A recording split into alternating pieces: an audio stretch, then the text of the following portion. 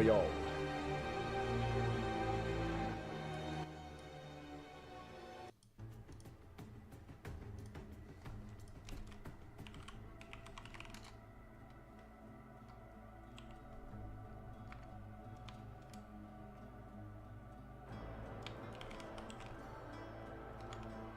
Okay, everything works. What's up, my friends?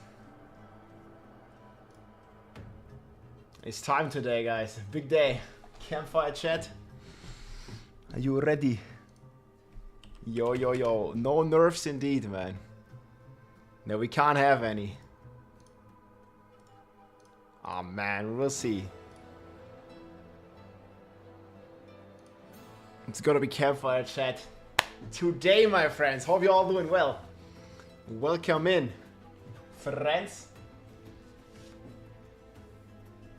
We just have a few hours left. I'm gonna put this timer in 3 hours and 50 minutes, boys. We have the Campfire chat of the mid-season update, and next week we have yet another update, and we don't know what it is. I don't know if you guys have seen this, but here we have a stream coming up today, and they're streaming again next week too. Crotch on away, thank you so much for the support. Secret update, man, I hope it's the PTR, because the season starts in January. I tweeted about this.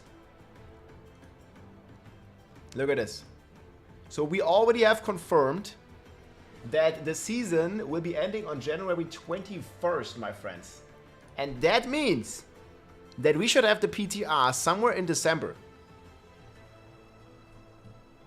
I'm looking forward to that. Yeah, we're also live on YouTube, my friends.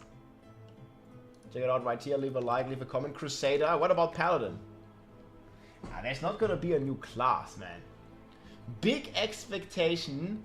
Big disappointment. Let's go. Sounds like everybody hated the Vessel of Hatred. Duh. Nah, I don't think it happened. Rob and Eden tries to suggest Blizzard's serious update for the endgame. Well, I would like some endgame updates, yeah. I recently made a video about this, guys. If you haven't seen it yet, this is what I'm expecting for today. I made a full list as well, if you want to check this out. These are kind of my expectations for today. And then also, like, there is some wishes too. So, yeah. There is some more realistic expectations, and then there is some... You could call it copium. Yes, you could definitely call it copium.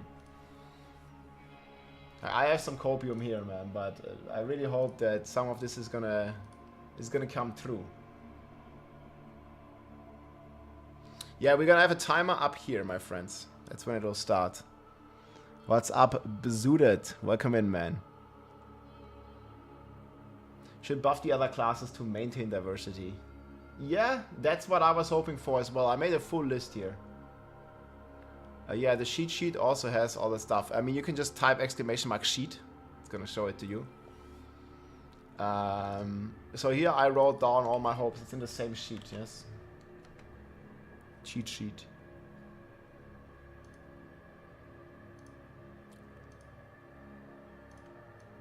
I didn't really like put everything in here. Can always work more on the cheat sheet. But yeah, this is like kind of what I'm expecting, guys, or hoping for. Barb core skills. Yep, I have that in here. Well, obviously the main thing, the elephant in the room, is the class balance, my friends. That is on the likely list of being addressed, right? Second thing is actually that you can't get ancestrals that easily. Elephant in the room, the game is empty. Is there a good bleed barb build of the new mythic? No. The new mythic is dog shit. I don't even want to say it. The new mythic sucks. It's very bad. It doesn't do any damage. That's probably the biggest problem, like you just don't do any damage with that shit.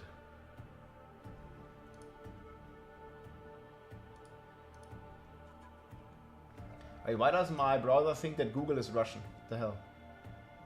Frank Meat, hey, what's up, my friend? Yo, yo, yo, yo, yo. Welcome in. We won't get any content till season.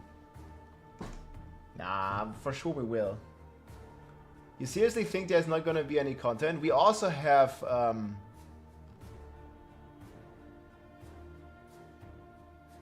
what's this? Customize. There's a new trailer. Holy shit. Oh, this is just the mercenaries, right? Suffering, desolation, horror. This is the road we know in Sanctuary. However, we saw this. Some of us have taken a different path. Golden event again. Bound by secrecy, ready to stand and fight for those who seek us out. My shield is your protection. There was a time we fought the vilest of Sanctuary. You fools get uglier and uglier. Until we were left with only our They're also ugly. inner demons. But the return of hatred has pulled us back into the light. Your blood feeds my blade. That's And right. though we now wait, watching from the shadows, we cannot escape who we are. Why we fight. Please, no! Stay away! Or the fury that burns within us. I have your back. I'm with you! Trailer makes it look so much more epic. Stay back! See it. Shoot it. Reach your maker! But they are pretty cool. Catch! Strength in numbers. I am your guardian. I am your redemption. I am your vengeance! I am your rage! We are the Pale Hand, and we are the Pale. reason you need never fight alone. Yo, did you guys see the pure whirlwind? This is the new whirlwind, man.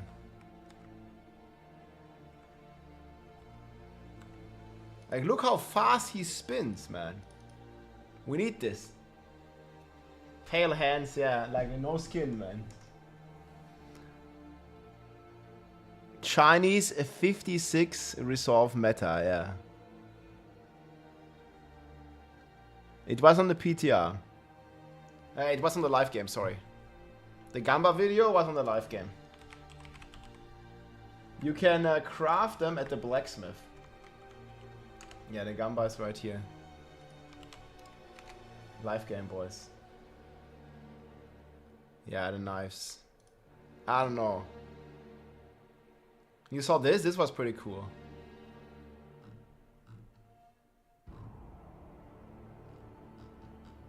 I think Adam Jackson tweeted about it, right?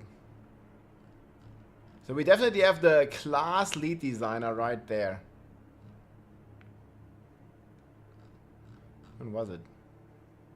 Here. It's from Adam Jackson.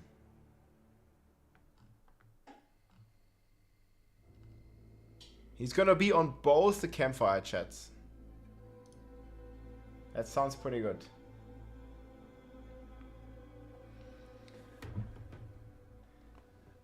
All the default builds up to date? Well, as far as up to date I can make them, yes. But I've played some classes and some I haven't. So Spiritborn, Barb is pretty good. Yeah, so we're gonna have the class lead guys at both of them. Yeah, 3 hours, 40 minutes. The mid-season update. Yeah. How do you have so many mythics? You can craft them. I mean, I'm kind of thinking that we would have easier ways to access those mythics. I also addressed this here.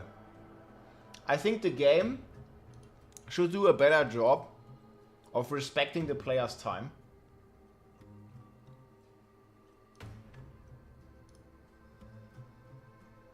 And make Uber crafting a bit more accessible.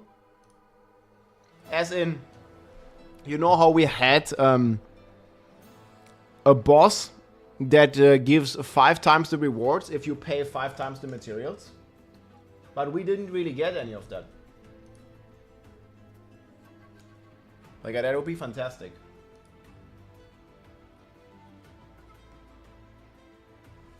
Now, I don't really know what you can do on controller.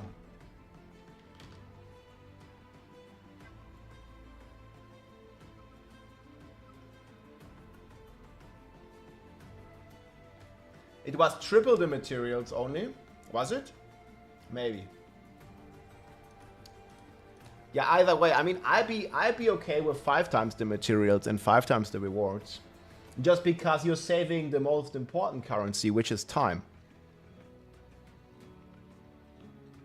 Hey, no problem, Betty. I hope they don't nerf Spiritborn. Yeah, chat, what do you think? Are we gonna see Spiritborn nerfs today? What do you think? Nerf or no nerf?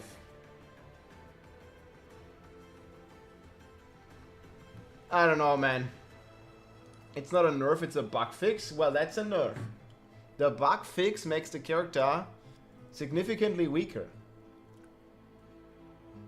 How, like, are you agreeing with this? Like, is it not a fix? 100% nerf today? When will it drop, guys? I don't know if you can't see this. Like, the timer is never big enough, man. It's gotta be like this.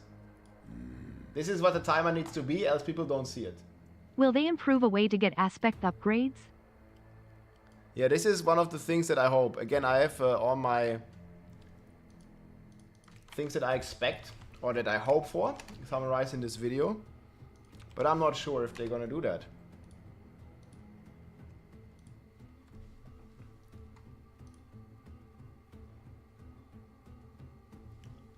Most players have already quit.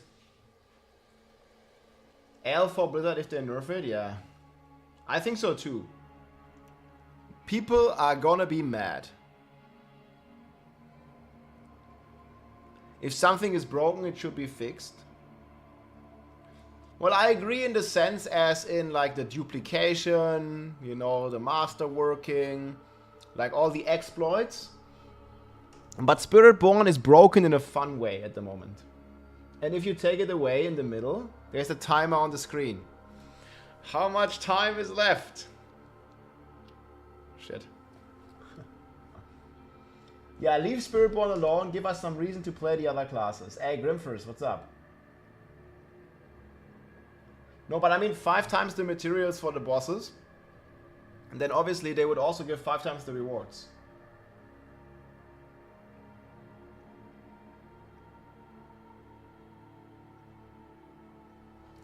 Crimson, what's up, man? It should have been fixed as soon as possible. Yeah, I think if they made a hotfix, it would have been better than if they change it now in the middle of the season.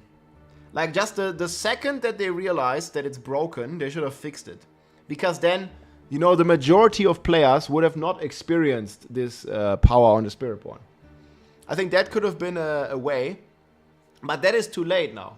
That ship has sailed. Just watch the video, viewers. Definitely good points. Most important ones. Hey, thanks, man. Much appreciated. Yeah, we'll see what's going to happen today, guys. We don't know. Bugs are the only reason 150 is possible. Well, I still think we should never have a pit that we can realistically reach, or even unrealistically reach the top. I think we should just have like hundreds of more pits.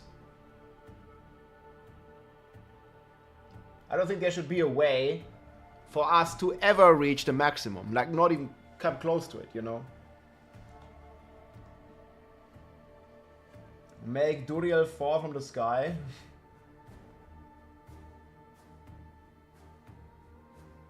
To be honest, at this point, people don't care anymore. You can give them insanely good news.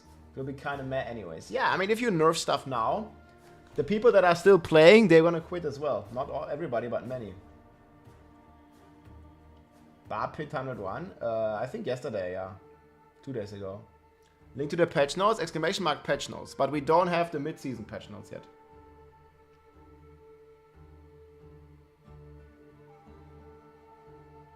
Can't they just put Murek into the game? Do you mean the dancing vendor?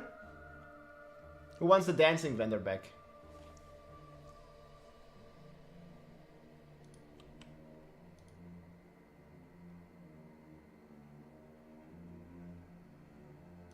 Yeah, wait, what they say?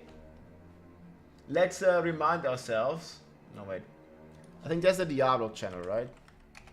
What did they say last time? Oh my god. Okay, / Diablo. Let's just remind ourselves what they usually do in a season patch. I don't know when exactly that was.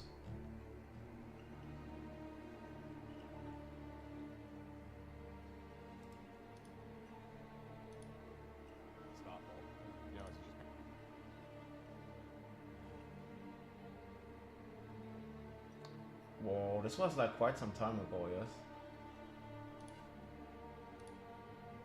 November?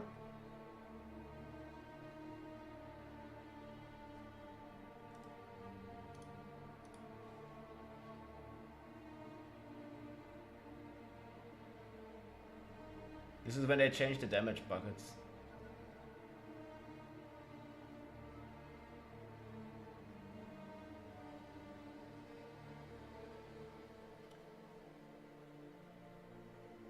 When did they talk about like their general philosophy?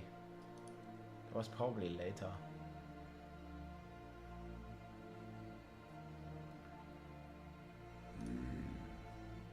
Hey, 12 months, Lionel. Hey Rob, thanks for all the amazing content, less than 3. Hey, let's go. Thank you so much, man. Pet pickup radios. Oh, I also have this in there. Like, look at this. Where was it? Here. Faster pet looting. That was a big one, I felt. Can you upgrade the earthquake barb? I did. We have a leap barb. You can check it out right here. Actually, I need to update that command, yeah.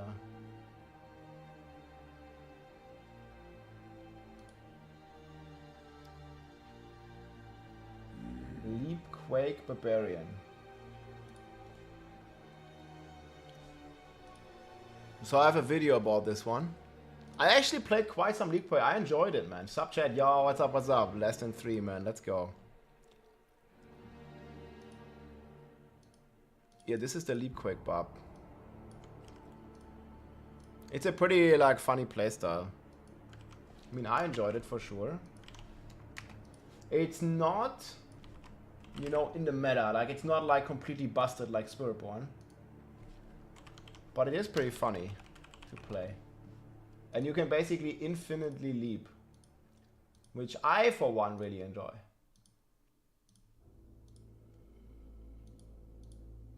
Was it November? Man.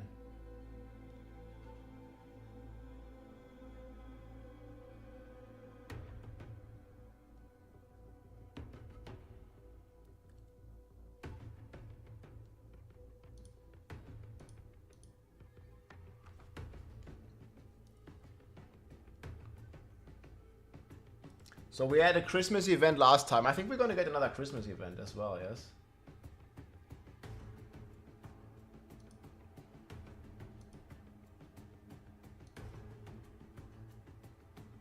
Yeah, here it is.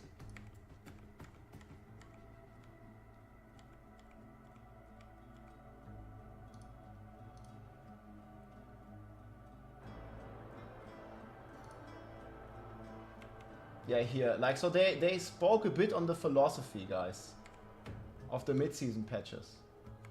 Let's listen into this. Here, this was their philosophy, right?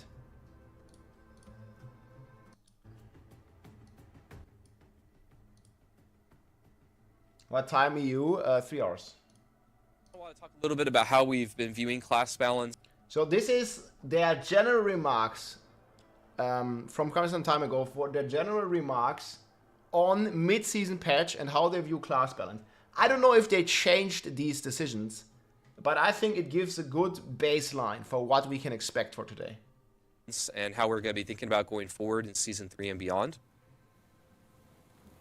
So one of the things that we've been talking about a lot on the team is kind of thinking about how should we be updating the game when it comes to buffing and Yeah, I nerfing know this is not the current one, but this is still the philosophy on it. classes and builds, and then also how often should we update it. And I kind of want to get a little into the weeds here to understand where we're coming from.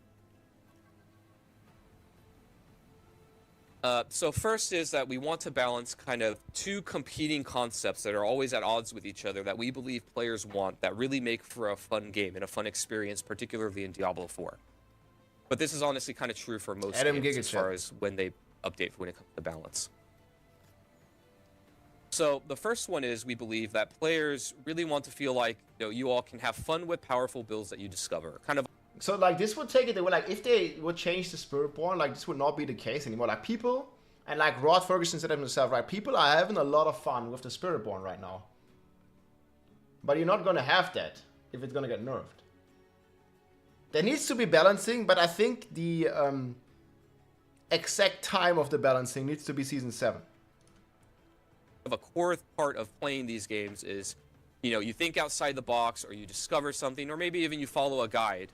But you find something that's really cool and awesome, and then you want to go wreck demons and kill stuff with it, right? You want to people just want to have fun. A sense of permanence where you can make something, it's going to be cool, and you can go and have fun with it. But then on the flip side, here we also believe that players want the meta to refresh, so that the same things aren't obviously the best choices forever, right? Looking back at Season 2, easy thing to point to is Ball Lightning, right? Ball Lightning was really fun and awesome. Newsflash, it was also kind of bugged. But, It's like every top build in general, man. Like, even right now, like, okay, Ball Lightning was amazing, but even right now, like, every top build is basically bugged in some way, yes? It's crazy. Shit, man, I can't move all of this. I have to also move the timer. Okay, it's fine. During Season 2, a lot of people had a lot of fun with it. But we believe that, if we just kept things like Ball Lightning or Hoda Barb or these things that are really powerful for many seasons over and Rest in peace, Hoda Barb, Ball Lightning. Over, not only Sorcerer players in the case of Ball Lightning, but even players if it in ain't other bugged, I classes don't want start it. to feel this kind of gravitational pull and a lot of pressure to play the things that are obviously more powerful than other things. And then players will start to feel pigeonholed into being forced to play very specific things. And so kind of this dichotomy of these two competing factors where you want to have a sense of permanence and finding things and having fun and not being afraid that Blizzard's going to take it away from you.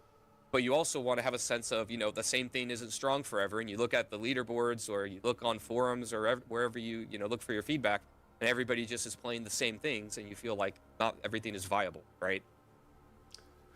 And I mean, this is definitely happening with the Spiritborn again, right? Like the Spiritborn, like you go on the forums, like everybody wants to, like, this is like so many parallels to like the problems that we had in the past and the problems that we still have.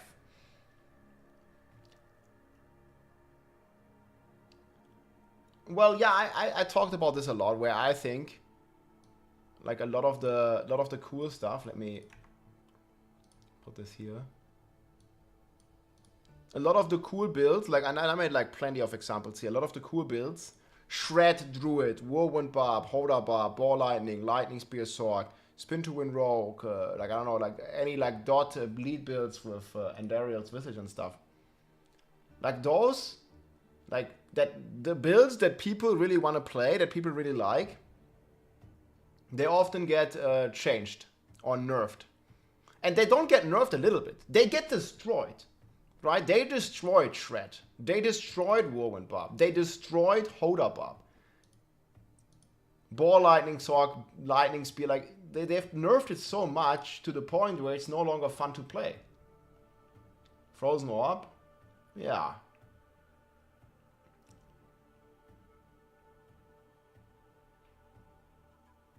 Man, yeah, Shred Druid was one of the most fun things we played.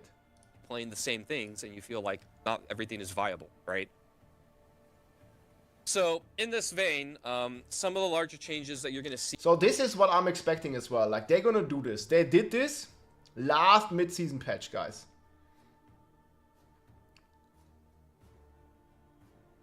So, yeah. Well, actually, this was golds. So, Violent Hammer of the Ancients was bugged, yeah. Overpower.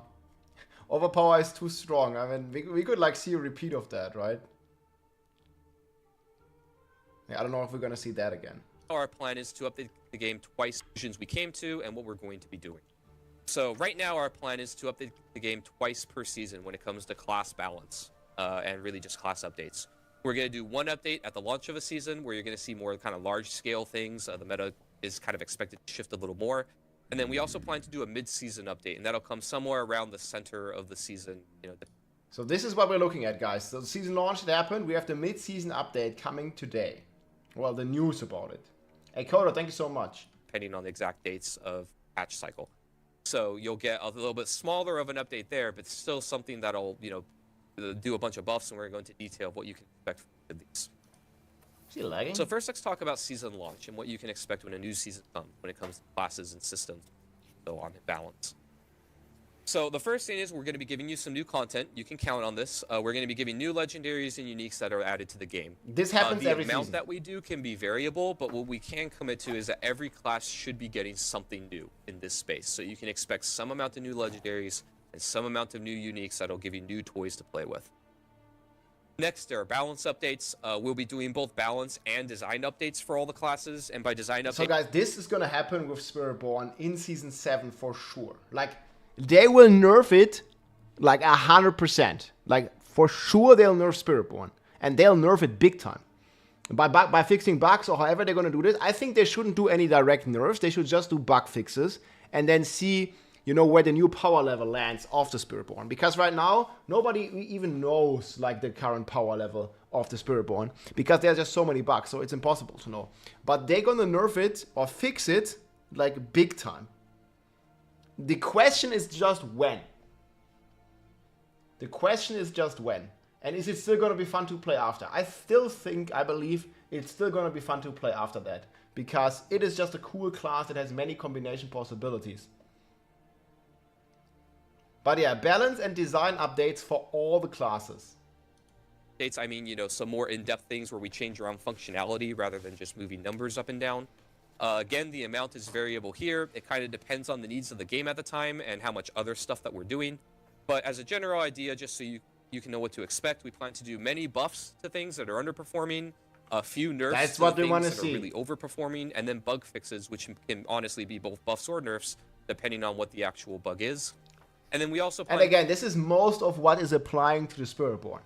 Bug fixes. It's not really nerfs to Spiritborn, it's bug fixes. Like double dipping, crazy bug multipliers, infinite scaling, like all that kind of stuff. To do other game updates. Our team isn't really only just doing classes. We also look at monster balance and feel. We do systems with drop rates and things like that.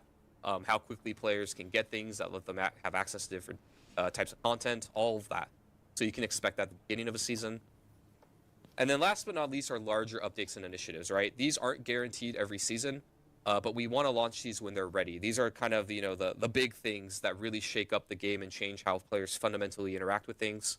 An example of some things here, or a couple things that we did in Season 2, we updated the resistance math. And we need more of this stuff, like resistance and combat math overhaul. Combat math of the game, and that was kind of a really big change of just how players interact with monsters and how they interact with their gear and stats and how they scale things. But we also do support for other things that might not seem so obvious, like content like Abattoir of Zir, where we have to go and look at the monsters. We have to look. So this would be like pits right now, but I really hope that we're gonna get Abattoir of Zir back at some point. Should we expect a complete armor overhaul? I think armor is already in a good state. Especially like with Spiritborn, where you can also use your armor like offensively to basically like boost your offense as well as your defense. I think that is what's been done really, really well on the Spiritborn. And this goes like into the same niche as Overpower does, where you gain life or you gain fortify, you gain defenses, and at the same time you scale your DPS with it. And this is one thing that makes Spiritborn so cool. You have this like block chance that you can turn into damage. You know, you can have your life that you can turn into damage, your barrier you can turn into damage, your armor that you can turn into damage. Like, this is amazing, man. For example, I could see on Sorg has very high resistances, that, I don't know, Sorg could maybe, like, take their, like, resistances into damage or something, right? Something like that. We got the scaling, we got when they do these things. So, you know, we support all of those larger updates and initiatives. Yeah, the aura is very, very bad going forward in seasons. But again, not every season. Just depends on when it's ready to come out. And next, let's talk about the mid-season patch. And this is what they'll talk about today, guys. Kind of what that looks like. So the first thing is we want to bring back previous season fan favorites. You know, one of the nice things about a seasonal kind of model for a game is that we can experiment with things and then bring back the things that work. So an example of where we did this before was the Malignant Reigns. You know, a lot of the Malignant Hearts in Season 1 had really cool designs that people really liked and got attached to. And we were able to bring that back in the form of unique reigns, right? Going forward, I think this can't really happen anymore right now. Because and this is a good thing though, because all the previous season themes, you think about the Infernal Hordes, for example, they are a part of, you know, the new season already, or they're part of the core game, basically. I don't really think we need, like, the Realm Walkers to become core. Like, they're not really, like that much. But, yeah. Is there, like, any previous season themes that they could bring back, guys, that they don't have in the game yet? I mean, Infernal Hordes is permanent. Nobody wants to see the Construct, I don't think. Undercity is pretty cool. Malphas, okay, but yeah, Malphas was cool though. The Construct, nah. Abattoir of Zir and the, like, Malphas or the Vaults. What about that? Vaults or Malphas? I think Malphas was a cool fight. I really like that guy. At least the Malphas encounter. I could see that, actually. Holy Bolt, Elixir, it's too imbalanced. Constructs are back, they're just called mercenaries. Yeah, people was expecting that back in the days already. Malphas for Stygian Stones. Yeah, but you don't have Stygian Stones in the game. But okay, you want Uber? Okay, I see. So, basically what I suggested in some way as well. You want the Uber bosses back. I think it was a good system, actually. I don't know why they removed those Stygian Stones and the Uber bosses. Like, why did they ever remove that? I feel that would have scaled very well with the, you know, Torment difficulties as well. You could just do, like, on every Torment difficulty, you can summon the Uber boss. I think that would have been cool. Hey, English please, man. I have no idea what you're saying. Ancestral Drop is very good. Everything is a one-shot fast. Yeah, but this is a Spiritborn only problem. Game gets worse over time. I think the game gets better over time, but I definitely feel you're right, as in the game had a few, like, let's say it's always 2 steps forward and then 1 step backward again. I definitely feel that's the case with Diablo. Like, take the game crashes, for example. But also some of the caps and changes that they did. Especially, like, build balance-wise. It's like they make good changes, they make really cool stuff. But then they also make really bad stuff, I feel, that just, you know, doesn't really, like, benefit the game, in my opinion anyways, or in the community's opinion. It's just too much. Like, and they're going, like, full circle with some of that stuff, right? Like, they are nerfing a build at some point, and they're gonna buff it again because it's too weak suddenly. And there's too many bugs in general. Like, right now, guys, basically every top build, again, has, and this has been happening the last season, it's nothing new to Spiritborn. Every top build in the game has some bugs associated to it, right? We have, oh, well, Spiritborn, like, okay, so in Spiritborn we have, like, 9, like, maybe even more bugs on the Spiritborn. Like, that's just because the class hasn't been tested fully. At least not in a public sense. Then we have Sorcerer, which is, for a year now, bugged with Shatter, where Shatter just does multi-dipping of your damage. And Shattered Sword is, like, a build that nobody really likes, but everybody really like has to play if you want to like do some hype hits on the Sork, because else Sork is like kind of bad. And yeah, then we have Barb. Like there's a lot of snapshotting on the Barb. We had this like snapshotting issue. Loads. Hello Rob Wangen where I'll find beer XD. Oh, we could drink one tonight, man. I got the Soulstone here though. This one's pretty cool. Big courtesy to Blizzard. Hopefully today, guys, we get some good updates. Like today, we go 3 steps forward, no step backward. Yeah, Mikuna #1 dude on Sork, yeah. But anyways, like my point was, thanks for the support. My point was, Shatter bugged, Spiritborn 10 different bugs, Barbarian, Snapshot bugged. And I don't even know what the other classes are doing. Like on Necro, like I don't know, maybe there's no bugs. But I'm pretty sure there's some bugs on the Necro too. It's a lot of copium, like no steps backward today. I don't know. Servers are empty. But guys, but you also gotta understand. Google Trends. This is a normal life cycle of a game, right? Let's say Diablo 4. This is pretty normal. We go World Wide Web. We look at the past seasons. You see, this is a very normal cycle. I mean, okay, player retention was maybe a bit worse than usual. Let's actually, like, this is launch, but let's just look at the last seasons. So you guys can kind of see the seasons here, right? This was a season, I don't even know, this was a PTR, I think. This was a season, so season 4, season 5, and season 6. But you see here, season 4 and season 6 had about the same. But look at the player retention. And obviously this is just a Google graph. This is just intro. It's not directly the player numbers, but I think there's a strong correlation between Google searchers' interest in Diablo 4 in general and player numbers. Like obviously Blizzard doesn't publish any player numbers. I guess we could see it on Steam charts Diablo 4. I guess we could see it here as well. That the player retention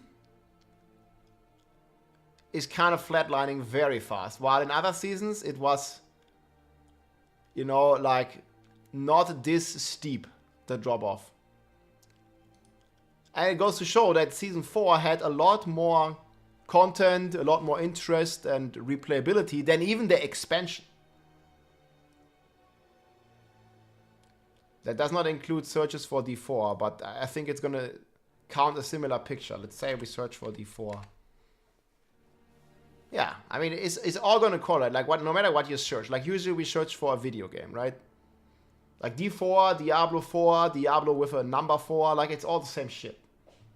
It includes the entire interest in the video game Diablo 4. And you can kind of see like how it's... Like we are basically already at the low, kind of. I love you, Rob. You are the best Barb player forever. Gruß gen raus. Hey, danke dir. Grüße gehen raus, Mann. Kuss, mein Freund. Let's go. Yeah, I think one of the main problems is also, and I addressed this in the video here, if you want to check it out. Again, I have all my thoughts. We're going to like check that later again. But here are all my thoughts. And we basically have an endgame longevity problem. And Diablo had this pretty much since launch, where there is not much to do in the real end game, right? Like getting to the end game takes different groups of people, different amount of times.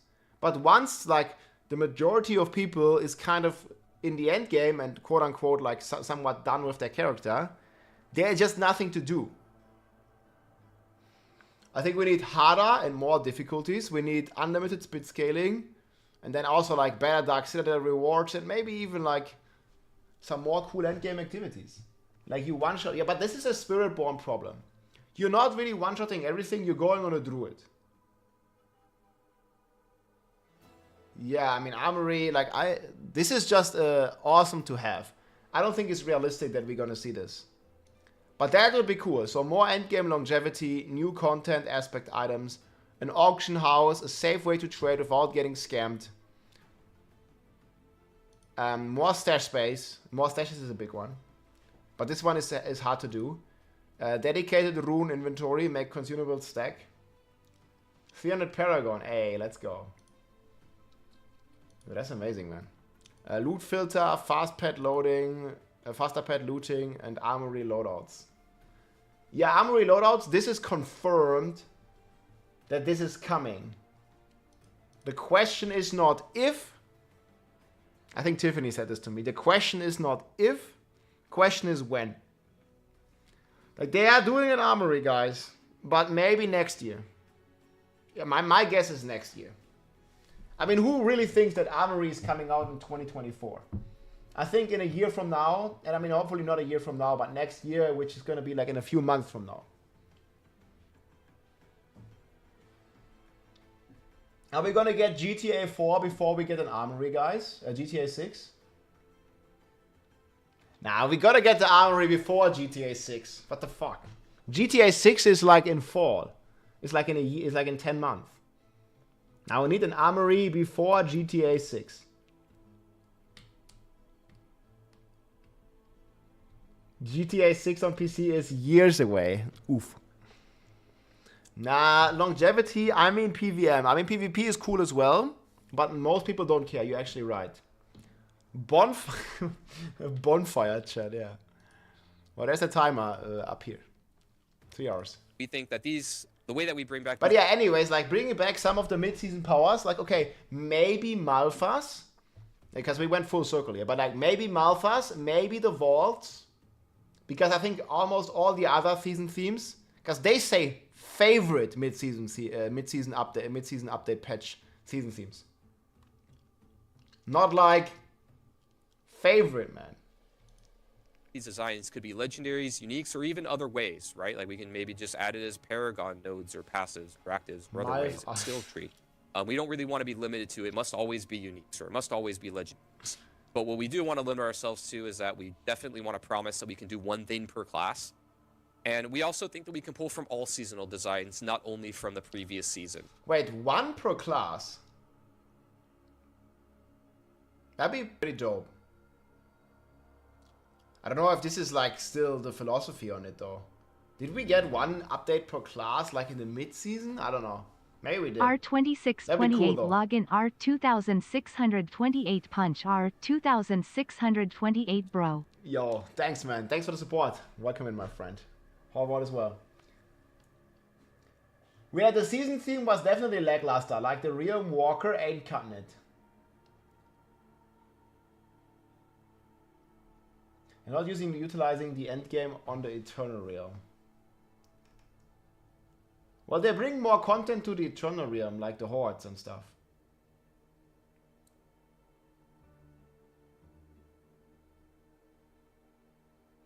Yeah, you need half an hour to switch your build because no armory. Yeah. I definitely feel that paradox. I mean, I'm frequently testing and thus changing my build in Diablo 4. And I totally feel that. It takes long, too long. Right? If the design of the power mechanic of a season but doesn't know really this. fit into something that's evergreen for players, then we don't want to be limited to trying to shoehorn it in. We may just bring back, you know, maybe a lot of Malignant Hearts or a lot of Blood Seals. People really got attached to. We don't want to be limited to like, oh, we can only bring back 4 or 5 things, and then we can never bring more. So we're just gonna kind of look like what happened in the past and people liked, and then bring some of those things back. Mm-hmm. And then the balance updates, we also want to do this in the mid-season. Okay, here we go. The scope of this will be smaller compared to the beginning of the season. And we also want to do other game updates. Adam the Goat Jackson, Giga Chat, yep. You know, like I said before, to monsters, systems, drop rates, and some of those things. We also want to try mix in a lot of buffs. Okay, so they definitely specifically even mentioned the drop rates back in the days. So. Hey Rob, I was wondering if there is a way I can get you to look at my character and tell me why I am not doing more damn like 5 minutes max. Yeah, sure, like send me your battle tag. Thanks for the support. We do some gear checks usually. Charms, yeah, drop rates for Ancestrals, guys. This is what I also said in my video. Class. Like drop rates, especially for some of the aspects. I really like that it's a hunt for those aspects. But maybe it's a bit too crazy. Okay, Uncle Swim, I'll add you. You just need to whisper me in a bit. I'm not online right now. KG, man.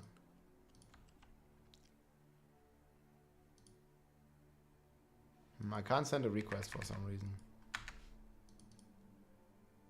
Doesn't work. Maybe friend list is full again, guys. We gotta delete someone.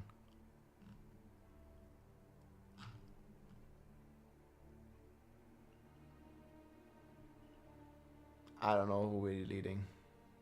Christy, unlucky. Manage?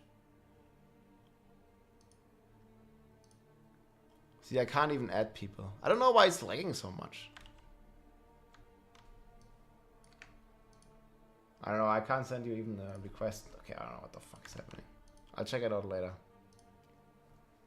Capaleco 4GA, nice. Biggest problem for me is the game RNG.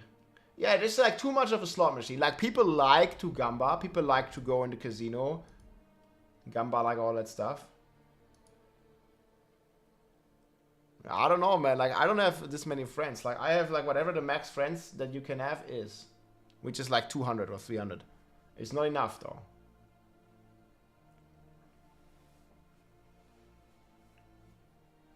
Leap is updated, yeah. I just updated it.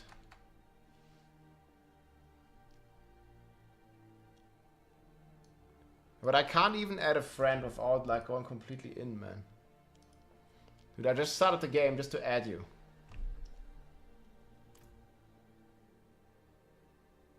We can do a bit of a gear check in a sec. I know, now I can send him a request. I mean, that guy looks awesome though. He looks cool.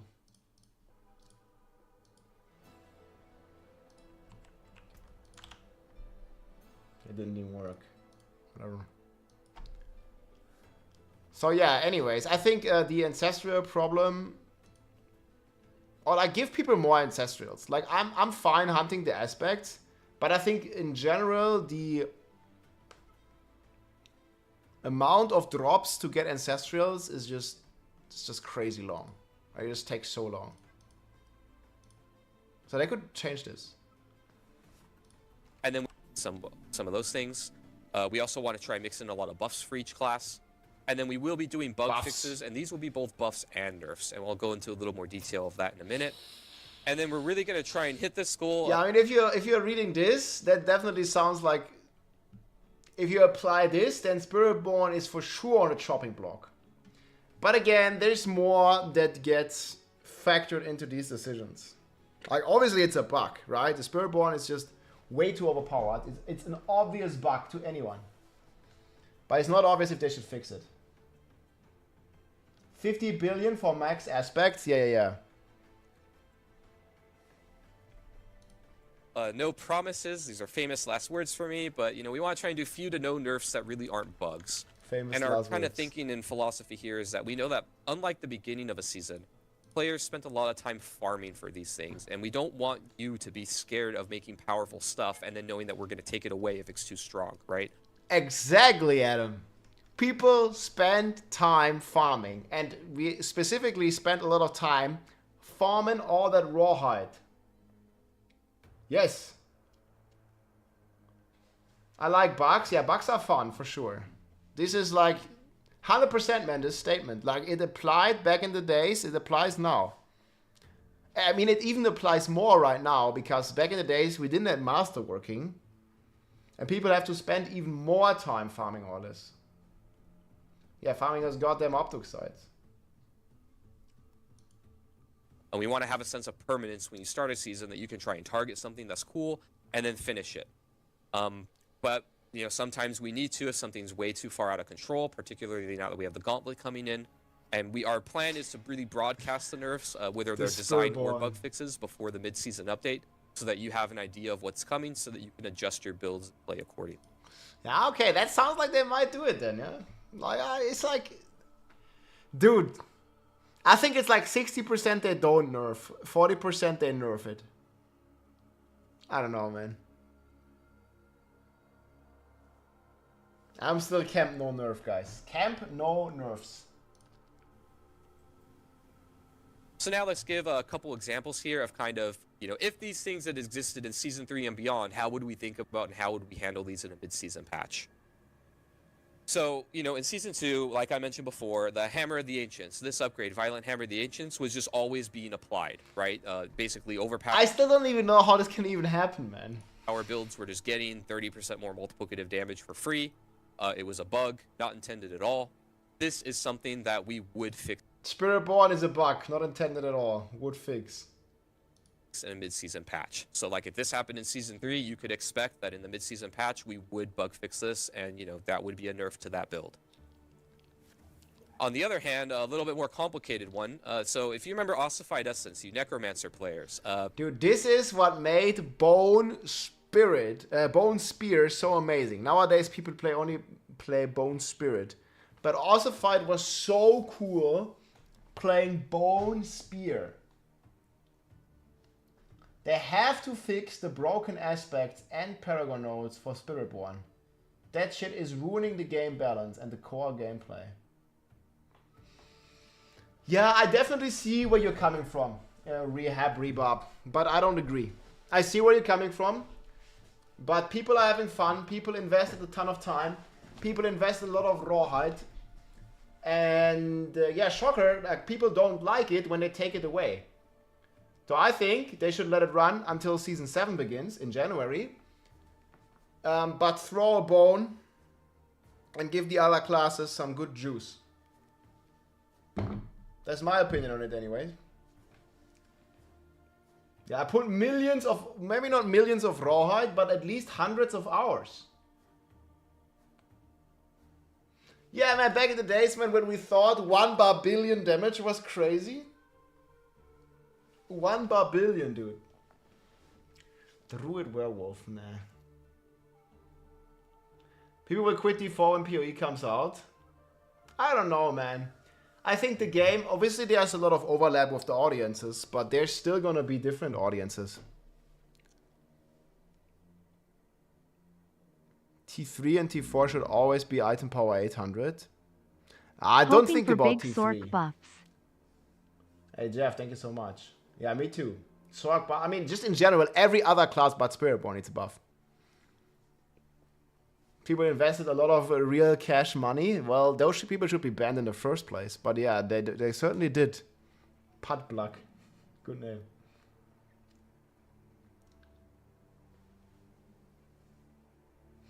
Yeah, World Tier 5. I mean, I would dig that. That would be cool. This was your key passive, and it was really, really, really good. It basically says that your bone skills deal more damage based on each point of essence you have above 50. The gameplay here that we had intended was, you know, you try and increase your mass essence, which is a fun little itemization game that you have. But then you also have some gameplay of trying to only cast and then get back to max as soon as you can. So you care about resource regen. Like, there's all these cool gameplay and itemization things. But that was cool. What we didn't anticipate, though, was that players would get as much max essence as they were able to, or that they were able to keep it as high as they were able to. And those were really just... I mean, with like anticipating how much max power you can get out, you just calculate, like, what is the absolute maximum possible value for ossified essence, like, aka the most resource that you can have, like all the possible effects, all the buffs in the game, everything on. And then you see the damage output or the multiplier output, and then you compare it to the other passives, and then you can see if it's in line or not. I mean, obviously it's not rocket science, but it's not that hard, but there's a good amount of complexity to it, though. Especially with new classes like Spiritborn. It's oversights on our part. So then in Season 2, you know, we nerfed this by 50%, a whopping 50%, and I still think this is probably one of the strongest key passives in the game. That's how good it was. It's really good. Yeah, people still play this one. But, you know, it still keeps all the gameplay that it had before. So what if this existed in Season 3? Well, here, this would kind of be more of a question mark for us. We may fix it in the mid-season patch. We would definitely fix it at the start of next season. But yeah, so, like, by his definition that he gave, like, all these months ago, Spiritborn would definitely fall into category 1 here, yes? Spiritborn would be over here. But I think with the way the sentiment is going, it's more in the question mark territory. They may fix the Spiritborn, but they will definitely fix it. I think this is where it is. Like, we will know today. They may fix the Spiritborn mid-season, but they will definitely giga fix it and nerf it in Season 7. Like, that's gonna happen, guys. It's not even a question, I don't think. But yeah, I think so too, Shard of Hate. Next season is the correct answer. Hey, Mao Kaba. Hey, thanks for the 7 months, my friend. Welcome in, dude.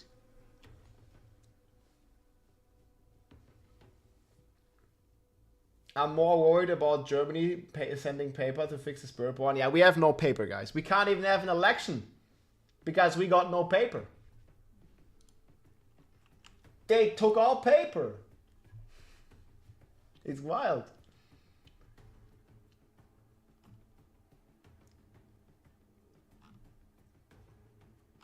Well, actually, I think they just concluded on a plan for election. Like, they need 4 months, and then they can have an election.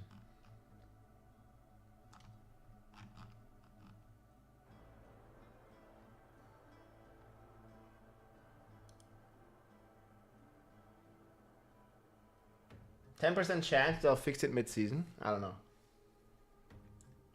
How much paper do I need? Yeah, I think Poland already got us. We love the streams. Well, thank God we don't need paper, guys, to stream. Yes? It's all digital. Easy game.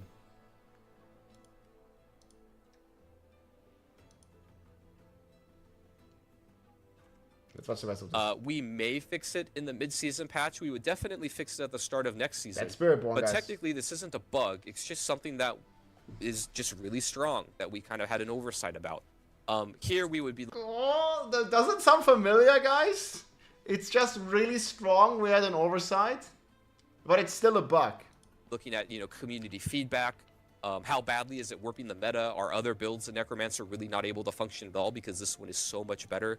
We'd be looking at more things like that are qualitative. I'm hearing so many parallels, man. Types of feedback, and then make a judgment call there. And, you know, in these cases, this is where it gets really noodly. Sometimes we may be wrong. It's very noodly, man. What is that word? Very noodly. Did he say that? I like that word, man. Yeah, so guys, it's like 50-50, man. Either they nerf it or they don't. I don't really know. Ryan, lean on the side of not changing unless we really feel like it's needed to keep the game healthy. So, again, kind of a recap, a TLDR. First, our strategy here with players is to communicate early and communicate often. We want to... They did this. They did this. Communicate super early, guys. They asked us on X. There's the post from Rod Ferguson. They literally asked us, the community. You guys, everybody had a vote. It was non-binding. But it was a vote nonetheless. And, again, non-binding, right? But the community, like, somewhat clearly said they do not want nerfs. Well, 63% of people said don't nerf it. Now again, do you think the sentiment would be different now?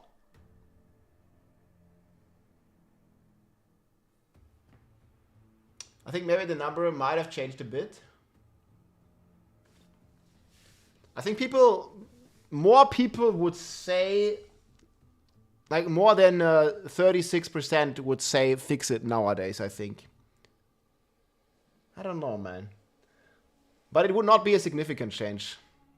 I would think it would be like 70%?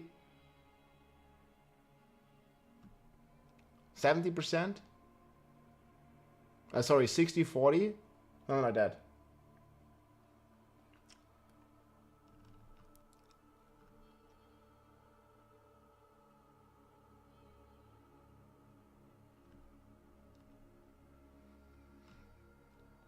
The rawhide shortage continues. This guy is still farming rawhides.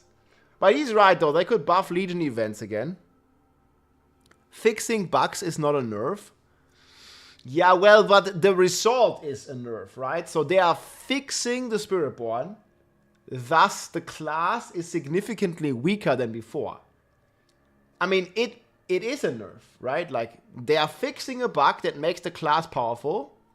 that nerfs the class by definition, right? It's not like targeted nerf, it's a bug fix, but the result is the same. The class feels weaker, so in people's perception, they nerfed it. I think the outcome is the same. Like if you say bug fix or nerf, like the net outcome is that the class is significantly weaker. And I think they should they should fix more like fixing the dupes and the masterworking shit. Yeah, they said it themselves. Bug fixes can be buffs or nerfs. Yeah, depending on what the bug is. They did say this. Yeah, we just listened to it. You're right, Life. So, yeah, 100%. Like, a bug fix can be a nerf. And in this case, if they wouldn't, bug fix the, some of the stuff that I also listed in the sheet, like the Jaguar double dipping, Viscous Shield, block scaling past 100%, it would definitely be a nerf to the class. Like, it's not even a question. I don't even know how you want to argue with the definition of a nerf. Like you can, but in the end, for the player, the class is gonna feel weaker. So in their perception, it's nerfed. No matter if you call it a nerf.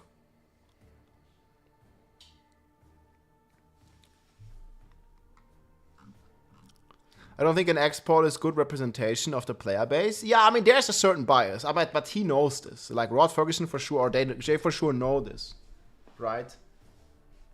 But it's still an amazing way to do this in the first place. Like, yeah, you could argue about that. They could have some sort of in-game polling system or whatever. But no matter what you do, guys, it's always gonna be biased in some way. Like, it's never a perfect average. That's why it's just a poll. Like, it's not a vote, right?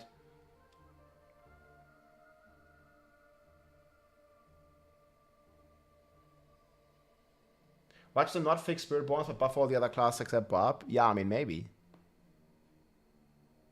Hey, Tord, thank you so much for the 100 knock. Hey, Rob, thanks for calling out the constant crashes and instabilities still going on in Diablo over a month into Vessel of Hatred. Still, it's been a blast. Triple Spirit Born, double Rogue at Paragon 286. Nice, dude. Barbarian is on the list too. Hey, congratulations, man. Yeah, thanks for the support. Well, I definitely... think that performance-wise, the game is for sure worse. And I personally also experience game crashes. I know many people and many of you that still experience game crashes. And yes, it has gone better since the start of Vessel of Hatred. But I don't think it's in a good state at the moment still. Like, we are still crashing way too much. Like, usually, especially when playing Undercity, I crash about once every hour. And my PC still lags. And this only happens when I play Diablo. My entire PC, and it's not a coincidence because it happens whenever I go into a loading screen where I would get, a memory leak, or at least my entire PC would freeze. Just for a second or two.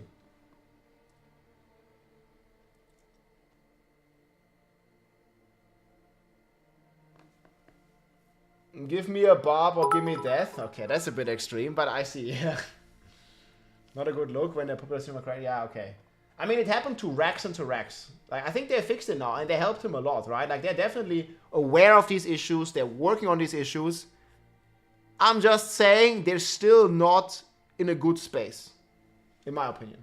From my experience and from what I see in the community. There's still way too many crashes.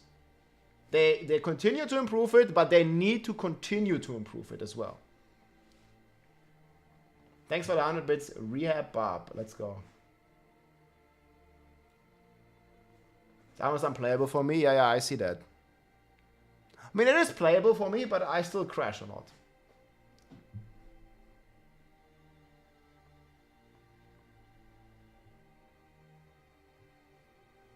He took his PC.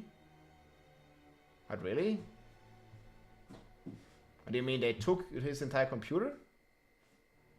He sent it to them? I didn't see that. I fixed our classes. Spiritborn should not be extremely strong.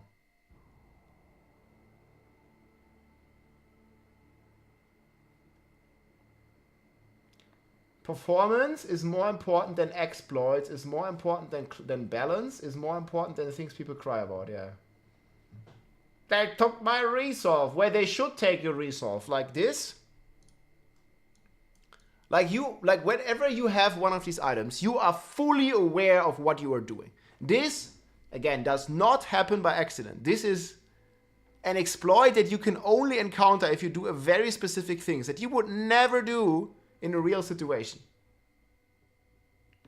So I think they should take your resolve. They should take your item. They should completely unmasterwork it or whatever. Delete the item. It's clearly a bugged item. I think they should have done this like weeks ago when it came out.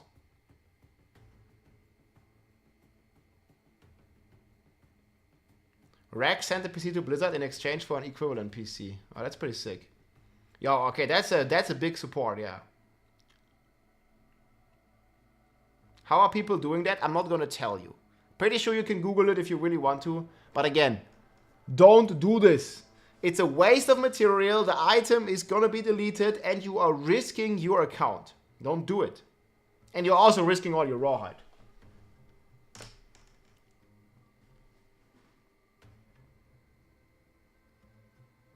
Yeah, we can see all the cheaters crying on the forums about disappearing items. Blizzard bricked his PC. Well.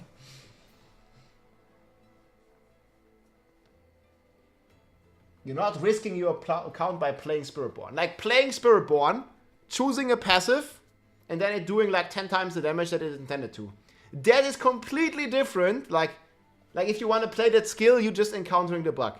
That is completely different than using duping items, or creating items that should not be possible to create by very specific steps, going out of your way to basically bug out the item. It's not the same as just playing Spiritborn, dude. It's completely different. I don't even know how you can compare these two. Like, does it really not make sense in your mind, like that these are like completely different?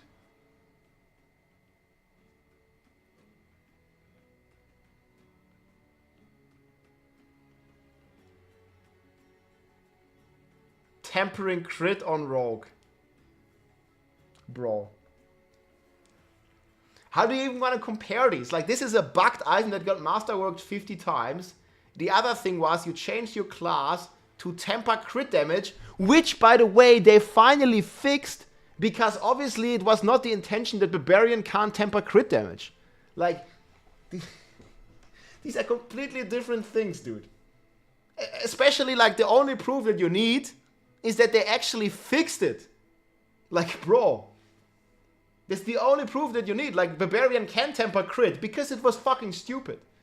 But masterworking an item 54 times or 36 times is completely ridiculous.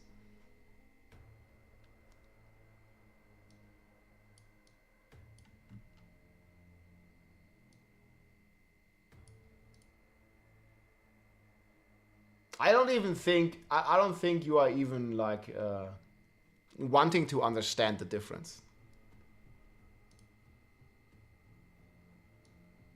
It's not the same bug, heal me please. I don't know.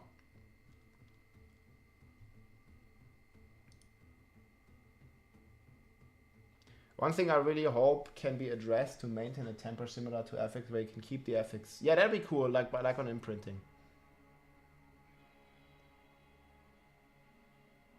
Yeah, I don't know. If you can't see the difference, hear me please. I can't help you. If you can't see the difference between those two things.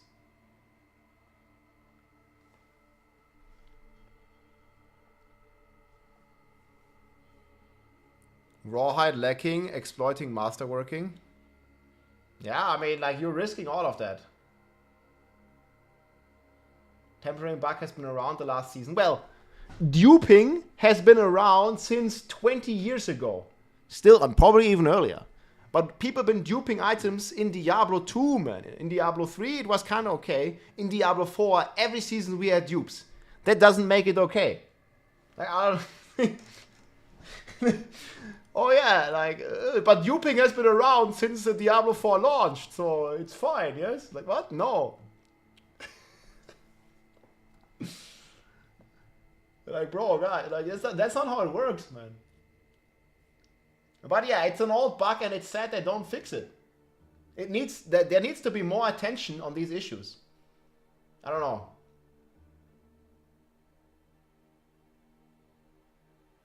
I see dupes in Diablo 1 on PlayStation. Yeah, okay.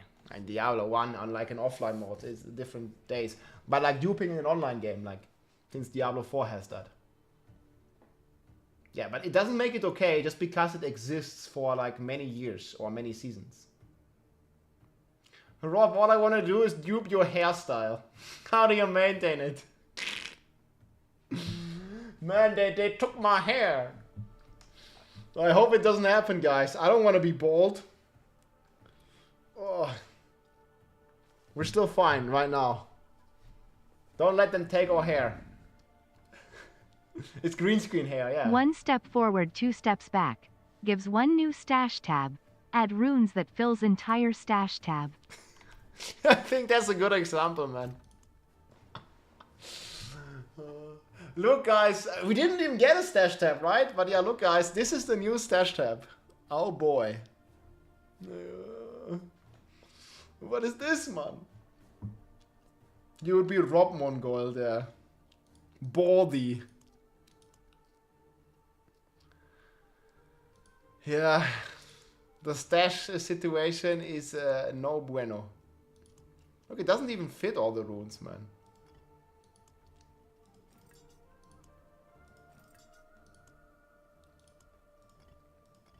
They took our runes. Look at this. Fuck. No more Biaves. I gotta cut them soon, guys. Huh? They're very long, my hair. They regrow, though. They regrow. Q&A video on your hairstyle. Oh, man. I mean, I could make like a second channel to this kind of stuff, but that's not really like the content I'm looking to create. I'm using a hair product, if you're serious about it. This is the one I'm using. Rob's hair channel, yeah, sure. Anyways, we didn't finish the video, guys. I don't even know where we were. We got so distracted by stuff. Curly hair. But yeah, anyways, guys, I think like just because duping exists since the beginning of Diablo doesn't make it any better. And the same for the masterworking. You can't compare it, you know, with playing a Spiritborn. And Spiritborn is bugged. Spiritborn is bugged as well, so might as well just masterwork my item to 36. No. So again, kind of a recap, a TLDR. First, our strategy here with players is to communicate early and communicate often. We want to let you know, particularly when it comes to nerfs, what's coming and really what we're thinking. Nerfs. And then again, at the start of the season, you can expect some new content in the form of legendaries and uniques. We'll also be getting some more in-depth balance updates, including design updates to things that we feel we could do better at. Lots of buffs, few nerfs, but bug fixes that are both buffs and nerfs to keep the game in a healthy state. And then in the mid-season patch, you get new content in the form of previous fan favorites from other seasons. And then we will be doing a balanced patch. It'll be a bit smaller. It'll be mostly buffs, and then bug fixes that are both buffs and nerfs. And hopefully few to no design nerfs is what we're going to try and commit to. And so again, the reason why we're doing this is we really want you to know kind of where we're thinking, and we want to try and commit to concrete things when we can. And this is something I think this is like a really good like general philosophy on the mid-season patch. I really like it. Something that we feel we can commit to you as far as what we bring to Diablo 4 going forward. Again, last thing is that, you know, we are open to feedback on this. This isn't set in stone that forevermore we'll be only doing 2 updates per season when it comes to balance. We're trying to find that right amount of time where you feel like you can experiment and have fun, but the same thing isn't strong forever. So, you know, please give us your feedback. Let us know what you think. But this is how we're going to start, and then we're going to go from here. So thank you. I feel like overall, like having one big update in the middle of the season is a great like goal to have, right? I would still, obviously, like in a perfect world, guys, I would like to have weekly updates, but that's not really realistic with development time, right? Like they could be way more vigilant with some of the hot fixes, some of the updates, and obviously there could be way more content, but like that's very wishful thinking. Like I think with the resources that they have available, and I mean in theory Microsoft has all the resources in the world, but they are not like investing that because it doesn't really like return on invest that great, right? Like mid-season patch is free, guys. You don't have to pay anything. You just get it for free. There's no subscription to this game, no nothing, right? So they are limited in what they can do. And I think with the resources given, like having one big patch in the middle of the season, sounds amazing to me.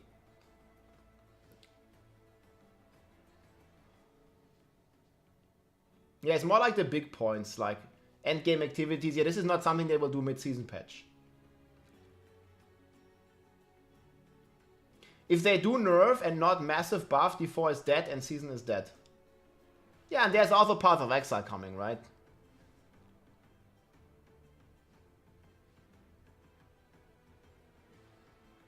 On your video, I'm one of those who joined the leaderboards, did masterwork exploit Helm and Pants, cut 1 minute off my time. Yeah.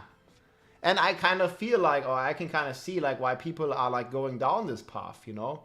Because the lack of communication, I mean, it's the same on the dupes in some way, right? More and more people are doing the dupe because it's not really hard to do, and many people do it because they don't do anything against it. It's like this, like being silent on it. It's also a way of communicating it. Obviously, they don't want this, but by not like, you know, having any consequences or any form of like fix to this, like people just say, especially with the masterworking, they just say fuck it, you know. And I can totally understand that from a human perspective. Like they're on the leaderboards, they see everyone is cheating, and this is just a community leaderboard, not even in game. But anyways, like they want to have a strong character as well, and then they see all these people that have these like, you know, items with like 18 fucking resolve stacks, and then they think to themselves, yeah, well, like, you know, it's like so easy to do, and like they have such a big advantage and nothing is done. I want to, you know, be able to like, you know, have the same amount of power as these guys, and then I could see how they end up doing it. But I don't think this would happen if there would be, I don't know, they could like very easy, they don't even have to fix it immediately, right? They could just say, I don't know, like they have this like little update that they can do here. Or they put out a blue post, we are aware of an ongoing masterwork exploit. Please refrain from using this, we may take action against your account if you continue using it. Like this is a final warning or whatever, right? They could do the same here on the launcher, like a little note. Okay, there's an exploit going on, like they do with the trading and the duping. Like don't do it, blah, blah, blah. There might be actions if you continue to use this exploit, blah, blah, blah. That's it. And then people like you and many people would not, you know, engage in this exploit. And then obviously fix it at some point, like not just ignore it. But yeah, that's not what's happening. Wishful thinking. Yeah, so I mean, I can completely relate to, I will not do it myself, but I can completely relate to like why people do that. Yeah, it would be very easy to disable it, right? I think the duplication problem is a bit harder to fix. But yeah. Yeah, it's impossible. Like you can't do a sub 2 minutes without this exploit. It doesn't work. And then it's not the only exploit, right? Like there's then the movement speed snapshot exploit, and like it's just a ton of stuff, man.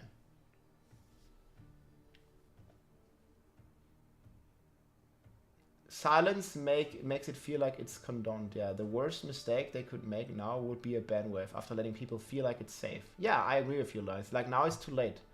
I mean, they can still put out what I said. They could still put out a warning. Like, we are aware of this exploit. Do not use it. Do not engage with it. We may take action, and then if they take action, that's completely different. But they need to fix it.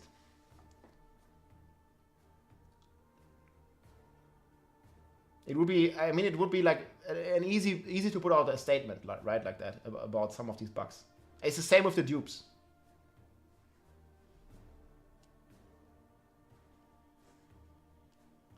I started playing Diablo because of you. Hey, welcome in, man, Cross. I hope your day is fine and you enjoy the game. Yeah, I mean, we have a lot of opinions, right? Like today is like a feedback day. We're not playing that much. We're more talking about problems, but also things that the game is doing well. I mean, mostly problems, mostly constructive criticism. But yeah, we have the Campfire. It's going to happen here in 2.5 hours. There's a timer. And yeah, I'm doing great, man. Thanks for asking. Like, I'm really looking forward to the mid-season patch either way, for sure. I just hope they talk about the dupes in the Campfire. I think there's about a 0.1% chance that they will directly address the dupes in the Campfire chat. I don't think they will do it. I mean, they did acknowledge the problem like many times by disabling trading and very publicly. So I mean, there is a chance, but the chance is small. The duping is way out of hand this season. Yeah, I mean, duping has always been bad, right? It's always bad for the game. But this season, I think they went a step forward or a step further, where they're also scamming other players out of their hard-farmed gold. Yeah, I don't think your plat that's the solution. Like, they should fix the duping. They should not disable trading. Like, you can't balance the game around having dupes. Like, even as a single player, dupes are bad. You have infinite gold if you can dupe. You have infinite items to temper and stuff. Like, no, like, duping is bad either way. Like, disabling trade doesn't fix it. They need to actually fix it. Yeah, I mean, this is what the Campfire is for, life. Today is the day where they communicate those changes with us. And the patch will come, I mean, maybe next week, like at a later state. Like, we don't even know when the patch is coming, but I'm guessing next week. So today, this is exactly what it is. Like, they're talking, they are informing us. There's also Q&A, so they're also involved in the community. And then in a week from now, or maybe later, or maybe earlier, who knows, but I would guess a week from now, realistically, the patch is going to come. And that is exactly matching with what Adam Jackson here rightfully said. Communicate early, communicate often. Yeah, okay, like, this is the case on the class balance. But this is definitely not the case on the masterwork exploit, on the duping exploit. This is not the case. But for the important thing with the class balance, they're definitely doing that. Armory question will come again. Yeah, they'll just keep saying they're working on it.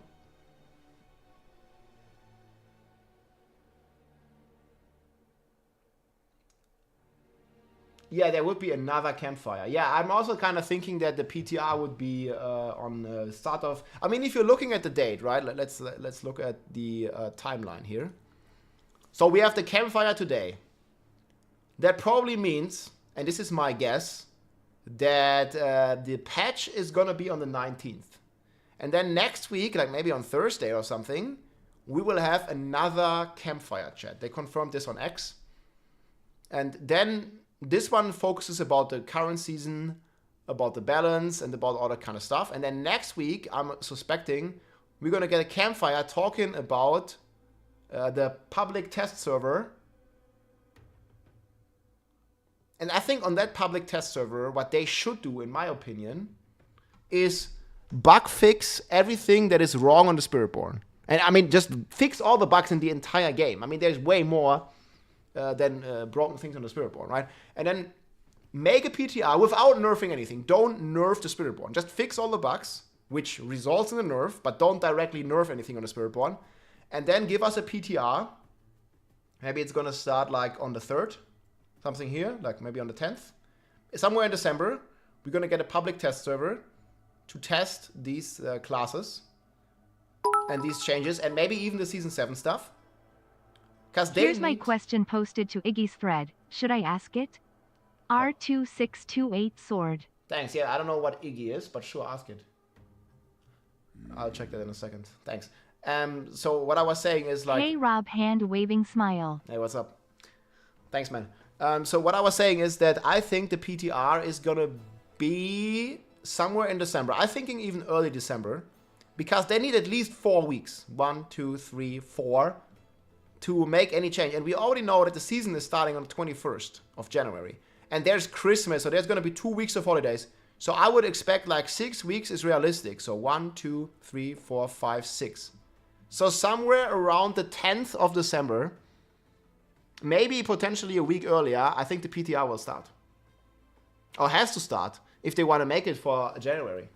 Without, you know, rushing too much through the holiday season. I mean, it's New Year, Christmas and everything.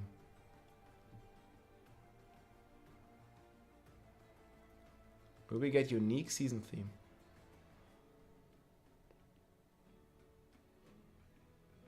Fix duplication. I'm gonna hard this one. I gotta fix the dupes, man.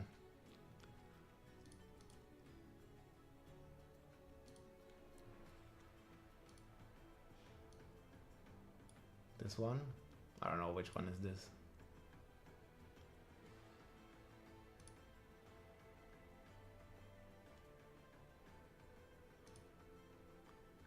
Is this the PlayStation dupe? No, it's a different dupe.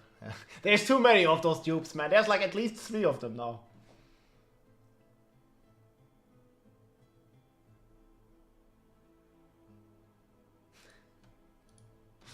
Oh man. It gives exactly 1 month to play. Yeah. I think it's a realistic time frame. It's also crazy, man, because like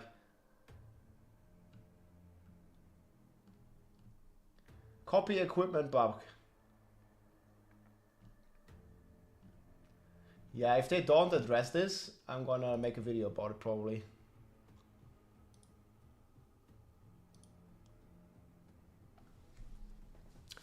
Yeah, I don't really know about this, guys, but we'll see what the patch brings. Steam exploit? What is the Steam exploit? I don't know, the player numbers are dropping. Is that the exploit?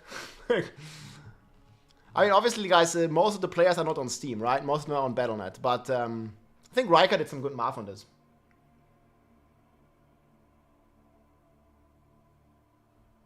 No, I don't think it's only a Steam exploit. Maybe I think they can dupe on the PC. It's not only to Steam or to PlayStation. They can dupe on any, I mean, there's different dupe methods, but they can dupe on any system. It's a difficult task for Blizzard to fix this madness they created. They think the season is super cool. Only solution is to buff all the other classes. Nah, it's not the only solution. Like, they have plenty of solutions. I don't think the solution has to be this narrow-minded. Like, there's gonna be a lot of more ways to tackle this. I think the best way is to not nerf Spiritborn, in my opinion. My opinion, guys. Don't nerf Spiritborn. Buff the other classes. And I said it in the video, make some of the underwhelming builds strong again. And in Season 7, do a complete, and with the PTR already, next month, do a complete rebalance. Because right now, almost most builds, or most builds revolve around bugs, and most core skills, at least on a lot of classes like Barbarian and Druid, the core skills are literally the weakest in the game. Like, you never make a core skill build, right? Like, look at the core skills. They are supposed to be core skills spend resource to deliver powerful attacks. Like, there ain't nothing powerful about Rend, about Whirlwind, about Hoda after the nerf, about Upheaval. It's never been powerful. Double Swing, like, it's like support skills. Like, I don't even know why they called this powerful attacks. No, that's not happening. Not anymore, anyways. And I don't think Barbarian is the only class that has this issue. You did Pit 102. Yeah, I mean, that's actually pretty good. I'm positively surprised. Congratulations. Pit 102 ain't no joke, especially on Upheaval. But, you know, it's still not good.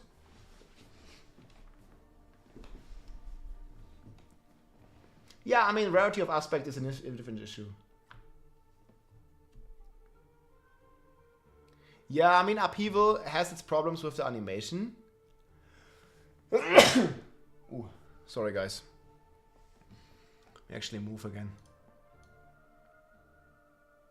Hachi. Thanks. Bless you. Holy shit, man. Whoa, that one came from deep within. Yeah, Upheaval is just slow and clunky. And also Upheaval, like, I get the feeling Upheaval and Hoda are very similar, no? I feel like they are very similar. So, yeah.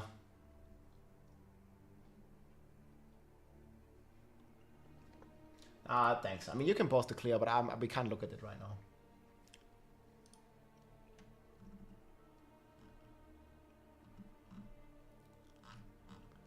Q&A. Yeah, I hope they address it. The dupes.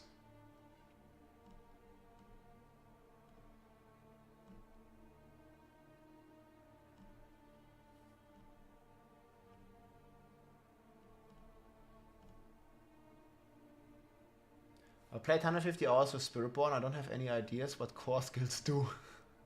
Wait, but on Spiritborn, core skills are pretty decent. But yeah.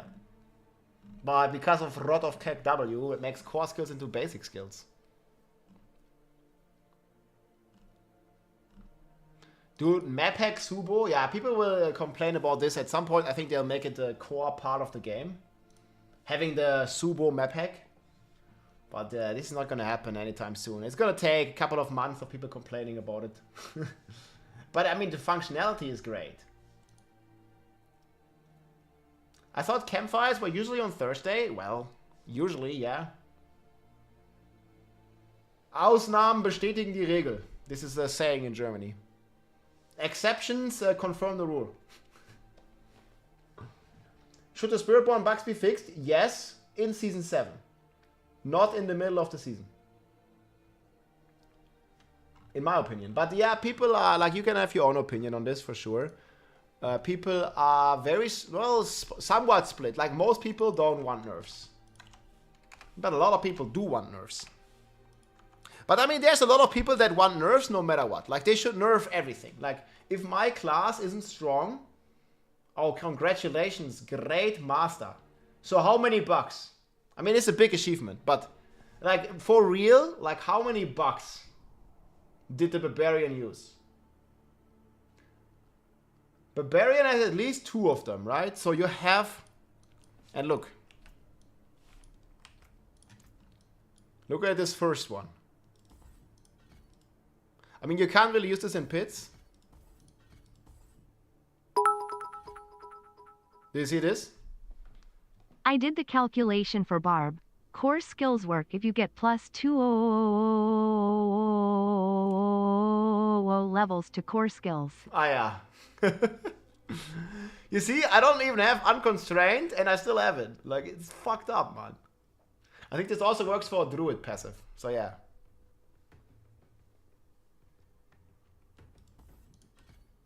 Yeah, we can unbuck it by leaving the game and going back in.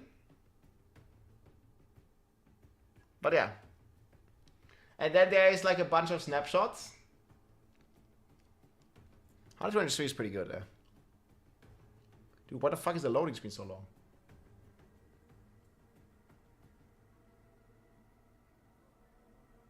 Hello? Okay, guys, I can't log in anymore. It's over. A bug abuse in town. Yeah. I didn't even do any pit with it. Oh, shit. Well, guys, I think my game crashed. I don't know what the fuck happened. Look at my mouse. Oh. Okay, I don't know, guys. Shadow banned. Well, man, Trump is gonna stop the shadow bans. Well, at least on social media. Hopefully in gaming too. Like, being shadow banned, I mean, I'm not shadow banned, but like, being shadow banned is kind of a fucked up thing. Trump's gonna stop it. Spiritborn without exploits and bugs might hit the bottom of the tier list. I don't think so. I think even when all the bugs are fixed on Spiritborn, it's still gonna be a very solid class.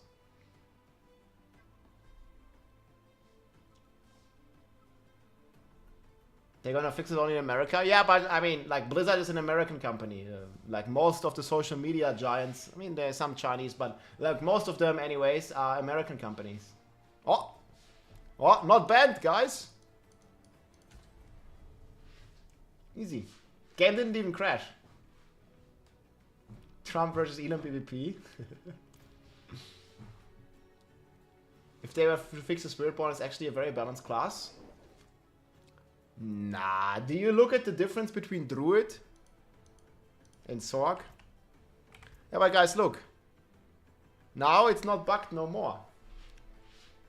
No more bugs. But we want the Bugs Bunny.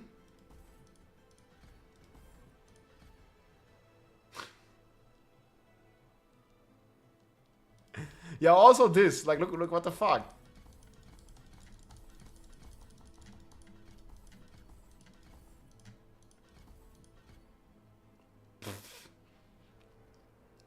And that's only one bug. Unbanned.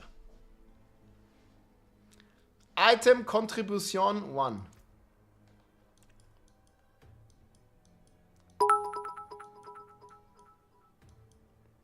The reason Elon supports Trump is because Druid is Elon's favorite class. Compare Trump to a Druid. What? Oh man. Oh, what the hell, dude?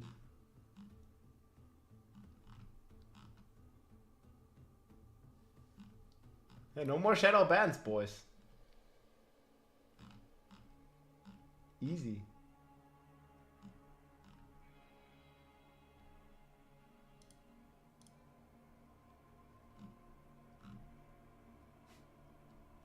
And look at what I get recommended on my feed, man. Elon achieved uncle status. Dude. It's gone so crazy, man. Oh yeah. Let's go, America. USA.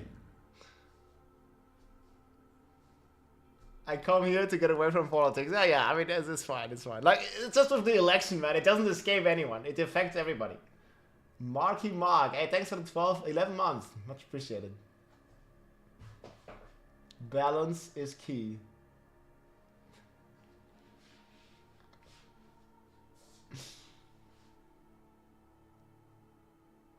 I was not the one who brought it up, man. Come on. I hope they make the Barbarian great again. What is a Soul Rift? Trump is IRL Spiritborn. Yeah. Gonna show them. Yeah, we have a lot of hopes, guys. I don't know what's gonna be fulfilled here. I think this all is like very, very unlikely. I mean, I would be giga surprised if they come out and have an armory. That would actually be a W. Just imagine, guys, they do the campfire, talk about the class balance, and then next week we're gonna get armory. That is like the exceeding of expectations. Well, for some no, but you know, for me it would definitely exceed expectation. Like that would literally, like, everybody would call it a W. Yeah, not gonna happen, I know, but like that is like, that would be awesome, right? Just imagine 5 extra stash steps, armory. Dude. That would be a huge W. Add 5 character slots while we at it. Gugu, hey, thanks for the prime. They did have a...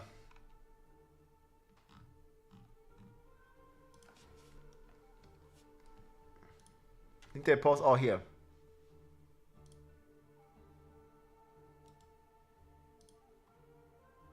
Questions about the season of Hated Rising. Our diabolical deaths have the answers.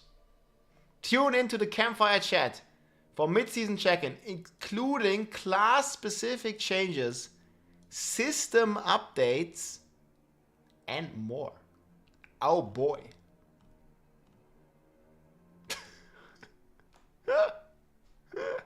Man, the fucking cat is mad. He doesn't want to eat salad. Like, where the fuck is my tuna? Like, I don't want to eat salad. Who looks like this, man? Like, people just mad, dude. I don't want no salad, man. This one is great. Never seen a season die so quickly after an expansion. I mean, he's not wrong.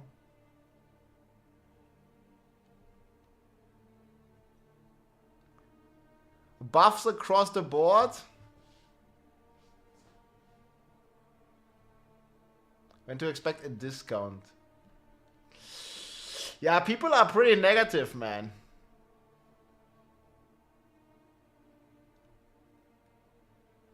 Your hate has made you powerful. Unlimited power. This guy.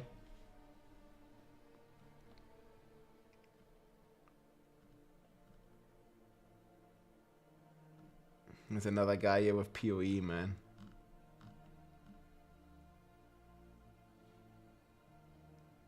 Ah, man, this is so old, though.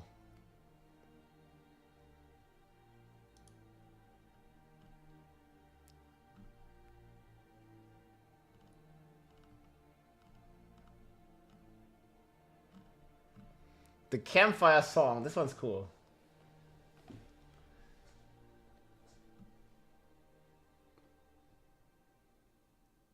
Spirit board.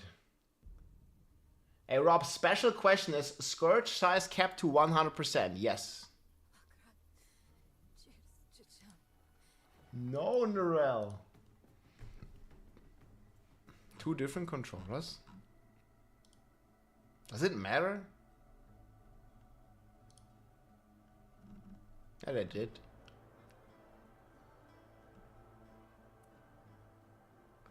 Please fix this bug as soon as possible. This is another duping method. Man, I literally just thought this guy asked ChatGPT or Midjourney how to dupe in Diablo 4, man, and it actually answered him. This is some like translated from Chinese. Like they're literally posting the duping methods like under the official posts. Like what the hell is going on, man? I mean, like bro. Like, he even has a video here. Like, what the fuck? Yeah, this is the video that got linked to me today as well.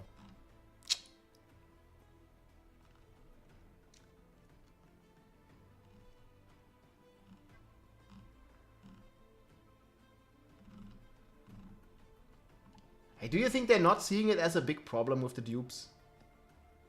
Yeah, Blizzard needs to see it. I mean, I sent them plenty. Spiritborn unlimited cosmic power, bit of a storage space. What? Duping has been happening forever. Yeah, but it still doesn't make it okay.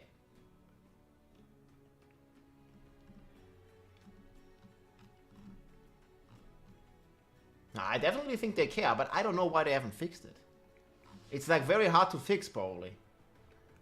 We can only guess. Spiritborn not being nerfed on day 1 shows the lack of integrity. On day 1, nobody knew how crazy it was. Like I was kind of expecting the class to be like 10 times stronger than anything else, but I did not expect it to be 10 million times stronger. Like I made a video before the expansion came out. Hey David, thank you so much for the support. I can't find out why my one shot isn't working. Did you watch the one shot video? You can send me your battle tag. I can look at your character.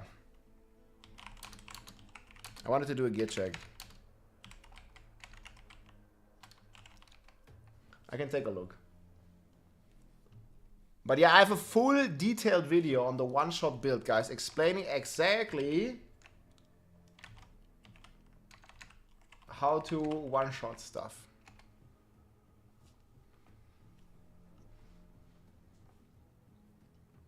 Easy fix for the duping. Item ID equals item ID, item gone. I don't know, dude. I mean, if it was that easy, why haven't they done this? I'm locked in, okay.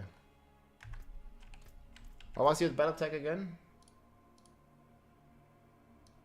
Okay, let's do roast my born. Uncle. Nah, you're offline. Rob on day 0. Spiritborn is 10x stronger than any other class. Rob day 10.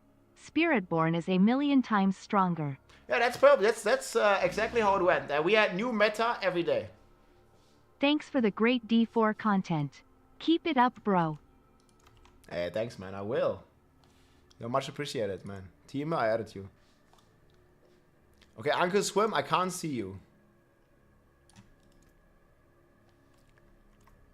I think I remember who this guy was. Oh, he's here. Okay. Rod of Keg W. Yes. Yeah, well, you need to masterwork your items. Like here, I mean, I don't know what you're looking for, but like... Okay, wait. I hope I have some pants for you, man. What the hell are these pants, dude? And this guy ain't wearing any pants.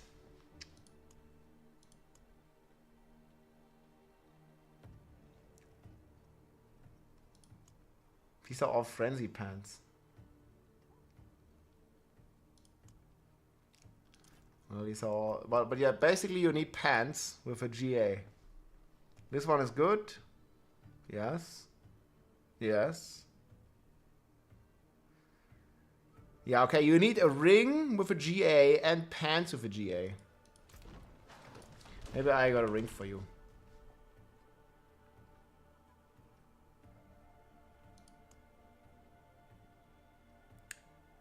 Maybe we... This is all fucking strength rings. You freaking dex rings. Well, you can just take this one. Okay, only spirits, come here. I have a ring. I just dropped some pants. I have a ring.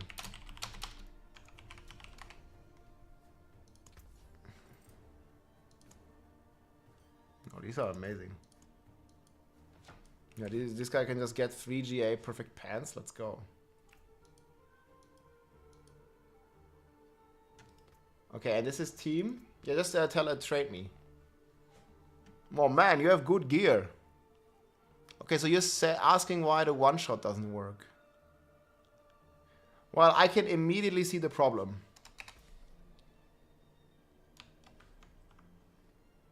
Team, you need to roll gloves to lucky hit resources. Like it can't work because you don't have any resource generation on your gloves. You need to roll attack speed away, and you need to get lucky hit. I'm gonna link them to you. I don't know if I have them here. Maybe not. They're on my Spiritborn. Yeah. This how they gotta look.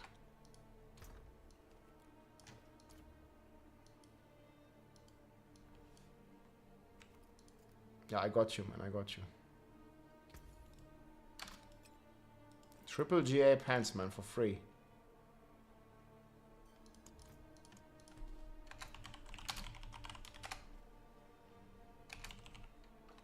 Big upgrades. Yeah, thanks, No Mercy.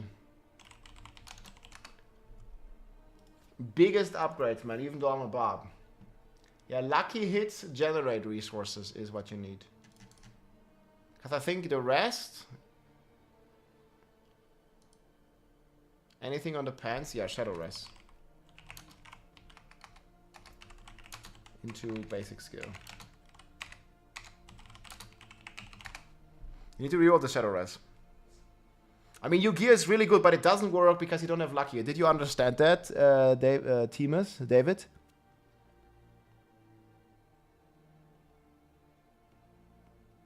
I mean, that's not you. That's you.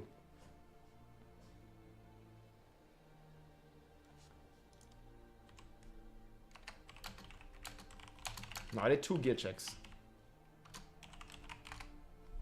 You need to reroll gloves.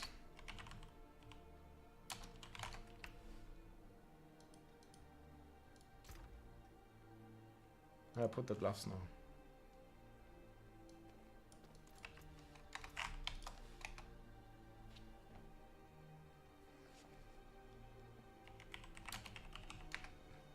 I mean, this is obviously a barb glove, right? But you need the primary resource. Can the quill volley speed T4? Yes.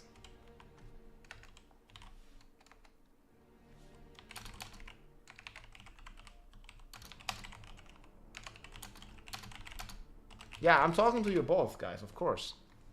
But obviously, if I'm looking at your character, and if you have another question for you to ask, but you need to roll, you have very good gear, team, but you need to roll resource lucky hit. It doesn't work otherwise. The lucky hit to restore resource can also be on the ring temper. Trade with affix on glove. Find glove easier. Yeah, but not really, because the ring temper is way lower. Yeah, you will destroy.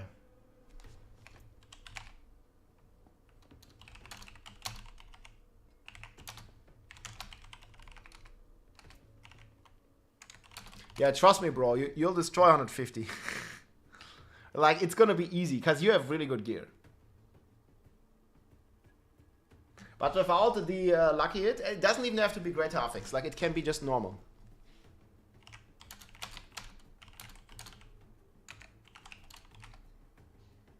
Yeah, best of luck. Yeah, let me know how it goes, team. Let me know how it goes. I'm pretty sure you'll crush it, man. Just roll this. Like, you have min roll on this anyways. Just roll it to lucky hit and you'll crush it. Good luck. We'll try switching it. Hey, let's go. Nice. The forces of hell grow angry. Man. This is what I'm gonna post, guys, if they nerf Spiritborn. This is amazing. No nerfs.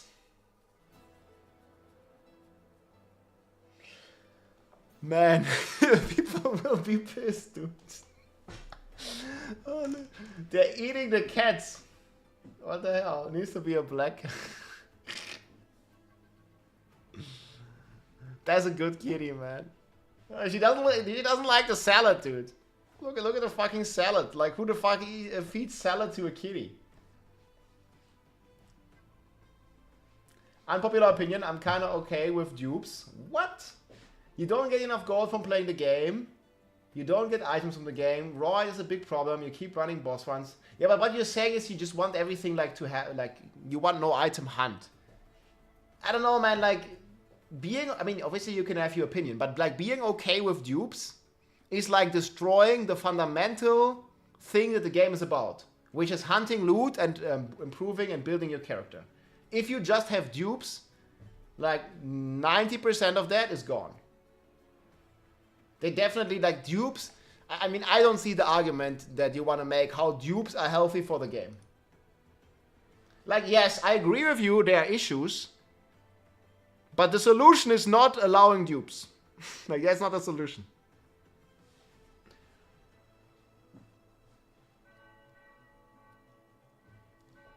Yeah, the dupe completely destroyed the economy. Like, why do you think the prices are so high? Because everything is duped. Like, they can dupe the gold. Like, if they have infinite gold, and they also have infinite items, like, obviously it's way easier. Oh, there's Bell, yeah.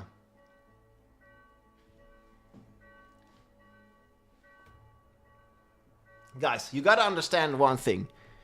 If they can duplicate items, they also duplicate gold. Yes? Because, I don't even know what sell values these have. Take this Rod of KW. It sells for 500,000 gold. They can just dupe an entire inventory of Capelekes and sell them to the vendor. And make 15 million gold in like 10 seconds. They can keep doing this until they have infinite gold. A gold cap. Like, if you have dupes, you have gold dupes automatically. And I know usually they are duping. I mean, I would guess the best way, like, they would just dupe, like, they would dupe these consumables and just have 99 grand diamonds, dupe them, and then sell them all the time. Right? Like, it's very easy. I'ma just leave these here, Just Rob. sucks. Let's pray for a goated campfire chat. Yeah, hopefully, man. Thanks, dude. Much appreciated. We'll pray. Bless RNG. Lilith is coming.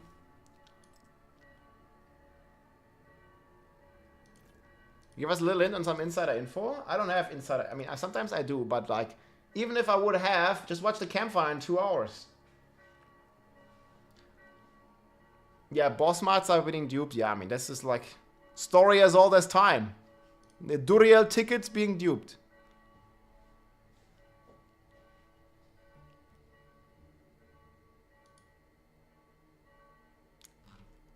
Duriel ticket has been the most duped item. Isn't it in 1 hour? Wait, is it? I mean, okay, there's been a time change. Wait. PT right now. I mean, I don't know. Maybe it's in 1 hour. Maybe my clocks... Like, they had, like, summertime, wintertime change. No. Hey, guys, we have the myth here. So it says clearly 11 a.m. PT. Right now, it's 9 a.m. PT. Yeah. I thought it was a 10, and I thought this was America. I thought it was America. It's gonna be in 2 hours, guys. All right, Randy Marsh.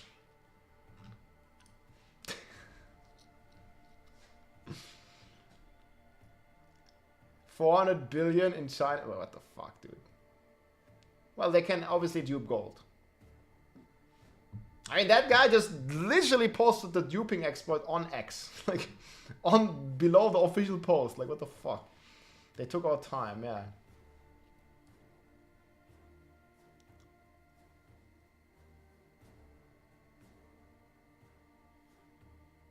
Hey, what the fuck? Hello Beavis winking face. Beavis? No, no, no, no, no. Barb Buff Day. Barb Buff Day. Oh man, we need. They took our Barb. Wait, he actually made this. They took our videos. Man, this is the guy from China. Yeah, man. He's not only duping in-game items, man. This guy is also duping my videos. Did you see that? Actually, let me see if he posted it. I'm very intrigued now. Rob, why do you say, hey guys, it's Rob Hair? Rob Hair? Hey everybody, it's Rob Hair. Okay, that actually works. Yeah, look! Dude, this guy on Bilibili, like he just freaking uploaded the video. I just uploaded this like 3 hours ago. Look at this. Like what? Bilibili.com, they duped my video. They duped Wing Woody's video. Hours from now. And I want to make this video here. And dude, I just made this video. I'm expecting, but also what I'm hoping is he already uploaded it to his copy channel. Look at this, like all the videos. Leapquake, he also uploaded it. Bruh. They're duping my video. I can do nothing against it. Watermark? Yeah, I need a Winnie the Pooh watermark, okay? I think they're gonna take him down very fast. Yo guys, yeah, we need to do something like this. This needs to be... Yeah, how do I report him to Chinese government? Like, no, we need to make a Winnie the Pooh watermark in our next video, guys. And then debate him into uploading it to the platform, then he's gonna get nuked. Copyright doesn't translate to Chinese. But they just have different laws, man. Yeah. We need to make a Winnie the Pooh watermark, guys. If anybody's down, just put it there, man. Very subtle, so he doesn't see it when he copies my video. He's gonna get banned by the Chinese government. Everybody, it's Rob here. Diablo 4 is getting a big update today. We have... Dude, what the... Like, he's also copying Woody's videos, man. And this channel... Like, it's only... He doesn't even do any videos, man. He only copies. Bruh. Look, 1,700 views. I don't even know what the fuck this is. Look, it's also my video. What? Put a picture of Donald Trump as a watermark? Now, you can't send a copyright thing to Bilibili, or at least I don't know how. Yeah, Bilibili is basically Chinese YouTube. Yeah, he just puts the Chinese subtitles. But yeah, they took my video. God damn it, dude. Rob, his icon is your icon? Now what? This is a complete different. Ghost in my shell, this guy's called. Level 5? I don't know. Where do you see my icon? Nah, he just took my video. Can't sue them in China, man. China! Yeah, we can't, man.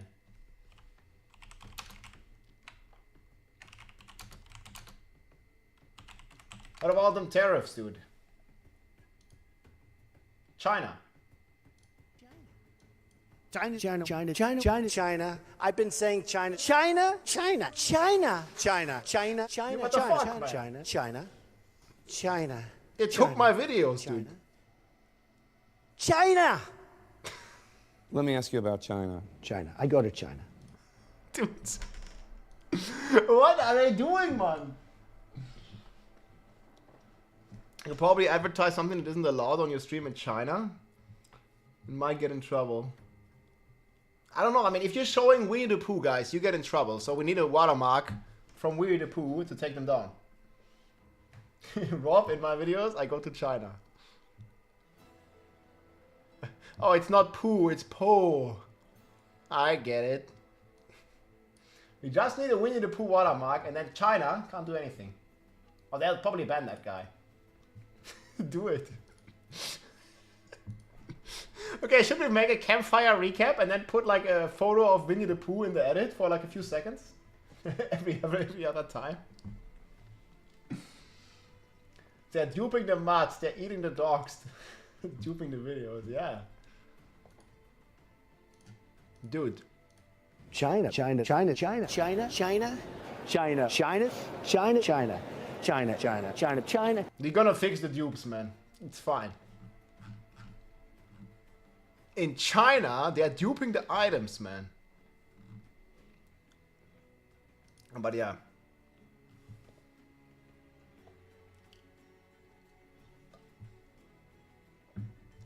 Dupe video now. I mean, I just hope they fix it, man. All advertising is good advertising. Yeah, but this, I mean, I'll be fine if he does a reaction. I'll be fine if he does like a reaction to my videos, but he's literally taking my video, uploading it to Bilibili. Now, that's all he does. I wouldn't mind him reacting to my videos, you know, like, you know, adding his content and stuff. But I also do have a Bilibili account. Like, I'm like, I don't know, what is this, 25 followers or something? China, yeah. That's what I said.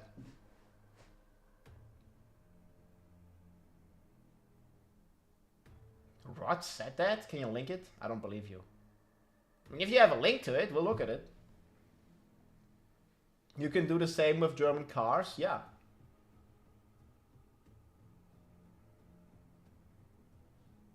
Do you get clicks from the video? I don't think so.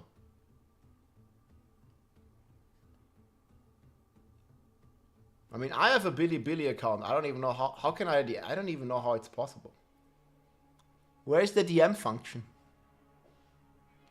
Yeah, I mean, I think it's like a lost war anyways. You can't copyright strike in China. The countdown is for the Campfire. Yeah, we have about 1 hour left. 1 hour, 40 minutes.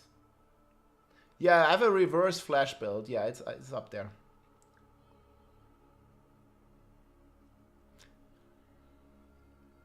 Yeah, you have to verify. I don't know. I mean, if you wanna, I don't. How do I even get to my account here?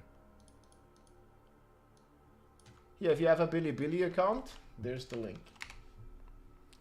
Bilibili.com. They took my videos. How many hours until the patch? 1 hour, 45 minutes until we know more. Okay, I'm gonna close all this, man.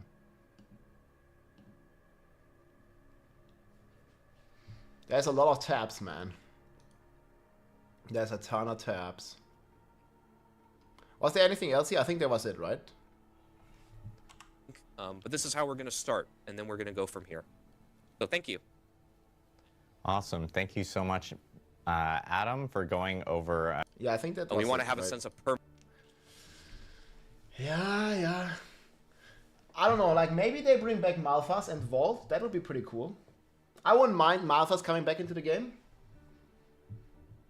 But maybe that's a little must. I don't know, like, I think you can just download the video from YouTube with some program, and then you just upload it to Bilibili, and they don't have a copyright system. Or maybe they do, but I don't know how to use it. But they definitely have very different copyright laws in China. I mean, maybe that's why they can dupe the items. I don't think so, though, but yeah. Touch of Death still viable? Yeah, it's easy 150. Touch of Death is very good. Release a new video cartoon, Winnie the Pooh.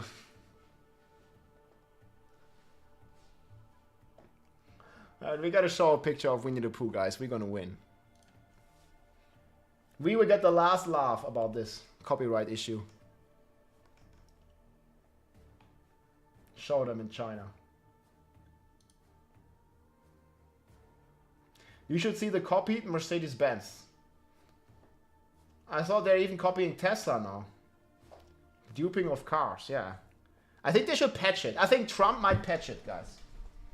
Trump is gonna patch the dupes from China. At least a little bit.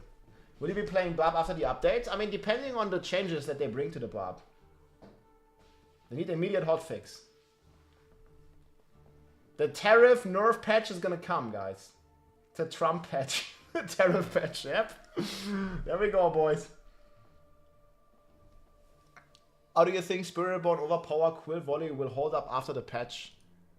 I don't think they're gonna change it, honestly. I don't think they're gonna change it.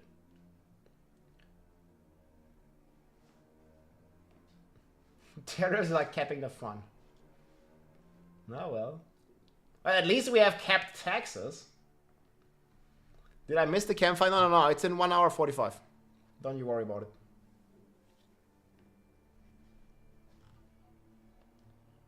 Yeah, not a single... Yeah. Balance the game.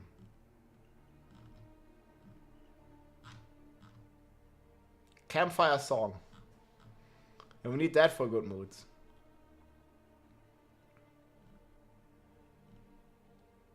Just bricked my 3GA. Yeah, guys, it's gonna be in 1 hour and 40 minutes. It's not in 40 minutes. We already looked at that. They did had... When did they had the time change in the US? R2628 smile, R2628 smile, R2628 smile. Hey, thanks, man. I DM'd you on Billy.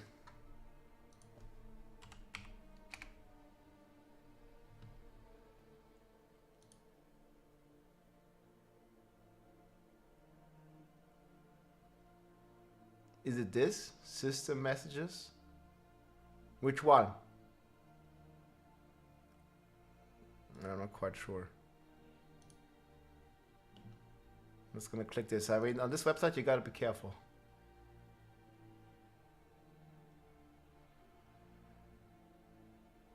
Commented on my video notification message.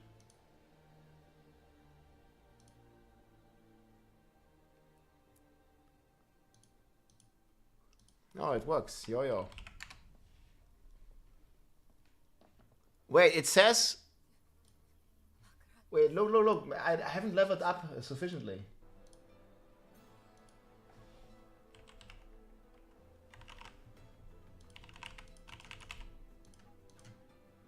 It says your level is not high enough. You can't speak. Now, guys, we gotta level up first. Ooh, how fucked up is this, man? I can get all these messages. I can't even send any messages. Yeah, it's fucked up. Doesn't work. My level ain't high enough. I need the Billy level. We gotta farm some other creators, guys. Need diamond user rank. Wait, really? How do I get that? Hey, Cosmic, thank you so much for the support, dude. Conspiracy theory. Oh, here we go, guys. Tinfoil hat equipped. Blizzard doesn't want to fix the dupes. This millennial is done with Spiritborn. Let's pray for hue balance changes. Yes, please. Thanks for the support. Blizzard doesn't want to fix the dupes conspiracy theory. They are buying the gears, the mats from the vendors. They're taking a cut. Nah, no way. They don't care about that kind of stuff. Like this, like they earn way different kind of money. I need to pay some Chinese, like to, what?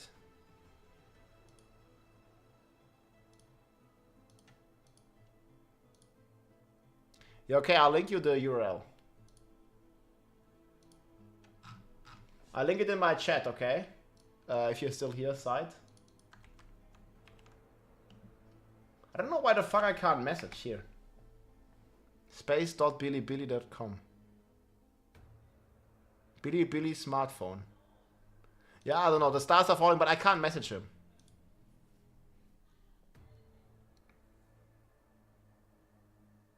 Now, I think you need to be a Chinese citizen for, or like at least to have someone in China mainland vouch for you to get an account or something. Yeah, here, your stars fall. Like, Seizing helped me with this. This guy.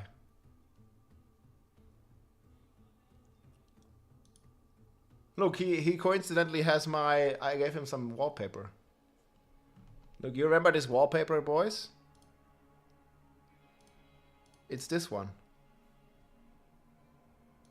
See, it's the same wallpaper up here. It's the Bob Nation.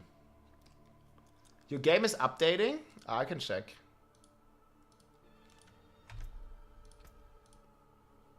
Let's see it, boys. You got a new patch already? I don't think the patch is gonna be today.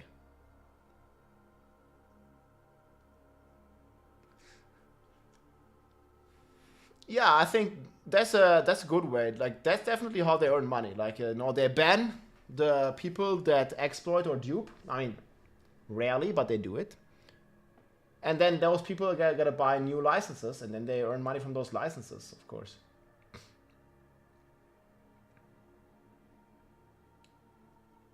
There was a good documentary on how Blizzard actually profits from World of Warcraft illegal gold sellers. Maybe.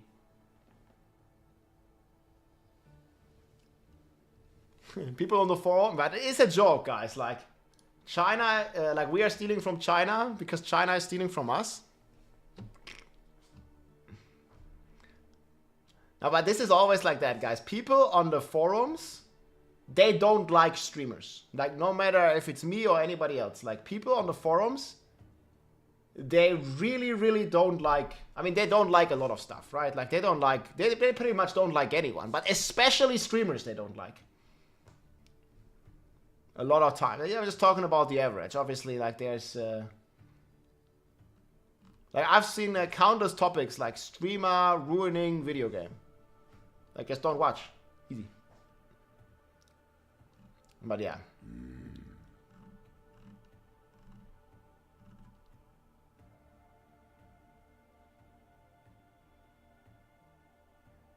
I watched the Chinese Quill Volley one-shot change every day for a week, and they copied all what you and McCunan were doing. Well, I mean, I think there's a lot of... And it's not necessarily a bad thing, guys. There is a lot of people, you know, like, learning from other people. It's not necessarily copying, right? Like, it's just the community that makes, in this case, a new class like Spiritborn, takes it and makes better and better builds. Like, this is completely normal. It's not any bad intention. I mean, okay, that guy, like, one-to-one copying my videos is something else, but it's not bad intention to see, like, you know, the community work on a class and then also look what other people are doing in the community on their Spiritborns to maybe improve the build even further. Like, this is completely normal, and this is great for the video game. This is actually what, in my opinion, Diablo is about. Like, you know, the collective, like, hive mind, swarm intelligence, if you will, of the community trying to figure out this game and, you know, trying to come up with the best builds. I really like this. I don't see it as copying or stealing from each other. Like, what the fuck? Like, nobody owns a build in a game like Diablo. Like, how do you want to own a build? Like, what the hell? Like, I played Quill Volley Spiritborn, so it's my build? Like, no, nobody owns this build. Like, everybody can make that build and everybody can give their own take on it. But it's not like we're stealing from each other. Yeah, we just discover stuff, right?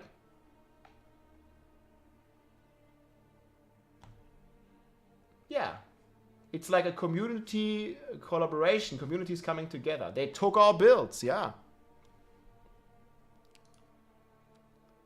This is what people are saying, man. Yeah, and I try to give credit where credit is due. Like, you can see it many times.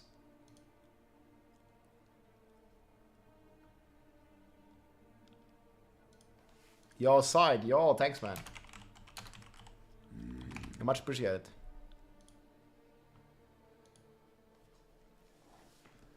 Yeah, yeah, I have my lawyers on it, guys. Like, next time you want to play my build, you better pay up the royalties, license fees. Yeah, I mean, a lot of times, guys, there's like people on my video, I don't even know who those people are, but they're accusing me of stealing the builds. Yeah, Ace of Spades was the first one that played OP Spiritborn. I linked his video everywhere I could.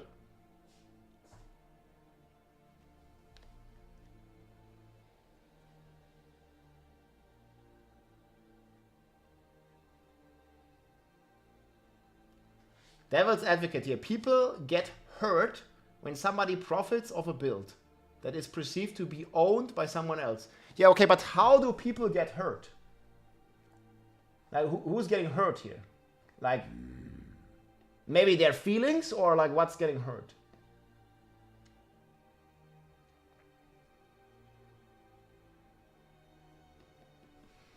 Yeah, where's my royalties on this? I appreciate the advice from you sharing. Hey, David, thank you so much, dude. Much appreciate the support. I hope you beat 150. Good luck, my friend.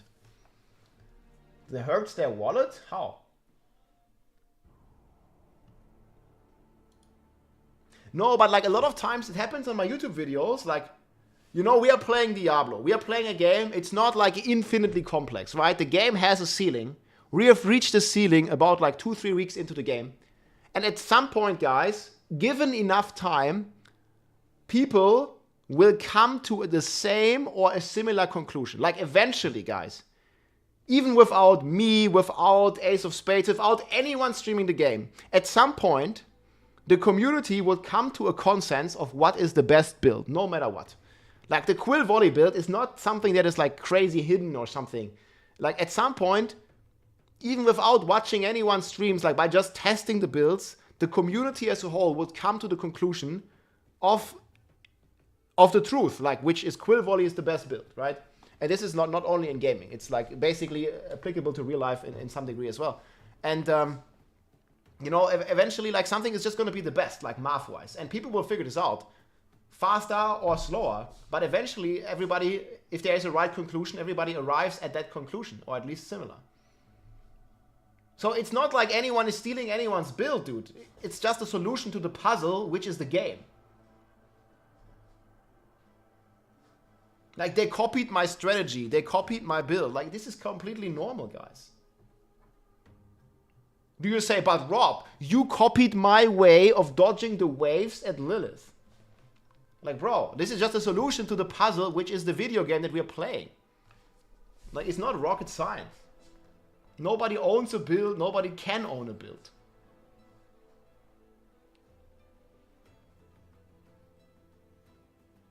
Yeah, it's outrageous. And I mean, I don't claim any builds. Like I'm saying, I made a build, I made a video about this build. And sometimes somebody else made a video before me.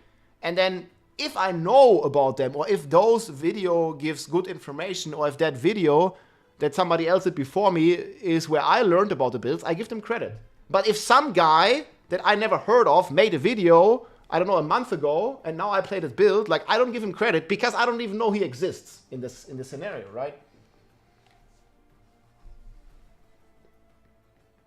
Yeah, you're gonna hear from my lawyer, guys. You played Whirlwind Barb, you better pay the royalty fees. If you didn't, if I didn't receive payment, you're gonna get fucked. You're gonna get sued. Easy. You're playing my Whirlwind Barb, guys.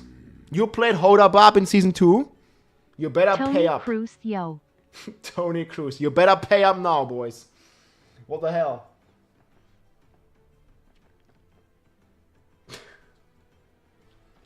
They took my build. I don't know, man. Somebody in chat started this topic.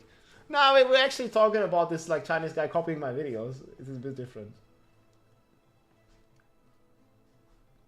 Good luck, Rob. I just spin to win away from those lawyers. Haircut for PoE 2. Fresh cut, fresh season. Or league, I should say. Yeah, maybe. It's a bit long, my hair, I know. Spin to win, original Rob copyright infringement. Yeah, you're gonna hear from my lawyer. Awesome attorneys on the case.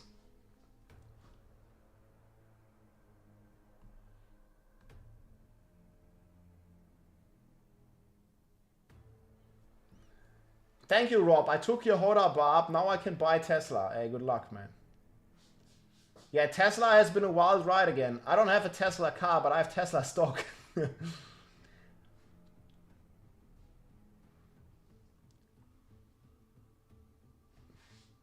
Now, we already had a poll. Yeah, I mean, and then again, if you are a content creator, if you don't want someone to copy your build, why do you even make a video about it? Like, if you don't want this to be public, like, why would you make a YouTube video explaining the build? Tesla stonks, yeah. Even Para copies it, yeah, dude. Para has great content. Billy needs to pay, yeah. They're gonna make China pay. Yes. I already closed it. No, here. People from China, they love me. Right. China. China. China. China. China. China. China. You're gonna make them pay. In China, they say I don't like China. I love China. People think He loves China. I don't like China. I love China. China is... Yep. Gotta build a wall, make Billy pay for it, yeah. The great wall of copyright infringement.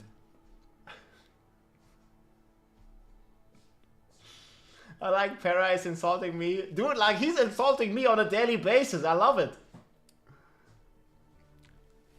Why is some of the best para gaming German guy? Like he did it again in his recent video, man.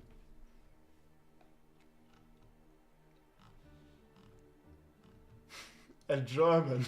Like no, not Beavis. Like, but he's always comparing me to what is this meme? Which video was it? Bookies? I don't even know, man. Dude, he constantly is memeing on me. He's gonna hear from my lawyer soon. If he was in the UK, he would already be arrested, guys, for hate speech on the internet. I'm just kidding, but yeah. In the UK, this happens, man. People got arrested for making a Facebook post. It's crazy. I always share builds. I want fair competition and enjoyment of builds for the world. Yeah, of course, sharing is caring. That's a good saying, man. I share my builds. Sharing is caring. It's this one. Und was der Fichtel uns jetzt gleich sagen wird, das werden wir uns anhören. Mit von der Partie die Woodies. Wait, Woody? Oh.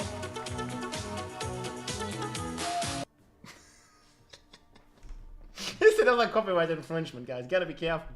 That's not me. Yeah, but where's the one from Para? I like this one. Donald Trump was celebrating in the courtroom.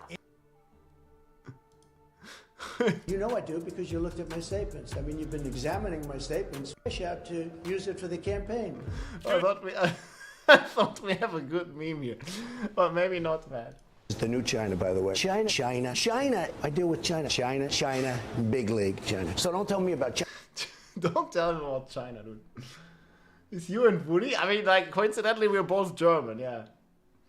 Dude, don't give him ideas, man. Don't give Paragaming the ideas. Paragaming, crushing hands, yeah. These out for Harambe, guys. I'm too weak.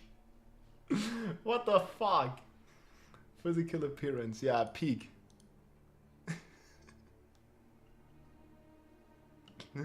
No more Trump, I live in the US, please. Oh, we're just talking about China. Yeah, but that means the creative power is crazy. Hey, 1 year, much appreciated, dude. Leave him alone. The Trump show only just begun, dude. Yep. It's gonna be. What does Asmon say, man? It's gonna be content for the next 4 years, boys. China. Do you see how he was farming it, dude? Yo. Look at this. I watch his video. Like, look at this, man. He's fucking farming this. 1 million, 2 million views, dude. What? That guy's grinding. Let's see, 2.3. Like, what the fuck? But he has very good takes on this, man. I like it.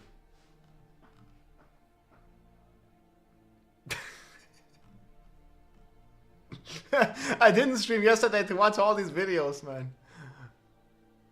Yeah, we could watch this. How DI is ruining games, man. That would be a good video to watch after the... I didn't watch this one yet. Yeah.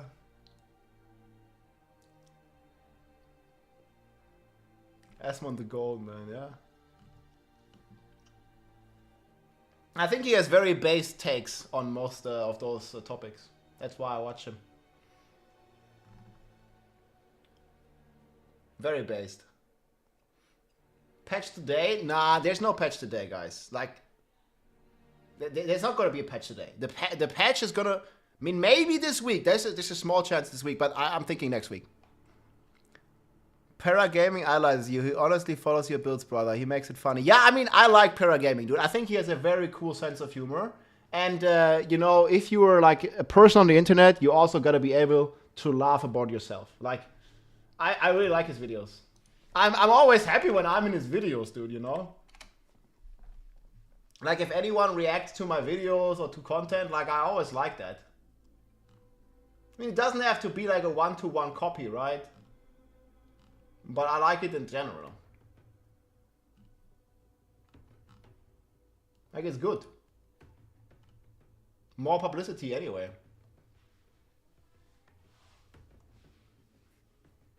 Para Gigachat. When is the campfire chat? There's a timer. 1 hour, 20 minutes. I actually need to eat before that too. Sorg buff today. Sork buff today, laughing face, or Barb Kappa? Dude, we need both. I think we need buffs to all the classes that are not Spiritborn. All them classes need buffs.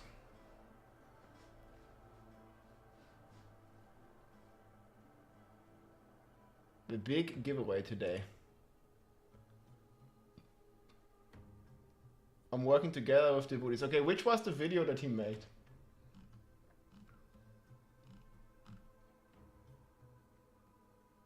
Diablo 4 class balance sucks. Spin to win, baby. I just like how he just keeps innovating on these memes. Like the Harambe memes were super cool as well. I mean, just look at some of his thumbnails. Look at this. Like, it's so good. Like, look, I watched all his videos, dude. It's just funny. This is the one here. New best Spiritborn build. This is an interesting sign. What does this mean? I'm sure you all heard about Harambe the gorilla. He was murdered in the Cincinnati Zoo last May. And I'm just saying, like, dicks out for Harambe. That's our rallying cry. Yeah. So your dick, you pull it out for Harambe? I mean, if Harambe was here, it'd be out right now. He's into that? I wouldn't say he's into it, but it's just show support, you know? So that's a way to show support? Dude. It's out and it's smacked. Look at the guy. It's out and it's... That's how GigaChat looks, dude. His rallying cry, man. This guy's playing Bob, not Spiritborn. Smashing tier 1. Dude. What do you think of when you think about GigaChat emote? It's this guy, dude. Absolute unit. Dude, almost 1-to-1, dude.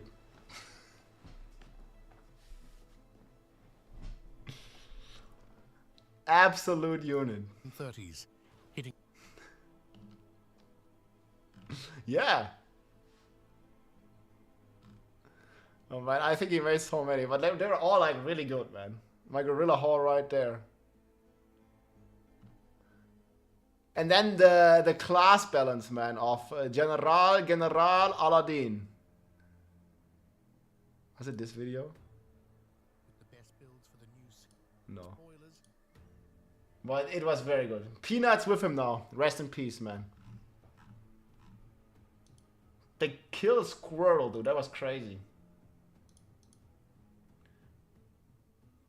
GigaChat, I hear Monkey Born. Yeah. Rest in peace, Peanut. Exactly, man. Yeah, that was crazy.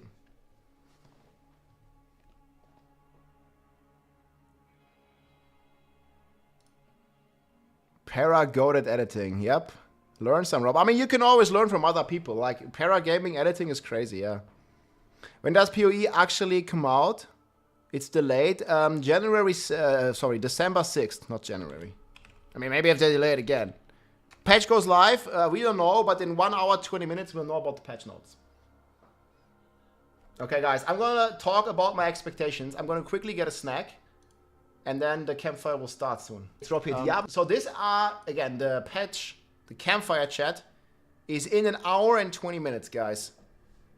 This is my expectations for that campfire chat. I'm gonna get a snack and then we're gonna be live covering and checking out all the stuff. I'll be back in a few minutes. Hey everybody, it's Rob here. Diablo 4 is getting a big update today. We have the campfire chat later in a few hours from now. And I want to make this video here and quickly talk about what I'm expecting, but also what I'm hoping is changing for the mid-season update here in Diablo 4, because a lot of players have already quit the game and more are quitting. In fact, the player retention looks a bit worse than in previous seasons. Like if I'm looking here at the graph, we can talk about some more details here. Like this has been the Vessel of Fated expansion, so the bump has not been as big, and we also see that the player numbers are dropping pretty drastically also here on Steam. So I have a list here of what I think is going to come or what is going to be discussed, and also what I hope they change. So the first thing, and many people have talked about it, it's not the elephant in the room, but it's very important, regarding ancestral items. So people not have a good chance to upgrade their aspects or to get, like, you know, the highest roll on their aspect. And I think there needs to be some way to address this. I like it, there's an item hunt on these aspects, but getting like, you know, a fully like fledged out max roll on these aspects is extremely hard. And I think they could realistically, we could see either like an increase in the numbers of drops of ancestrals to make it easier to get the aspects, or maybe even additional ways to target farm it. And one way could be the Undercity, for example. Like, you know, we have these tributes here, and you have these, like, for example, passive ranks. So what if we could just pay, I don't know, like 200 million gold or whatever material to target farm guaranteed ancestral legendary items or something? Like, you know, pay some volume here to make it a bit easier. Like, I've been playing Barb now for quite some time, and look at this. This is my weapon, not like a 56 aspect. I have elements here at the 34. You know, I have a perfect leap aspect.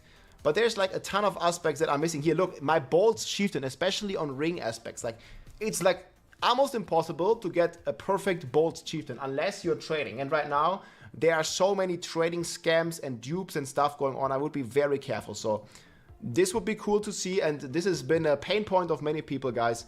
Like ancestral items and some better way to target farm or get aspects. Next big thing here, I think, is bug fixes. Obviously, we're also going to be talking about class balance in a second, but I think bug fixes to some degree is equally important because it also fills into the class balance a lot. So first of all, as you know, guys, there is a ton of dupes on the market. There is multiple duplication methods. We've had dupes every season. This season is no exception. This season is, in fact, the worst season in terms of dupe we ever had, because they just are not fixing it. And the market is flooded with duped items. I have a video here where items disappearing, and you've seen it in the market as well. If you are trading items, my friends, be careful. Don't trade perfect items with strangers. There's a good chance you're going to get scammed, you're going to lose your gold, you're going to lose the item that you're trading. So these dupes, they really have to be fixed at some point. And I'm really hoping that today they're going to discuss, or at least shine some light on what their plans are with all this duplication stuff. And then there is also a big masterwork exploit that you see here. People are able to masterwork their items well beyond the normal limit. I was actually like sad to not see like hot fixes for this or something, because this is just ruining the economy. It's also ruining like I mean, it's not a competitive game, but it's ruining the competitive spirit, because it just feels like people are cheating, especially like, you know, on some of the community leaderboards, like all the top slots. Basically just all abuse this masterworking exploit that like you can't basically like do it randomly. It's like it only happens if you follow a certain steps, and the people are masterworking here their gear like well beyond normal limits. Like you can see this here, 18 resolve stacks and stuff, and it's just like unfair. And I think more and more people are also like doing this. Like I know a few people that just say like, fuck it, you know, if you can't beat them, join them. So it sends a really bad message also to the people, and more people are basically engaging this. Like what I would like to see is, I don't know, like some sort of like pop-up information or something, like we're working on this, we're aware of a masterworking exploit, don't use this, we will take action if you do use this and stuff.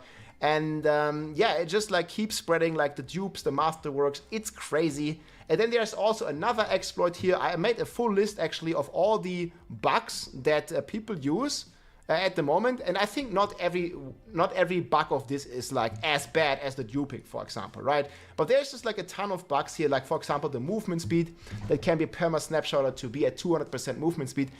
Like, some of these, yes, are gonna be a niche problem, but I think the dupes and also the masterwork exploits are like went way beyond being a niche problem, and they need some sort of addressing, like on these kind of bugs. And then we also still have this Undercity bug. So if you are playing the Undercity, you might have noticed this, like you're putting in your tributes, and then it just not gives you any materials. Like, they said they fixed this in some patches, but they really didn't. Like, it keeps happening. And it's happened to me yesterday, the last time. Like, you put in the refinement key, you have the masterwork material, and then you do not get any rewards from those keys. Like, it feels really bad, especially if you're using the unique one or something. And also the bargains often don't work. So I think there's still a lot of like bugs here with this new functionality. And it's really sad because I personally really like the Undercity. I think it's a pretty cool system.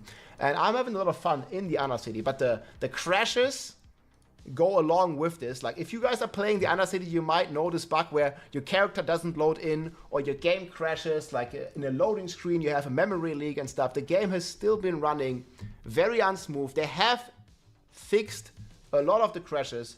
However, I think the last like 3 or 4 patches have all been stability issues, and these are much appreciated. However, it's not enough. Like, we are still crashing, and I think in general the game is running way worse, at least for me personally in my experience and what I've heard from the community.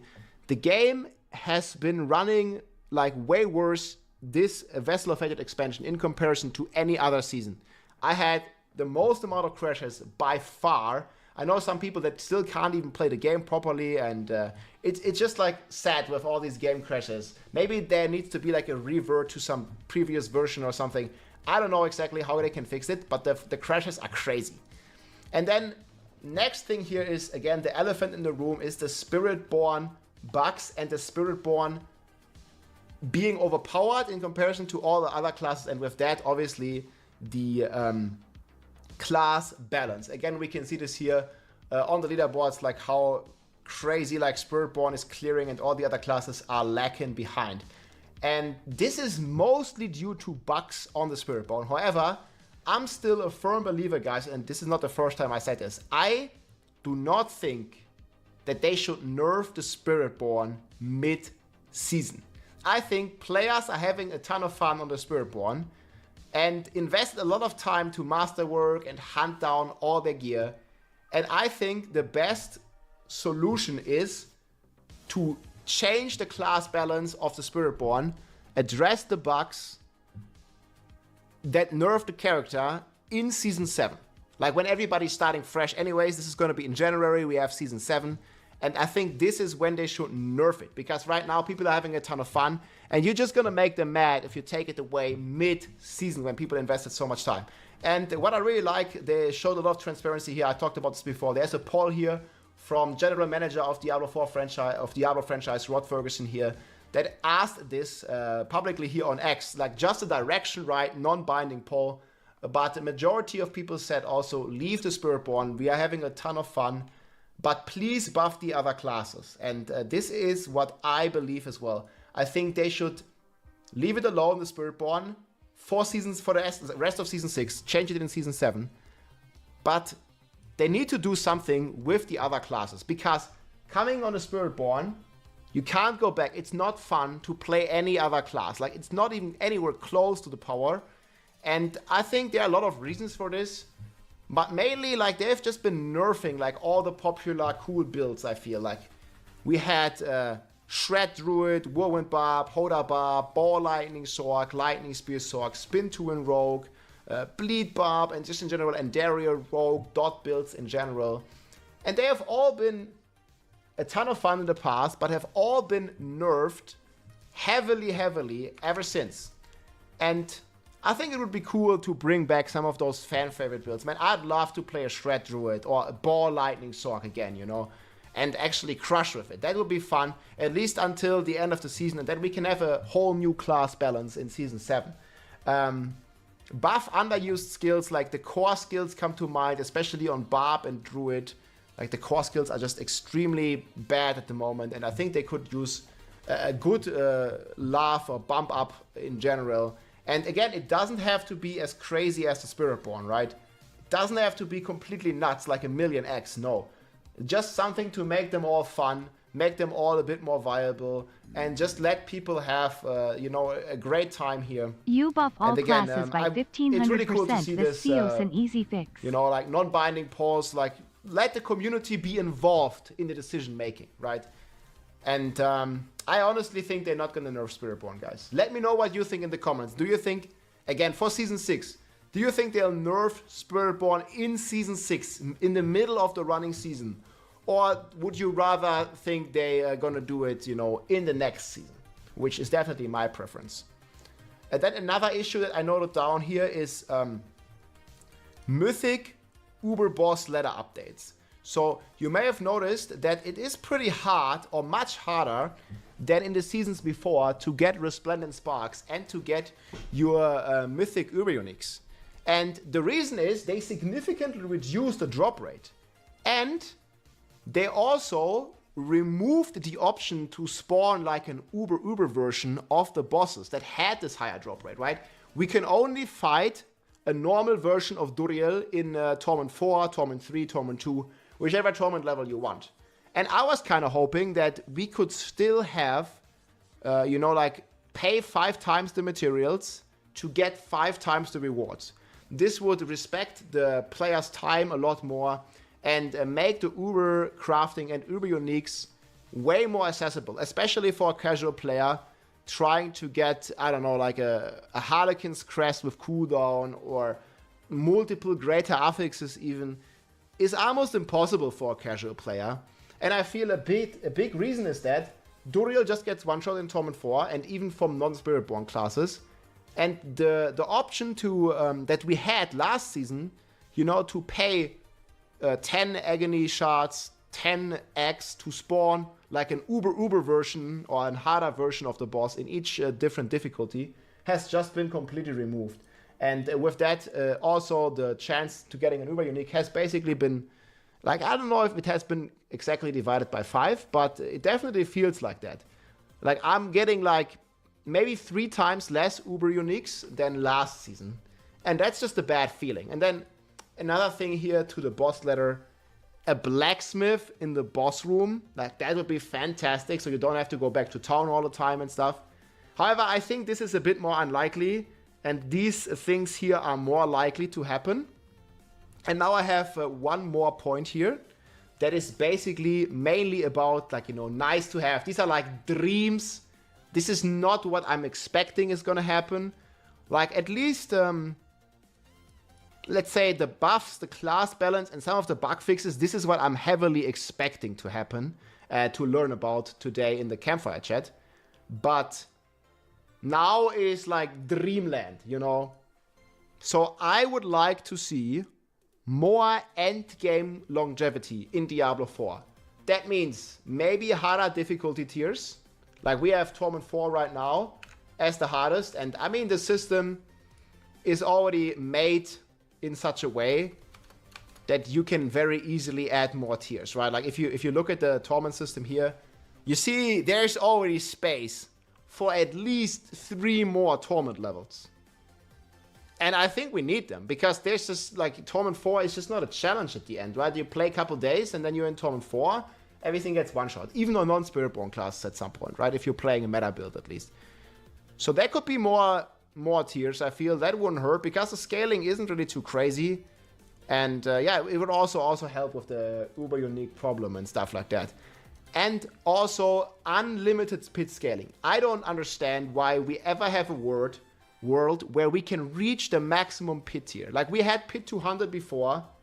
Like why not make it, like leave it at pit 200, or at least have a scaling, an unlimited scaling that we can't reach. Like obviously nobody expected Spiritborn to be this powerful. But why do we not have 1,000 pits in the game?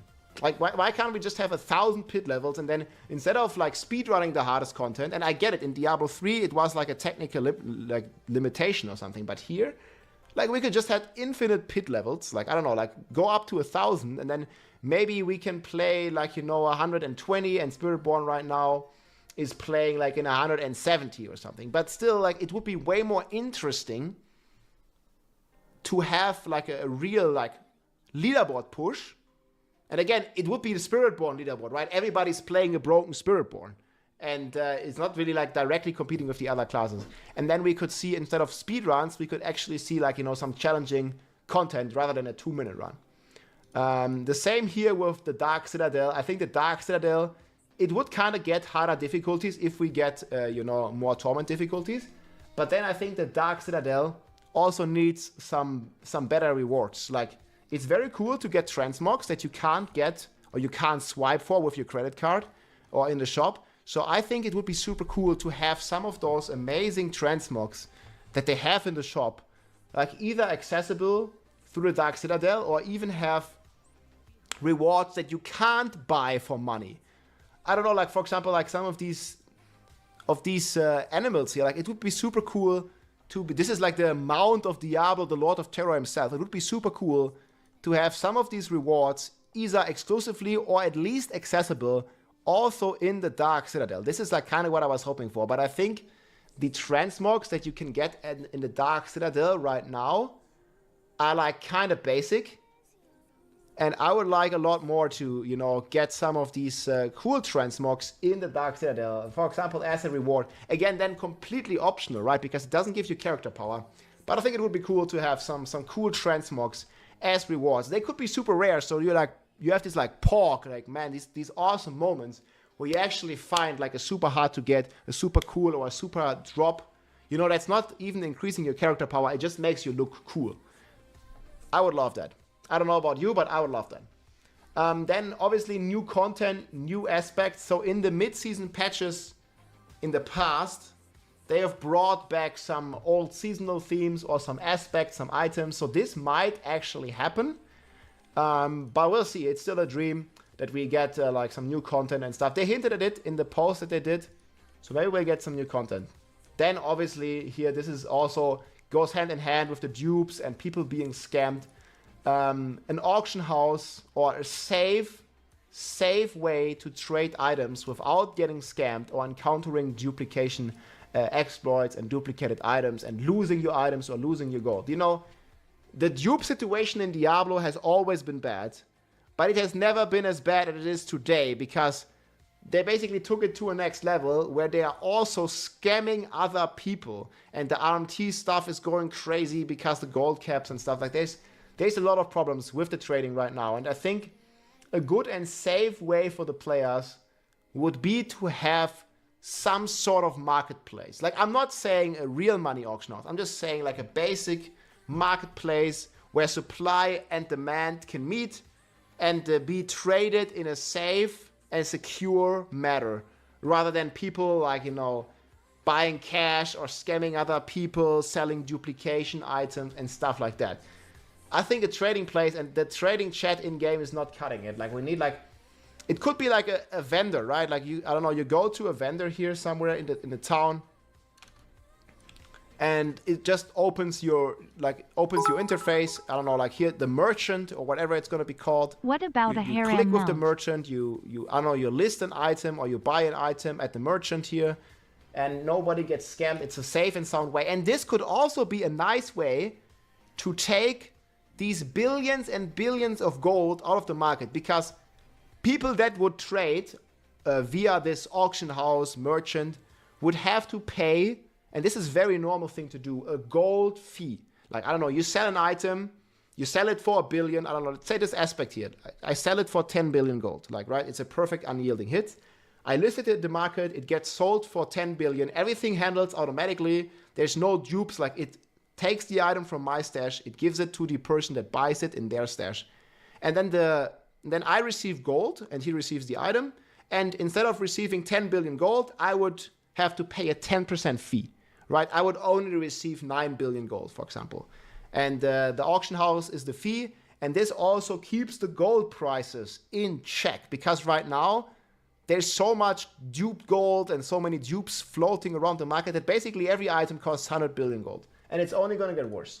And people can't even pay this because of the gold cap, and then they go into real money trading and stuff like that. It's just fucked up. It's against terms of service, and people just lose their stuff. So I don't know, like a safe way to trade items, man, that would be so important for me, at least long term. And they didn't even say that they're working on this or something. Like, they don't have any interest in working on this. And I really hope that that stance at some point changes. Like, we have this in World of Warcraft. We have this in Path of Exile now. And I think we also need it in Diablo 4.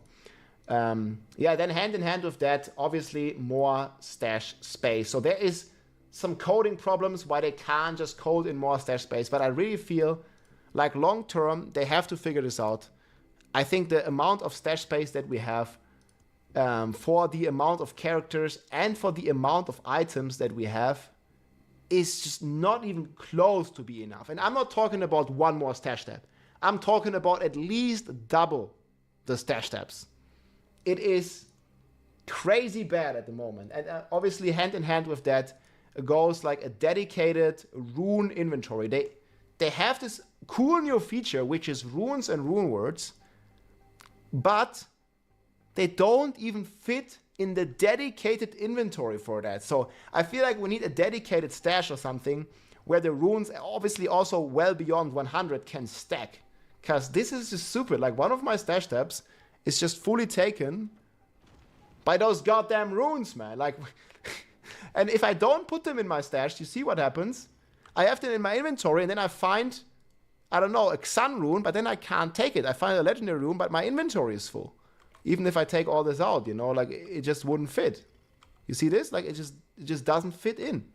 So this is like another way of just creating a problem in the first place, you know, like a dedicated rune inventory. And then also they could make them stack. Like, why do they only stack to 100? Why do living steel stack to 50? You know, why does a consumable here like Chores of War only stack to 20? Like, why do the Infernal Horde keys here, like, these are exactly the same key. Why do they only stack to 1? But at the same time, the tributes, which is also a key, they stack more. Like, we could have one stack for the wave 6, one stack for the wave 8, one stack for the wave 10. Like, it's so simple, but like, these are exactly the same. Like, I don't understand why they're not stacking. Like, there's a lot of quality of life here that I would like to see long term. The same here goes for the loot filter. Again, this is like a dream of mine that we're gonna have a loot filter at some point. It could be as simple. You know, we have like Last Epoch with some crazy, cool, customizable loot filter options. That is awesome, but it doesn't have to be as complicated, man. It could be so simple as in, we have an option to show ancestral items, you know, those greater affix items. And if we tick this option, then it's just not gonna show like a normal item, like that doesn't have, you know, a greater affix like this one. It just doesn't even show it, and then the pet just auto salvages it, right? You kill a boss, it drops 10 normal items and it drops 1 ancestral, and it would only show you the ancestral, and all the other items, just like it happens with blues and rares, gets automatically transverted into crafting materials. And then obviously you have your pet that's picking that up. Like, this is already in the game. We just need an opt-in function. This is the easiest way I can think about it. Just in the options, you have an opt-in function to also automatically salvage non-ancestral items and convert them into materials. That would be so amazing, man. And it would be like the simplest thing ever, I think. Like just make us opt in, and you can opt out of it again. Like, you know, at the early game, you want to see these items, but like once you play for like, I don't know, 50 hours, like you don't really care about normal items anymore, and just allow us to auto salvage them into materials. It will also like obviously reduce the clutter and also make us play the game more, because we don't have to go to town every 10 minutes because our inventory is full. That would be so good, man. And then in general, also faster pet looting. This is another quality of life thing. You may have noticed this. Obduxite, materials, cinders, like, especially if you're playing, let's say, the flash build, or you're playing like any fast build, like the pet can't pick up the materials fast enough. They're on the screen, the cinders, but you're like evading and you're already like 5 screens away, and the pet doesn't pick it. That's a bad kitty. Like, it's just too slow. The pet, I don't know, it needs to have like bigger AoE or something. I mean, it's a good kitty, but it just can't pick stuff fast enough, and it needs a bit help with picking this, especially in nightmare dungeons where you have to literally like almost walk over every Obduk site, but you really like it's easy content. You really want to do it fast and efficient, and it just feels bad to having to backtrack to pick the Obduk site. Then last but not least, obviously, guys, an armory, a loadout to save our build. So just take a snapshot of your build and save it into this armory, similar to like we had it in Diablo 3.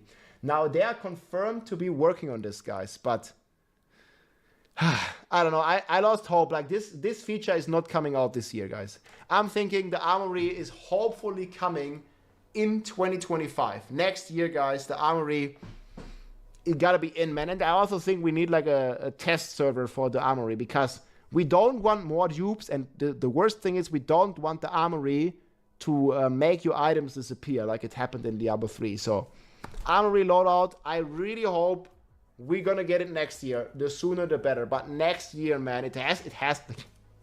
It's actually crazy to me that the Vessel of Hatred expansion launched with no armory. And I was also checking some trends here. Obviously, like there's still a lot of players in the game, right? I think we peaked on Steam in terms of player numbers. We peaked on Steam, but in general, the interest in Vessel of Hatred didn't seem much more than in the normal seasons. So you can see here, and also the player retention, if I'm going into the 12-month section. So you see here, this is the peak of the seasons. And you can even see that the Vessel of Hatred peak, which is this one here, is very similar. And the player numbers seem to be dropping even faster, at least comparison to Season 4, where we had that like big loot rework. So that was actually more interesting to the people to have, at least in terms of Google interest, right? Like we don't have any official player numbers.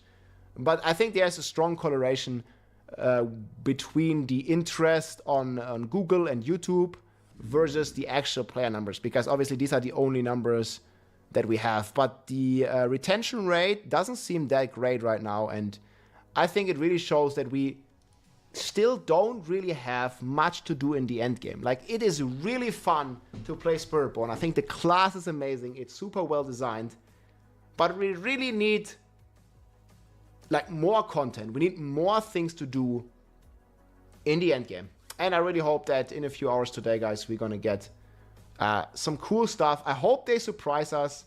Again, like, these are the things I'm expecting, and I really hope to, you know, get some positive surprises with some of the stuff that I mentioned here. Like, that has been my take on it, guys. Let me know what you think. Again, the Campfire chat here is gonna be in the evening for us here on Europe, and it's gonna be a ton of fun, guys. I'll be live streaming this in a few hours, and we'll be there, and we'll have a summary for you as well. So hope that lasts, my friend. Let me know what you think in the comments. Take care, my friends. GG. This is now, my friends. This is now.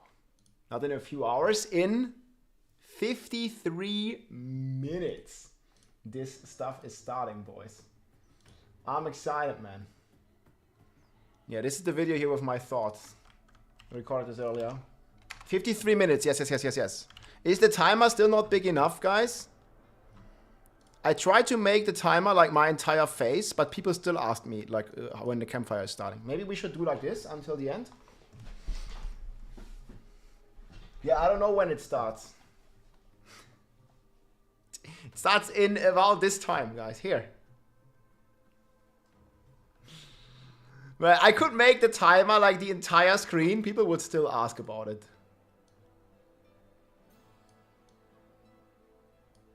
Yeah. It was fine before. They just can't read. Nah, I think they can tell like what this means, but yeah. What time is it, Rob? Yeah, I don't know, man. Wait, what's this timer? I can't see it. Everything is pre-recorded. This is not live, guys. No. They took our time. Bonfire chat. Bar Pit 123. Man, congratulations, dude.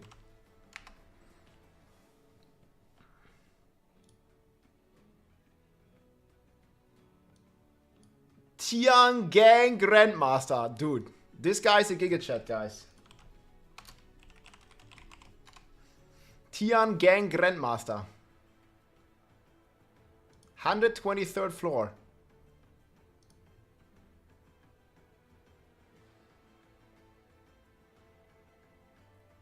Yeah, man, he's going. When's the Campfire chat in Europe? At the exact same time as in China.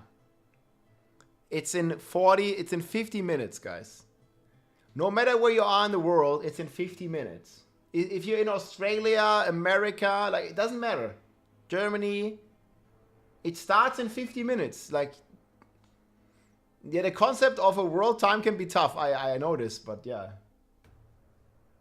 It starts at the exact same time. Man, how do you kill the boss? Like, the DPS seems very rough.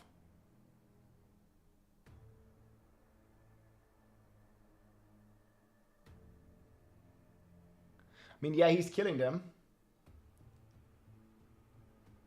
Yeah, I'm on the moon. What is the lunar time? I don't know. I don't know on the Mars timing.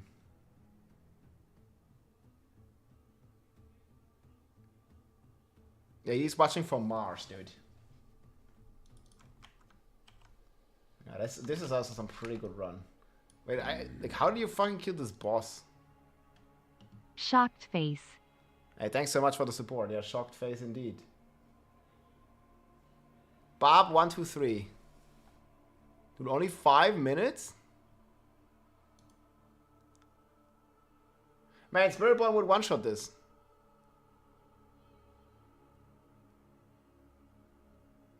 But yeah, would you look at that? Shuma, thanks for the 5 gifted subs, my friend. Welcome in.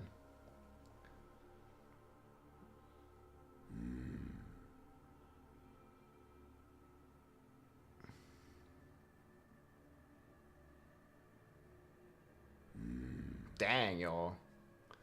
Yeah, DPS is definitely good. Spirit Wave question. I think Doombringer is better, but I haven't tried it much, baby daggers. What is it? Hey Rob, after the Samsung event, I have an idea for another competitive event. I found a sponsor. Would you be open to another event like that? Yeah, sure, Crimson. Yeah, let me know some details. I'm definitely down. I really liked the event. It was cool. I had a ton of fun with the Samsung Odyssey. I especially the PvP portion, like, just congrats, man. Like, this is 123 on Bob, man. Especially like the PvP portion of it was pretty cool. I wish I could like the video, but my level isn't high enough on Bilibili.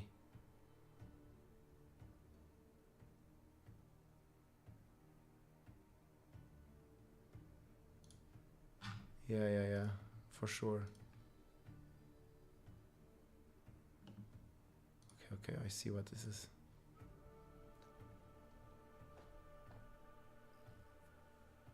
Yeah, thanks, Crimson. Yeah, let me know. I mean, just come by the stream or message me in Discord. May I ask you a question? Well, depends. You may ask it, but I'm not sure if I'm going to answer. I'll try, though. So yeah, guys, the season is ending January 21st. May I ask a question? I mean, you may. Yes. Ask away.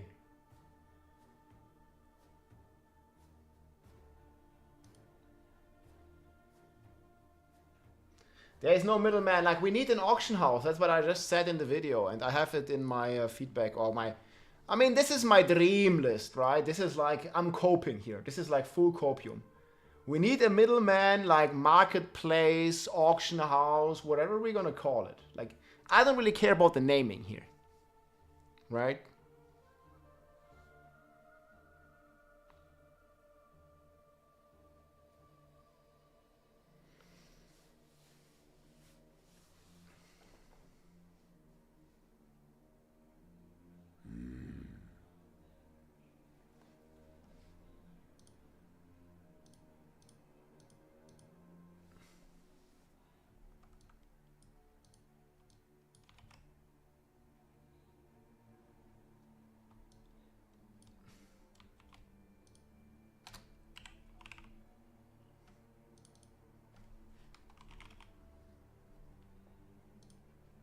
Yeah, buffs to all classes.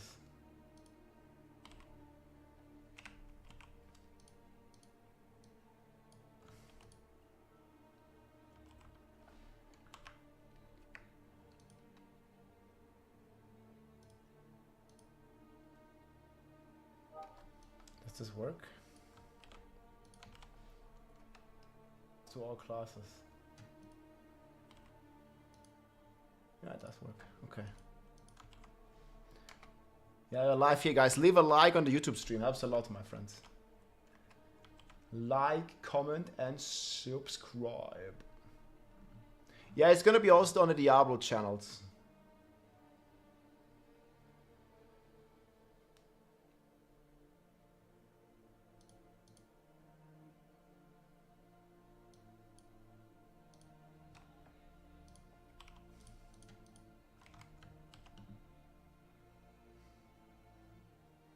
I pray for no nerfs.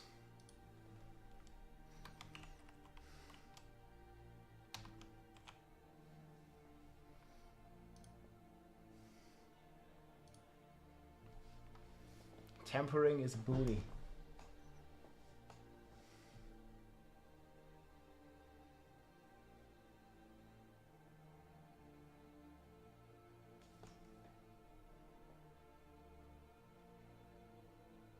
Best Barb class? What do you mean build?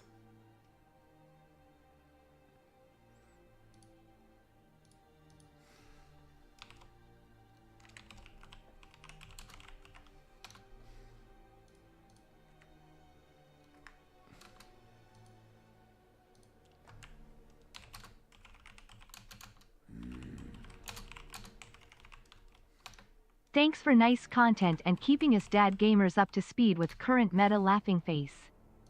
Yep. Hashtag no nerfs. Hey, thanks so much for the support. Kung Fu Kitty.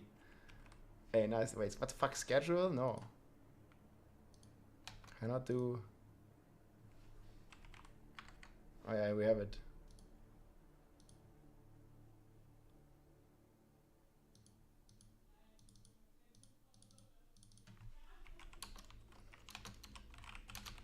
Season update live.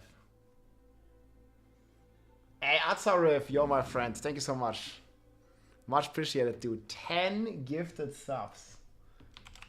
Hey, thank you so much, guy. That's great.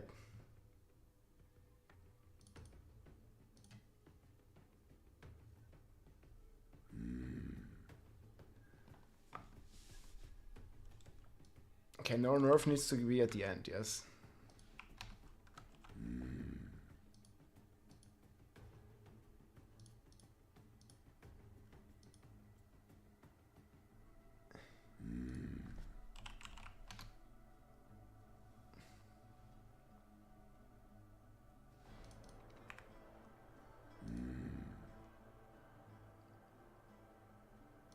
It's Diablo 4.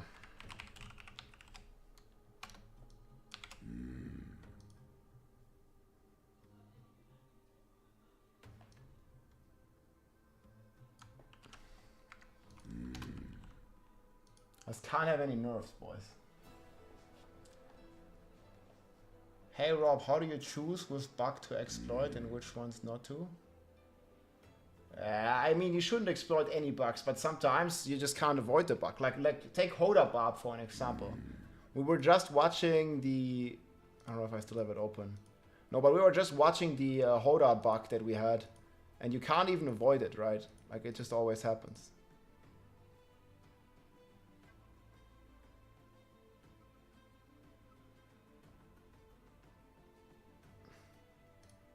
Okay. I'll share this. The campfire is gonna happen now, guys.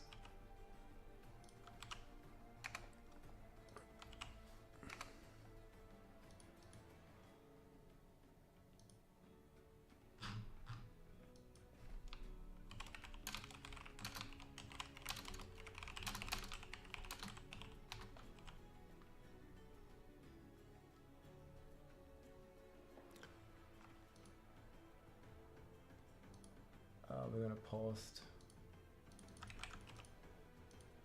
this one.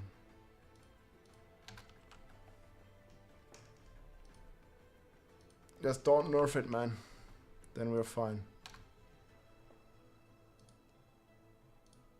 They put like there was like a note that they put, taking it from billions and quadrillions. There's a lot of damage.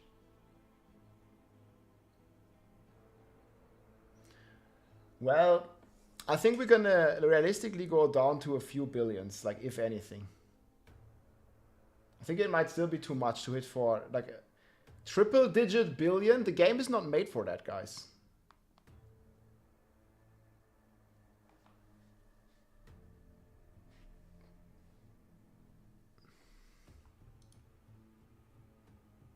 It's not really made for that kind of stuff.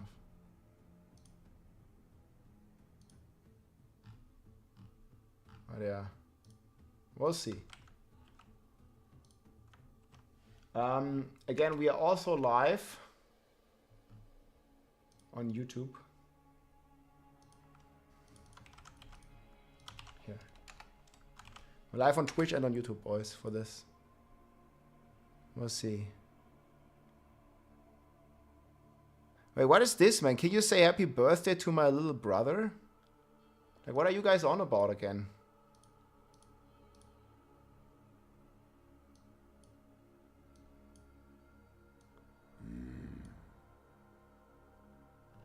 Sean Nen Hables Yar.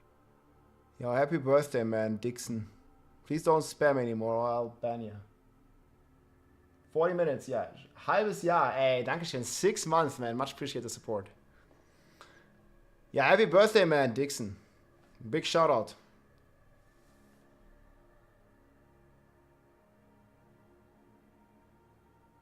Yeah, yeah. All good, but don't spam, boys. Say this YouTube chatter. Look at this guy. Like on Twitch, you have some like auto moderation, man, but here, like, he just goes, he just like no ICD, man, just like full on trigger.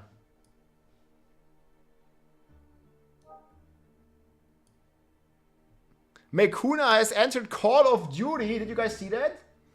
The fuck is he playing Call of Duty? Yeah. Yo, what the fuck? Ban him and plays Call of Duty. Like, what the fuck? Delete from friend list.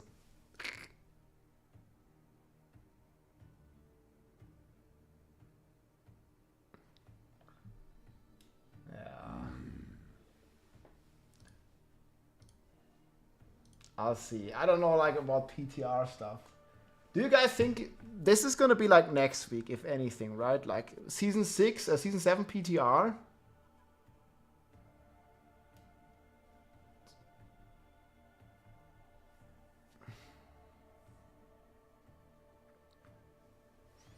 Nah, it's not gonna happen.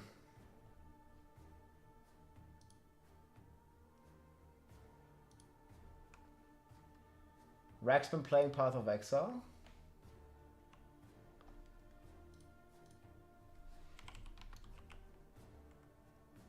Yeah, I think it's like a little unrealistic.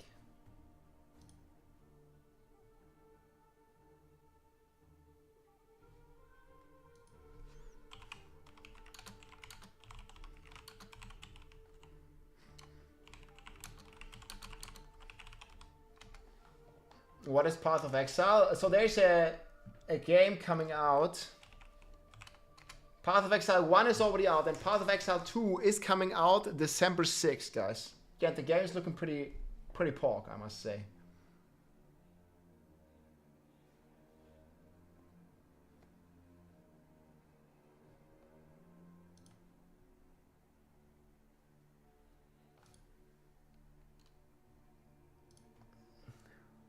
PoE 2 is a free game. I don't think the beta is gonna be free.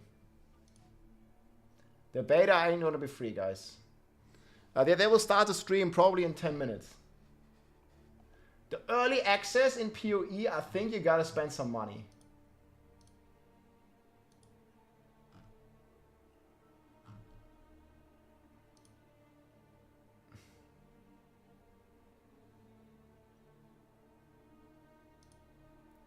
$1,000 power wells for Tesla, man. Let's go.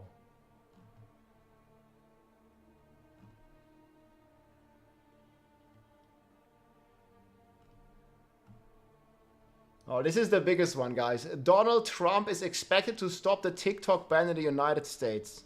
Freedom for TikTok. Yo, man, look at Barricade again. Welcome in, dudes. It's not the same, you know, like...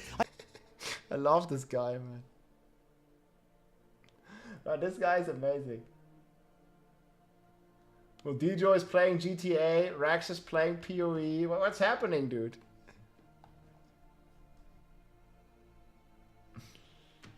Yeah, I'll play PoE too, guys. We already played quite a bit. It was fun. Well, but TikTok doesn't suck. We don't want a TikTok ban. Don't want a fucking TikTok ban, dude.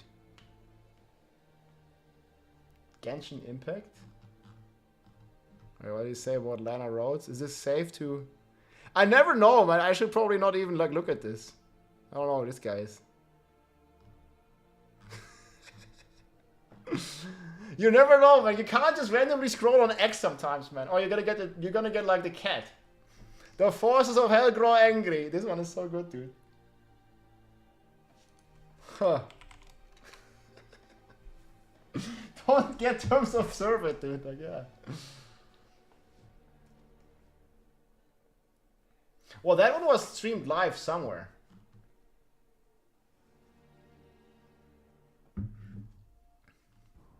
But yeah, guys, PoE 2, December 6th, we'll play it.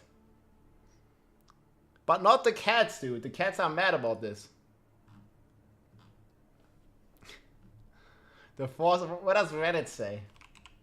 The forces of hell grow angry about this one.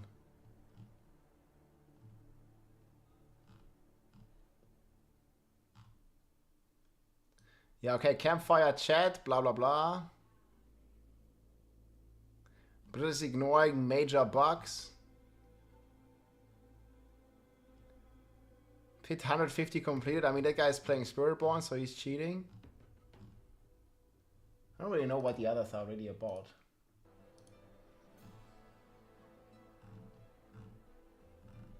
Do you have a cat in real life? We used to have a cat, actually, but that was like, man, 10 years ago or something. I don't have a cat anymore. It was not my cat. We had like a family cat, like in the house. Well, mostly outside though. Like she was like sometimes in the house, but like 90% she was outside. Roaming the village. El Dunaball with the prime. Thanks, man. Yeah, the cat was roaming the village, dude. Hey, good snacks. Cheers, dude.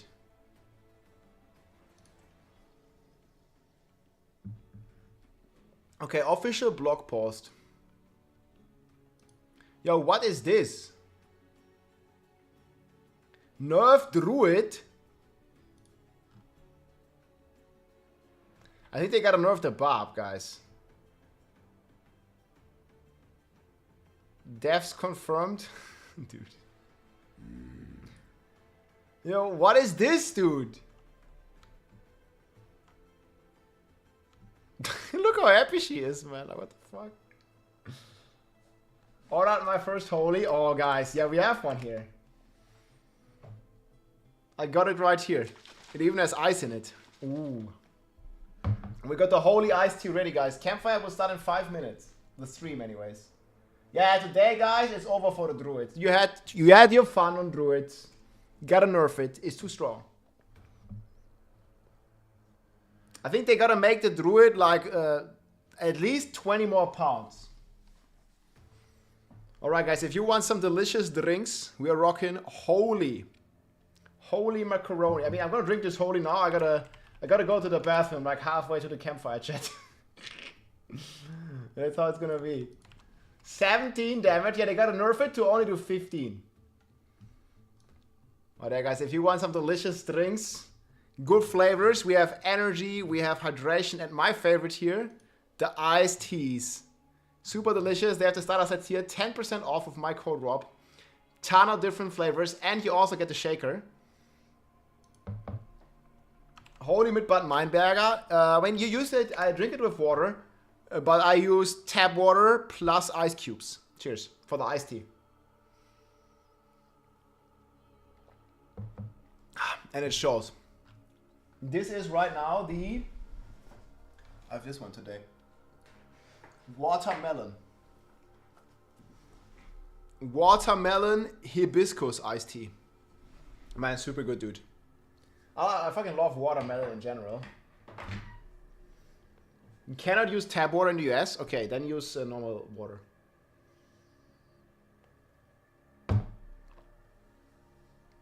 I guess it's immer ausverkauft. Watermelon, you mean?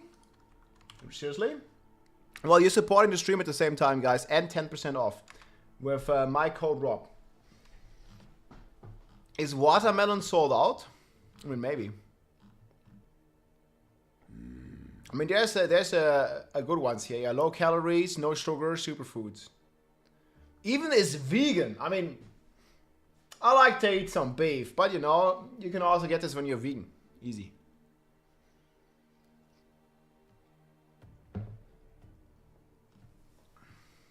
Okay, Axia hibiscus. We have watermelon hibiscus. Vega sounds like a verb.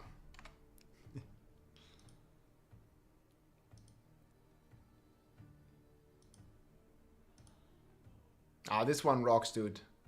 If you want one, this is my favorite one, actually. This is the peach black tea. They're fucking sick. More powerful. Yeah, it's more powerful than the Holy Bolt Elixir. Our next Campfire chat begins at 11 AM and details our mid-season update for Season of the Hatred Rising.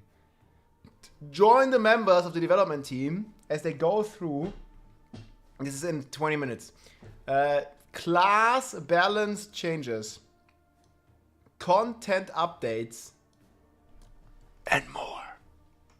Dum dum da. Now we'll see what that more is going to entail. There will also be a Q&A segment at the end of the stream for players to field their questions. And what about them dupes, though? This is the holy water, my friends. Yes, look at this. You remember this from Season 4. Holy Bolt Elixir. Actually, since Season 4, that's how long I'm partnered with them already. That's a good time. W's in the chat. Items disappearing. Okay, yeah, that is not necessarily an exploit or a bug. That's just a safety measure, so it doesn't lag out the game too much. Because it usually, like, you know, you need to have some sort of limit on the items that can drop on the floor. Else it's just gonna go too crazy.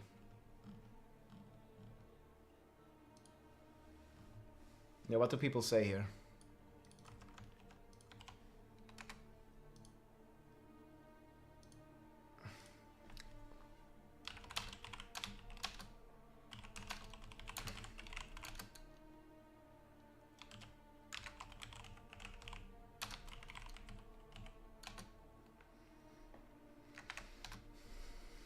Yeah, we're gonna have more.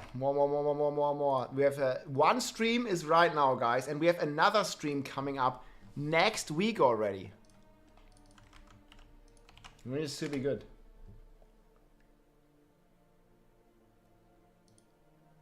That's right, boys. Okay, let's check. The official channels should be live, no? We want to watch on Twitch or on YouTube, boys? Let's close off this shit. Bro. What the fuck, man? They're killing my ears. Sorry about that. Bro. Holy shit, why is it so loud? Look, man, I have it. Look at this, guys. I have it at like like, is it so loud for anyone else? Like, what the fuck, dude? That was an assassination attempt on my ears. Holy shit. What the fuck, dude? Is it that loud for you too, man? What the fuck? Dude.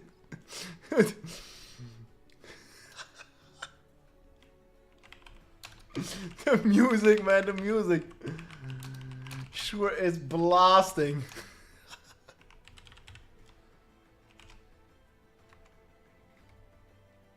Dude, that was so loud, man. Yeah, I think it's like their settings. Like they should like turn it down a little bit. Fix dupe and spirit. Okay, the stream is now live, boys. Wait, let me close like this gazillion trillion things. 1 second. Nerf, Rod of Ferguson. I mean YouTube. Rod of Ferguson. Man, they took our builds, dude. Holy shit, that was crazy loud. Okay, I think we survived now.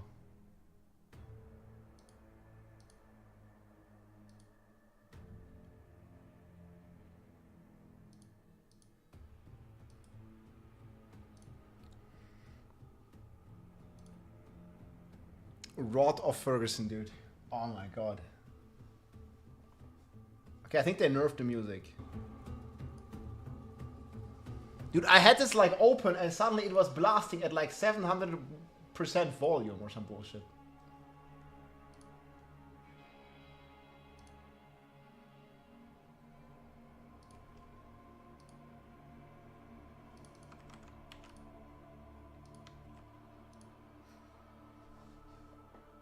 Oh my god, I lost all the posts I made. What the fuck? Let's LOOOOOGIN. Hey, I don't think I need this timer anymore. Yo, how you digging this new background? I think it's super cool. The blue, man, the blue flames here, whatever it is. That looks fucking cool, dude. Okay, I already know that I gotta move a bit smaller, guys. It's gonna be too much. We're gonna move like this so you guys can see more, yes? Is this fine, guys? Nirel's face ruined it. I can't stand her anymore. Yeah, people didn't like Nirel, man, and I kind of get it. Like people like not having the greatest relationship to this Nirel in-game character. But her stupid face. Dude, do you remember on launch, guys? We had to wait for like I was like professional stall techniques for like, what was it, 8 hours late, the launch?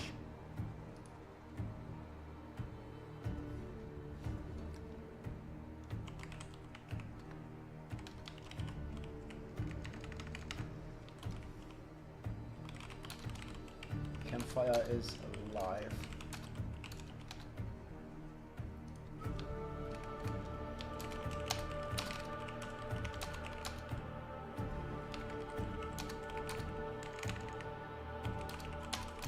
On my channel later.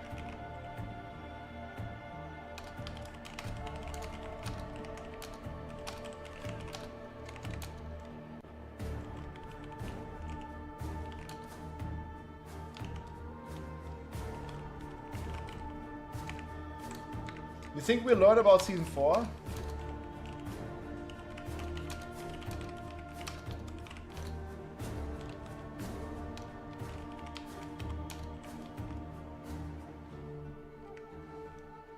I think season 7 we might learn. I mean, why else would they split it, right?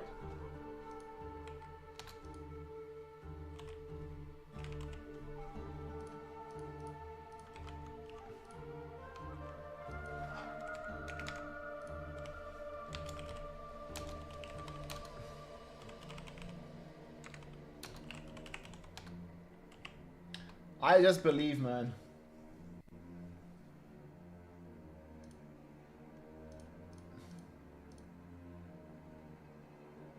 Is this my link? I mean, early December, they could definitely see it. Okay, this works.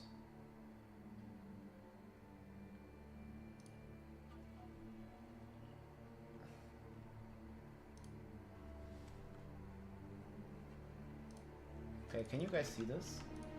I think it works. PoE 2 is December 6th. December 6th. Yo, guys, they can't be nerfing the druid again. It's better without chat, right? Hey, chat. It's better without chat. Holy Energy is delivering to Czech Republic as well. Yeah, you can follow the link. I don't know which currency you have to buy in. But yeah, they deliver all over Europe. I think they even deliver to the US. Just click on the product that you want and go through the process. It works. At least that's what I heard. And thank you so much for supporting the channel, my friends. Much appreciated.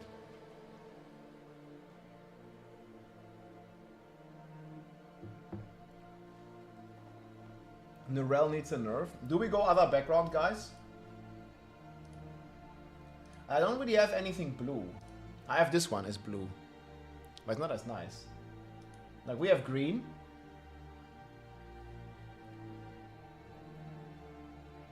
We have like a ton of green. Do you prefer green?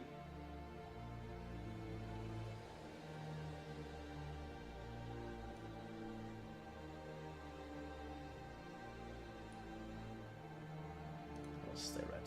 Whatever.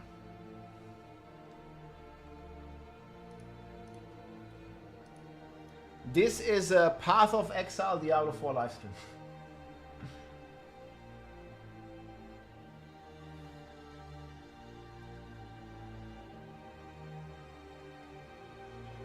It's Trump endorsing Holy. He got the Christian popular vote. Yep.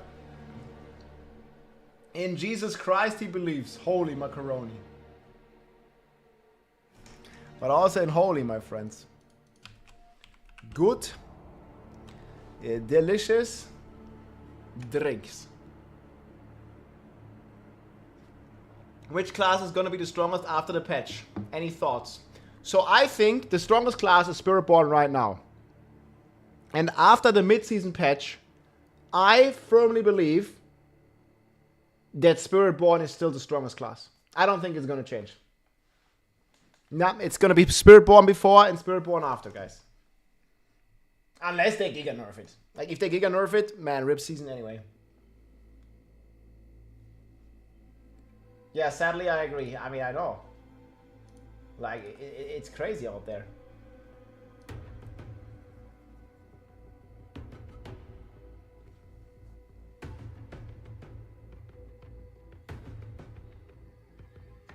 Wish us luck, boys.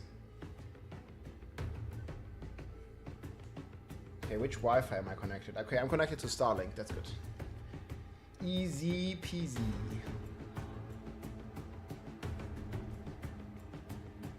Check, does this work?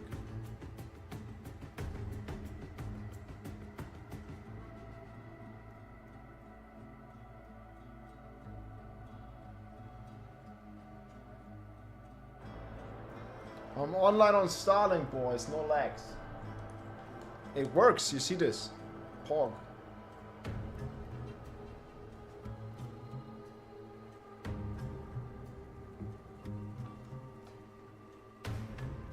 By the way, guys, I might get even better internet next year. Next fucking year.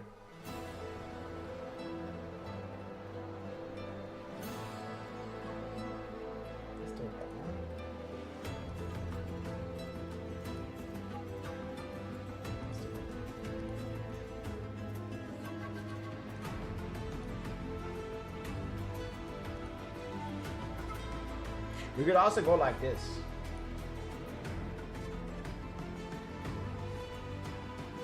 What do you think of the dark background?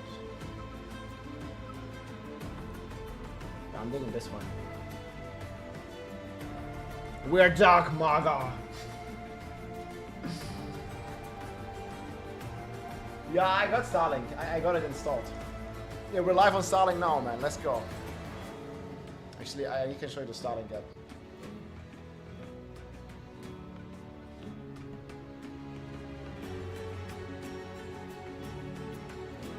Gotta stop making the rockets for everybody.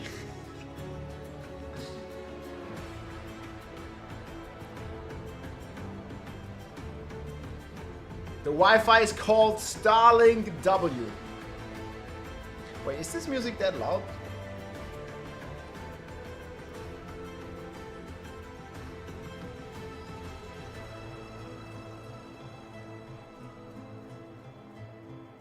Online, boys. There it is. Like, can you see any? No, there's no information here. Look, boom. All linked up to the stars, my friends. Can't fail. Starlink W. Cope.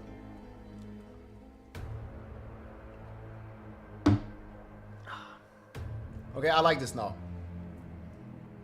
I think we're gonna leave the chat up here for now. And we'll see. We'll see what's gonna happen. What's the speed? Oh, I could run a speed test.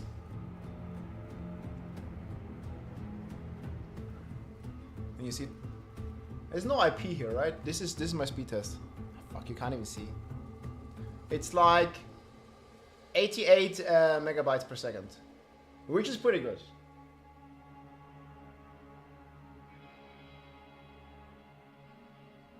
Okay, now it's actually like 150. I think it was calibrating because I just connected it. It's 150 megabytes per second. 10 ms. Megabits. Mbps, what does it stand for? Yeah, whatever it stands for. Okay, this was the final test. Mbps. This one.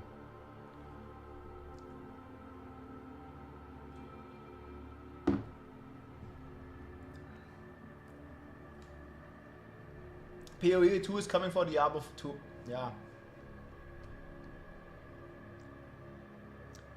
I don't know, man, but PoE is in beta, guys. I mean, people are saying Diablo 4 is also in beta, but PoE is actually in beta. Yeah, I want 1,000. Like, I mean, I can't get that, though. Yeah, I'd want that, duh. We can't have it. This is Germany, my friends. It's no bueno in Germany.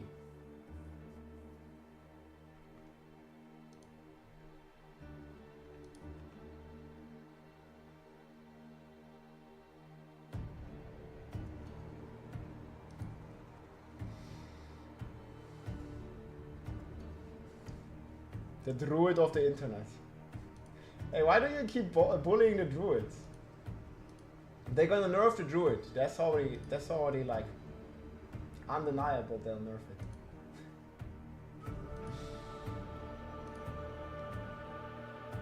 I still have this Winnie the Pooh memes up here. You might need them. Pooh Bear, Winnie the Pooh. Oh, dude. That intro was sick. But I'm digging this, man. No TikTok bans. Easy.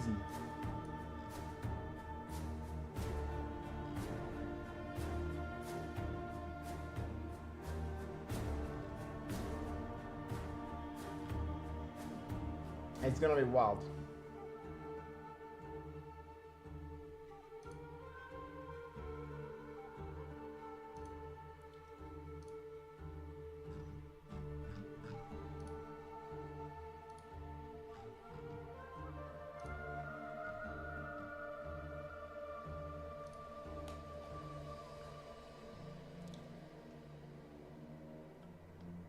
I hope that they are gonna buff Hoda Bob so they can nerf it again in Season 7. Yeah, it's a bit of a roller coaster, I agree. I don't know if they'll do both of that.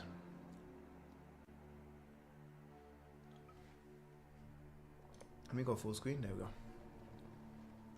10 minutes, boys. I cannot chat. Connecting to chat. Hey, what the fuck? I can't post in my own Twitch chat. Okay, now it works. Oh, boys, are you excited? All the Bob nerfs. Nah, we're gonna see buffs, boys. It's buffs only. Love your guides. Keep up the great content. Thanks, man. Yo, should we turn off notifications, though? There's still gonna be a pop-up notification. Do we have to buff all the other classes that are not Spiritborn? I have to say, it just went way we go. beyond my expectation. It's like nothing that we had in D4. Pure hatred, they're Mephisto's army. Yeah, how's the sound, feel boys? a little bit more different from your typical demon family. Everyone's quality was top-notch. But at the time, we didn't know if it was going to work. I think where we landed is going to turn some heads. This is not your normal thing. It's the living form of hatred.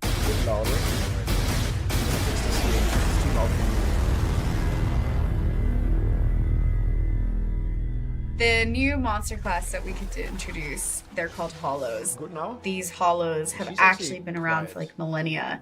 Mephisto at some point did go to Nahantu a long time ago, and these Hollows were a reaction of Mephisto being in Nahantu at the time, and then they went dormant.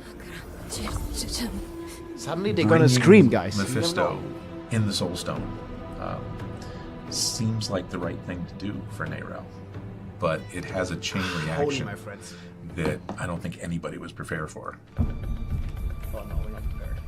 The Hollows are really They gotta play rife music and it's throughout gonna blast Nahantu now that Mephisto is back, and just visually, like, horribly disgusting, and sort of made up of the things that Fucking have been disgusting. consumed by the Hollows. Yeah, they're an extension of evil, infecting wildlife and other monsters and people with this thing called Ichor, and they're just sort of going mad. When we're designing the Hollows, the main thing that we wanted to push was just if hatred came to life, what would it look like? So we're thinking this black goo that's kind of like formless, but also have this red anger energy inside of it. And then with concept, we just want to make, cool monsters. What if it's 3 legs? What if it's no legs? What if it has like 3 arms? So we pushed a lot of like options and exploration. And then from then on, like everyone from narrative to design and concept would talk about it. It's like, okay, we like this one, and then we can push it and move it further. The Hollow family is made up of 4 members: the Swarmer, the Spitter, the Caster, and the Brutes.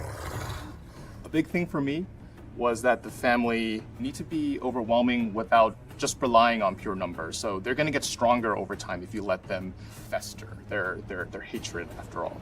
The Swarmer can teleport and attack you from behind, sides. The Spitter is a slug with legs. They spew out this vomit stream of goo. The Brute is the big, hulking, slow guy of the family. He has the shield that's buffing and making the rest of the army stronger. Caster is responsible for creating new swarmers. They also will channel onto a specific hollow, view them with extra hatred, makes them stronger and more deadly. The Hollowcaster's role serves as an elegant, hovering, yet menacing, damaging character in the game. Really informed many of our design ideas. When we want to make a new variant, we want to know in which specific area we would going to see that character or creature. Readability is like the main focus. Went through several iterations on the design, the texture, the materials, and the camera testing. The day after she gave me like, I don't know, what was that, 10 different variations? I was okay. Now we are talking. The emission on the spikes really did an awesome job to both on the silhouette and also to improve the readability. And in the end, we have the version that we were both happy with. And yeah, hand it over to the tech artist. We had some really strong narrative direction in understanding how big of a role hatred played. And we knew that we needed one look to tie it all together. This hatred has one source, and it's all about Mephisto. For the Hollow specifically, we identified that we wanted to do some special work with the materials, with the shaders for those characters. Shaders are the code that runs on the GPU that takes in all sorts of inputs like textures and lighting and position and outputs what the object's surface is supposed to look like. We wanted a shader that was capable of adding this sludge layer, this hatred layer over top of it, and making it dynamic and animating so that it really looks like it was constantly undulating or writhing. So once we had this shader function, we were able to kind of apply that in all these different contexts, like the monsters, like the environment, the character armors even. Most of the shader work was done by Alex, who really took that shader function and made it work in all sorts of different contexts. And we also have the hatred add-ons to these characters, these tentacles, these writhing hatred growths all over them, which was a procedurally generated process that was largely run by Sky on our team. The Hollows boss was kind of born of this idea of what does a pinnacle Hollows really look like. We have the Hollows family, and that was pretty well defined by the time that the Hollows boss kind of came up for concepting. Our artist Victor had a lot of cool ideas for horror themes and really wanting to push visuals with contortions and like breaking the neck of this monster all over the place. That's where we had the option to go, like, can we push it and really get that idea of what hatred and the Hollows are all about? This inky black ichor that latched on to a once powerful spellcaster. It was such a great source of power that this particular Hollows monster turned into the Priestess of Hatred.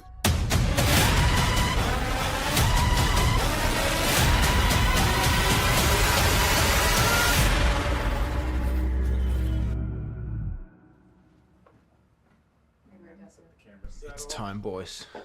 Today. I'm Victor Lee, a principal concept artist on the Diablo team, and I concepted the Priestess of Hatred. Victor Lee is one of the OGs from Diablo, and he's known for creating a lot of dark imagery. And every time we want to have a monster or boss, he's done all the greats, even Diablo himself. One of his monitors on the side of his desk is just like a dark black eye staring at him. And so when we needed something that's pure darkness, like, we had to tap Vic. I feel like when we're talking about hatred, I kind of visualize it as like a black, webby-like thing. So I thought a spider configuration would work for this. So I did a few variations, some with souls, human souls trapped in the abdomen. It's like a purgatory because this creature consumes humans.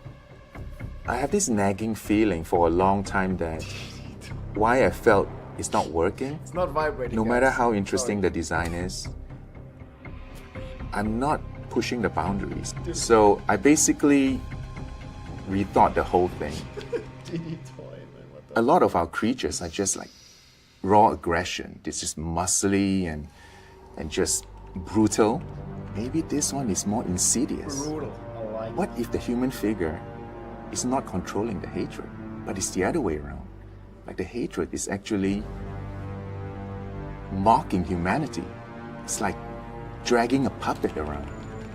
So what I did is I kept the human figure as a focal point, but the rest of the creature is this moving mass of basically a ball of hatred.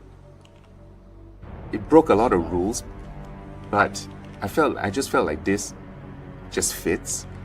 So I went ahead with it and rendered it out.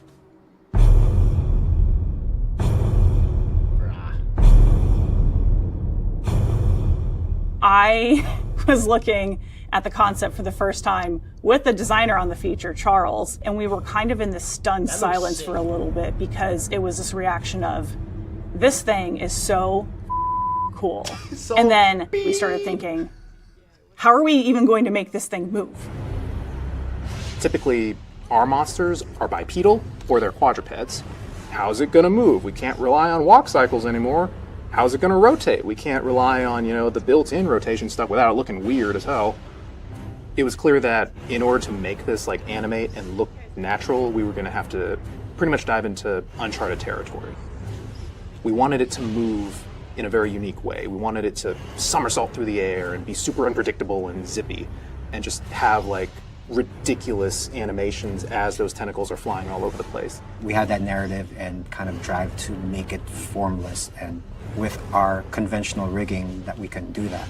We were doing prototyping before the feature even kicked off. We were already meeting with animation and tech art to say, hey, we have this thing, we think it's really cool, but we need help figuring this out.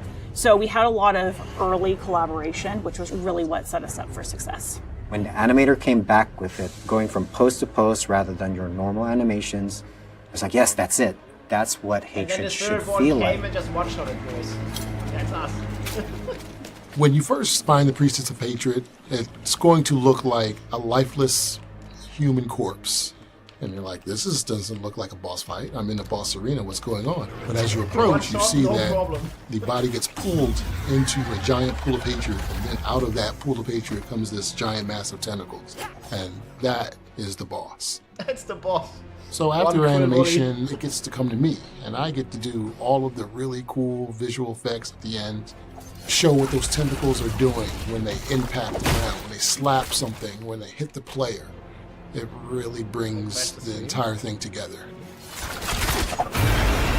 The vomit attack is really gross because there's like this part of the torso of the humanoid that has been kind of hollowed out and now has teeth. The tentacles come out from the mass and they grab the humanoid and kind of pull the body back so that the slit in the belly opens up and all of the hatred just pours out in a straight beam. It's pretty gross. The Hollows are just such a unique family. From the moment they spawn in on your screen, you can tell that they are different. They have just such unique behaviors and animations. We were able to execute on a vision that's really just so different than what we typically do. The whole process, I feel very proud of our whole team. Everyone just got it. They understood what the monster was, they got the vision, and it just worked.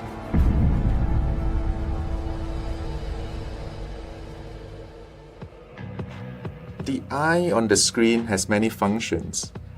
It keeps me in the right frame of mind. What we are doing is dark. It should be horrifying. I should feel the fear while I'm doing it. It's a reminder of that. The eye also serves as Campfire, 29 a warning. It's coming now, guys. Like, get moving. Don't dwell too long and wander around, you know. Get this thing moving. I don't remember him. Get the work done.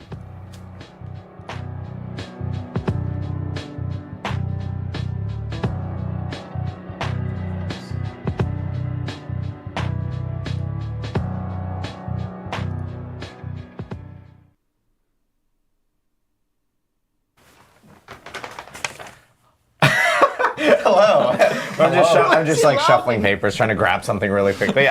Welcome to another Diablo 4 Campfire Chat. My name is Adam Fletcher. Of course, I'm joined by two familiar faces on our Campfire Chats. We have Mr. Adam Jackson, Mr. Colin Feiner. Hello, everyone. It's been a little while since we've seen everyone. We obviously have lots of has changed since our last stream. We ended up launching Vessel of Hatred, which is really awesome to see. Tons of players online checking out all the new features within Diablo 4, and of course, the Spiritborn as well. We've been hearing a lot about the Spiritborn. Seems a little awesome. Obvious. Awesome and very weak, right? It's too weak. Yeah, that's apparently what we most definitely heard. But no, it is a little strong, and we've heard that from a lot of people. We'll be talking about that a little bit today. But first, before we do jump in, I do want to talk about some upcoming plans that we have for streams. Obviously, we're doing this stream right now for the mid-season update. The mid-season update is actually currently scheduled to release next week. We won't have patch notes immediately after this stream. As you know, we're doing this stream on a Tuesday, which is a little bit of a different day for us. We typically end up doing these streams later in the week when we do release those patch notes, but you will have patch notes later this week. We just need to get them through localization, make sure everyone sees them, and we get all the final changes in them before we actually do release them. But you will have the final patch notes for mid-season update later this week. And then, again, mid-season update next week. We will be back next week for another stream. So back-to-back weeks for streams. Lots of streams coming up. So this one's going to be a pretty quick one to go over mid-season update. Yep. And then next week, we're actually going to talk about the Season 7 PTR. I should actually call it Patch 2.1 PTR is specifically the name of it. We're going to be talking about all the changes that are coming with Patch 2.1.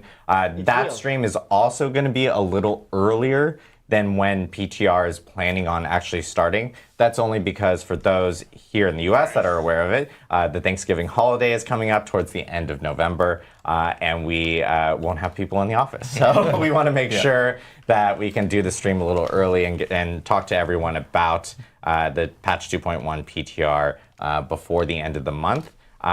PTR Season 7 itself next week, boys. is planning on starting after the holidays. It's or after that Thanksgiving holiday in the U.S. And then for the notes regarding PTR, we'll have that before the holidays. So everyone get to, at least in the U.S., they can eat turkey, read patch notes, and then elsewhere, Perfect thing they can just read patch notes. And so we have a lot of stuff coming up and a lot to talk about. But before we do get towards some of the other items, I know Colin, you want to talk a little bit about where we're at with D4 at the moment? Yeah, absolutely. So I'll try and keep it short and sweet. For the mid-season, we actually think, I just wanted to talk a little bit about how we think about the game currently. We've changed a lot over the past year. We've changed itemization. We've changed all of the progression. And generally, I think, we've seen a ton of positive feedback around a lot of the progression changes made in X1, which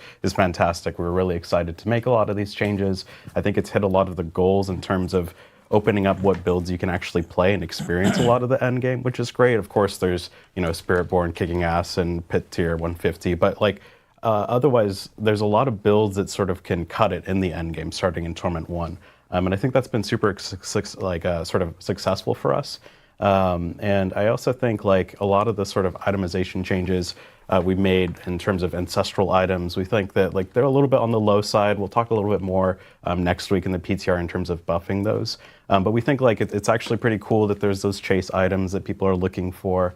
And I think just generally we're pretty happy with how a lot of the things landed. And right now we're sort of taking a step back and seeing, okay, now that we've made a lot of these changes, what are the more iterative steps we're going to take in the next year in terms of tightening up a lot of things?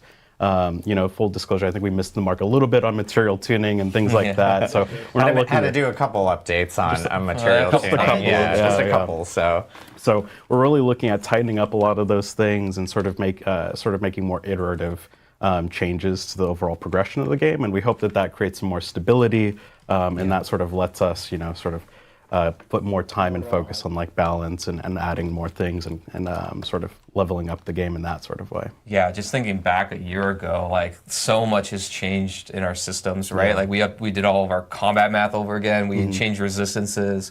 We changed how loot drops and the whole upgrade system there in Season 4. Unique's got a big overhaul.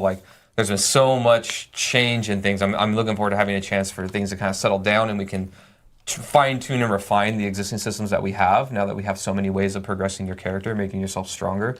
And I think there's a lot of room for improvement inside of these systems to make them kind of better, which I know people have been requesting a lot. So Absolutely. We're looking forward to that. Yeah, it's really about refining what we currently have. We feel like the structure is really strong right now. Yeah, most definitely. And I know with this mid-season update, of course, the biggest topic that we've been hearing a lot is around class balance, specifically around Spiritborn right now and how it is performing very well compared to some of the other classes. And so, Mr. Adam Jackson, I know you wanted to talk a little bit about some of the class balance. Yeah, let's talk about classes. We've got a lot to go over today. So first, just to give an overview of kind of what I'm going to talk about. First, we're going to talk a little bit about kind of the state of Season 6 and kind of how we see things and how things are going. And then we're going to give you a preview of some of the changes that we're going to be doing for all of the classes. Normal disclaimer here, we're not going to be covering everything that we're going to do here in the patch. There could be a lot more notes than what I'm showing today, but just to kind of give you an idea of what's coming for each class and kind of what you can look forward to. So yeah, the current state of Season 6. So, a whole lot of people are enjoying the Spiritborn. I think this class has been really successful. We've been hearing that it's a lot of fun. People are really liking kind of the way that you build, the way that you play, and just the class in general, which is really gratifying for the team. Just for some stats here, 62% of all players have played the Spiritborn. So, when you think, there's 6 classes in the game now and 62% of people are playing it, that's kind of a lot of love for the class, which is pretty exciting to see.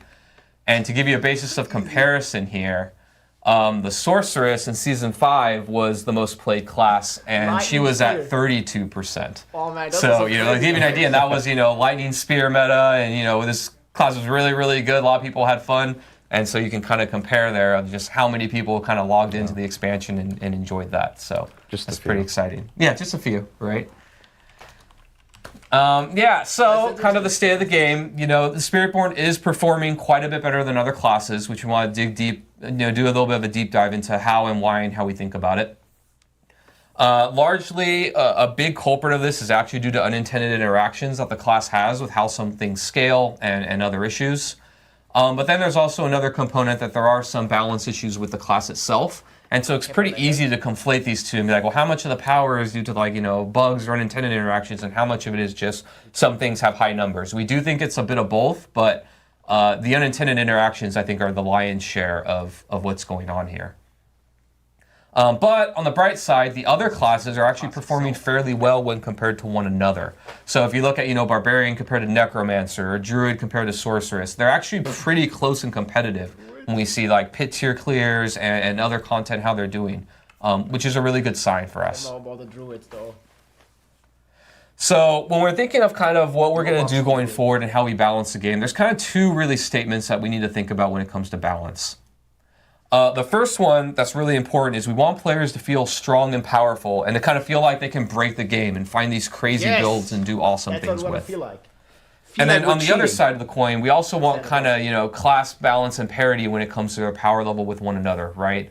We don't want a situation that exists for a really long time where, the only answer is to play Barbarian, for example, compared to everything else, and that's all that you kind of be pushed into playing. Is to play fucking weapon throw snapshot. So these two things are kind of at odds with one another, and we've kind of gone back and forth on our strategies here. If you remember back when we launched Diablo 4, we really actually prioritized class parity and harmony over, everything else, over the power fantasy of the game. And what this resulted in was every time that someone found a build that was really strong and crazy, we just kind of would fix the bugs or nerf the build, and we ended up kind of playing whack-a-mole every time that players found something cool. And it ended up being that Blizzard kind of turned into the fun police, which players really didn't like. We got a pretty big reaction at the end of the launch period and into Season 1 when we tried to only think about class parity over kind of the power fantasy of Diablo. And in Season 2, we kind of really turned things around in the way that we thought about the game, and we really prioritized, power fantasy and this idea that our players kind of want to break the game and be crazy. The big shining example there was Ball Lightning for you Sorceress mains. And then they nerfed it. Where that skill, had an unintended interaction. It was really, really good, but players really liked it and had a lot of fun. And so if you remember a long time ago, we came on live stream and we talked about this, and we kind of said that we were going to allow players to kind of break the game in this way until the next season, right? There are some exceptions that we'll make where we'll fix things in the mid-season if it's impacting the performance of the game or the experience of other players, like if your build is causing a bunch of lag or something, then we'll fix it right away. I think in Season 6 we had this example with the Evade build with Spiritborn. But overall, players really like this strategy a whole lot more, right? We don't like nerfs. They got to enjoy this kind of, the point of playing ARPGs and Diablo in particular, of really making a powerful character and being able to smash faces with it, right? Yeah, and the sort of philosophy here is sort of goes even beyond classes, right? If you remember in Season 1, we were just nerfing every dungeon that was too performant, and any time there was content that was a little bit out of budget, we'd nerf it. So it's really about sort of establishing a trust with you, the player, during that season, and not trying to sort of force you to exploit the fun early and often. And it's really about sort of making sure that when you play a season, you know that season is going to work the same throughout the season, and we're not going to change things midway on you. Yeah, I think another factor to think about too is that now that we've added a lot of progression with tempering and masterworking, that there's a lot of time investment that goes into making a build, even if you know it's something that might be unintended, but it's really, really good and crazy, and you spend 40 plus 100 hours, whatever, making it, and then if we kind of pull the rug out from under you, it's worrisome to do that to players, I think, in the middle of the season. It's all about respecting your time, right? No nerfs, guys. So in that vein, we are not planning to nerf the Spiritborn in the mid-season patch, which I think is the thing that's on everybody's mind. Is Blizzard going to do it? And we've decided that we think it's best for the game to not do it in the mid-season. So in Season 7, and we'll be talking about this a little more in the live stream next week, we are going to be fixing all of the unintended interactions that we found with Spiritborn. We'll also be making balance adjustments to bring them in line with the other classes. So you can expect a lot of change there. But until then, enjoy what you've got now while it's there. I think it's worth digging into the unintended interactions part too, right? Because it's not necessarily like you picked one legendary Paragon node and now your build is ridiculous, right? No, it's like you're sort of, for lack of a better word, abusing some of the mechanics, right? If we know, Viscous Shield is scaling off of max HP, players have poured tons of time and effort trying to max Masterwork their max life and getting all the perfect tempers and item affixes. We don't want to take that away from you, right? That's not something that we're trying to necessarily destroy all the time commitment you put into your character by fixing these things. So it's not as simple as just fix the unintended interaction, right? Yeah. But just reiterating, it is those unintended interactions are things that we will look at when we get to season 7 and we start off with season 7. So, and obviously with mid-season update, enjoy it through season 6, but come season 7, and you'll see a preview of some of these changes with season 7 in our PTR stream next week. You'll see some of the changes that we plan on doing. Yeah, there's a lot coming there, but this isn't about that. This isn't about that today, but just there's a lot coming there for aware. everybody that'll be really exciting. But yeah, so, but the caveat to all of this is if something does come up that impacts other players in regards to the game's performance, or you're causing lag for the server or whatever, we will be fixing those types of interactions as soon as possible. Like the evade build is our example, right? We will fix those right away because we want to make sure that the game is, performant for everybody. So in the mid-season, though, we are going to be buffing all of the other classes in the mid-season patch, but I want to caveat this a little bit with it's not going to be to the level of Spiritborn right now because a lot of that power is due to bugs and unintended things. So we're really going to be buffing the classes to have more parity and harmony with each other, but then also to kind of where we plan to bring the Spiritborn to after, the bugs and stuff has been fixed. So you will be seeing number buffs, but I wouldn't expect to be at the same level as what Spiritborn is doing right now in the mid-season. Just to be clear, because of that, the bugs are actually a big part of the power level. Yeah, and we don't want to create an arms race, right? Where it's like, okay, everyone gets to be pit tier 150, then the next natural ask is like, okay, I guess we're adding Torment 5, 6, 7, 8, right? So we don't want to sort of get to a place where, you're chewing through 12 different Torment tiers. So we're really being cautious about the arms race here. We actually think the rest of the classes are in a really good spot. Yeah, and I think you can count on that going forward too, not even just right now, but this is kind of the way that we think of things in general. It's like if all the classes are kind of in this realm kind of close to each other and then one has something unintended that brings like way up here, everybody is always like, well, let's just bring everybody else to this. Yeah. But if we do that every time, like you start with this difference and then you're here and then you do this and then you do this and you're exponentially going to increase the power level of the game just insanely high really fast, right? That's not our goal, right? So if there's something that stands out, we'll let people do it for a while, but then we're going to bring it back the next season. Yeah. And that's kind of the way that I think you can mostly count on us doing balance and how the choices that we make and why. Definitely. And the same goes if there's like a underperforming class. It's like 20 pit tiers behind everyone else, right? We have no problems with like bringing that up to where the rest of the classes are. Correct. Yeah. The real goal is to get everything in a pretty good realm of having harmony with one another. And, when something's out of balance, it's okay for a season, but then we're going to try to bring it back, right? That's kind of always our goal.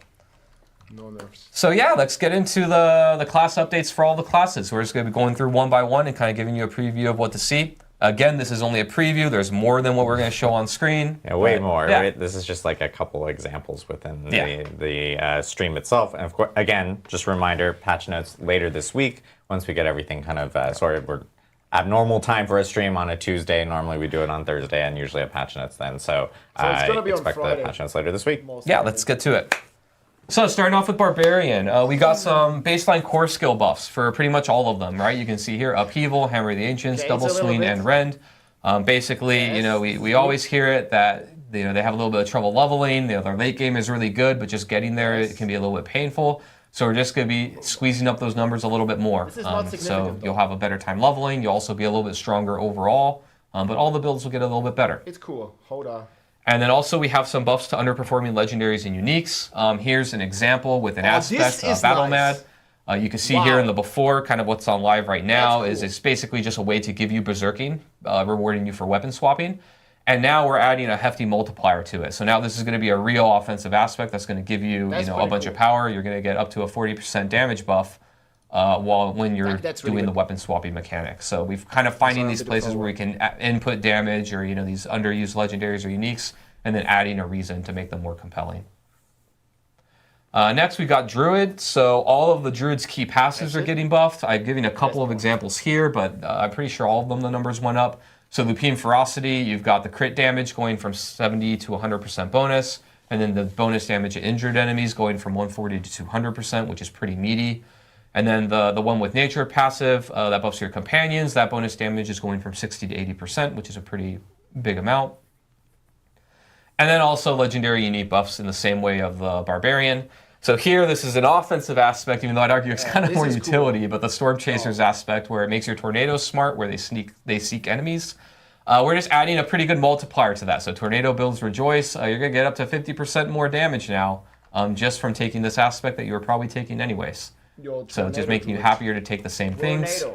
Next one, the Basilisk. This is the Earth Druid dealing with Petrify. So before, it was that first time that you hit an enemy, you'll petrify them, and then every time you petrify them, it deals a bunch of damage. We're just making that a lot more usable, so that way you can feel more comfortable taking it. So now it's going to be when you hit a healthy enemy, you'll petrify them. And also, this will work against bosses. So every 5 seconds that you hit a boss, you'll attempt to petrify, and then you'll get that bonus damage proc. So basically, this unique now will be giving you a damage proc every 5 seconds against bosses, which will be a lot better than now, where it doesn't really do much to bosses at all. Okay, yeah. Next, we got the Necromancer. So they're getting buffs for all of their basic skills. I'm showing Decompose here as an example. The damage is almost being doubled. Your essence gain per second is going up by quite a bit. And also now it'll scale with attack speed bonuses. So now if you build attack speed or you have it, Decompose is going to be generating essence for you quicker, which it didn't used to before. They're also getting some buffs and kind of some simple functionality changes to some passives. So an example here with the Evulsion passive is before you would get increased crit damage to vulnerable enemies. And now we're just going to remove that double requirement there of focusing on crit and vuln. So now you'll just get more damage against vulnerable enemies. So it's just a lot more usable. It's now you can use it more generally. You don't have to worry about critting all the time to get the bonus. So it'll just be more consistent. And then we've got some unique buffs here. These are just number buffs. Some examples. We've got Morticrux, so your chance to spawn the Skeletal Simulacrum is going up. And Howl from Below, you're just getting more corpse explosion damage out of it. So just tuning up these numbers to become competitive. Yeah, I fixed the volume. Sorry. Next, we've got the Rogue. So similar to the Barbarian, the Rogue is also getting buffs to the core skills. Penetrate shot damage is going up. Flurry damage is going up as some examples. Also, their key passives are getting a bit better too. Victimize, the damage scaling is going up for your vulnerable damage bonus.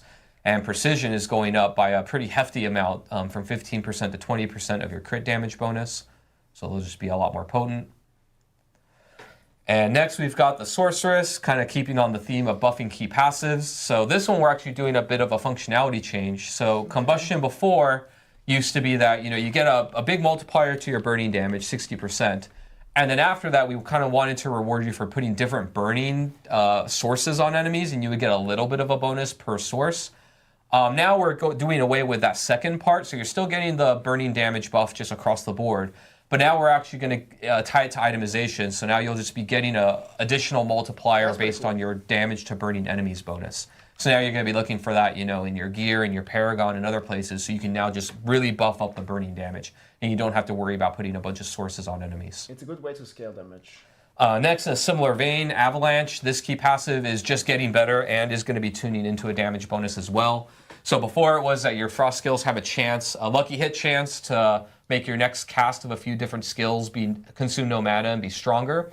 And when you hit vulnerable enemies, it just made the chance better. And now we're just buffing up the chance baseline, going from 10 to 30% to get that free cast and bonus damage. But now the actual damage that you deal is going to be increased by your damage against vulnerable enemies stat. So now we've added basically a scaling multiplier to this key passive, so it should be doing a lot more damage over time. Next, we got aspect of Piercing Cold. This is for you Ice Shards enjoyers. This one's getting a whole lot better. So before it used to be that the number of pierces was part of the random roll, and then also the roll made it deal, your subsequent hits deal less damage with Ice Shards. And now we flipped the script now, and now the amount of enemies that's going to pierce is going to be static, so you're just getting a more consistent value. But instead of doing less damage, you're going to deal more damage per enemy hit. So that actual difference of going from less to more is going to amount to a substantial increase in the amount of damage that this legendary is pumping out for Ice Shards. Yeah, I saw. It's a huge spread. Last but not least, for the Sorceress, we introduced a couple of new legendary aspects in Vessel of Hatred. We've got them, they're scaling with Charged Bolts and Incinerate.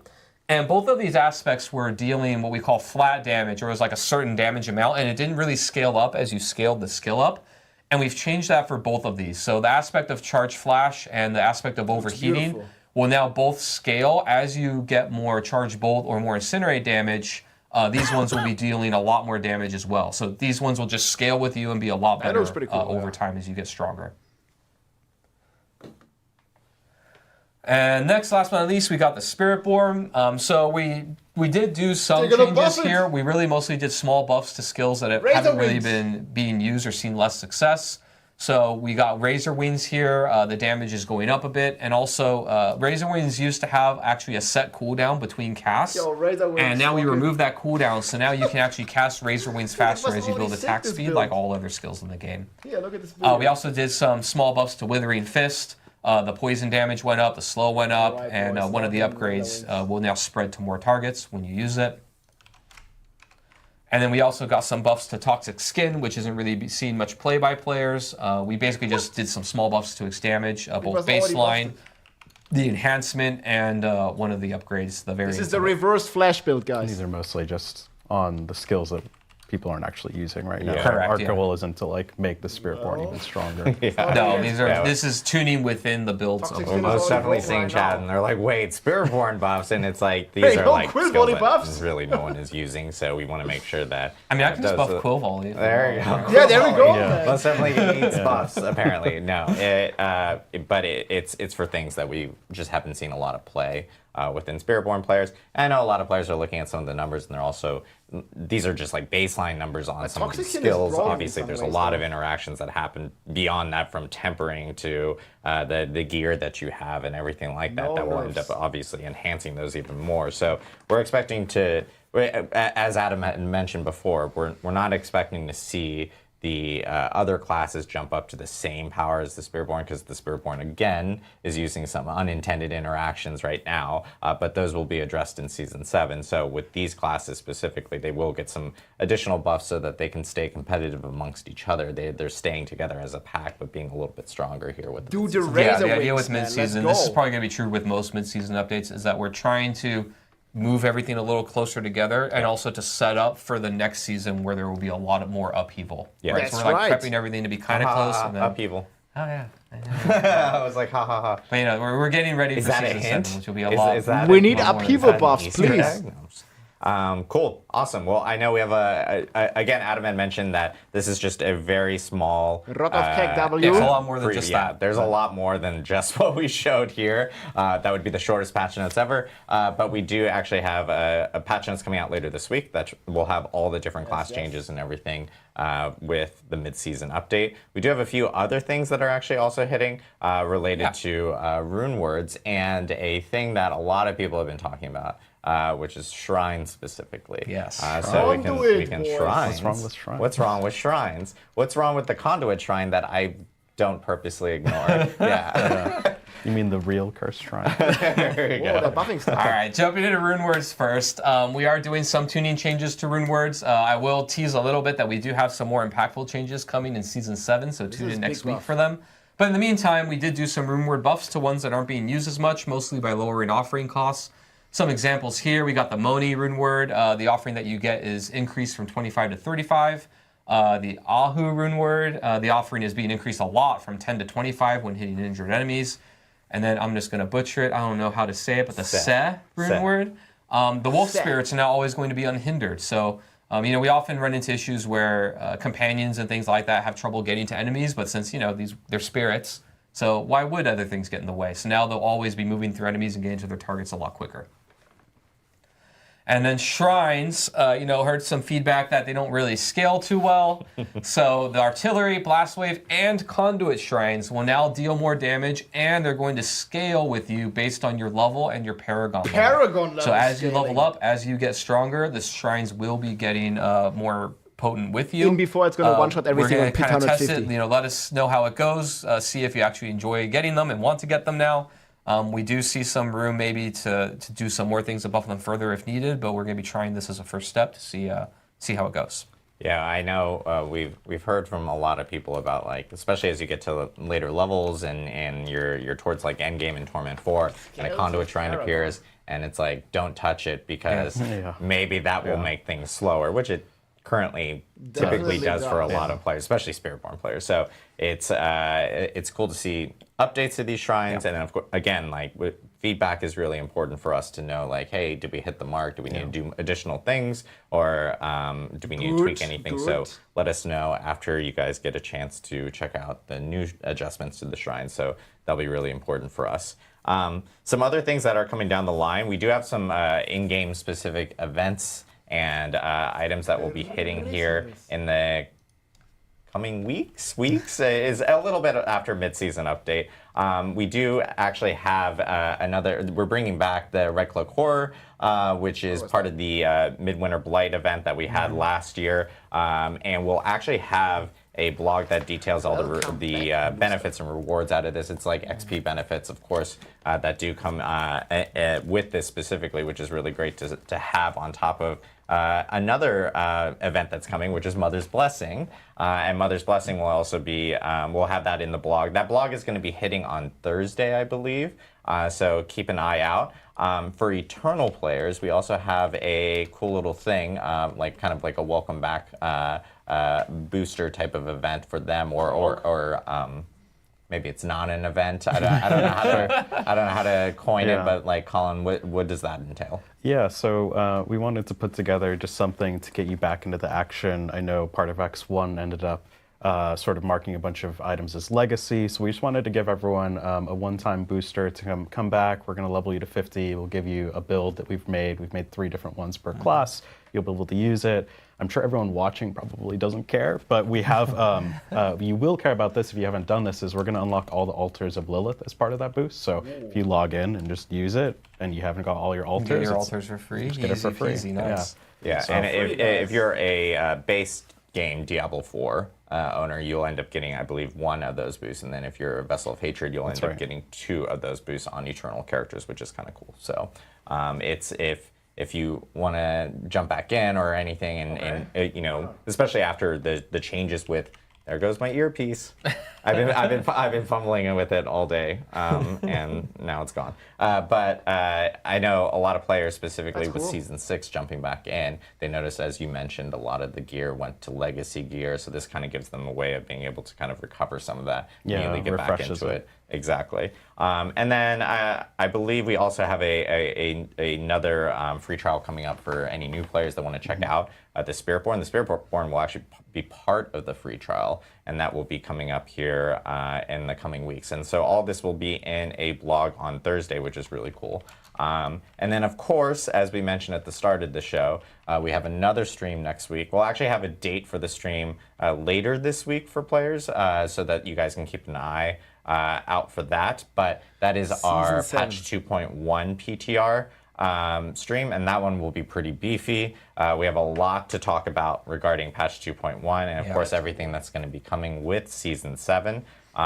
We are super stoked for that. The stream again will be a little early because of the Thanksgiving holiday, so a little bit earlier than when PTR is going to start. We do plan on having those notes available for players before the Thanksgiving holiday, and then I would expect that PTR to start after the Thanksgiving holiday, so when everyone is back in post-holiday and is able to monitor and see how everything is going with PTR and taking the feedback. So we'll have a stream next week. You'll see, of course, some of us back on stream next week for that. And I believe we'll be joined by Mr. Dan Tangway again, who will be in Albany and chiming in on all the stuff that's coming with Season 7 and patch 2.1. So lots of big changes coming specifically with that. I know we do want to jump into some Q&A really quickly. So if you guys have any questions, we have chat enabled on Twitch, so twitch.tv/Diablo. If you're watching on other channels and stuff like that, that's where we do take in specific questions, but feel free to drop in any questions. We'll try to get through as many as we can here. Again, this is just kind of an abbreviated stream for the mid-season update, and then we'll be back in a week. Next week, yeah. I get it. We took a little bit of a break from streaming, so it kind of makes sense. So that we'll be back pretty quickly. But I know our first question that we have is related to ancestral items. We get a lot of questions about ancestral items. I've seen a lot of questions. Oh, this earpiece is driving me nuts. Question number 1, Adam, fix your earpiece.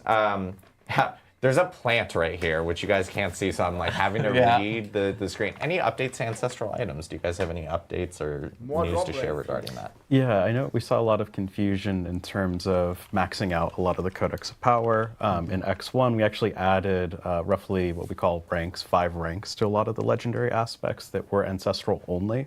And I know that caused a lot of confusion. So currently how it works is ancestral items have a higher upper bounds on the rank that you can achieve for that aspect. And we have seen quite a bit of people struggling to max out their aspects. Generally, that was the goal, is that we do want to grind, right? Like we think it's good that you can sort of get an aspect right away, but we like that once you have that play style assembled, we still want things that you need to work on. That being said, we think it's a little bit too aggressive right now. So we're going to be making some changes, which we will detail next week, in terms of how that actually works. But just know that currently ancestral items are the sort of where you find the max rank of a lot of those aspects. But you can still find them on anything else that isn't ancestral, the lower version. Yeah. I know, and we'll be talking more about ancestral items next week, specifically. Yeah, the drop rates. A lot of stuff regarding that. Is there any plans? This is I'm taking a few questions from the forums and of course chat, because we did post this on the forums beforehand. Urza from the forum says, can we get boss materials to stack like runes or maybe even higher? Are there any plans for 999, please. Yeah, we are looking into it. There's things on our side in terms of like storage and duping that we're a little bit worried about, but we're looking at making a change sometime in the longer future. I mean, it's already happening right now. Question from a couple people like Archangel 890 and I'm not gonna Dragonage says any chances that you guys will potentially change like XP gain, maybe the growth to Paragon 300. Is there any plans on maybe making adjustments or tuning specifically on that end? Currently not at the moment. I think it's something we're monitoring though in terms of the feedback. We do like that you can get just about everything within the first 200 Paragon levels, and everything from there has a pretty steep diminishing return in terms of power. So what we don't want to say to you all is like you need to grind 200 hours to unlock your build and do all the things that are sort of playstyle defining, which we define as like the sort of glyphs and the legendary nodes. So we've seen actually a lot of positive feedback that like you can get your build online and that you still have something to work towards. The sooner we sort of short circuit that Paragon grind, the more we sort of get back to that pre-expansion 1 state where you just don't get anything from killing monsters because you're Paragon 300 in the first 2 weekends. So currently, we're looking at monitoring it, and we're super open to the feedback. I think the so far we've seen a good amount of positivity around it. I think it's kind of in line with what you're talking about with the legendary powers, right? How like those last 5 ranks are on ancestral items only, and so our idea is like we want you to get your build online and play the way you want within a pretty quickly or whatever. But then you have something to work towards like incrementally to become stronger and stronger, and that we're okay with taking a long time. Totally. As long as it's not like cutting you off from the build at all. Right? Yeah, it's about getting you into the fun and like making sure that your build is blasting, but you have things to sort of use that build to blast for, right? That makes sense. Yeah, and I think there's like the other thing that people are probably forgetting about is like we do have these events coming up and stuff, which also benefit some of the XP and everything like that, which will be a good opportunity for players to like be able to, if they really want, because there, as we've seen, there is a reward for getting to Paragon 300 and stuff. So if it allows players that opportunity to kind of use those events to be able to boost that, and we have obviously Red Cloak Horror stuff coming up here, and of course we have Mother's Blessing. So there's opportunities to help with some of that XP based off of those events specifically. So there is a question regarding materials again. Can we expect any additional buffs for drop rates on Rawhide, Iron, Forgotten Souls, anything like that? Yeah, so actually it is in the mid-season, but we did buff Legion events. I know that was a personal favorite of a lot of folks for the mid-season. For Season 7, we're taking a look at just sort of buffing the various sources and also really drilling down on like what are the bottlenecks players are having and iterating towards that. There's no major changes coming in Season 7. Like we're not going to quadruple the amount of materials across the game. The Legion events but it is something, again, in the spirit of like tightening the things that we have. We are actively looking at a lot of the material inflows and outflows, and we want to give you the tools to sort of get the materials that you're looking for. sort of what we're trying to do is ensure that there are things that you still care about, right? And you still want to grind. It's still in that spirit of like, it's walking that fine line of there are things to work towards without it feeling super tedious. So that's what we're trying to tighten and work towards. There is a question regarding this from Remsterma says, do you have any plans to start bringing in new mid-season mechanics?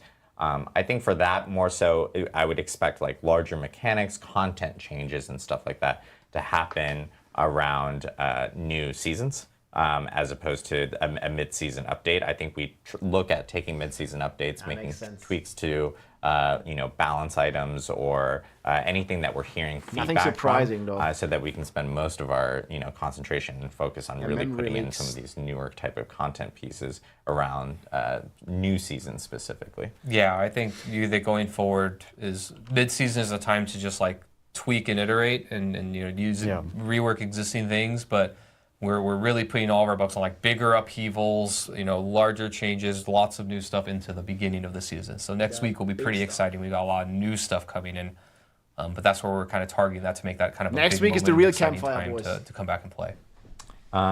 There is a question from Casual Dragon regarding Undercity drops and asking, is there any plans to potentially fix those, make those better, they still doesn't specifically drop. on that end? Yeah, so this sort of leads into, there are some ancestral drop rate changes that we want to talk about next week, but in general, what that'll mean is all the loot across the game will generally get better. So it is something that we're working on. I'm about to take this earpiece and throw it across the room because it just keeps popping out and it's driving me insane. That's a question from Pez Radar. Question from Finamdar says, Diablo, any stability fixes coming? Been seeing a whole lot more crashes since the last couple patches. Yep, I will say that we've been monitoring. We can actually see whenever a player, series. We can actually see whenever a player actually crashes. We know it. We get logs from it on our end. I know that the engineering team here has been doing a ton of work on working to get the game more stable. You've probably seen a bunch of different small client patches go out. We actually just re-enabled like DLSS in a client patch that went out yesterday. There are additional changes and more reviewing that's being done from our side to ensure that the game is running very stable. So expect to see more of that as we get through this season and of course into next season. Because our goal is to make sure baseline everyone can jump in without any of these types of issues and everything. And shout out to our engineering team. I know they've been working long and hard on figuring all this stuff out. They've been that's like their top priority right now. They actually, behind the scenes, we even collaborate with them a lot on doing various things related to game performance under the hood, like making skills cleaner, making interactions cleaner. Like we're constantly doing stuff to make the game run smoother in the background. Pretty much every patch, like we're fixing multiple things. So it's definitely something that we're always working on actively. Why so Blue Panda Bear? Any chance on tempering skulls can be used more than once? Investing time to finally get a rare drop and it bricks kind of doesn't feel too great. Any thoughts on tempering scrolls, how that's been going? Yeah, I think it's definitely something we hear a lot of feedback on, and it's something that we're sort of taking an incremental approach, right? Like with the X1 or the expansion 1 changes, we made it so that a lot of the recipes are 3. We also added, of course, the scroll of tempering or restoration in expansion 1 to see how that sort of changes things. So we're just really taking a measured changes. If we see still there's a lot of feedback that it just still isn't hitting that mark, we're absolutely open to changing things, like potentially letting it be used more than once, and we're just sort of monitoring at this point. We are getting questions about the armory. There it is, Stay boys. tuned. TM. Next year, TM. We'll have information on that. As you guys know, that has been in development. It's something that we've already confirmed about. We'll be talking more about it here soon, TM. Next year, my friends. Keep your eyes peeled. Is that the term? Keep your eyes peeled. I don't know. There's a saying that what the fuck are you stay talking tuned. about? I don't know. Last question here that we have before we head off is Hole's Transition says, will Dance and Knives get buffs? And any changes to be more Nothing compatible about with Master collecting working with loot, dupes. opening doors, etc. That's it. You know, when you're spinning to win with your knives and stuff. Is there any way? What are you of, winning, any though? plans of potentially having them seamlessly move around around a dungeon or something like that from that end?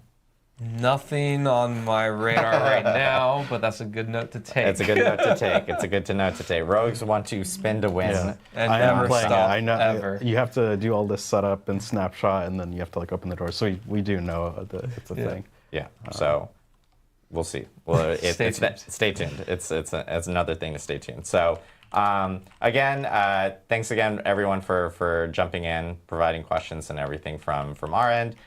We will have patch notes later this week, so stay tuned for that. The blogs for Mother's Blessing, the Ruckloak Horror, our Eternal Boost stuff, everything will be out on Thursday. So also check out for that blog. Mid-season update hits next week, so patch notes will be out before the mid-season update. And you guys will also hear about our stream date next week for the patch 2.1 PTR. So we'll be talking a whole bunch. That will be another beefy stream. This one I know is a little bit short. That one's going to be a little bit more beefy than this one. But look at this. 2 streams in 2 weeks. We're about to do it.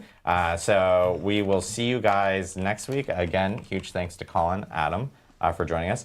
Our wonderful mini Cosra over here. Super awesome, super cute.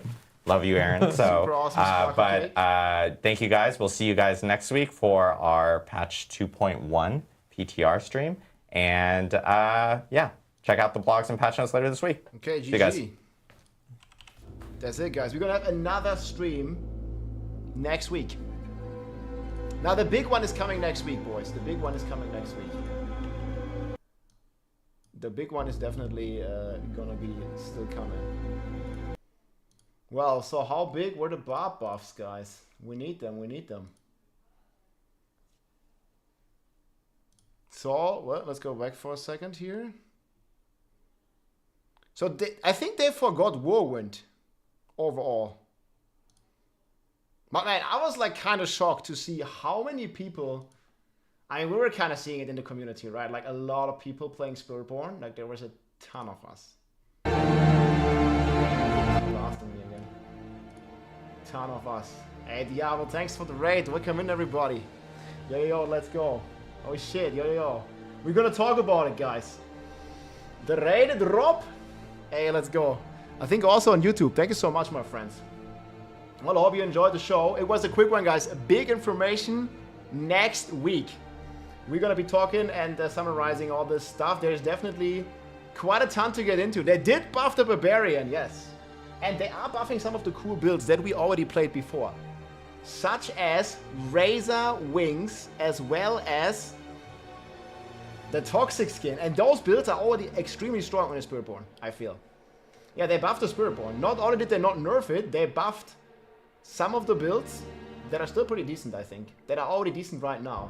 I was calling it the reversed flash, but we can look at some footage in a second. Just thumping. But okay, let's go over the class balance changes for a second. So 62% of players. I mean, in my community, from you guys here, I think it was 90%. But again, there's always a big, part of the community that is not on Twitch, that is not on YouTube. Toxic Skin is a must in PvP. Yeah, I think it is pretty strong overall. And then we also got the number for the Sorcerer players, right? So 62% Spiritborn, and then 32% were playing Sorc.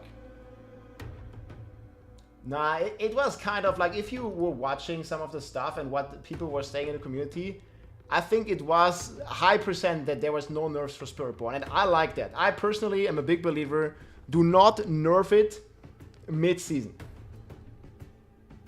It was a short and sweet one, guys. The big Campfire, like you guys expected like so much more, next week, my friends. Season 7 stuff. And we have, okay, so let me go over the dates for a second. So, they said the patch notes dropping later this week. I'm expecting either Thursday or Friday for the patch notes. Thursday or Friday for the patch notes. And then the week after that, on the 19th, that's when the patch hits. The mid-season patch, all the stuff that they discussed. We're going to discuss it now. And then we also have the Campfire stream. I would guess it's going to be on Thursday next week. So on the 21st. And then is Thanksgiving. And then on the 3rd, I would say like the 3rd, we get the PTR for Season 7. There's a lot of stuff coming. All I wanted is the game won't crash anymore. They're gonna fix that. They're on the way. Please fix Mighty Throw double damage temper. Ooh, yeah, I heard that, but the buff is already like pretty decent, no? Can't drop it on Friday. It's Tyson versus Jake Paul. I don't think that is in there. That is what they consider, like whoever is boxing, whoever like is like. I don't think that's in the schedule, if you know what I mean. Yeah, I don't think it is. Let me put this chat up here again. Yeah. PoE is on December 6th. Yeah. I think we're gonna get the PTR on the 3rd, and then like 5 days later, it's gonna be PoE 2. Bob Saga. Yeah, Bob has like one strong build. But like, okay, there is buffs coming though. Yeah, we'll probably make a summary here in a sec. Spiritborn is performing better. I mean, this one was definitely the case. I liked a bit of the philosophy changes here and talks. That was very nice.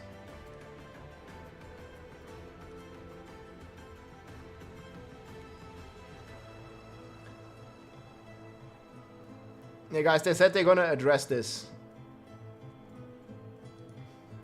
Not planning to nerf the Spiritborn mid-season. No nerfs. In fact, there are Spiritborn buffs. There are buffs for the Spiritborn. Razor Wings is already amazing. I already have a video on Razor Wings. I'll show you real quick. This is how it looks like. This is good to build. I think it gets about double damage. You like these boomerangs? You see them? Boom, boom, boom, boom, boomerang. This is gonna get a big buff.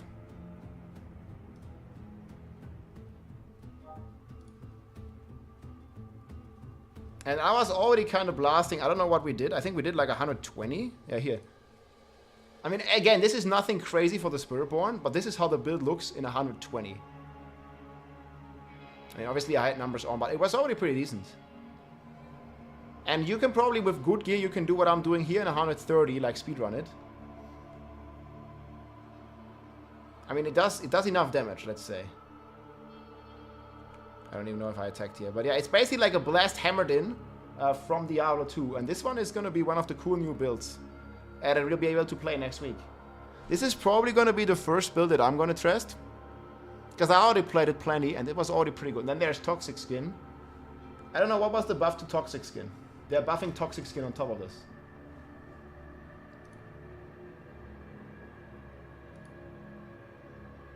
Yeah, it still has more damage than buff. It's definitely looking cool. I mean, it's strong. Like, also at the boss. Yeah, 86 trillion. I mean, they're buffing this pretty substantially, I think. What exactly do they do to Bobs? Okay, let's talk about it. Anyways, this is like a Mystic Circle build too. DPS definitely pretty good. So what were they doing to Bobs?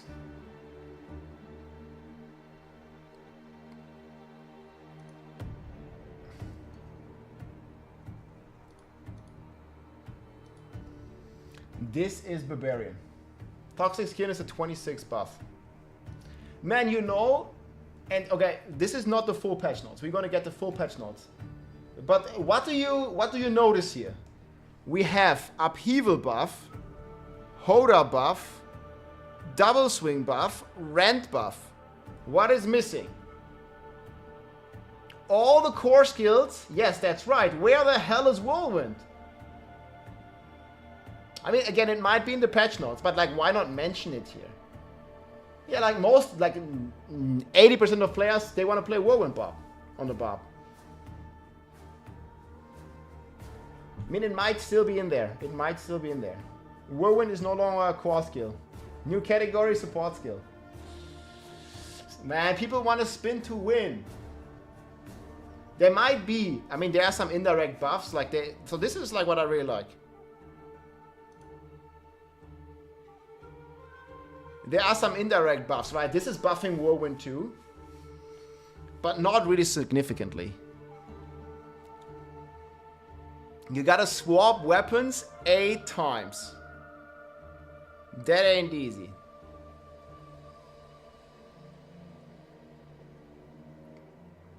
Like, especially if you're whirlwinding, you also need to switch your weapons. That's gonna be... I mean, 8 times in 4 seconds is pretty easy to achieve. Well, it's actually not that easy. You gotta swap twice. Well, I think the buff needs to be higher. I mean, 8 times, like, come to think of it, it's gonna take quite some time. Like, maybe 2 swaps a second. Maybe 3. Ah, okay, 3 times of Iron Maelstrom. Like, there ain't no Iron Maelstrom, bro. Yeah, this is gonna be hard to keep up, this buff. Yeah, another weapon switch enjoyer, another walking arsenal enjoyer. Well, they did nerf walking arsenal like crazy. I don't think... Well, I mean, we'll see on the patch notes, but I'm not expecting there to be a buff to the key passive, even though I think it would be needed. Key passive buff would be a huge W for me.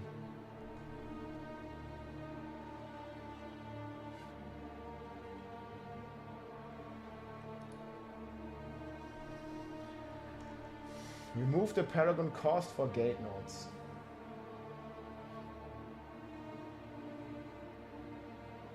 Leap plus Ravenous Ring.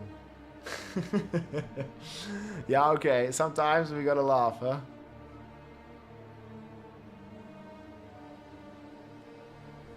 Razor Wing? Yeah, and the cooldown is also gone. Well, wait, it's gonna still have cooldown, but if you have enough stacks. The thing is, you can get Razor Wing stacks. Like in the video that I played. I mean, I think Barb is still gonna be the spare. I'm mostly looking forward to the Spiritborn. Like, you don't see it fully, but yeah, you see here, like, I have like 25 Razor Wings. You see on my queue there, I got like a ton of Razor Wing stacks. You see those wings? There's many wings. They also didn't nerf anything, man.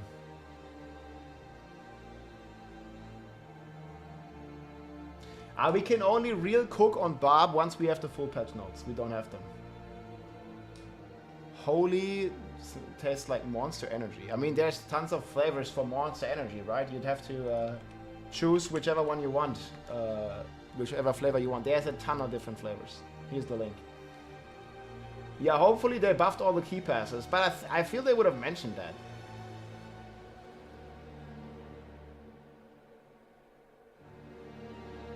Toxic Skin, nah, it's getting like a 30% buff. I think Razor Wings is the cooler build. But Toxic Skin is pretty cool. The bug interactions will be fixed in Season 7, guys.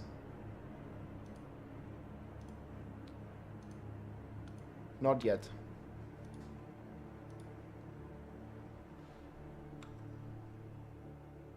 Season 7.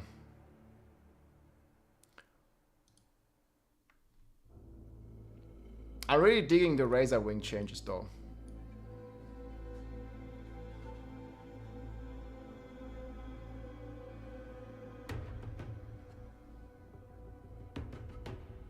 Add more torment levels. Yeah, they could have done that. That didn't happen.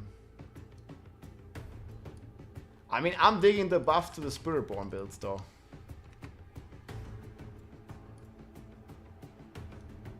What's the Razor Wing pot? Oh, they have timestamps now. Okay, that's perfect.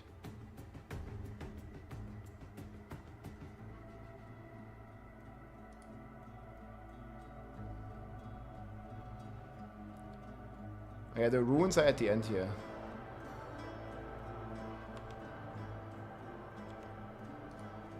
Yeah, rune buff, Spiritborn buffs. That's pretty dope.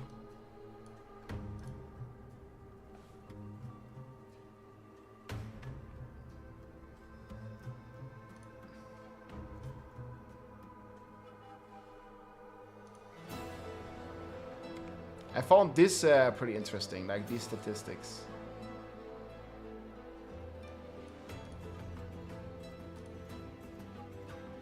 %62% of all players have played the Spiritborn.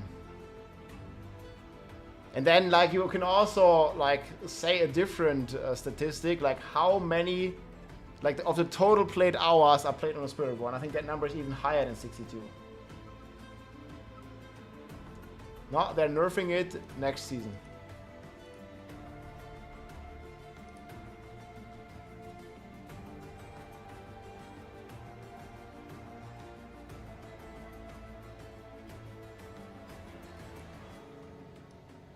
Yeah, we'll make a quick recap, guys, for those who didn't watch. So we're gonna go over everything, like baseline, then we'll talk some more details about the different class buffs. Because there are actually many, like especially I think on the Druid and on the Sorc in particular, there was a lot.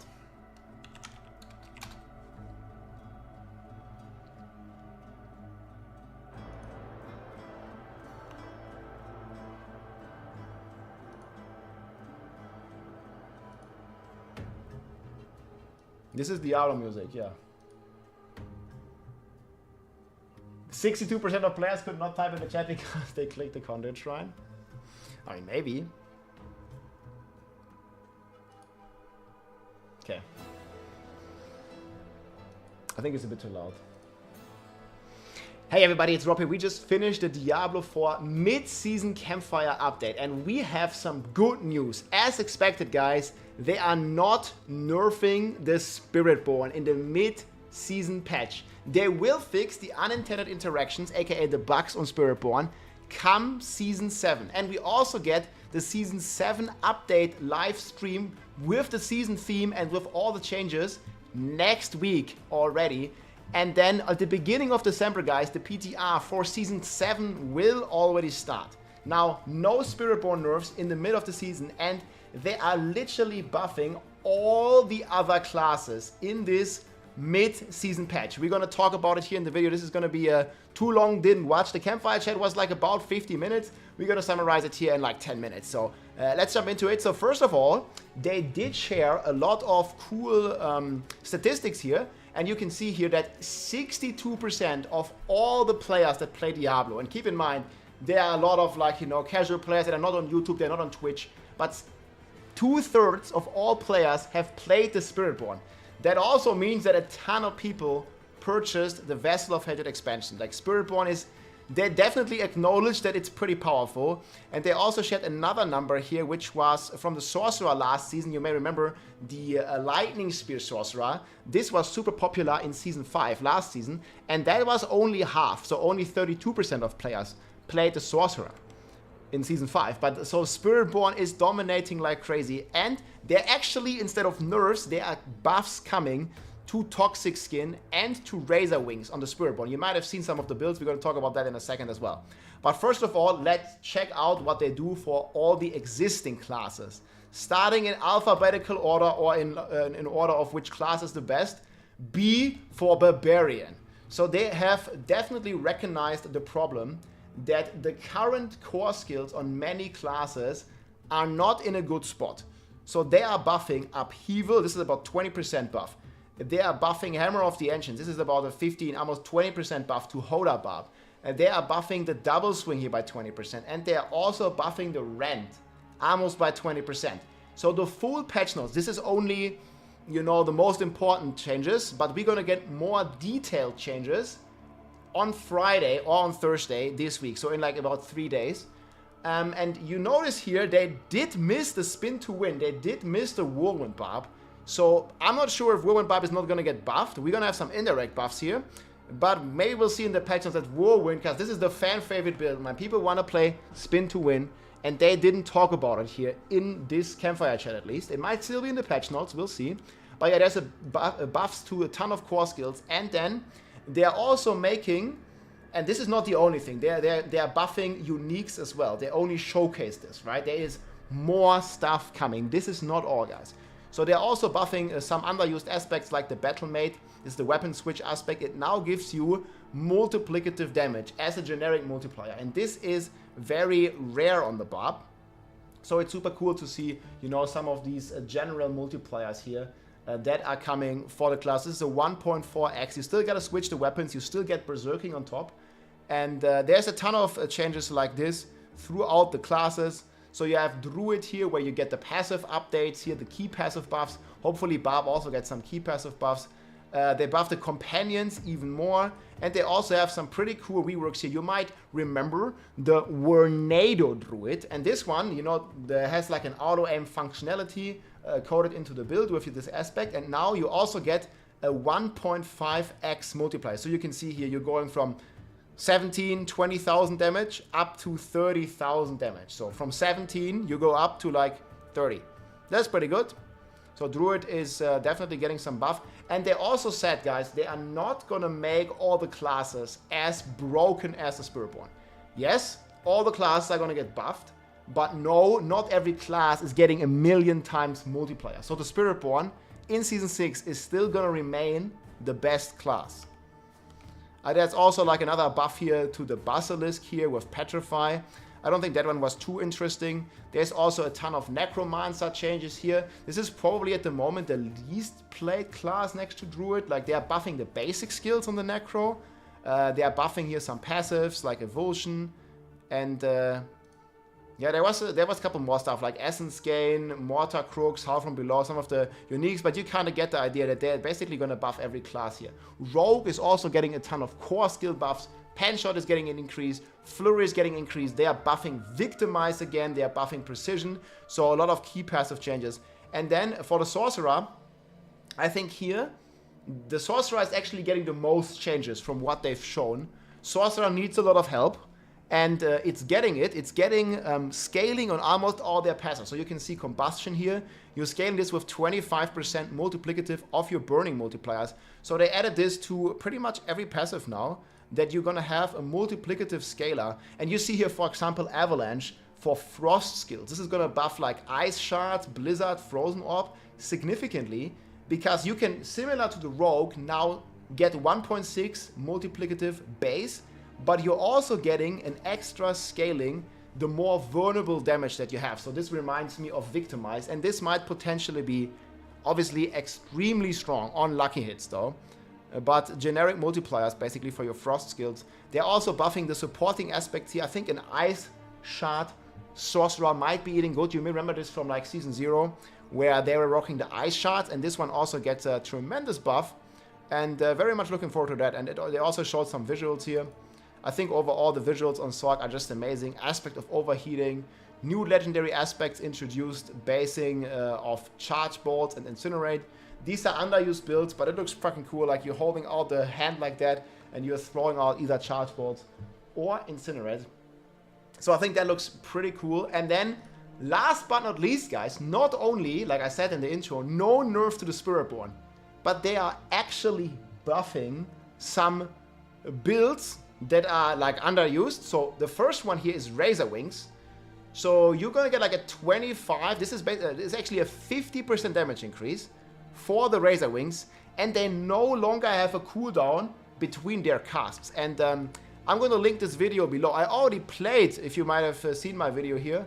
It got 40,000 views a couple, like 1 week ago. We already played the Razor Wing, and this is basically reminding me of the Blast Hammer. And this is how the build looks.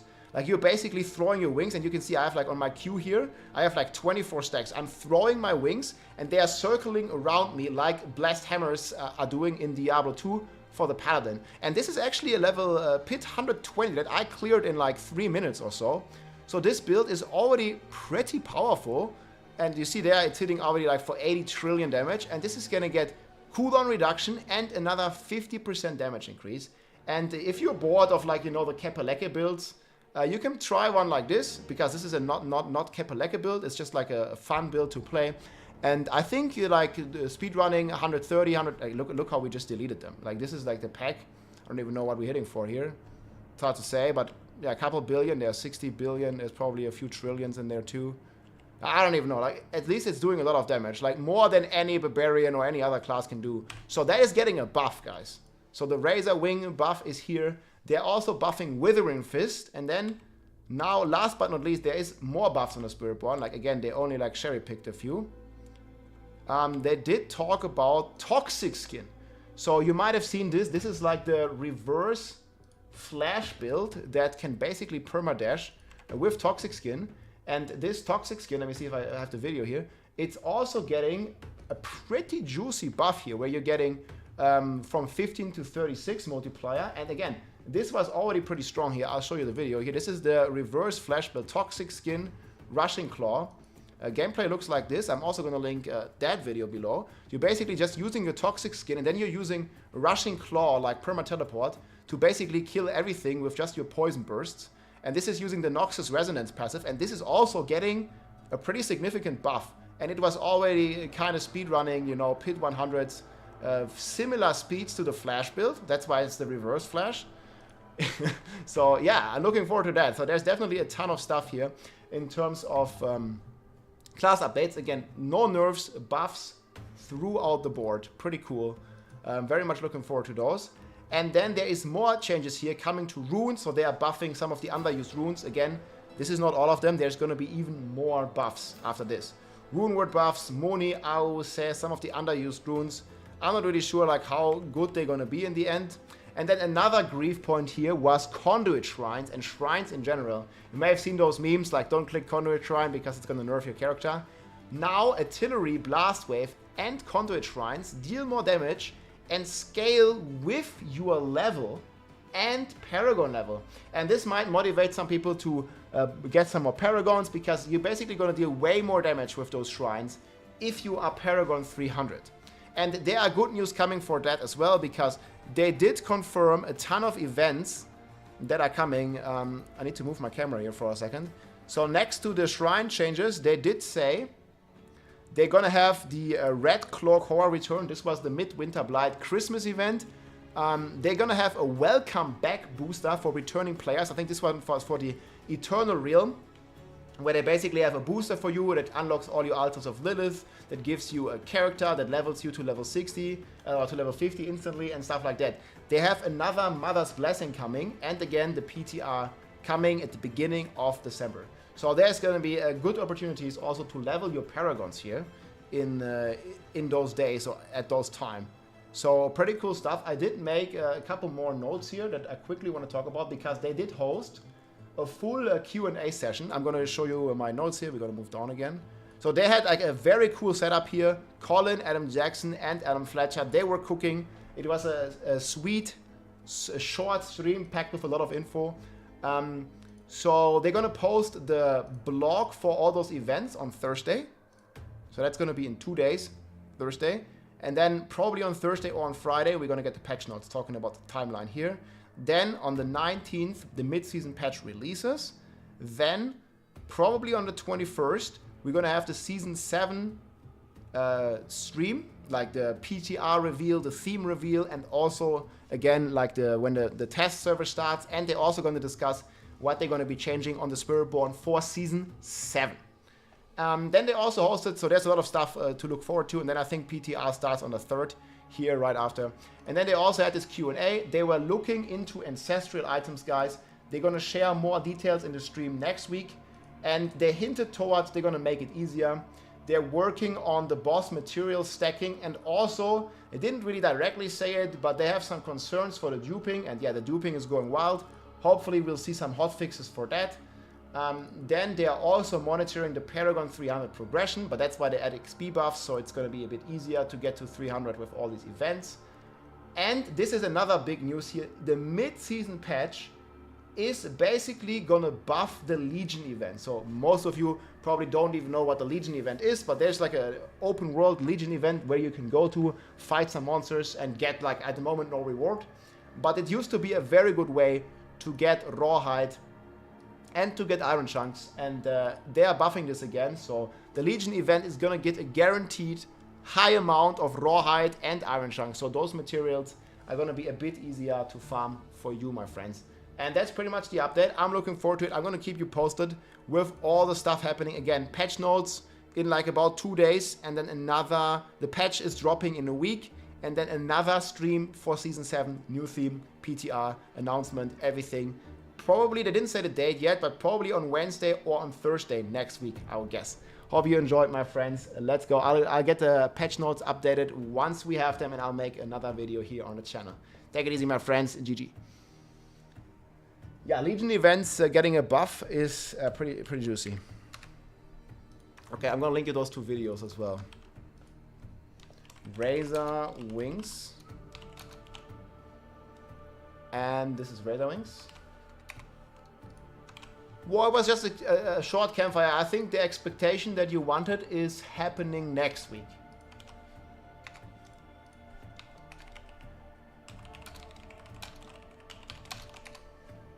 And this is the toxic skin. Yeah, I'm guessing it's gonna like somewhat overlap. As in, there's probably a good chance that the PTR and PoE 2 is happening at the same time.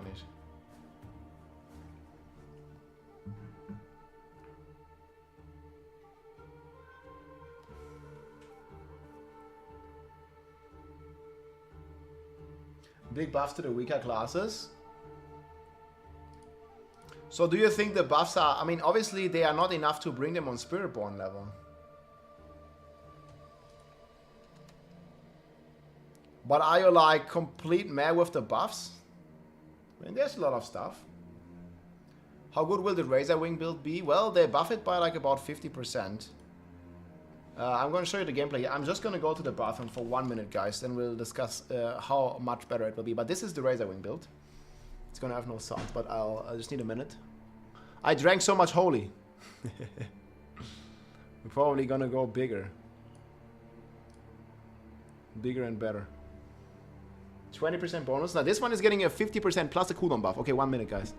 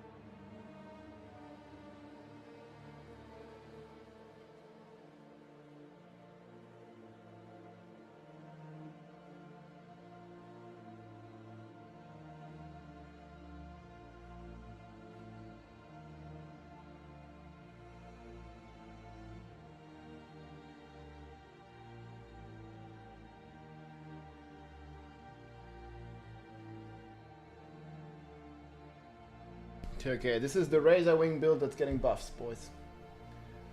What buffs does the Barb get?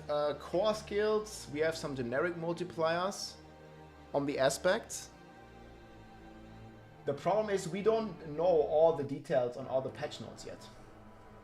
What is RW? I don't know what RW means.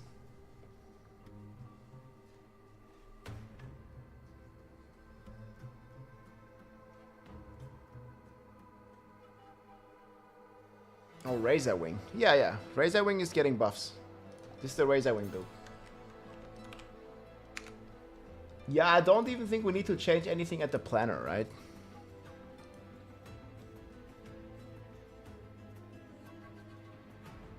This is pretty much it. This is the Razor Wing planner. Don't play other classes. Yeah, I don't think it's gonna fix the problem that we have with the other classes, but that might not be the worst thing.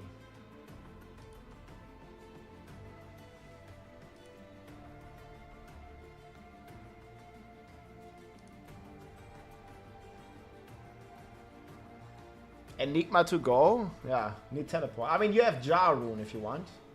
Jar Rune is like a budget Enigma. Yeah, I'm definitely gonna try. Like, I don't know exactly what do you think the cooldown part means?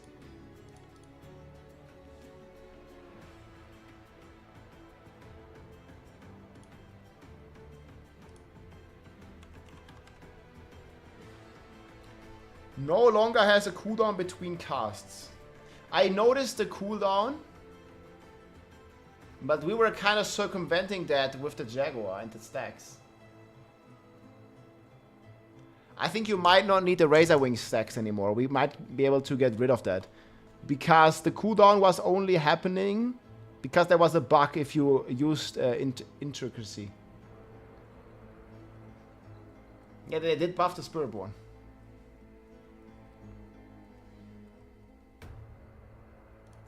Boom, boom, boom, boom, boomerang. Yeah, that's gonna be a ton of fun. Testing those.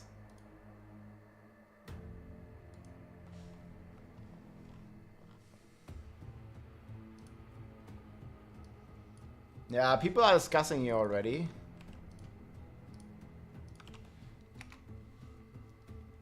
Wanna see what they do with Bob.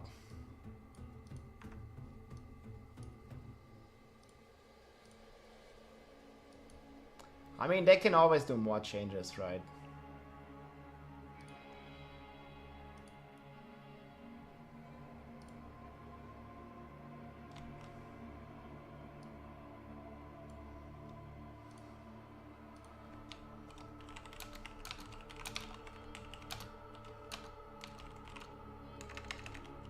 Yeah, they're buffing the core skills and the aspects.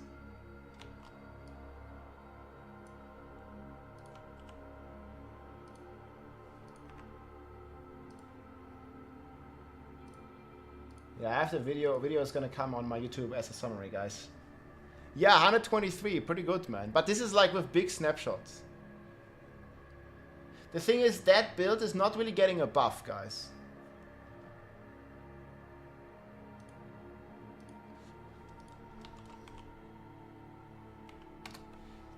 Yeah, like Razor Wings and Toxic Skin.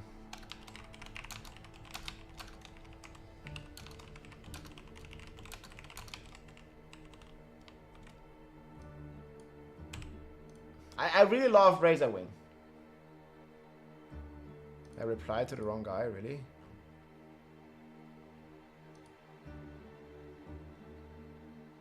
Oh yeah, I did.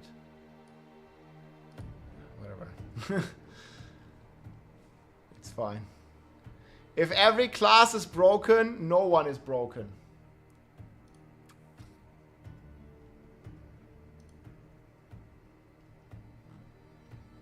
That's true. It's like you can't beat them, join them.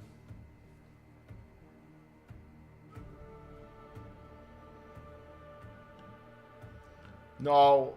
I know, did they already change that on Razor Wings?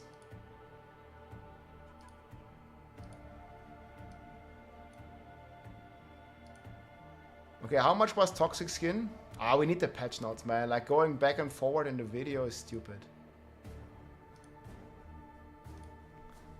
Okay, so Toxic Skin. 20, like, it's like 20%. Measured? Okay, which one were we using? Let me log in. Were we playing measured? Probably.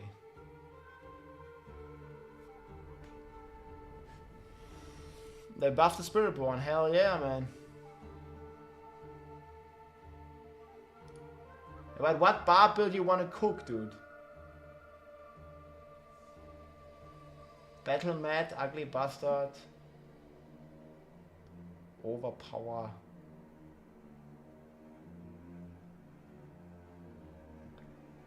Yeah, I mean, you're right. It's gonna... So this Battle Mad stuff is gonna buff Hoda, right? But the thing is, you already have the Hoda weapon here.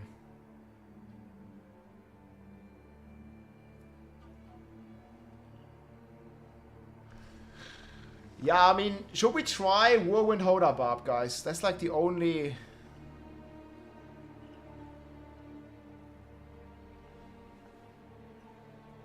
That's like the only real one we can cook. Yeah, we gotta like fuck Red Food Roar. It's just not good enough. Like, it's too many switches. We have to do 8 switches. We're losing so much OP.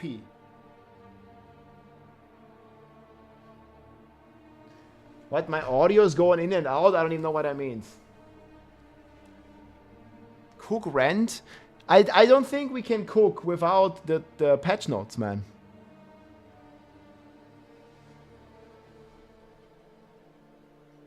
I don't know what the hell. I mean, did you make the music? You see a free horse in the chat? Okay, wait, let me log on Spiritborn for a sec. I might be on Rushing Claw. Toxic Skin even. Audio is fine, Necro is fun. Yeah, that's what I'm saying. Hell yeah.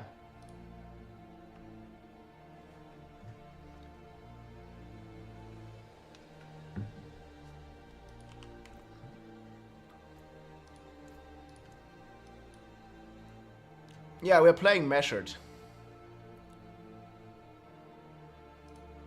Okay, I'm actually on that exact build.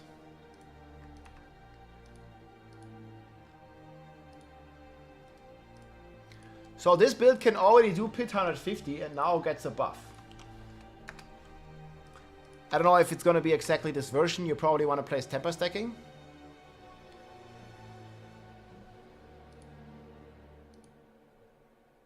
The buffs might not be enough.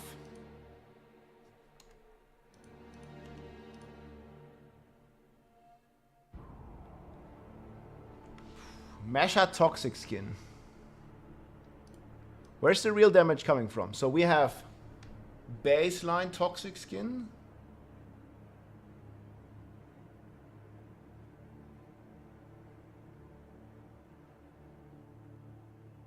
(1,200%). So this is where all the damage is coming from.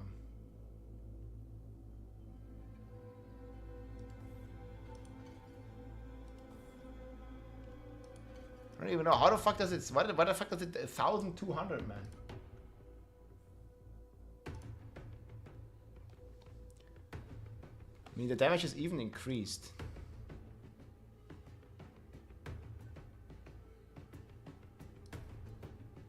I mean, this is a big buff. This is double. So how much total damage output are we gonna get? 21 ranks. Yeah, I think... Okay, I don't even have my gear. Yeah, we go with a Shaco, right? Like, I mean, I'm just gonna equip a random. Like, my gear is on my other character. I mean, like this, and then you can masterwork it. So we need to masterwork the Toxic Skin ranks.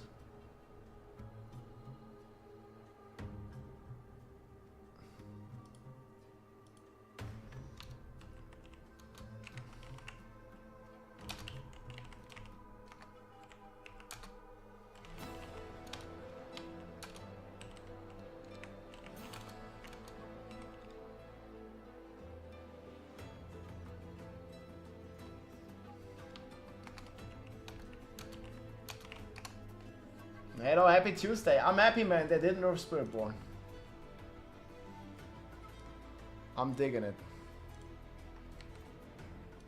I mean, this is already like a crazy build.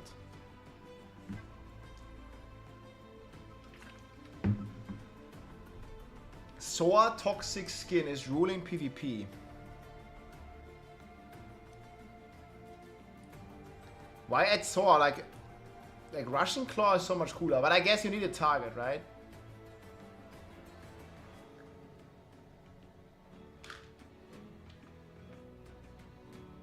Oh man. Dude, we can cook Razor Wings and we can cook Russian Claw.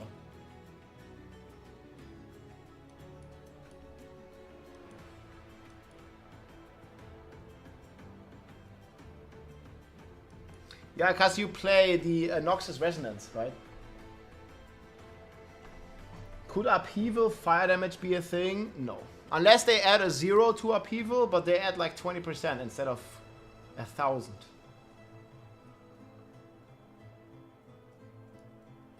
No, Toxic Skin will not rival Quill Volley, guys. Not even close. It's a fun build. It's for speed. In speed farming, yeah, it's gonna rival it because you have Russian Claw. Upheaval is that bad. Yeah, there's no chance for Upheaval. I mean, you can try to do like 110 with Upheaval. You'll fail. And you know you do 110 now, and then after the patch you can do 111. It gets like 1 or 2 tier buff maybe, depending on like the rest of the changes.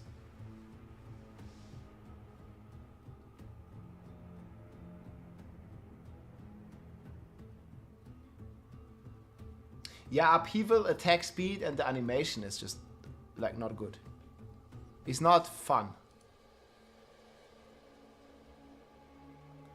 Yeah, Spiritborn is gonna remain the strongest class by a mile. That was expected though.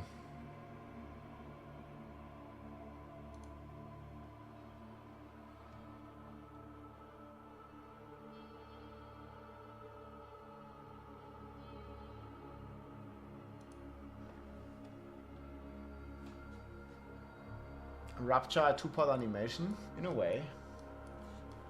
I mean, I could show you this build in action in a second.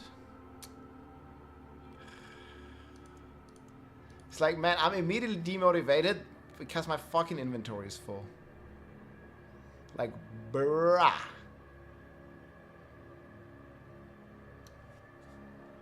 Oh, what the hell, man? Did we play Undying?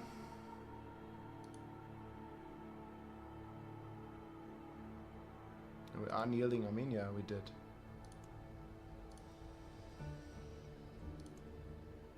Oh my god, man.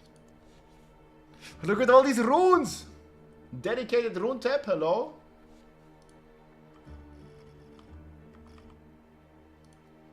They took my runes.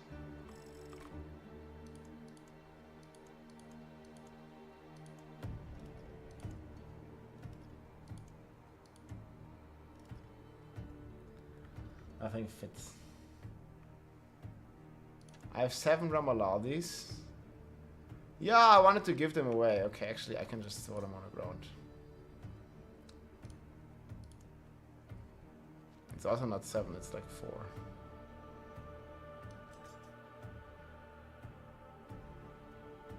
No, I was kind of thinking people might need it after the patch notes. Or do we just want to, like, throw them on the floor? I mean... I was actually low-key hoping for like some frenzy stuff. That didn't happen.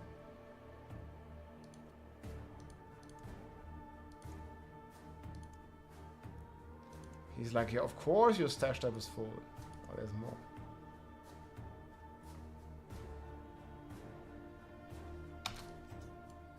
I don't know if anyone is looking for Romalaldis. I have a few.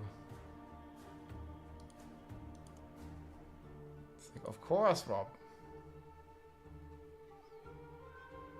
Thanks for the X stuff. Yeah, let's go. I'm planning to Bob. Yeah, I can give them to you. Count quiet. Just join my guy. You can take both of them. Yeah, not right now, but I want to do some Duriels next days for sure.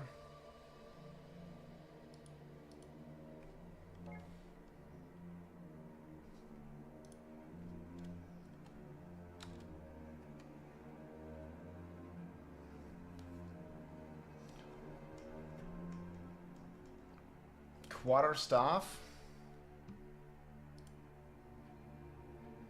I mean, I'm playing this one. I think I'm good. Yeah, actually, I got kind of lucky with this one. Yeah, I think my weapon is fine.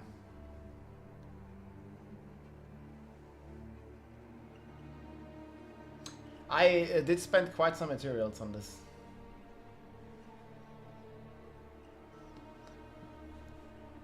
I'm glad that Frozen Orb... Dude, like, yeah. The Frozen Orb Sorks are looking pretty juicy.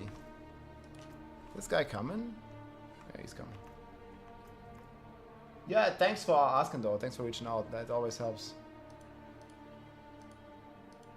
Yeah, Sork is low-key looking really good.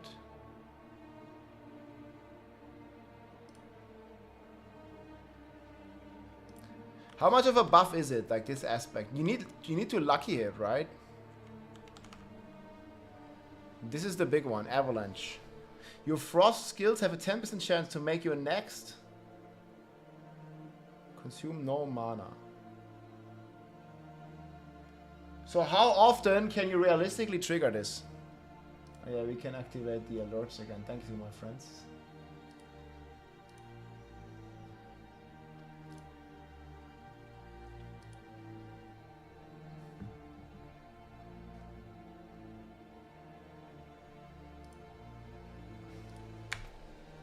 Thanks, Rob. Ain't no problem. Yeah, I can't click that wound drinker ring.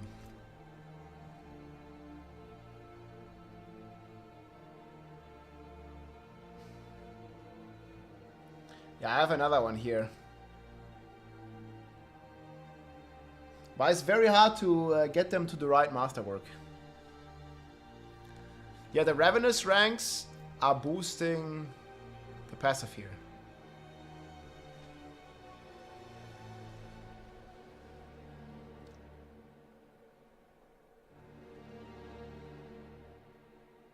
Toxic skin is crazy, hell yeah. It's my sister. Her channel is right here. I think she's streaming. Is she still streaming? Yo, Nemo, what's up? Welcome in.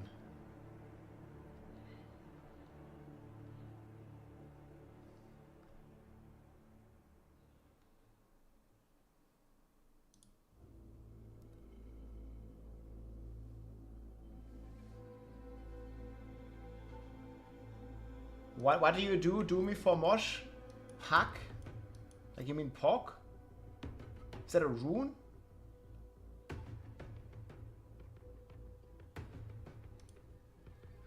You don't need any firstborn children, guys. It's fine, it's fine.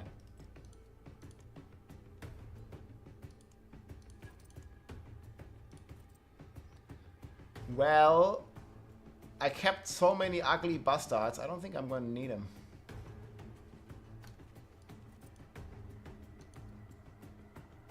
I was kind of hoping to see more barb buffs, but it's not. Maybe we should wait until the patch notes.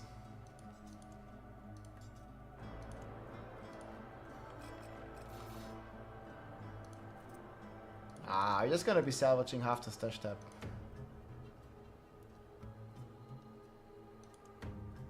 Aggressive. Wrath cooldown. Wrath cooldown.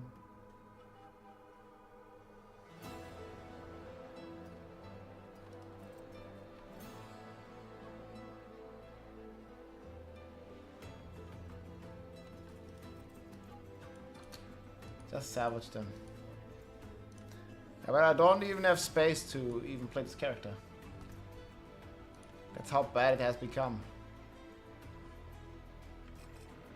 Okay, wait, I can fix it.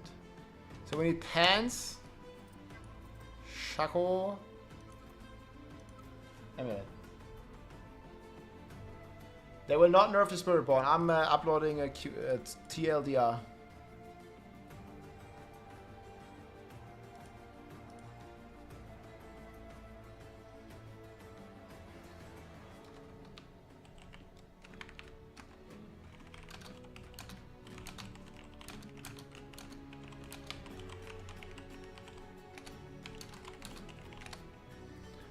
Okay, Flash I think has it. This is Barry Allen. Been whirlwinding since Diablo 2. I will never stop. Yeah, well, that's a spirit. They buffed Razorwing. Sorry, it's just Razor. I can add this command to exclamation mark to include exclamation mark Razorwing. Razorwing. I just didn't expect. Oh my god. Man, what the hell? This Spiritborn is also full. Can't have any space. Yeah, I'm uploading the summary right now. It's gonna be up in like a few minutes. It's processing. Is it? Yeah, it is processing.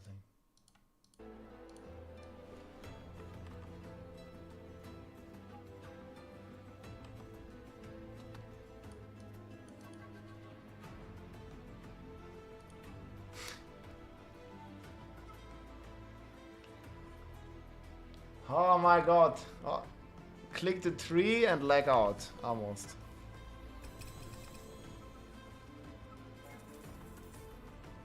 Phew, that was close. Did anyone need any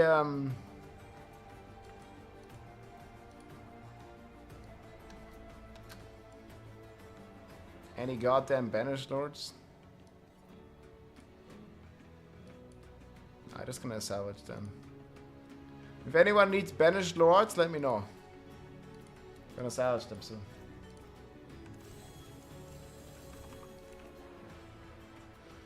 They all kind of suck, man.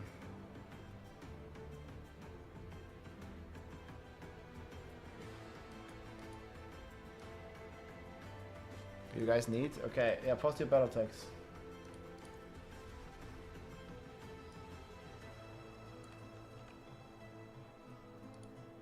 Okay, here's the summary.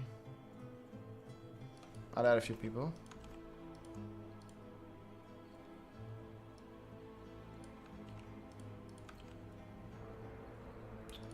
Yeah, you're very welcome. If anyone needs banished lords, it's just free. Yeah, let me know on YouTube as well.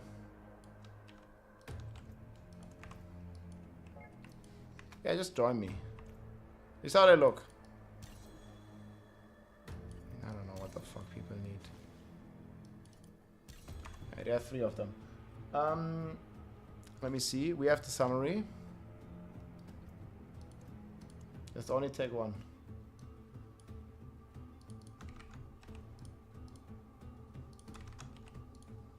Alright guys, here it is. Campfire summary.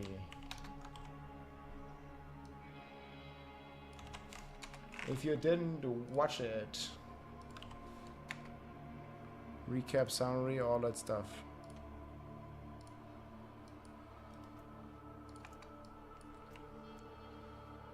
Okay, gonna be dropping one more. Let's take it. Anyone else needs? Thanks, bro. GG.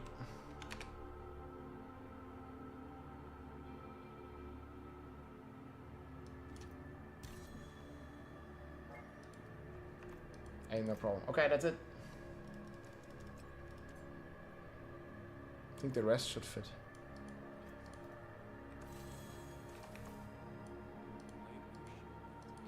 Redirected force.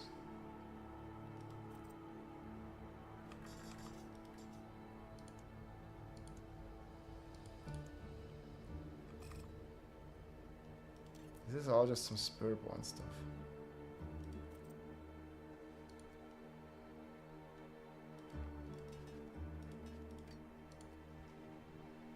Okay, so we need this. Resolve stacking. This is all just feather potency. You didn't get one? Here.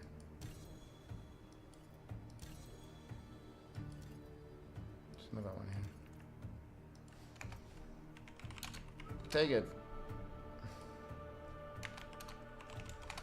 Yo, enjoy. Okay. Space created, boys. Now we can create a bit more space.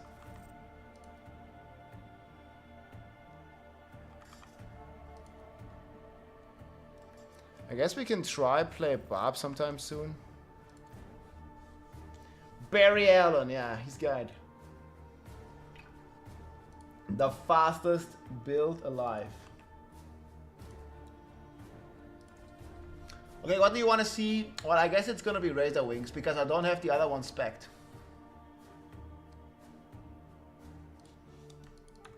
Okay, guys, here's the summary. If you missed it or something like that, we have the Campfire summary up on YouTube. Mid-season Campfire update, and we have some good news. As expected, guys, they are not. But I was lagging. We just finished the Diablo 4 mid-season Campfire update, and we have some good news. As expected, guys, they are not. Okay, I wasn't lagging. Nerfing the Spiritborn. No nerfs. Easy. He will be up in an arms race, man. Campfire recap summary. Okay.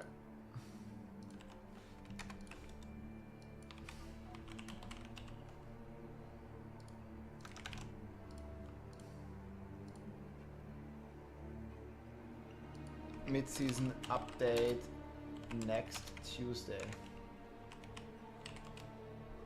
Campfire. Summary. No nerfs.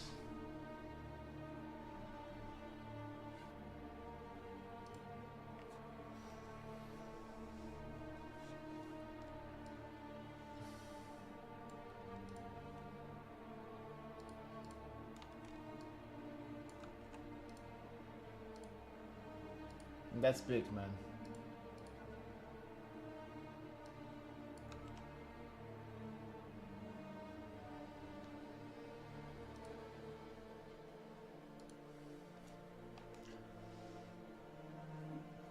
Yeah, the rest of the season will be fun, guys. And then keep in mind that the PTR is coming very, very fast right after. You still need a banished Phantom? I got you. Yeah, we still have people that need banished. I still have. Oh, actually, I left them on the other class. Okay, never mind. I don't have them. I want to go back. Not again.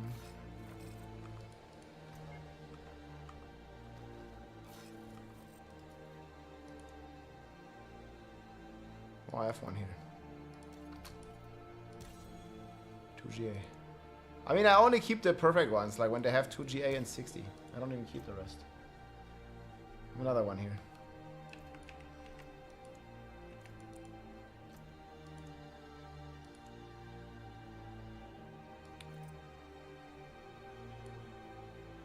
Okay.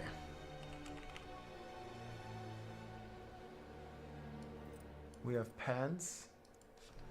We have shroud.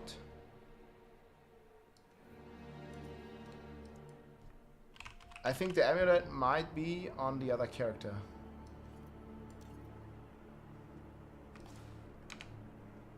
Do I try to Gamba the other helm? Do you not see it? Where's this guy at? Magnum Opus. Hey, I thought you want the... Yeah, I mean, it's kind of on the other character. You want this one? No, I want to keep these. I have here one with 50.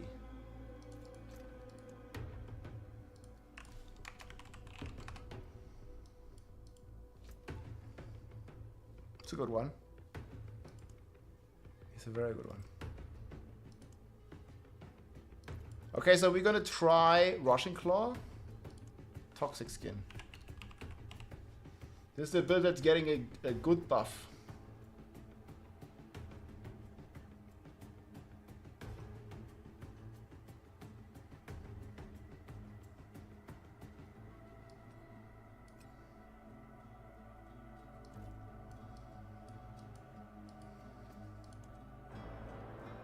You think we're gonna get it? Yeah. I thought we are on the streamer buffs.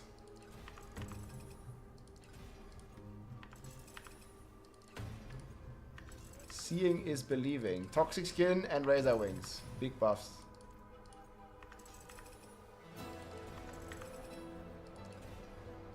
Five times already. Yeah, I guess it ain't that easy. Guys, who likes the Gamba?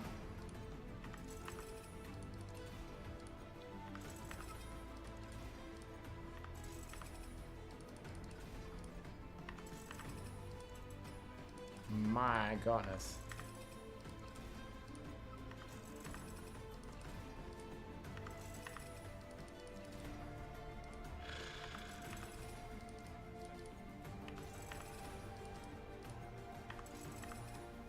Are you guys feeling the bankruptcy speedrun? God, man, 6 failed. It always skips one, no?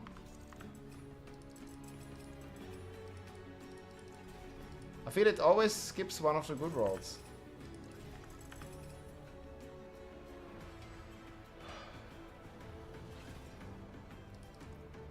I'm lagging. Man, it always skips one. It's trolling me.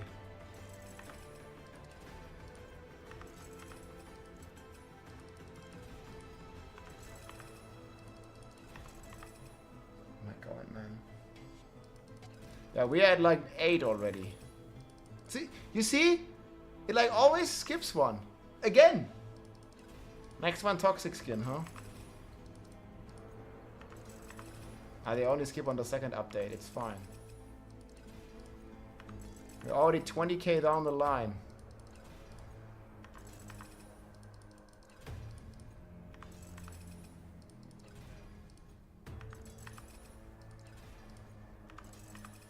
Okay, this is effed up.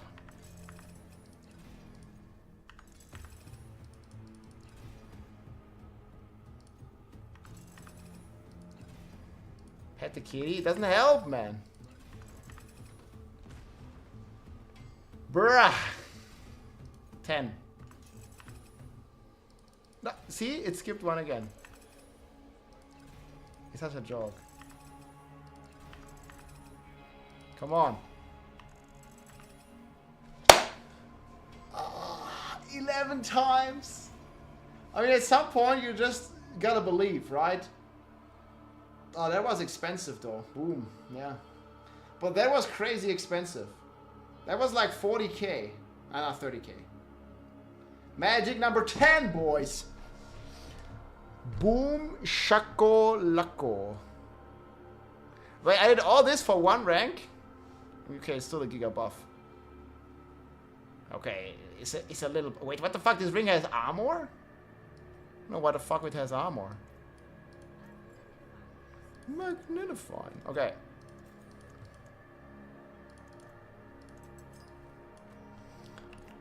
Holy macaroni, dude. Yeah, that was fucking expensive. 40k is nothing. I mean, on a normal item, that's quite a bit. Yeah, I think this one we can just salvage, pretty much. I don't even know why we would need it. Okay, I need to find my Shaco. I think it's on my Bob. I wish every triple crit only took 40k. Yeah, I think 40 is still okay. Keep in mind, this was a unique. It was not a 5 roll.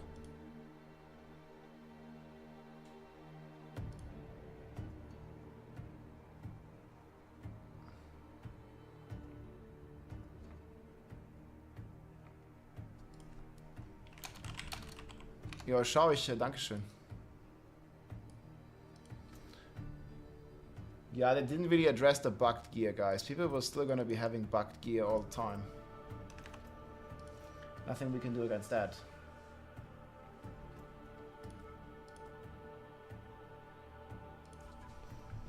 You can't afford the Gumba? Hey, come on. I friggin' hate tempering. I don't know what's worse, tempering or masterworking, boys. What do you think? I mean, this ball's like pretty bad.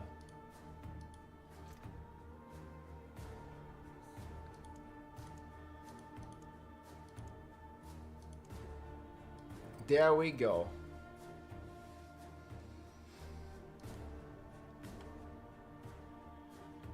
Dude, I open my friend list, it starts lagging. Don't crash on me, video game. Don't crash on me. I think we already crashed. Do you believe? I didn't even drink anything yet.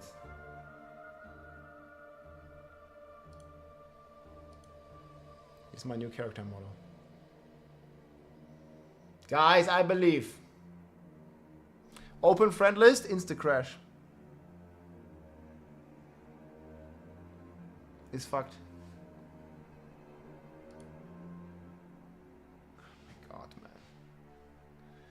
Yeah, they still have a lot of fixing to do. Boom, crash, rollback, triple crit gone. Have less friends. Yeah, just don't have friends, then the game doesn't crash when you open friend list. Easy. Easy fix. Yeah. I get it, guys. Easy fix. We're even logging in. Yeah, we're logging in.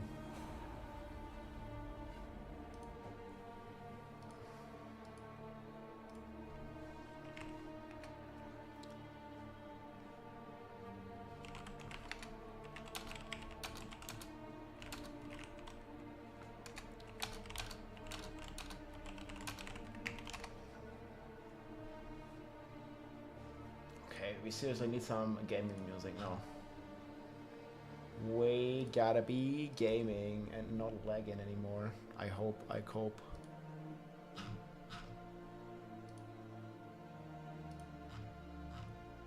I think it's over with those lags.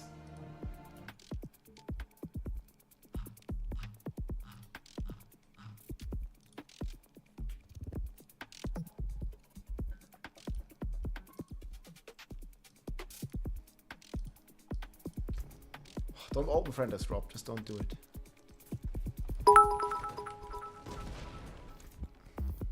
Mighty throw barb done Rob. Look me up Vortex hahaha 4-minute pit 100. Not bad.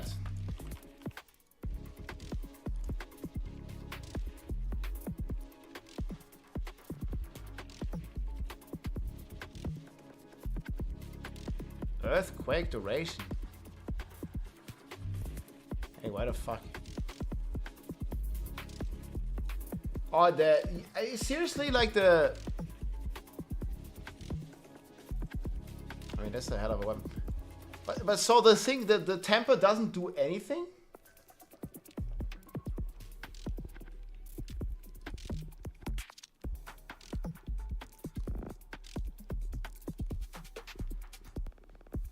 Yeah, that's so sad. It looks so weird. Man, you have the perfect aspect.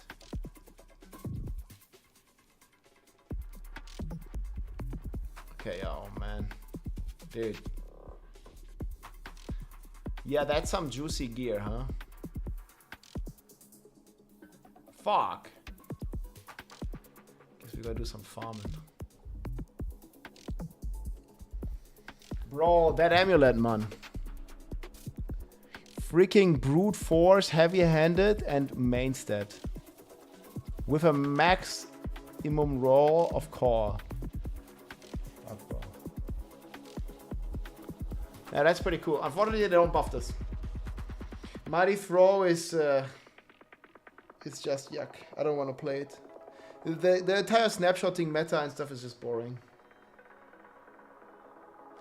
A Romaladi Fist of Fate bug is fixed. Yes. No longer is it. Do you have to reset the weapons? It's fixed. Yep.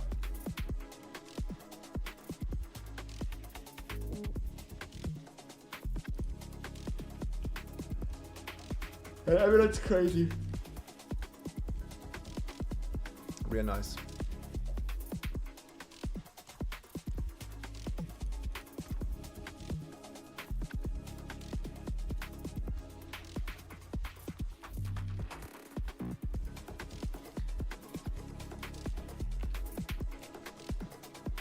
Yeah, I think you might play an amulet like that on the Hoda Barb. We'll see. Okay, so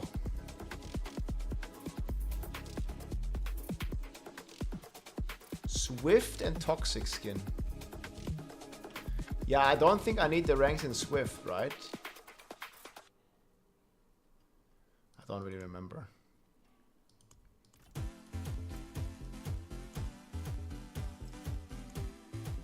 So much more barrier.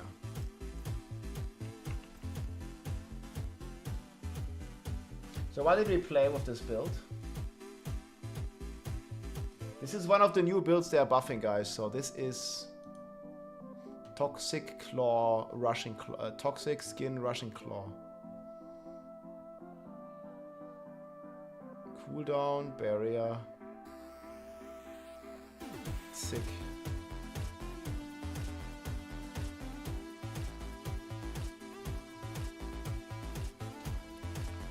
Okay, so evoke.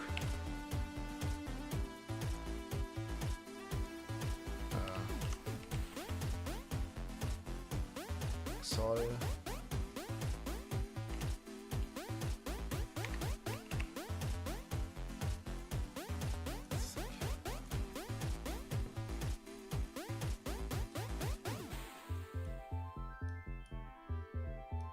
Okay, so what are we rocking here?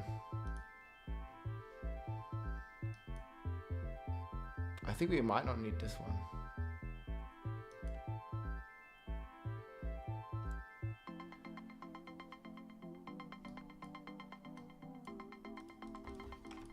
Yeah, Withering Fist. No, not Rock Splitter. It's Withering Fist that's getting an update, right?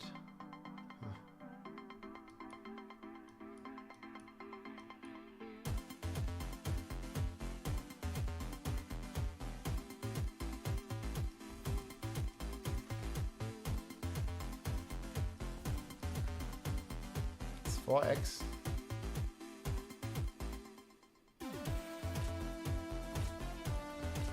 It's only 3x.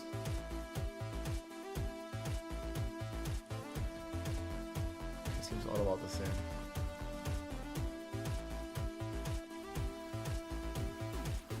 What are we missing on our skill bar?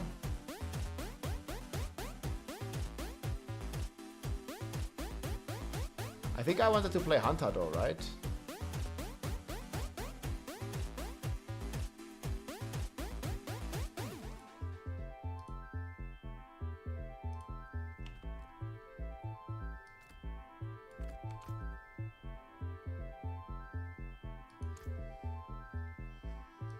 So it's supposed to be counterattack.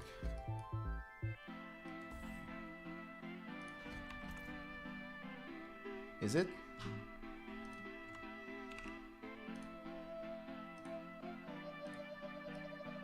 Didn't realize I didn't have chat enabled.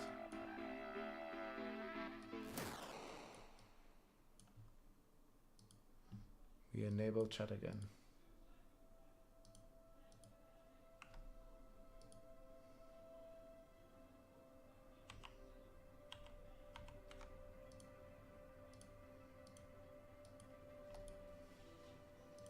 You are the Flash? Hell yeah, man. The Flash is pretty awesome.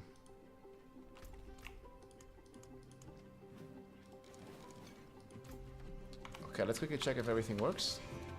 Oh, we got the good kitty. Craft life elixir.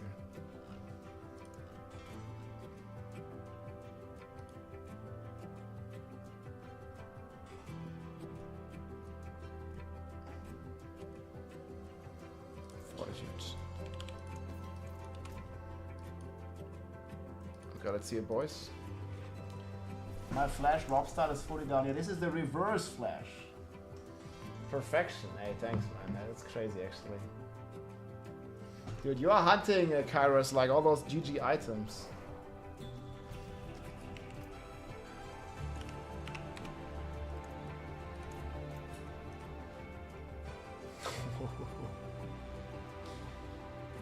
Yo. Oh, you got that amulet. Yo, it's like mine, you just haven't re-rolled it yet. Easy. Dude, what the fuck is the tempering on this? Look at this, man. 1358. 132. Yeah, this one is gonna be like you're gonna be flying.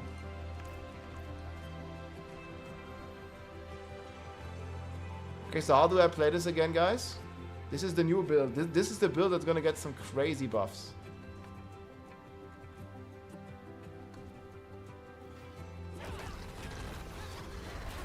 We just play like this. But I can only rushing claw if there's enemies. It's a bit annoying. Now, this is the Dizzy Mancer. Okay, I just killed everything. But it's too easy.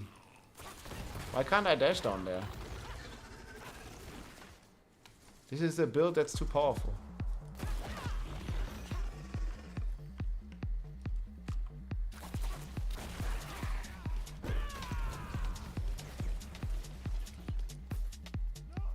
You need a target. That makes it a bit annoying, actually.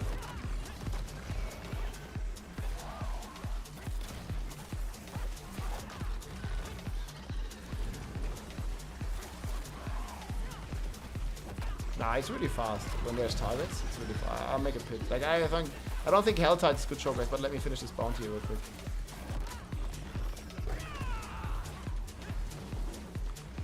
Just because you can't rushing claw. Dude, if you could rushing claw with all the target, that would be sick. Why rushing claw? Because it's fast. Just not here. I'll show you in the pit in a second. Oh, we're done anyways. Like, if you have targets, like Rushing Claw is crazy.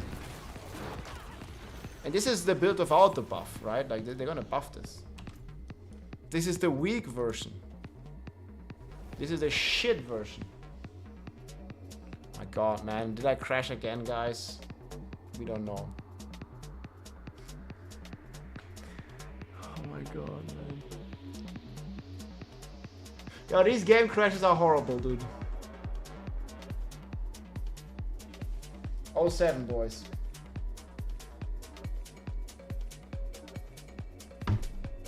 Why the fuck?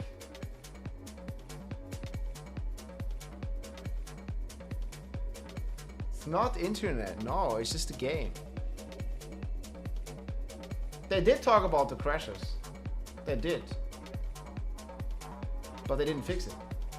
They updated it, they fixed some, but they didn't fix all of it. If I click, looks like a memory leak. Yeah, I mean, but that's the game. I don't have this playing any other game.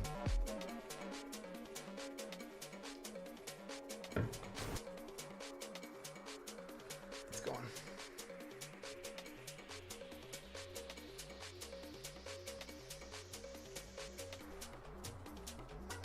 Yeah, we have about like 1 crash every hour we play. Maybe a bit more at the moment. Problem is, man, now all my buffs are gone. Like, what the heck? Like, all the buffs are just gone, dude.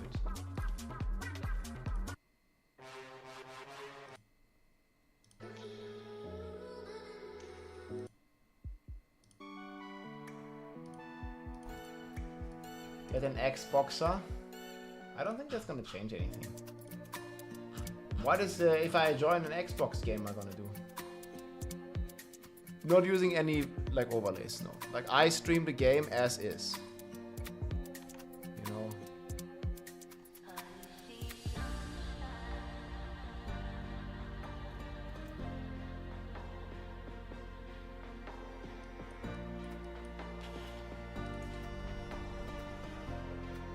Boosting program, no. I didn't change anything on my end. The only thing that changed is the patch version. And that's causing me to crash. Well, occasionally anyway.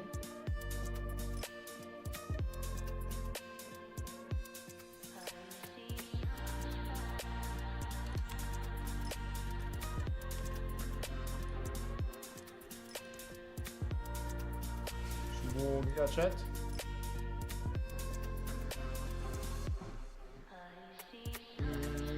Yeah, I have like the, what is the shadow play on Nvidia?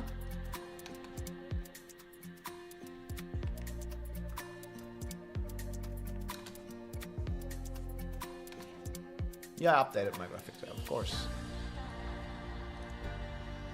Wait, greater cache of gem fragments. I don't want that shit. Or do we? Let me see. 30k. Oh, that's like nothing. Yo, this is like a big scam. Don't take that one. It looks legendary, but it's complete dog. Man, that was bad. Damn. Anyways, sorry. Slow moving. I mean, you can go movement speed. Well, let's see how slow we're gonna be. Keep in mind they're buffing this.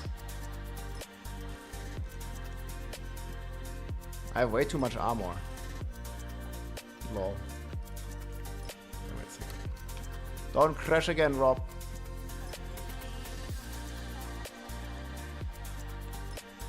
I can at least change one. Okay. What's the rest gonna be at? Hey, poison rest 76. Easy. 5. Guys, 5 rest is fine, no? 5 rest, that's okay. Round drinker, you can check on ! drop table. I'm not sure. Isn't it Gregoire? Yeah, I don't know 100%.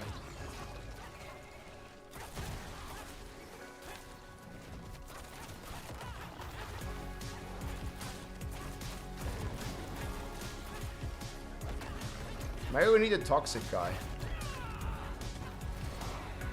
It one-shots them though, like if I have the poison active. Do I need to spam toxic for it to work? I'm not even sure. Beast in the ice, okay. Yeah, do we need to spam toxic claw? Toxic skin? I mean, I'm just like pressing it. Dude, man, this build's so fast though. I need to wait a second though before they like explode. Hey, this is the build where you get dizzy, boys. This is the dizzy build. This is gonna get buffed about double. Maybe we're just gonna go 100, like whatever. This pick here is like completely irrelevant anyway.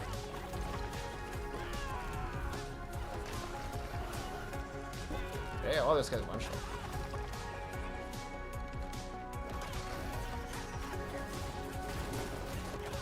I mean, it's never gonna compete with evade though. Like just baseline because you need a target. It sucks. But it is a cool build.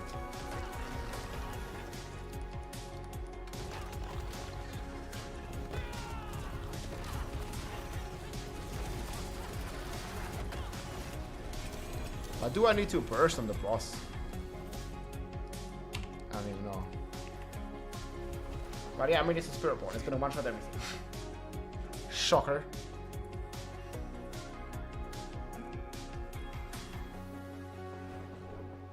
I mean, maybe I'll stay on this build, or, I mean, probably we were gonna read the patch notes first.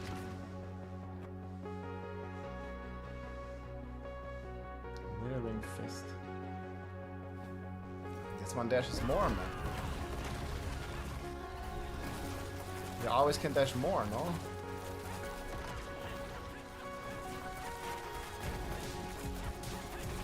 Yeah, I mean, but a bit is the problem is that they get fucking feared. Look, they're all running. Pussies. Look at all these idiots, man. They're running away from me. I didn't remember that. They're all running, look! Stop running! Yeah, I still don't understand. Like, the fear concept, man, is so stupid. I'm a melee guy and they're running. I mean, they also take like double damage when they're feared, but still, they're running. Puny monsters, they all running. Vortex move, yeah, maybe.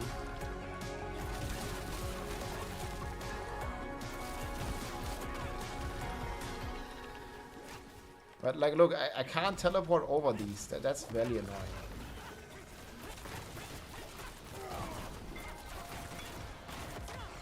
Dude, it's fucking uncontrollable, man.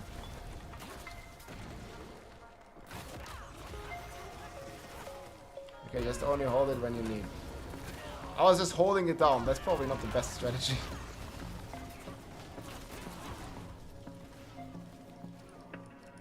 Yeah, I don't know what's gonna happen to the cooldowns.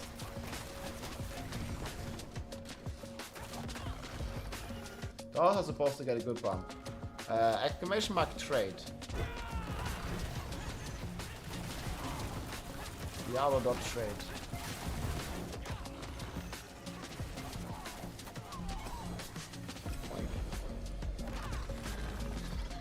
I don't know, man. I'm more of a Razor Wing enjoyer, I feel. PoE 2 looks dog shit. Wait, what happened? I think it looks much better than PoE 1. What? Do you seriously think PoE 2 looks worse? I mean, you don't really need to use Scourge, but gives you like double damage. You don't really need to use it.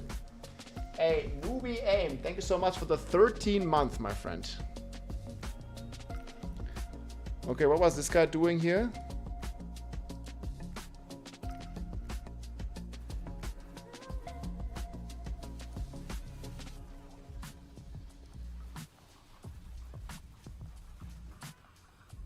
This is with Vortex, I see. But DPS is still not great. You want to be doing this in like 2 minutes, 130? 3 minutes maybe?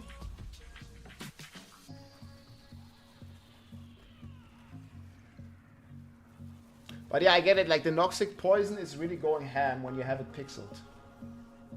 That makes sense. Wushni.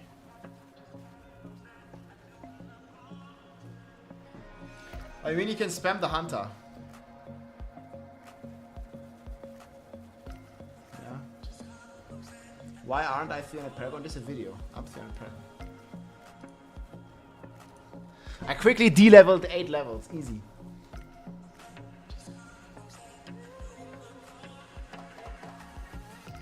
GA to Supremacy.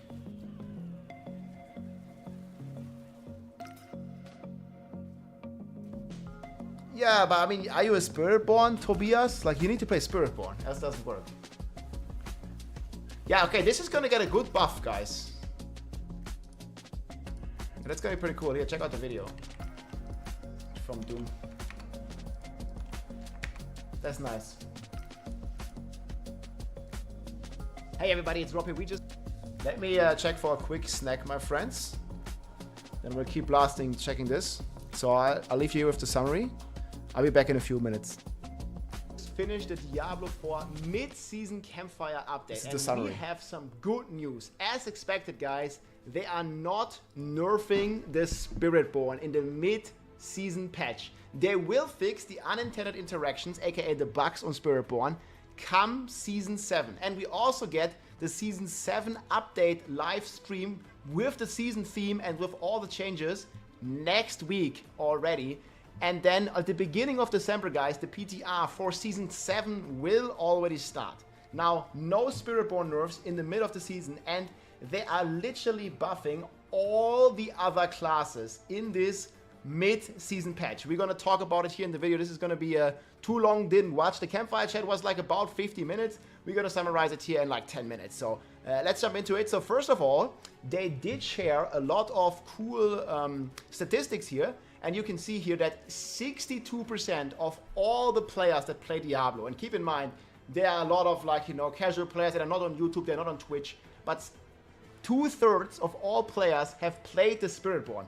That also means that a ton of people purchased the Vessel of Hatred expansion. Like Spiritborn is, they definitely acknowledge that it's pretty powerful. And they also shared another number here, which was from the Sorcerer last season. You may remember the Lightning Spear Sorcerer. This was super popular in Season 5 last season. And that was only half. So only 32% of players played the Sorcerer in Season 5. But so Spiritborn is dominating like crazy. And they're actually, instead of nerfs, there are buffs coming to Toxic Skin and to Razor Wings on the Spiritborn. You might have seen some of the builds. We're going to talk about that in a second as well. But first of all, let's check out what they do for all the existing classes.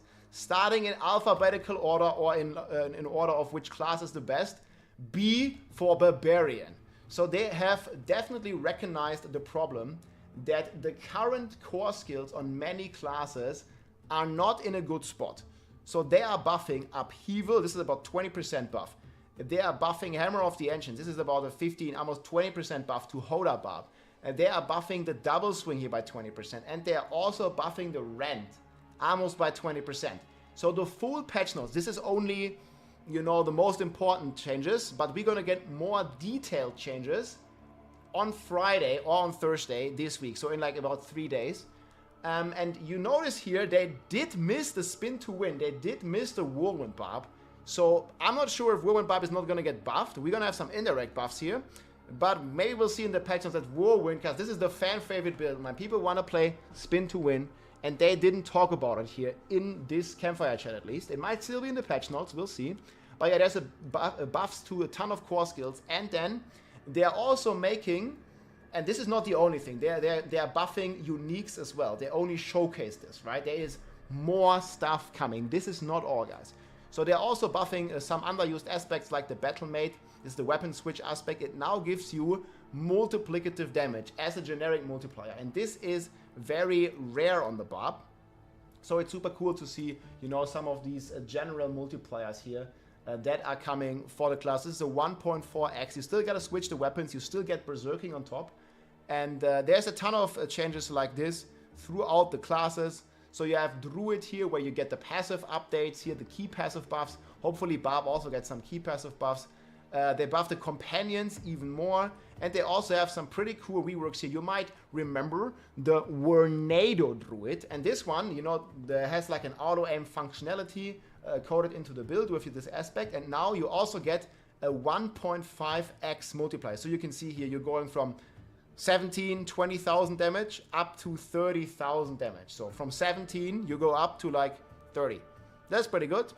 So Druid is definitely getting some buff. And they also said, guys, they are not gonna make all the classes as broken as the Spiritborn. Yes, all the classes are gonna get buffed, but no, not every class is getting 1,000,000 times multiplier. So the Spiritborn in Season 6 is still gonna remain the best class. There's also like another buff here to the Basilisk here with Petrify. I don't think that one was too interesting. There's also a ton of Necromancer changes here. This is probably at the moment the least played class next to Druid. Like they are buffing the basic skills on the Necro. They are buffing here some passives like Evulsion. And yeah, there was a couple more stuff like Essence Gain, Mortar Crooks, Howl from Below, some of the uniques, but you kind of get the idea that they're basically going to buff every class here. Rogue is also getting a ton of core skill buffs. Panshot is getting an increase. Flurry is getting increased. They are buffing Victimize again. They are buffing Precision. So a lot of key passive changes. And then for the Sorcerer, I think here, the Sorcerer is actually getting the most changes from what they've shown. Sorcerer needs a lot of help. And it's getting it. It's getting scaling on almost all their passives. So you can see Combustion here. You're scaling this with 25% multiplicative of your burning multipliers. So they added this to pretty much every passive now, that you're gonna have a multiplicative scalar. And you see here, for example, Avalanche for Frost skills. This is gonna buff like Ice Shard, Blizzard, Frozen Orb significantly, because you can, similar to the Rogue, now get 1.6 multiplicative base, but you're also getting an extra scaling the more vulnerable damage that you have. So this reminds me of Victimize, and this might potentially be obviously extremely strong on lucky hits though. But generic multipliers basically for your Frost skills. They're also buffing the supporting aspects here. I think an Ice Shard Sorcerer might be eating good. You may remember this from like Season 0, where they were rocking the Ice Shards, and this one also gets a tremendous buff. And very much looking forward to that. And they also showed some visuals here. I think overall the visuals on Sorc are just amazing. Aspect of overheating, new legendary aspects introduced, basing of Charge Bolts and Incinerate. These are underused builds, but it looks fucking cool. Like you're holding out the hand like that, and you're throwing out either Charge Bolts or Incinerate. So I think that looks pretty cool. And then, last but not least, guys, not only, like I said in the intro, no nerf to the Spiritborn, but they are actually buffing some builds that are like underused. So the first one here is Razor Wings. So you're gonna get like a 25. This is actually a 50% damage increase for the Razor Wings, and they no longer have a cooldown between their casts. And I'm going to link this video below. I already played, if you might have seen my video here, it got 40,000 views a couple, like 1 week ago. We already played the Razor Wing, and this is basically reminding me of the Blast Hammer, and this is how the build looks. Like you're basically throwing your wings, and you can see I have like on my queue here, I have like 24 stacks. I'm throwing my wings, and they are circling around me like Blast Hammers are doing in Diablo 2 for the Paladin. And this is actually a level pit 120 that I cleared in like 3 minutes or so. So this build is already pretty powerful. And you see there, it's hitting already like for 80 trillion damage. And this is gonna get cooldown reduction and another 50% damage increase. And if you're bored of like, you know, the Kepaleke builds, you can try one like this, because this is a not Kepaleke build. It's just like a fun build to play. And I think you like speedrunning 130, 100. Like, look how we just deleted them. Like this is like the pack. I don't even know what we're hitting for here. It's hard to say, but yeah, a couple billion. There's 60 billion. There's probably a few trillions in there too. I don't even know. Like at least it's doing a lot of damage, like more than any barbarian or any other class can do. So that is getting a buff, guys. So the Razor Wing buff is here. They're also buffing Withering Fist, and then now, last but not least, there is more buffs on the Spiritborn. Like again, they only like cherry picked a few. They did talk about Toxic Skin. So you might have seen this. This is like the reverse flash build that can basically permadeath with Toxic Skin. And this Toxic Skin, let me see if I have the video here. It's also getting a pretty juicy buff here, where you're getting from 15 to 36 multiplier. And again, this was already pretty strong here. I'll show you the video here. This is the reverse flash build, Toxic Skin, Rushing Claw. Gameplay looks like this. I'm also going to link that video below. You're basically just using your toxic skin, and then you're using rushing claw like perma-teleport to basically kill everything with just your poison bursts. And this is using the Noxus Resonance passive, and this is also getting a pretty significant buff. And it was already kind of speedrunning, you know, pit 100s, similar speeds to the Flash build. That's why it's the reverse Flash. So yeah, I'm looking forward to that. So there's definitely a ton of stuff here in terms of class updates. Again, no nerfs, buffs throughout the board. Pretty cool. Very much looking forward to those. And then there is more changes here coming to runes. So they are buffing some of the underused runes. Again, this is not all of them. There's going to be even more buffs after this. Rune word buffs, Moni, Au, Se, some of the underused runes. I'm not really sure like how good they're going to be in the end. And then another grief point here was conduit shrines and shrines in general. You may have seen those memes like don't click conduit shrine because it's going to nerf your character. Now artillery, blast wave and conduit shrines deal more damage and scale with your level and paragon level. And this might motivate some people to get some more paragons, because you're basically going to deal way more damage with those shrines if you are paragon 300. And there are good news coming for that as well, because they did confirm a ton of events that are coming. I need to move my camera here for a second. So next to the shrine changes, they did say they're going to have the Red Cloak Horror return. This was the Midwinter Blight Christmas event.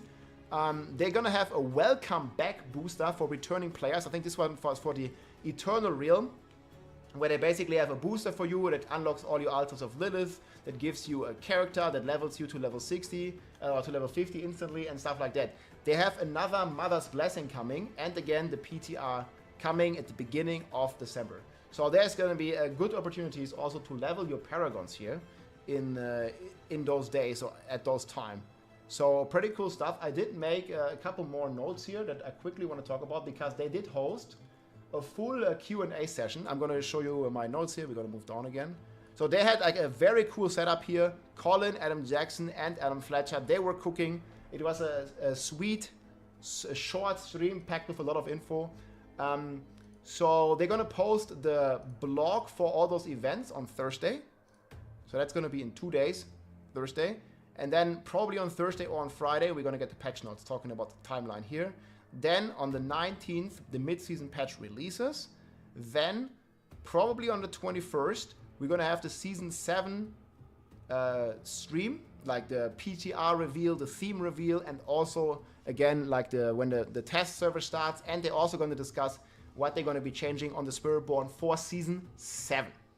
Then they also hosted, so there's a lot of stuff to look forward to. And then I think PTR starts on the 3rd here right after. And then they also had this Q&A. They were looking into ancestral items, guys. They're going to share more details in the stream next week. And they hinted towards they're going to make it easier.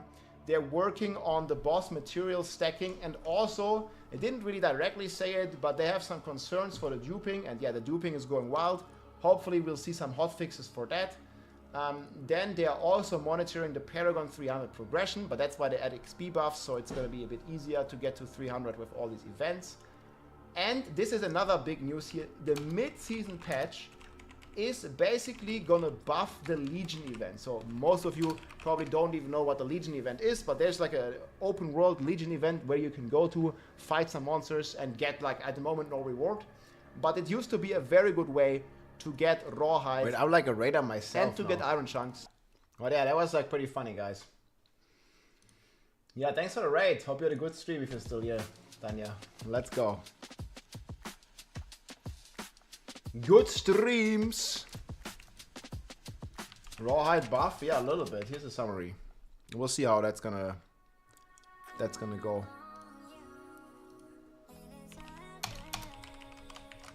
How'd it go? Fun times, yeah. So the update was rather on the smaller side of things, like I mentioned in the video as well. We'll see what they do, but we have another of these Campfire chats coming next week, so there's gonna be more news, more news, more news. Let's see how that's gonna go. We are testing one of the new builds right now. This is basically a rushing claw build. Yeah, Imagana do me. Thanks for linking those, man. Sharing is caring.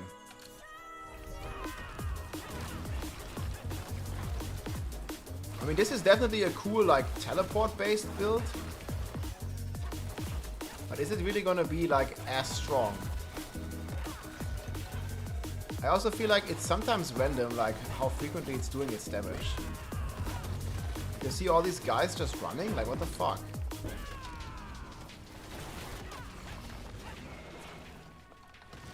I mean, it makes it very clean, and the AoE is huge. But look, man, they're just fucking running! I think Vortex is gonna fix that. Maybe a little bit. This build is getting significantly stronger, but I'm more digging the Razor Wings, honestly.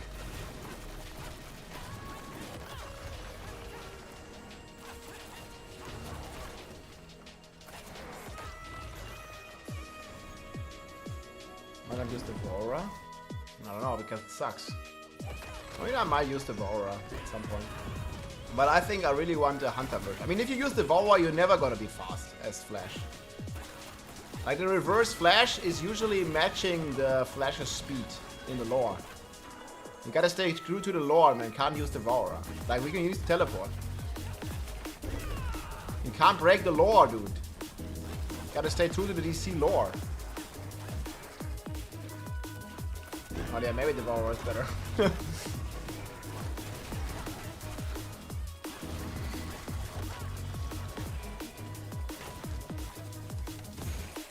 I mean, I could always make more characters, right?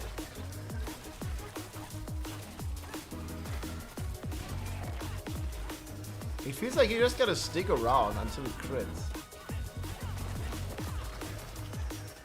Maybe there's another easier way to activate the DPS. When Devourer is that way, then yes.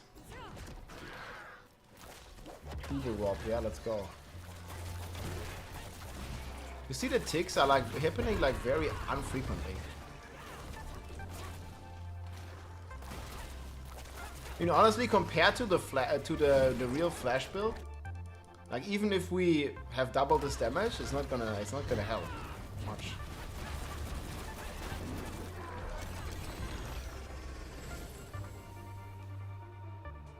Yeah, Scourge is the only issue. I mean, we could maybe add in like something to pull. Yeah, I'll play PoE 2. I don't like PoE 1.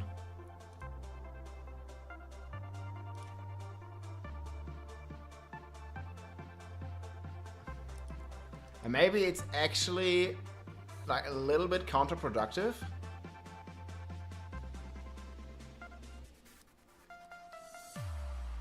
To have this much Scourge ranks size. Maybe it's bad. Do you play Scourge size of this?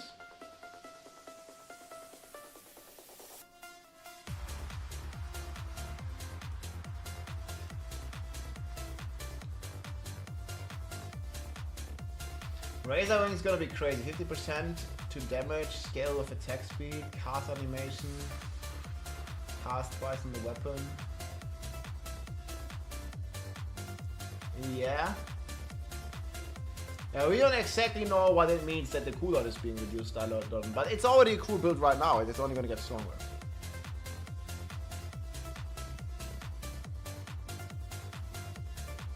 Yeah, I mean, you can have like a pixel pull, but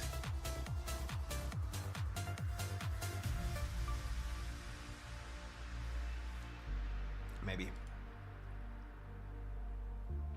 Problem is, even in the good videos, like it's not really looking that consistent. Has anyone been running like sub 1 minute with this build?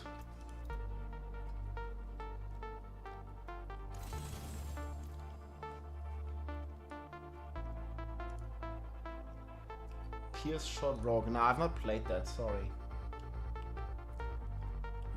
Might be decent.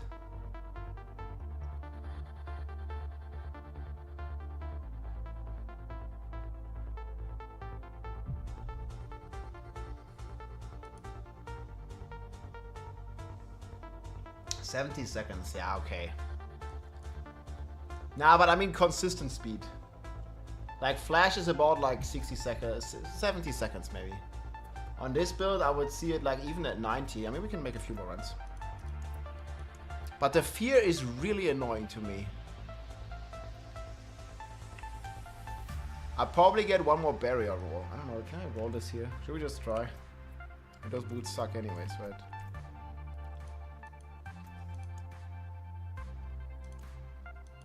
And we also have too much barrier. 4 rolls. Doesn't get it. Once. Oh man, this was not good. Barrier. Yeah, also this, I don't want to roll it like that.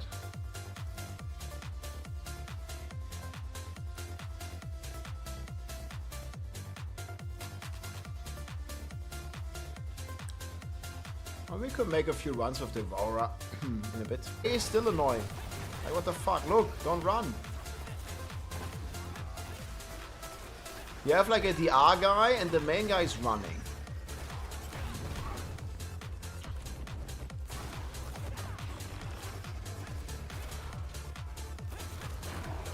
That's definitely fucking annoying.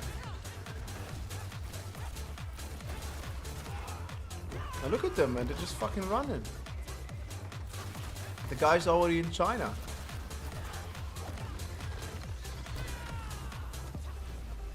You can definitely be fast. But you cannot beat Flash. I mean, the reverse Flash needs to be at least on par with fucking Flash. Early on.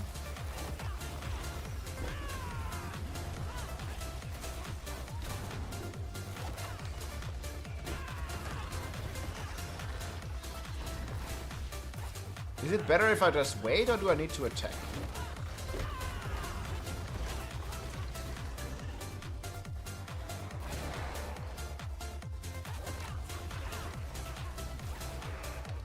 Okay, it's definitely better with less size. Because I don't run out of my aggro range, at least.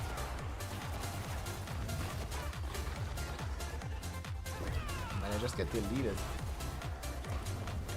Yeah, what the fuck? Killed everything, no more monsters.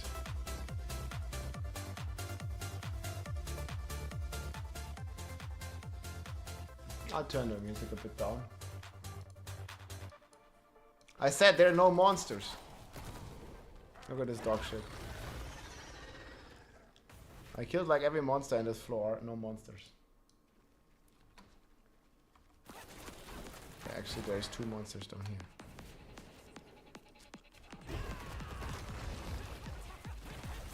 Okay, bro. What? I can't hear you. Nah, nah, nah, nah. Wait, where was that?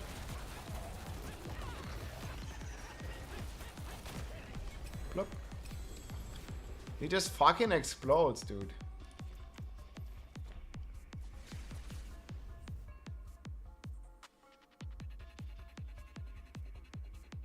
Yeah. I don't know about China build. I don't know what that means.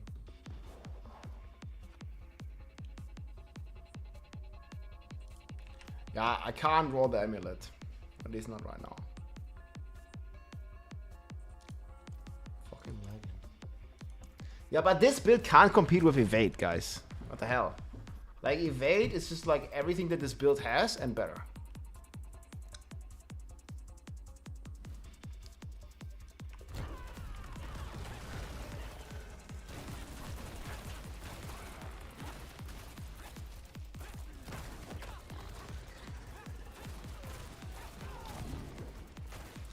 Maybe I just don't have enough damage for this tier. Just gotta go one where they get one shot by the first tick. Because then they don't fucking run away. I look at these idiots. They're all fucking running, man. What is this?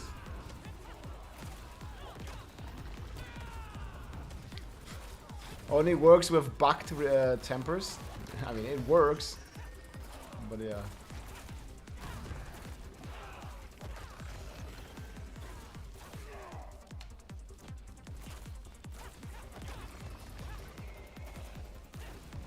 I don't understand like why sometimes it just doesn't proc.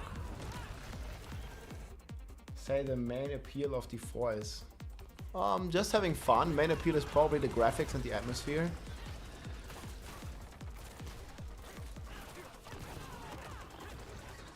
I just hate the concept of them running.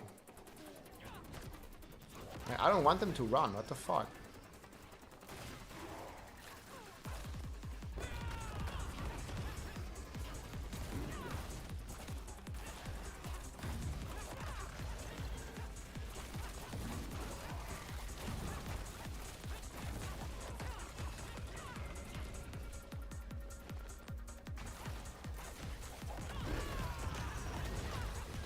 I don't want to use any of those exploit stuff.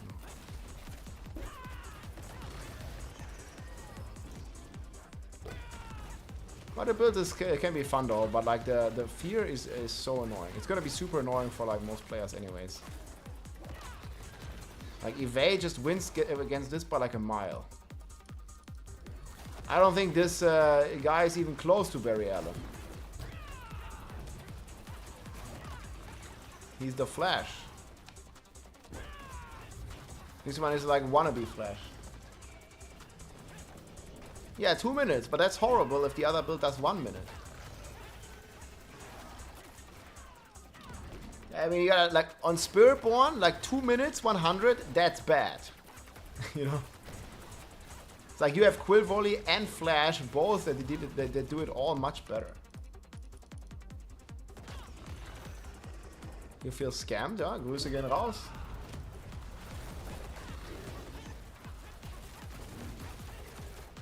Solange du mich verstehen kannst. Legen wir los, jawohl.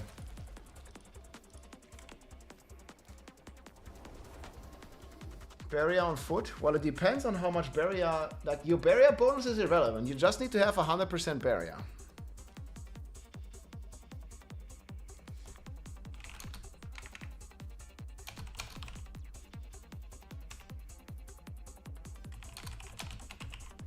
Are you gonna try this again when it's buffed, I guess?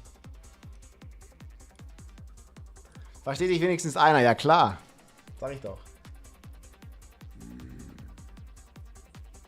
Ey, 25 months, dude. Holy shit. Stel 1, dude. Let's go, man. Welcome in. Much appreciated.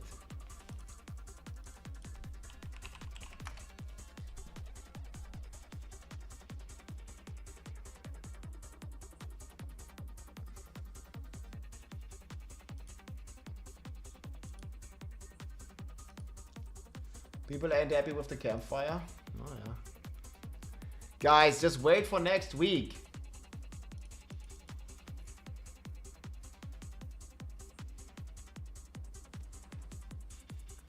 3 core skills. Yeah, I get it, but this was not the main campfire.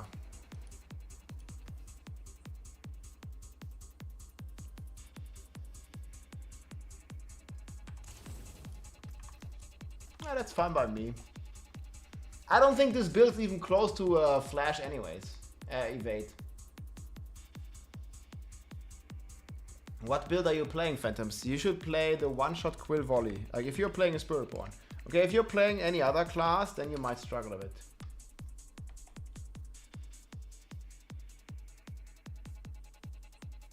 Live barrier.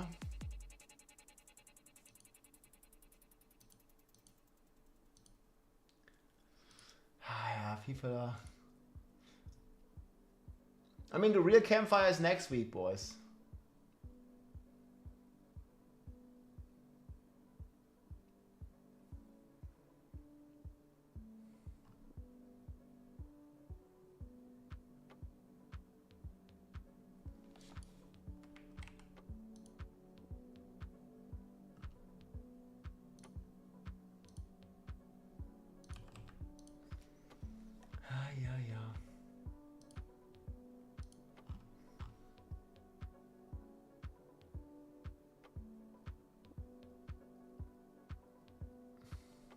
Expectation were lower, but you still got disappointed. Hey, cheers.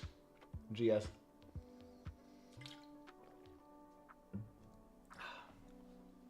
Stinger build. I like the last path, yeah.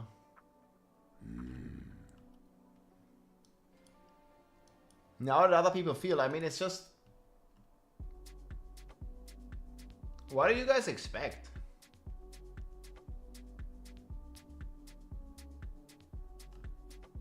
I made my expectations pretty clear, and we got about half of them. We got no nerfs, we got buffs to all the classes.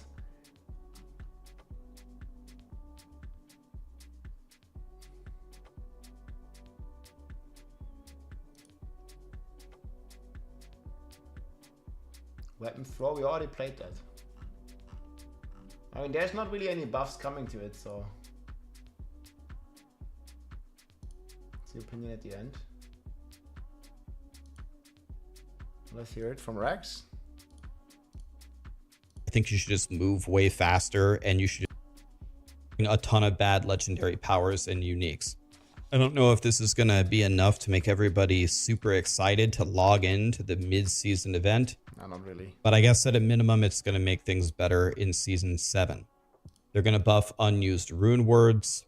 They're going to buff the shrines so they scale with you and your Paragon level. They specifically called out the Conduit Shrine. One thing for me in particular with the Conduit Shrine is it's not just a function of it doing more damage. I don't like the way that the Conduit Shrine works. I feel like if they I think they did it way better in Diablo 3 with Conduit for sure. They wanted to keep like it just gives you like a god amount of lightning, and you can still play the build that you're playing, right? And then see what's up, man. Welcome in. Conduit Shrine as it is, where it takes away the power of your character, then I think that they should make it work way better. I think you should just move way faster, and you should just zap everything for 30 seconds and just destroy everything. Just turning up the damage here doesn't really do it for me, if I'm being completely honest. Now here came kind of the $1 million question. What events are you going to release in the mid-season that are going to make us want to come back and play? And they're bringing back the old event that they had, the Red Cloaked Horror from last year, and the Mother's Blessing buff for like I don't even know what it was. Red Cloaked Horror. Let's see. What exactly is going to be that event? Red Cloaked Horror.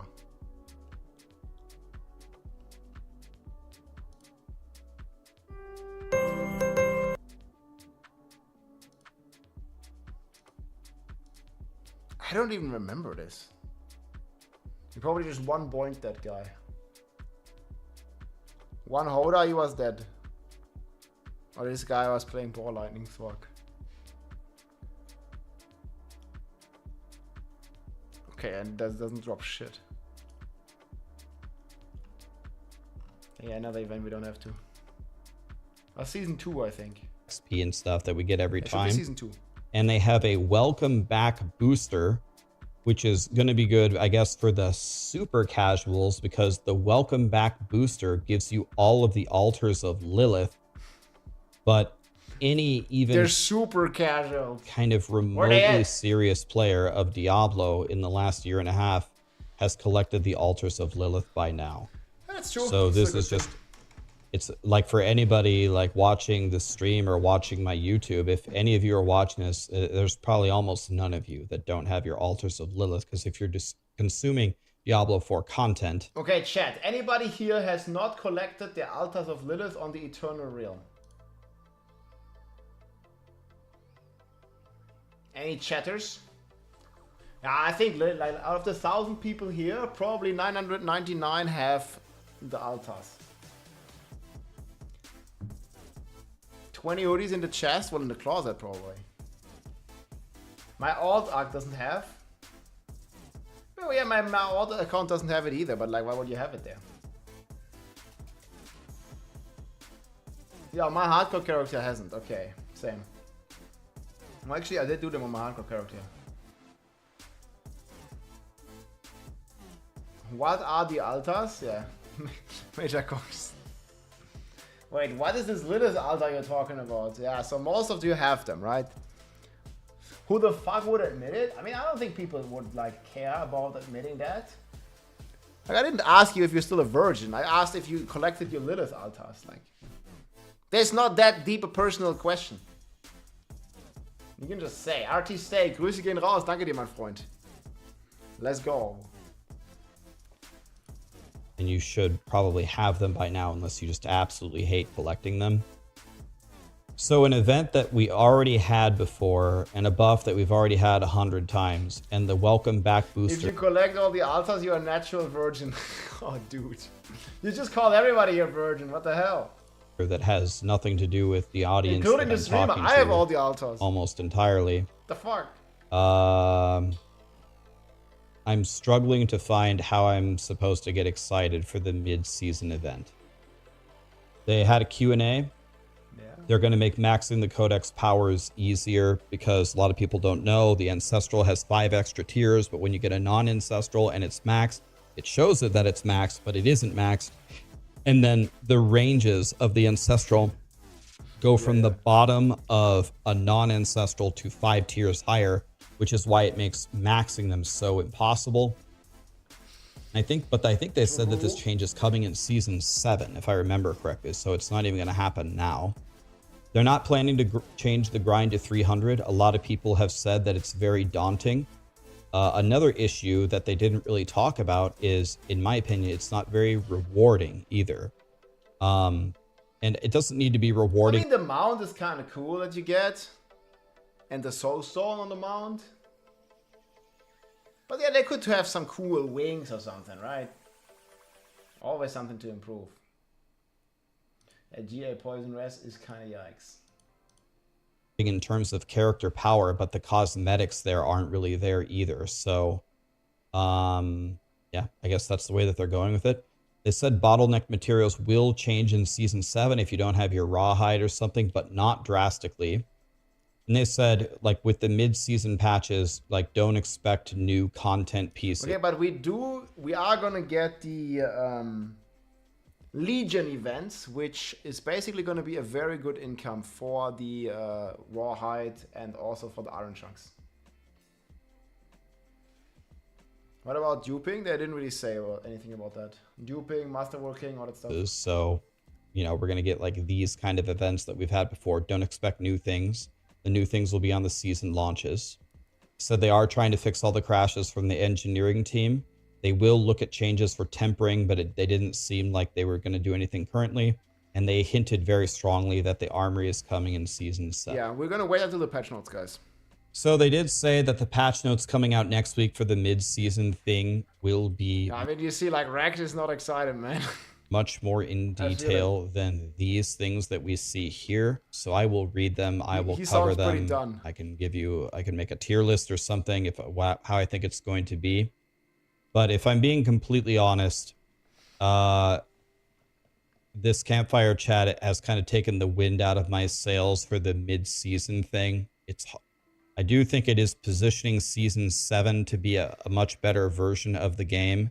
But probably the most disheartening thing to me was just talking about how we're just tightening up what they have. I really hope that they didn't mean this for like the next several months and seasons, that we're not going to get anything new. I hope that that's not what they meant, and I hope Is that what they said? Blizzard is focused on tightening what they have.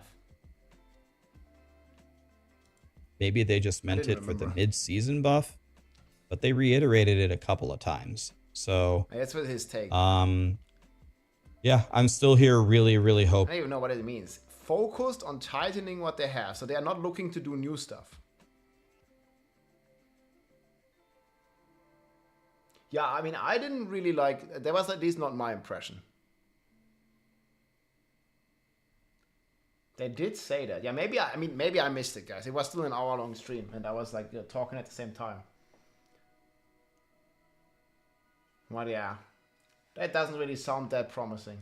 Hoping that Diablo gets a real end game. I'm just begging for it. I hope we can get some info in Season 7. The armory is going to be really cool. Yeah. I do really want that, but that one of my lists as well. I mean, that should have been in the game a long time ago, right? So it's hard to get excited for it.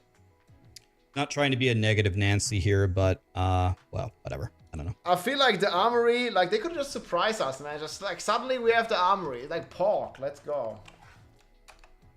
Good video from Rex. Yeah, I can tell by this thumbnail that that Woody shares that sentiment.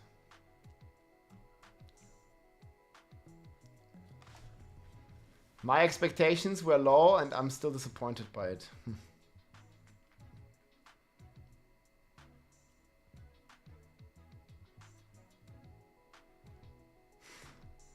I mean, I appreciate the Spiritborn buffs like this one here. That was much appreciated.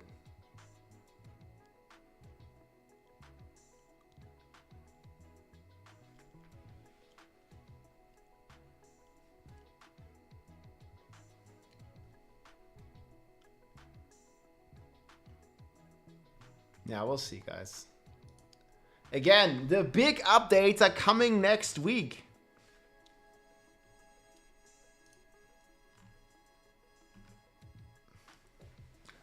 People gotta chill the fuck out. Yeah, it wasn't even the complete Campfire chat. Like, let's wait until the patch notes hit, and then wait until next week until we know what's gonna happen, guys.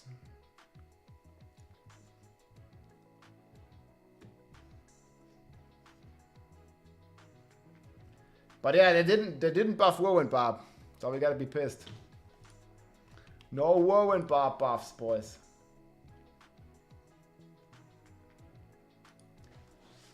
Where my Whirlwind Bob?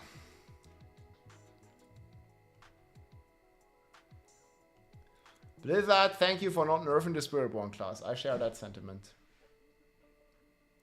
Please improve Whirlwind Bob. Yep. These guys get it.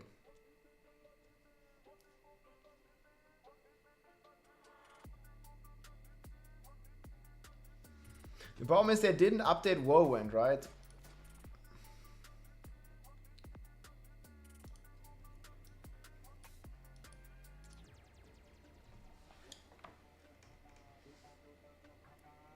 Yeah, Whirlwind could still get some love. Should we like build a Hoda Bob?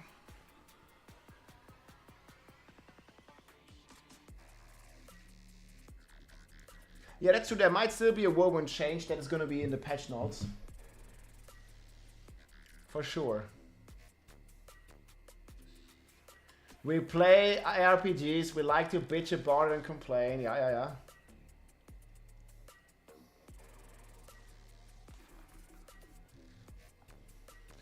Okay, but let's say...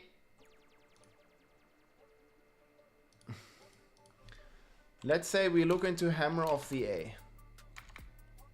I call it Hoda.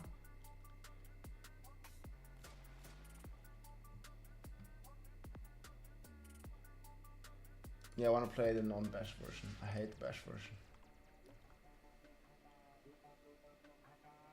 The problem is, with bash, you just weapon switch once and you already have your buffs.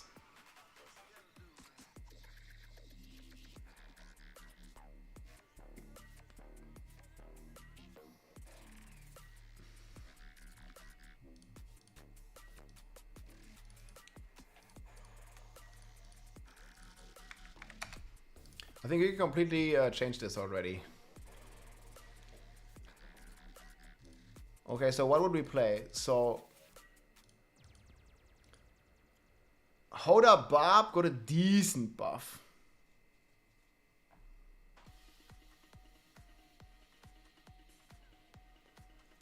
But we already don't have room, man.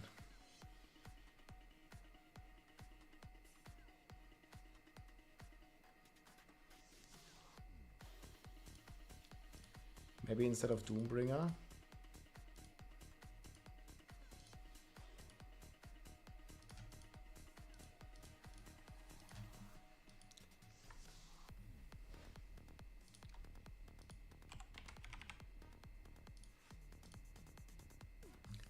So we would play Battlemate. This is the new aspect they buffed.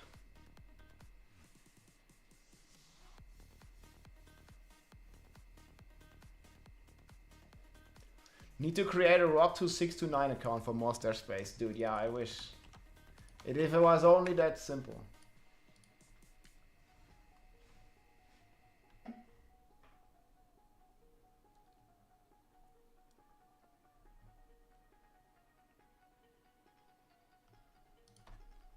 The problem is, how would we get cooldown?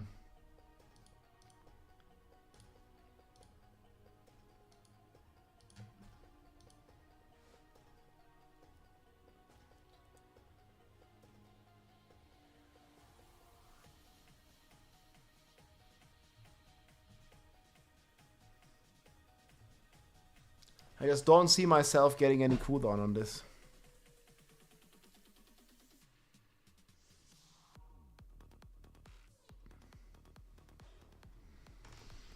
Okay, how about we not spending any fury? Just fuck the amulet. Don't think it's worth it.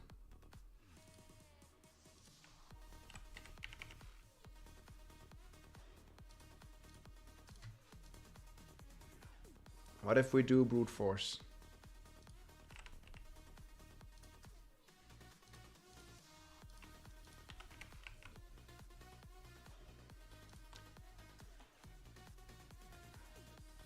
Heavy-handed. Yeah, wait, what the fuck? This one still has imposing presence. I think we would play Call of the Ancients, right?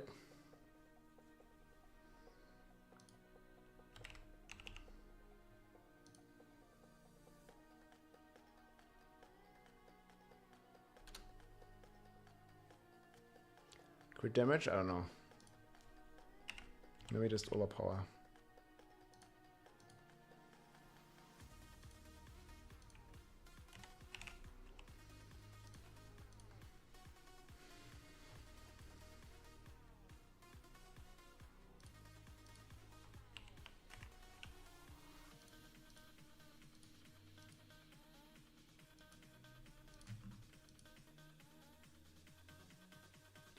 So we have Hoda to deal double damage.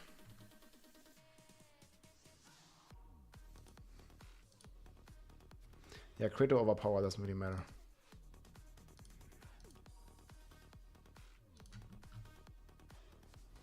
Maybe like something like this.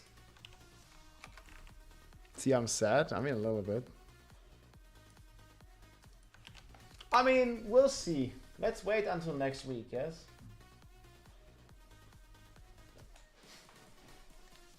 Now we could play Earthquake too.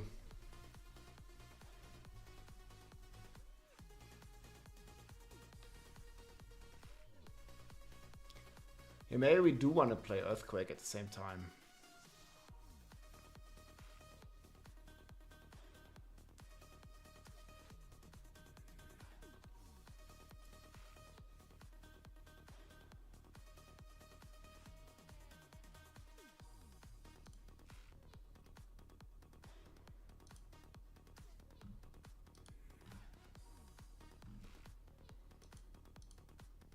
Okay, let's do the skill tree.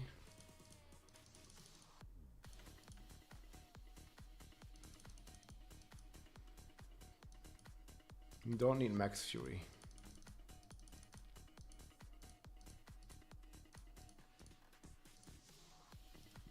We have Shroud.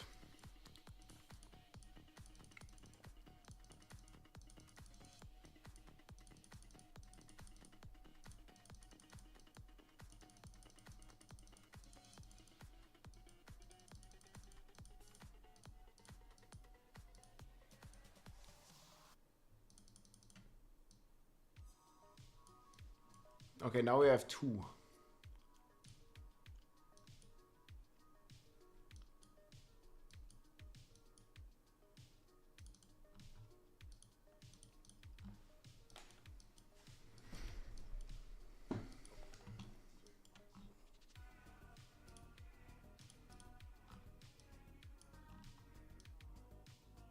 Yo, what the fuck?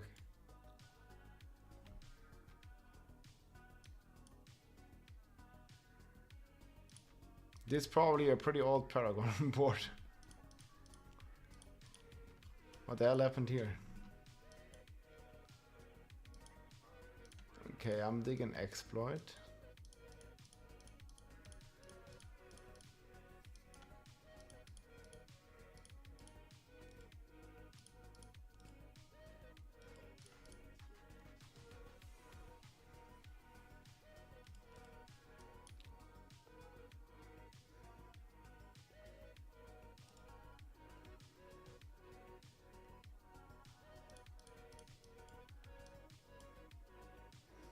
Do we even need max fury? No, we're not.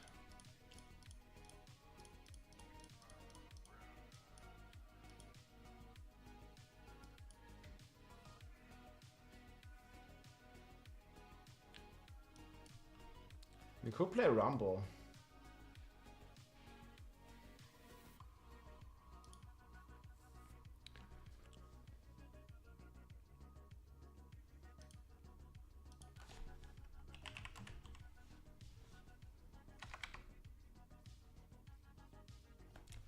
Next non-basic skill spends all resource to deal 100 damage. But the problem is Whirlwind's gonna eat this. Gonna eat it for breakfast. Now, and Hoda Ramaladi is gonna suck. Like, you can't use it. You must attack with a 2-hand mace. Not gonna work any other way. Also, I feel we don't need Tybert's Will. And we could just take Ariats instead.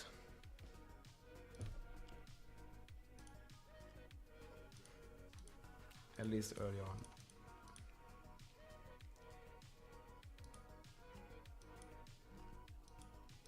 I mean, Ariat gives you attack speed and fury and damage multiplier.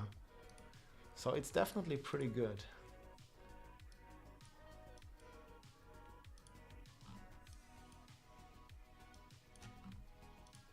Oh, yeah, this Paragon stuff is broken.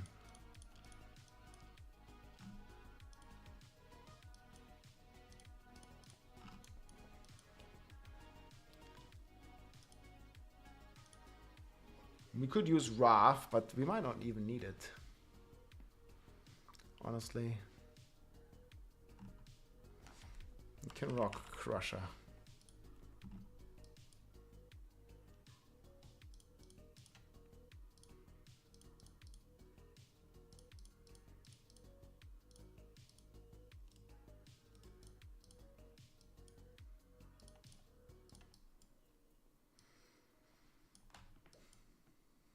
Okay, let's say we have Might, even though Might is pretty bad. I don't know about Marshall. Switching weapon grants Fury.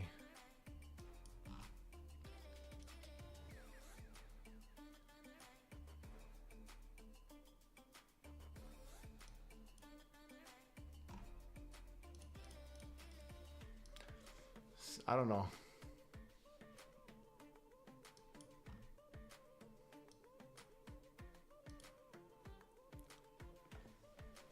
Cleaver, we're not gonna attack with an axe.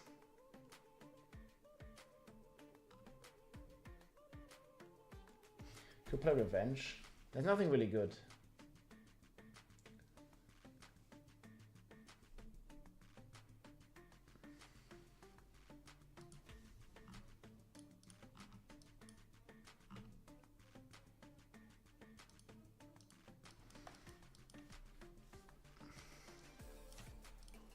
Yeah, this should have definitely gone down here.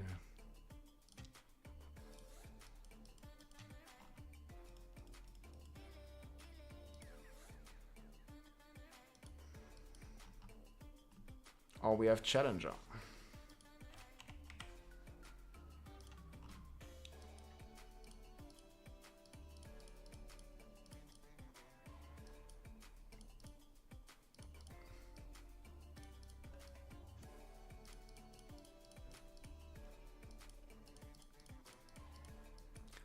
Healing received.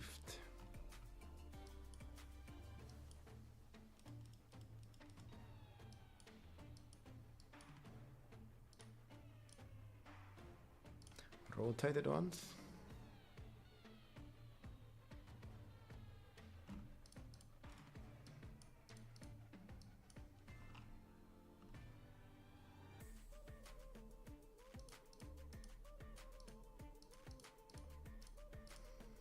Yeah, I don't fully know what to take here, guys.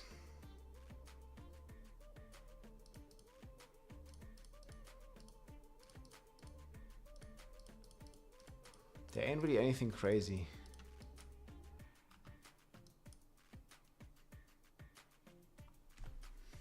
I'm a streamer, yo, Trex, what's up? Yeah, good luck to you, man. Let's go streaming. Hope all is well, my friend. Sorry to follow up question, but I'm hardcore trying out Razor Wings. I was wondering why Mystic Circle is good on it. I mean, it's only good if you want to push, because it does a lot of damage. It's like highest multiplier you can get. Same reason as on the Jaguar halts, like they also doubled it. But yeah, it's not like it's crazy.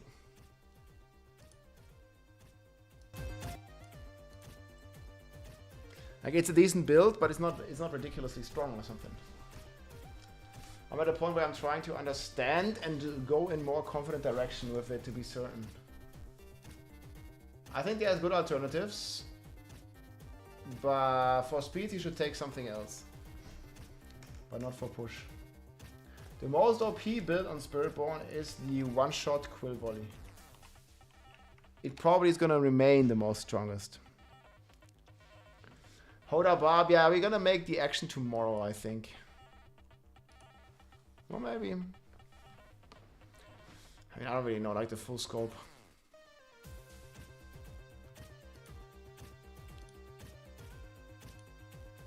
I'm kind of thinking to go with Earthquake.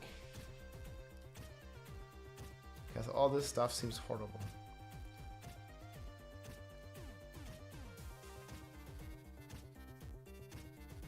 Do we like Earthquake?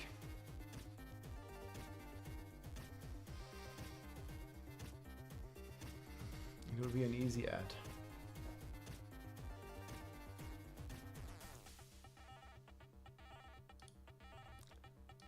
Yeah, but Thorn's Whirlwind sucks. What do you want with that?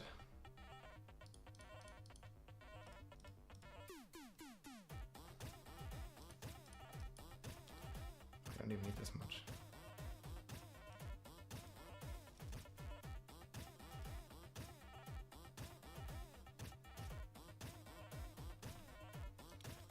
Yo, I know this one has so many Paragon points left.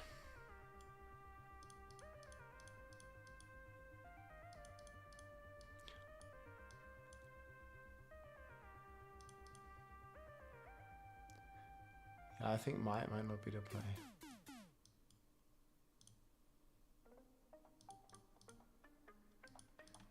So this guy's like 180 now.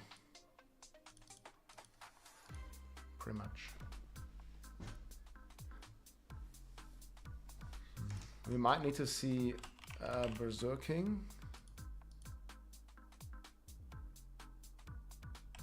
How are we feeling about Fist of Fate? I guess it doesn't really work because we lose the Hoda ranks. Crit attack speed Hoda.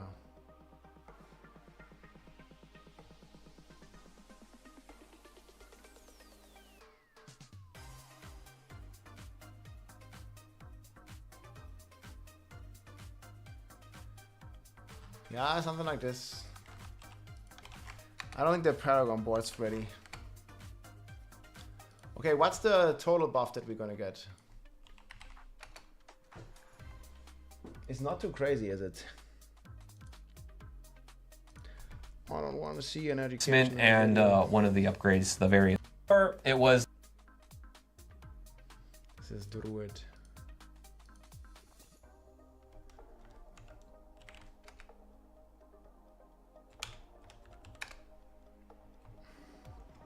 %. Plus another aspect that is a little bit. Here's an definitely better.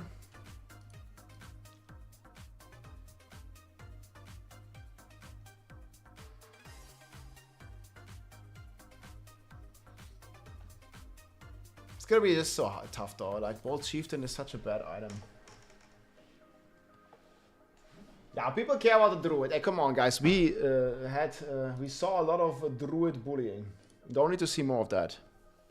Hey, be nice to the Druid.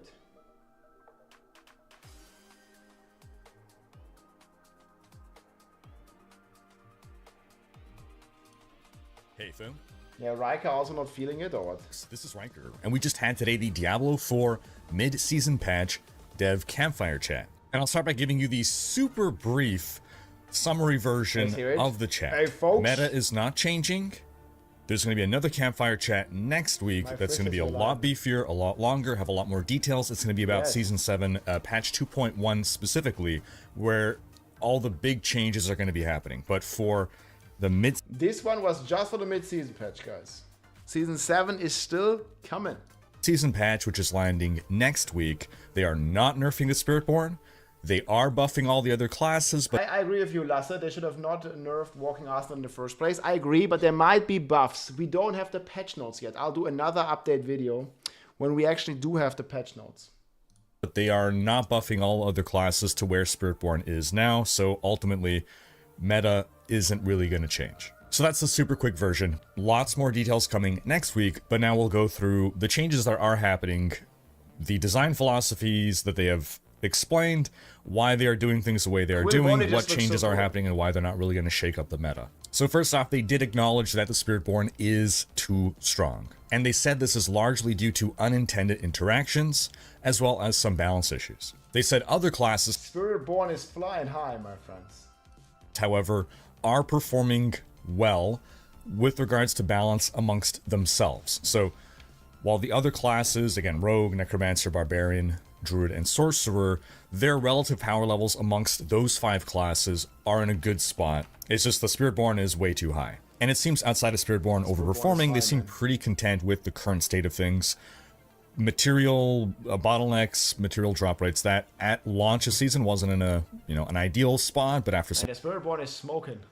Patches, things now seem to be largely under control. They like that there's a lot of different builds that are Torment 1 viable. They seem to be having Torment 1 be that point of, that's where they want all builds to be viable. Again, Torment 4 is just, you're more Spiritborn can't be broken, what do you mean? efficient, but you can get everything in Torment 1. Overall, they seem happy with the structure that the game is in currently, and they want to work on refining and tuning what they have now, as opposed to doing massive reworks like we've seen over the last couple of seasons. And they also concede that ancestral drops seem to be a little bit on the low side, and they'll have more details to share there. Now, when it comes to balance, they have 2 general design philosophies. The first is that they want players to feel like they can be strong and powerful and break the game, so the whole power fantasy side of things. And the second philosophy is that they want parity in power amongst the classes. They don't want one class significantly stronger or one class significantly weaker. And they admit that when the game launched, they leaned too heavily on the parity part,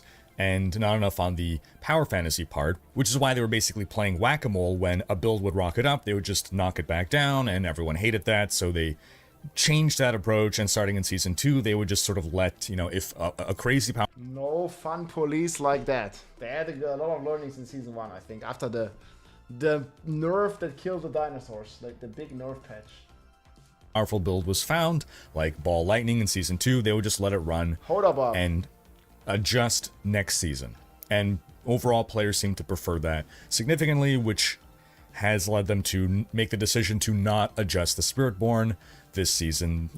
They concede that people have spent, dozens of hours building their characters, and now if in a patch they suddenly pull the rug out from under people in the middle of a season, it's not a great experience. So for sure not. And the spawn, like those updates for Season 7 are gonna be here in December to play and test. I agree, it's gonna be quite a bit of time until the live game gets somewhere. But yeah, you still have a ton of fun, like if you're like starting all the season. 150? Yeah, I don't even know, like... I think this is my most played. I don't have like multiple characters. Look, man, alone on this character, guys, we already almost played 300 hours. I mean, to combine with the other Spiritborn for sure, and then I have another like 40, 50 hours on Barb. That's only like 350 hours I played. I mean, that's quite a bit. Well, I mean, I'm blasting right now. Look, I'm standing in town not doing anything. Like, that's also in there. But keep in mind, guys, like, we are Paragon 300 since like 3 weeks. 3 weeks or so. Like, we be like Paragon 300 like for a long time.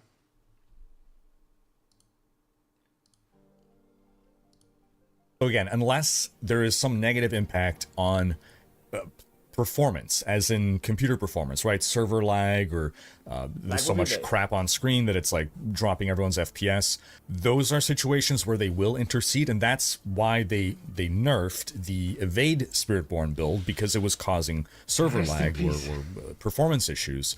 So in cases like that, yes, they will step in and nerf, but outside of that, they'll let the build run out its course throughout the rest of the season. Go But free for like season an eagle. 7, expect the Spiritborn to be brought down in power significantly. They're going to fix all those unintended interactions, and they're also planning to just overall nerf the Spiritborn a little bit.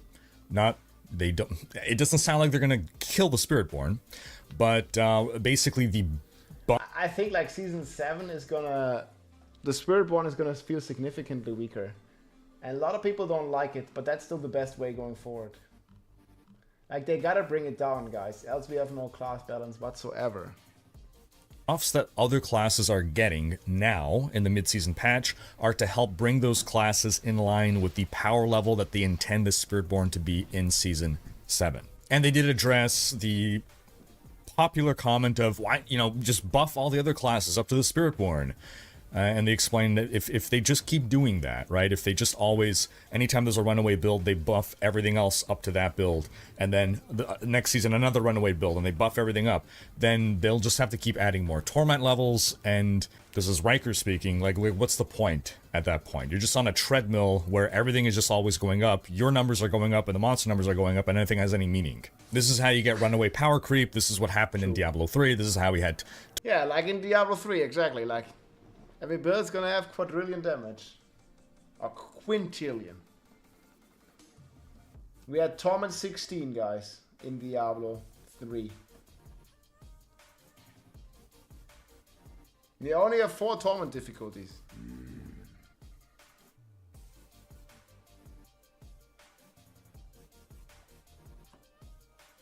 Yeah, I get it, everyone. I definitely play way more than the average player. I mean, so do most of you, to be fair. Hey, Taco, thanks for the prime, dude. Yeah, I could use a taco, man. Much appreciated. Well, you can't hear me? What happened? I think your stream might be on mute. That's why you can't hear me. Should definitely be able to hear me, guys. Yeah, sounds fine. I'm looking here on my end. 20 different, over 20 different difficulty settings, and we end up with items that have literally 40,000% damage multipliers. Then they gave us a preview of the class updates that are coming. It is not at all exhaustive. Patch notes will come later in the week. Normally they come right after the stream, but I guess they weren't finalized yet. Barbarian is seeing some baseline core skill buffs. I think we're seeing about a 20% damage increase across the board there. Buffs to underperforming legendaries. No warrant buffs, as of this patch anyway. Yeah, I'm just further from the mic because I'm leaning back, guys. Okay, I can go here. It's gonna be very loud, but I'm gonna be like this. Neeks. The Druid is gonna get buffs to all key passives. I think about 40% buffs, roughly, as well as legendary. Riker has the better voice than me. Hey, folks, this is a Riker. Way better. I mean, I could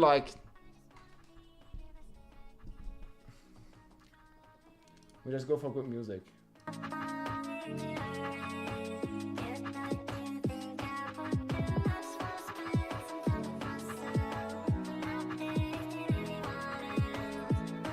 Got that radio voice. I think I need to switch the position of my microphone arm.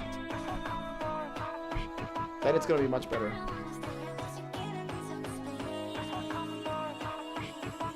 But the problem is it's in the way of me and my screen, I have the microphone arm like this now. It's better. I think I gotta install it at another place. But then it's gonna be in the frame. Do you guys mind if the microphone is in the frame?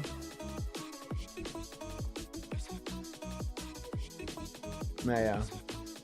It will be in the frame then.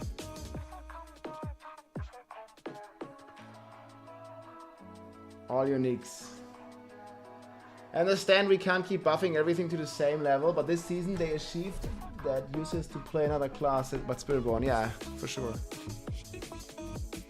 We don't want to see your face, just a voice. Okay, we'll go like this, guys. This is the ASMR. Oh, please, no. There's other places to do it on Twitch. Go for the ASMR.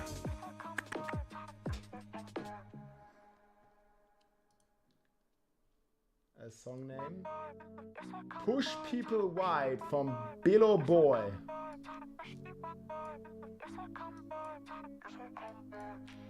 I think it's one of the best songs in the playlist. Oh yeah, I think I can. Does this work? Does this link work for you?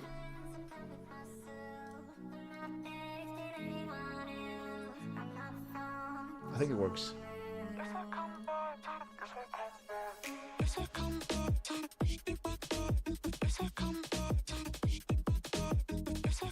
Yeah, if you're not a Spiritborn, we're gonna kick you from the group, man. Get screwed. That's what keeps happening, dude.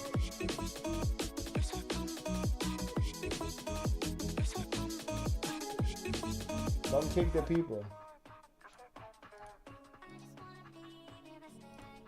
In unique buffs, Necromancers getting buffs to all their basic skills, almost doubling of their damage, I think.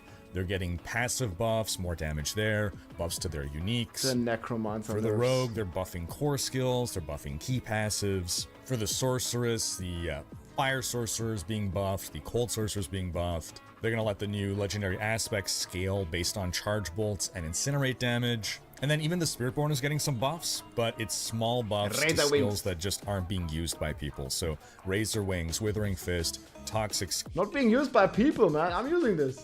Again, they're relatively Having small a great buffs, time. and again, this isn't going to overall increase the power. But it's much appreciated we're gonna get these. Of the Spiritborn, these are just skills that no one is using. Again, the main intent behind the mid-season patch is to serve as a stepping stone to the next balance patch in Season 7. Getting a version of Whirlwind, the T4 version for T4, and the other version for Pit. All classes and builds closer in parity to each other. They're also going to buff some of the underutilized runes. Nothing too major there, but again, it's a stepping stone. Bigger changes to runes and rune words will happen in Season 7. They're making changes to shrines. They admitted that conduit shrines feel terrible and are the real cursed shrines of Diablo 4. So now artillery, blast wave, and conduit shrines are going to scale with player level and paragon level. Overall, they're just going to deal a lot more damage. And they said that this is just the first step. They're going to see how players respond to it, and they'll make further adjustments if needed. My guess is this is not going to be enough.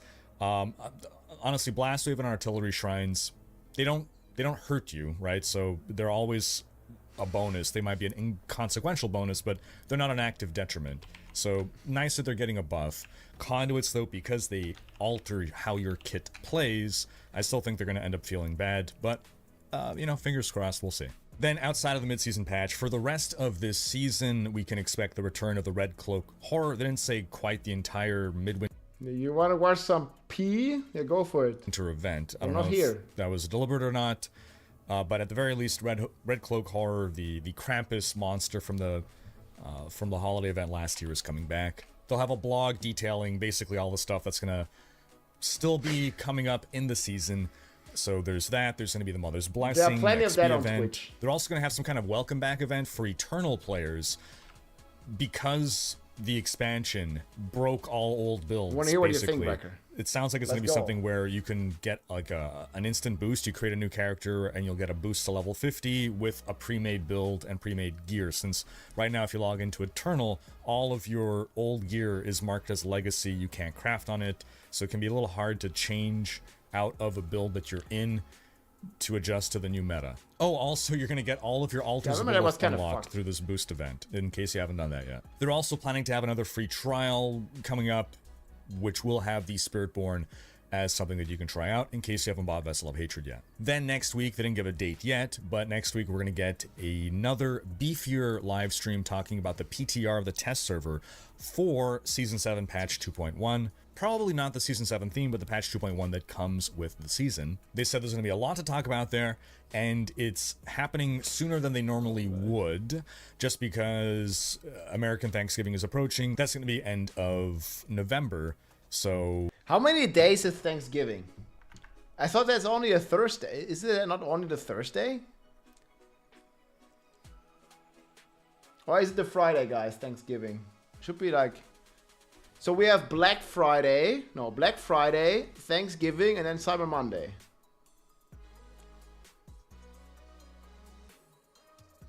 Four-day weekend.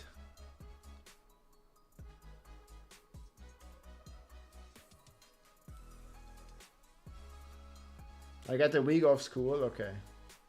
The Black Friday isn't a national holiday. Pepper Riot. Why not? We don't celebrate Black Friday in Holland. Yo, man, you gotta celebrate Thanksgiving, Black Friday, and Cyber Monday. It's national holiday time. Wait, but like, why do you say you have a 4-day weekend if the Friday isn't a holiday? It doesn't make any sense. It's like Brückentag. Amazon invented this day. Cyber Monday on Amazon. Black Friday on Amazon.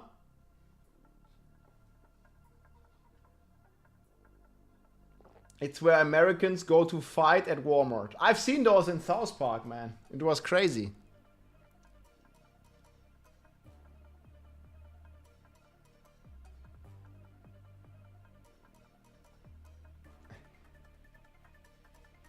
They took our holidays.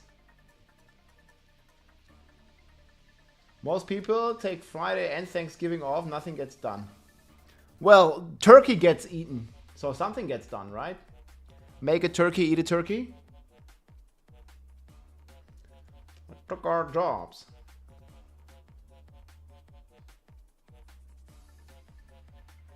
Yeah, I think America right now after the election could use the break. Look, like most of my recommended videos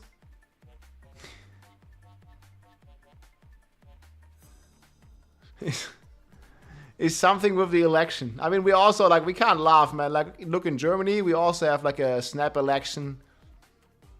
Like, what the hell? Am I recommended? Man, they're crazy for that. Yeah, it's a little crazy right now. I mean, we've seen. If you open any news, man, it's all about the US election. Now, we don't have a government. Like, look, this guy, he's like basically saying we're going to get a new election. I think they want to have the new election like in February now. Alles Weil, yeah, I mean, I didn't watch this yet, but this is like the top opposition now against the... Well, there's CDU and AfD, which is like more in the middle and on the right than the current government, which is like very left. What did you vote for? I used to vote for FDP, but I'm not a German citizen, so I don't know if you know what FDP is. People are going to be out of the office then, Anyway. so they want to get it done before their holidays. You need ID to vote in Germany. Yes, of course. That's a normal thing here. Again. We also did not get an exact date for the mid-season patch. I'm guessing it's going But to be they were just thrown out of the government. So now the government is all left, like far left at the moment. Tuesday, however. I'm Then from during Germany. the Q&A, they touched upon a few other points that have been brought up in the community. First off, ancestral. Yeah, Lindner, rest in peace, dude. No, I'm a German citizen. I'm not an American citizen. Not in America? What the fuck is this? Yeah, dude. As an American, you don't need ID. I mean, yeah, I heard that. No, but, well, in some states you need ID. In some states you don't, yes? I learned this. I watched many documentaries about it.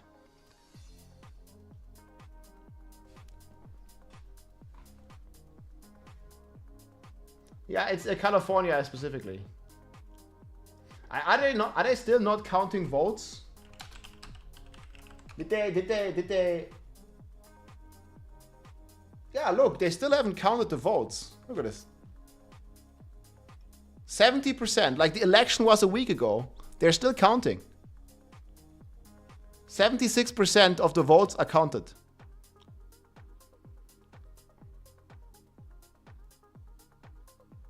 They're still counting in California. Yeah, I don't know what the hell they're doing. I mean, it's a lot of votes. Items and the codex upgrading. Efficiency. Currently, things are. Guys, again, I can't throw with any stones, man. In Germany, it's going like just as bad or maybe even worse at the moment.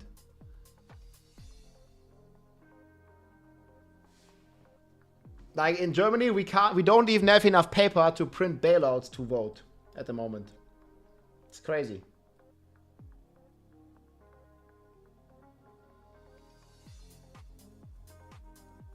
Did I say not a German citizen?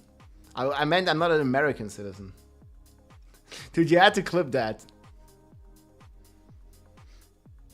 Oh boy. FDP. But I'm not a German citizen, so I don't know if you know what FDP is. I meant American. I live in Germany. I can vote in Germany, yes, just to clarify, I misspoke.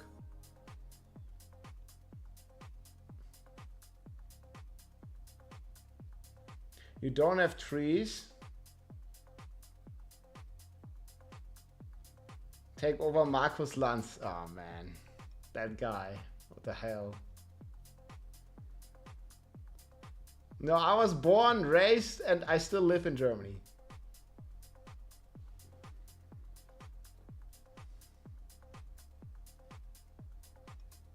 I mean, okay, Leumars, if any video game is frustrating to you, just don't play it. Yes? Like, if you're not having a good time, you're not having fun, just don't play the goddamn video game. Do something else. You know, they crashed my camera, man. They took my cam. Bro, what the hell?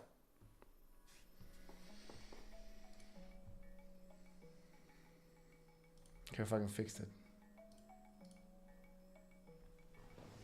I don't like this logic, yeah. You're making too much sense. How dare you?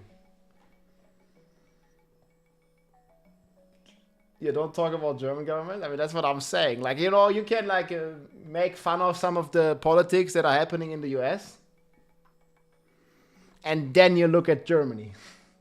At your own country. And everything is a mess here too. What the fuck?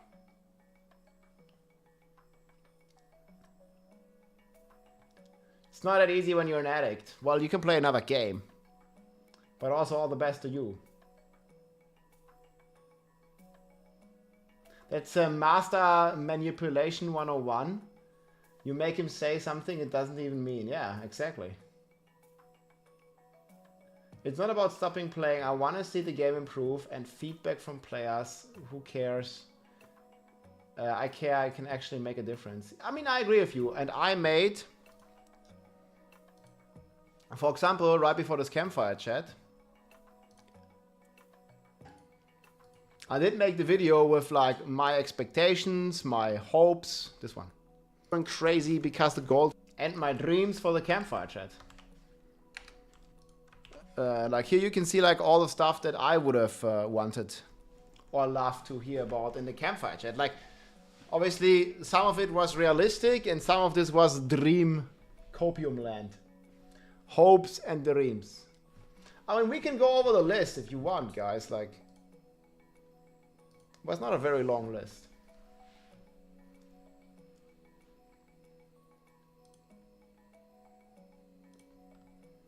Easier access to ancestrals. I mean, we kind of didn't get that. Bug fixes. Duping, not fixed. Masterworking exploit, not fixed. Movement speed exploit, not fixed. Undercity bugs, not fixed. Game crashes, work in progress. 3, this one, checkmark. No Spiritborn nerfs. 4, buffs to the other classes. Yeah, not to the degree that I would have liked. I would have liked to see like Shred Druid, Whirlwind Barb, Hoda Barb they did. Ball Lightning Sword, Lightning Speed, like, you know, a lot of like these fan favorite builds, so.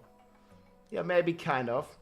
Mythic boss ladder updates, we didn't get anything here. And then nice to have. More endgame longevity, didn't get it. New content, new aspects, didn't get it. Auction house, didn't get it. More stash space, didn't get it. I mean, this was like copium land. A dedicated rune inventory, didn't get it. Loose filter, no. Pet looting faster, no. Armory loadouts to save builds, no. So yeah, we got like 2 things. Kinda.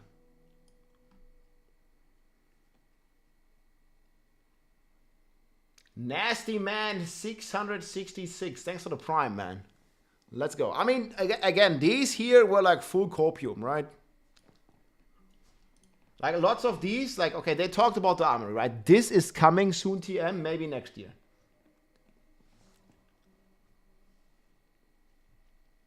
Yeah, and oh, yeah, to be fair, yes. And they also didn't speak on every change. Like the patch notes are going to come at the end of the week. And we also going to get another Campfire chat where maybe a lot of this is going to get picked up for Season 7, which is starting in October. Armory is coming soon, TM, he said.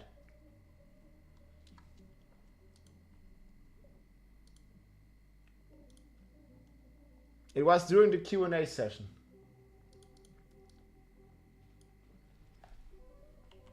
They're like, I think the armory is coming next patch, guys. Like in Season 7. Sorry, next season. Like he said it like so many times, right? Here's an example. Balance items or that's at the very end. Buffs and any changes to be more compatible with collecting loot, like opening doors, etc. You know, when you're going potentially. Never stop, I know ever. You have to do all this setup and snapshot, and then you have to like open the door. So we do know that it's a thing. Yeah. So we'll see. Well, remove the doors. Stay tuned. It's another thing to stay tuned. So again, thanks again, everyone. Oh, that was the last letting question. it be figuring all this stuff out. They've been. That's like their top priority right now. They actually, behind the scenes, we even collaborate with them a lot on doing various things related to game performance under the hood, like making skills cleaner, making interactions cleaner. Like we're constantly doing stuff to make the game run smoother in the background. Pretty much every patch, like we're fixing multiple things. So it's definitely something that we're always working on actively. Why so Blue Panda Bear? Any chance on Tempering Skulls can be used more than once? Investing time to finally get a rare drop and it bricks kind of doesn't feel too great. Any thoughts on Tempering Scrolls, how that's been going? The bricks I think it's definitely something we hear a lot of feedback on, and it's something that we're sort of taking an incremental approach, right? Like with the X1 or the expansion 1 changes, we made it so that a lot of the recipes are 3.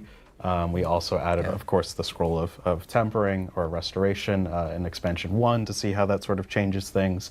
So we're just really taking a measured approach. If we see still there's a lot of feedback that it just still isn't hitting that mark, we're absolutely open to changing things, like potentially letting it be used more than once. And we're just sort of monitoring at this point. We are getting questions about the armory. Here. Stay tuned. TM. Soon, TM. We'll have information on that. As you guys know, that I love it, man. Like he's embracing me, but that sounds to me, guys. Next week we're gonna probably learn about the armory. Soon, TM. We'll have information on that. As you guys know, that has next week been in development. Season 7. It's something that we've already confirmed. He says it has been in development, so it's ready. Maybe. Confirmed about. I will be talking more about it here soon. TM. Yeah, it's next week. Keep your eyes peeled. Is that the term? Keep your eyes peeled. Stay tuned. I don't know. There's a saying that stay tuned. I don't know. Last question here that we have. Do you not know the meme? Soon TM trademark from Blizzard. There must be a good explanation. Soon TM meme. It's like Soon TM, but not even Blizzard Soon. Okay, it started with World of Warcraft.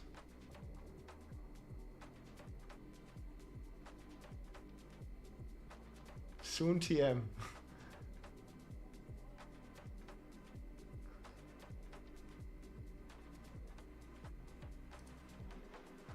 Yeah, this is what I would think about. What the fuck? Soon TM. And that means it's like far away still. At least in the meme world. Yeah, it's like 15 years old, man. That was before I even like played that many video games, dude.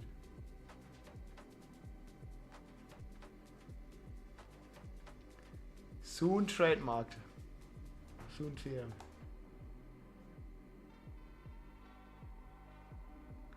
It's like the go-to approach of Blizzard, guys. Like they just keep saying, yeah, soon TM, guys. BlizzCon, soon TM. Armory, soon TM, boys. What is an armory? So it's like a loadout system, a way to save your builds.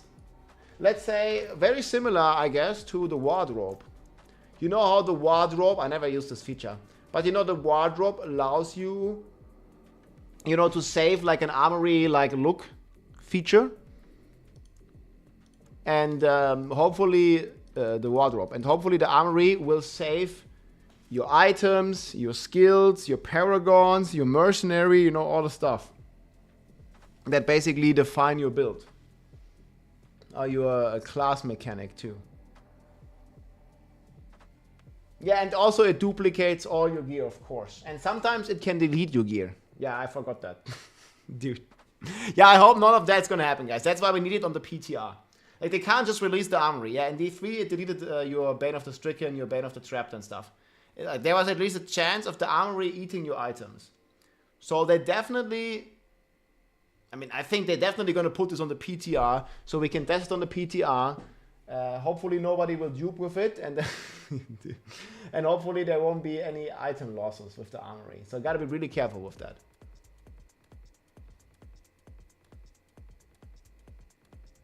Nah, 21 visual, that's fine. Like, I mean, with some of those memes, especially like a meme that is as old as Soon TM, it's gonna be hard, you know, to understand.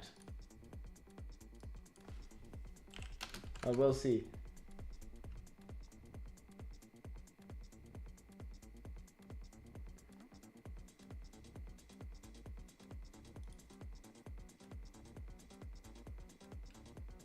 Maybe as a millennial, you know.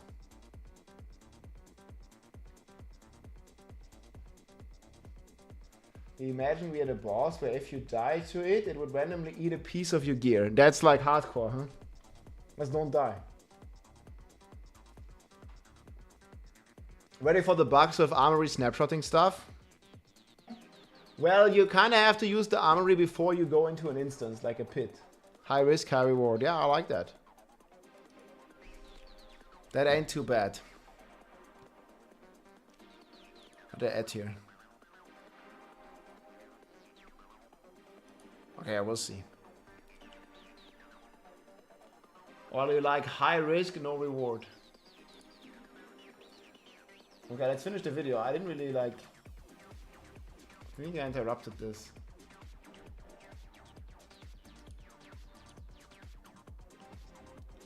Like big time.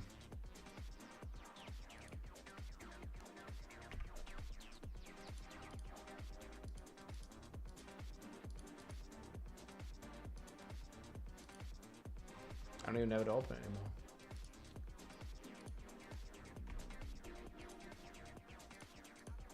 As intended, they do want maxing out your codex to be a very long tail progression thing, but they do agree that things might be not tuned as well as they could be, so they alluded that they might make it easier, they might make some changes to ancestral drop rates or something, and we'll learn more about that next week. They were asked about the grind to Paragon 300. Sounds like they currently have no plans to change that. Just in general, between the XP and the ancestral grind, they want it to be pretty easy to get to a point where your build is online. That shirt, the Diablo shirt that he has is so cool. And they feel by Paragon 200, you're there. And the next 100 Paragon levels is just kind of like incrementally more power. And from personal experience, like those last 50 Paragon levels are almost inconsequential. So they want you to be able to get your build together relatively quickly. I still think that's completely so that fair. you can get to the playstyle that you want to be running, and then there still is a long tail chase to completion. And they don't want to make it too easy to reach level 300, because then we're back to where we were previously, where it's, you know, they made it very easy to get to level 100, and then there's basically nothing left to do, right? Killing monsters becomes pointless. Why kill monsters? You're not getting XP. Overall, I am on board with this philosophy. I do like I remember it took them like 4 hours in the end to reach Paragon 100. I do like that they leave some room Just a for few hours. aspirational goals of things that don't significantly increase your power, but it respects your time, right? It's like, well, you know, if I'm going to spend a day grinding, at least, you know, if I don't find any item upgrades, at least I got some XP out of it. You know, as opposed to in the past, right? You hit level 100 and then you can spend, you know, a day. Yeah, I don't know about you guys, but I really like the idea of still farming some experience on the sides, like it's optional, but you still get that sense of that you're making progress while you get more paragons. So I don't really feel the advantage, if it's something optional, that you have to be there faster. Like the game, if anything, if you're playing quite a bit, like you're running out of content to do too fast. If anything, they should make it slower, not faster. In my opinion. Playing, you don't get any good drops, and, you know, you've just spent hours of your time with nothing to show for it. No XP, nothing. Now, something that I think they've not yet explained, and I hope that they do, is how XP works after a season ends. Dude, look at this video, man. Like, he's like in an 80 and he has no more monsters to kill. They still haven't addressed this. Like, he killed the entire pit. He still is missing 10% progress. I hope and I expect that it works the way it worked in Diablo 3, which is that your seasonal XP gets added to your eternal XP. That doesn't mean that if you have 200 levels on eternal and 100 on seasonal that you're going to have 300 paragon levels at the end, right? It's not the level that gets added, but the total XP.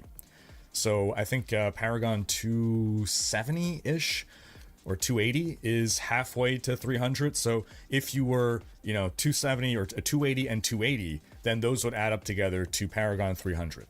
But basically the reason I'm explaining this is if there is a goal, and there is a goal, right? There is an objective, there is a reward at Paragon 300. You unlock a mount and a mount trophy. Even if for the average player it is impossible to reach Paragon 300 in one season, they're not going to put in the amount of hours needed to get there. It means over the course of a couple seasons, your Paragon XP is going to add up on your Eternal, and after a couple of seasons, then you're going to unlock the reward. That sounds pretty... I also think we have more and more power creep. Dude, like... Man, he's still walking back in this rift. Holy smokes, man. Reasonable to me. They were asked if they have any plans to introduce mid-season mechanics. They said that for the time being, the plan really is mid-season to be mostly balance adjustments. Any kind of new mechanics would be reserved for a new season. They mentioned that they're continuously doing stability fixes. They've re-enabled the LSS now. They said anytime a player crashes, it actually sends them a bug report, so their engineers are always getting the reports and they're working at things. They were asked if the scrolls of restoration, the retempering scrolls, could be applied more than once to an item, if that change could be made. They said that they'll listen to feedback. So if you feel strongly about that, you know, keep making your voices heard. The devs will listen. Myself, yeah, I don't like bricking. Personally, I don't think I've full bricked an item at all this season anymore, ever since the scrolls were added. And not just because of the scrolls, but also the changes to the temper recipes. As is custom, they were asked again about the armory, a wardrobe to save builds. As is custom, this is amazing. They heavily alluded... He hasn't bricked an item? Now, that's crazy. I mean, we brick an item every day, basically. Like, you roll 2 items, one of them is bricking. You bricked 0? How? I bricked more items than I'm using. I mean, it has gotten better. Like, usually you get an item, it's like an 80% chance it's gonna brick, and then you get the item 5 times. Now it's like maybe like a 40% it's gonna brick.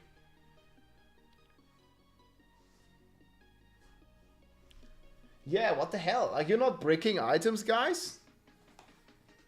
You play some lottery. You still save the bricked items in hope something will happen? Dude, I did this all of last season, and what fucking happened? Nothing that season. We had to wait until the next season. I don't think you have to save those items, man. A brick is a brick.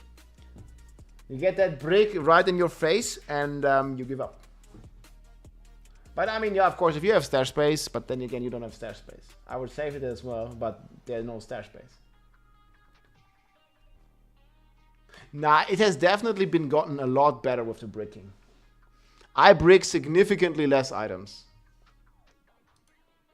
To having more to talk about this perhaps next week. They just kind of said stay tuned. They acknowledged that it's in the works, and they said stay tuned for news on that. So again, overall, not a whole lot is really changing. with next week's patch. I think next week's Campfire is going to be far more interesting. Yes. What I did enjoy about this Campfire was hearing their philosophy. It's nice to hear, yes, this is operating as intended. No, this is not operating as intended. Yes, this is our intention. Yes, this is how we want to approach things going forward. Yes, this is why we are doing this or not doing this. I do have to admit the mid-season patch is extremely underwhelming to me. I think not shaking up the meta is going to mean that this season is pretty much over for a lot of people. Yes, we've had in the past runaway overpowered builds, but never something quite to the extent as the Spiritborn. The power differential is just so incredibly extreme. I mean, we're talking about a factor of literally 1 million times more powerful. My idea would have been to have some kind of mid-season event, maybe, you know, during the Christmas event, right? The Midwinter Blight event. To have something, some kind of fancy magic up. I said this before. I think they could have brought back the Tears of Blood glyph. Like, only because I understand they don't want to buff all the classes and then they have to redo it all again in Season 7.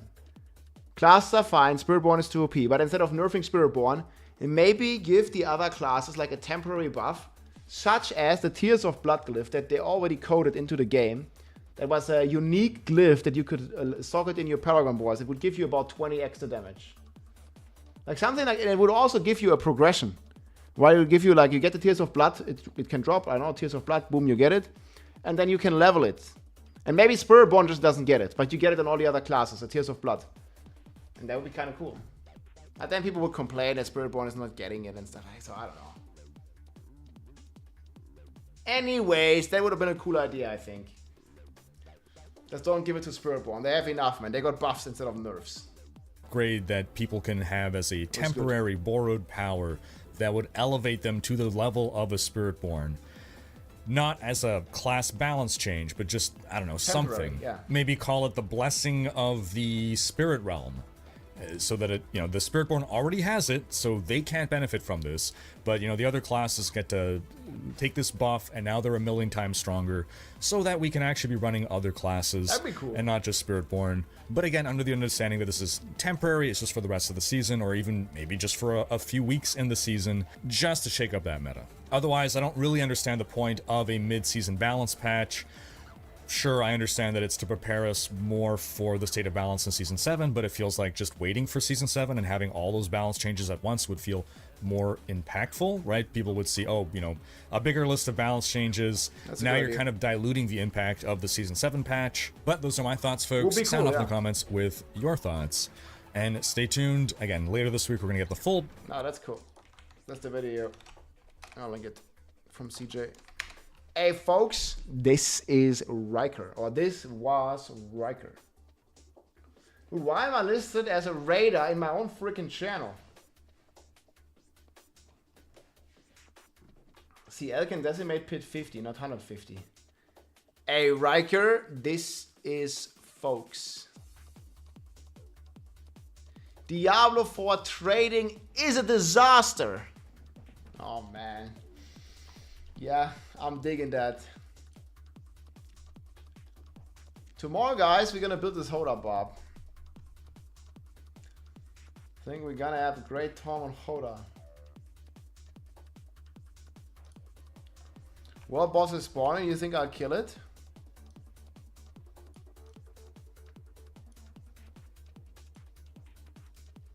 Yeah, I don't even have this waypoint. Hold up, Bob, man. Make Whirlwind great again. Whirlwind buff is still low T? Yeah. Whirlwind still sucks, man. I know. It sucks that it sucks. They actually forgot, man.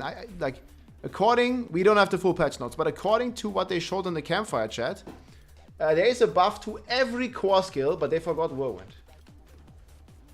I don't know if they literally forgot it, or they just didn't list it, or they just didn't want to buff it. Maybe they say it's fine. I don't know. We'll have to wait until the patch notes, and the patch notes coming out in 3 days.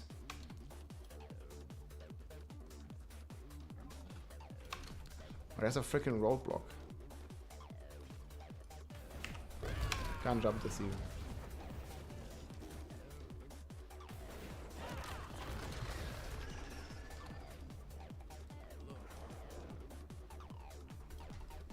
Just gonna stick on the mount. Oh, and these guys are so kind.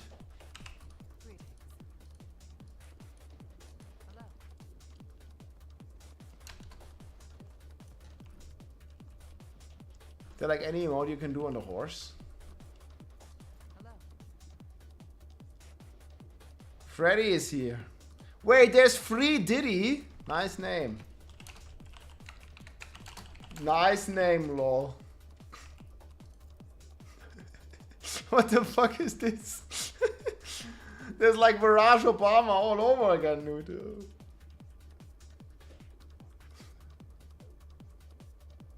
Love the videos, man. GG, dude. Trifidi. Don't free him, what the hell? Yo, Anthony, man, how's it going? How do you like this name? Fel Maven, this guy did 150, dude. Let's go, man. Yeah, report it.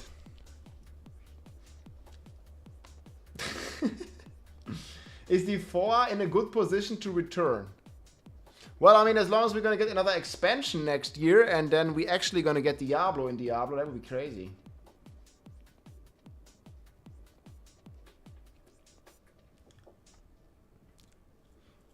That's why Trump won? Huh.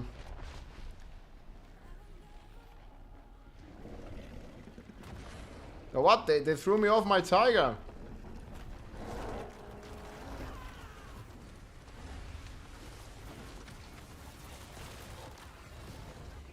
So how's the claw gonna claw? Make Barbarian great again. I hope so. Look at man, us sliding, boys. They see me sliding. Look, I just name lock him. I don't even have to do anything. They're eating my ferocity stacks though.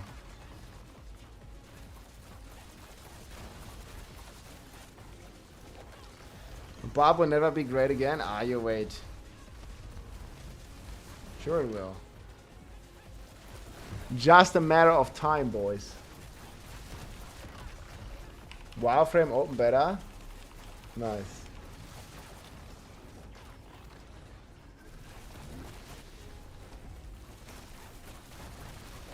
Dude, we're hitting this guy for tens of millions, boys.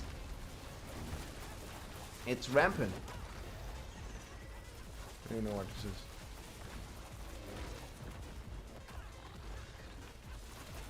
Yeah, okay, I don't really know, man. The Shava is kind of yikes. A world boss in general. Yeah, I'm not really feeling any lags right now. I'm just sliding here. But look, people are dying all the time.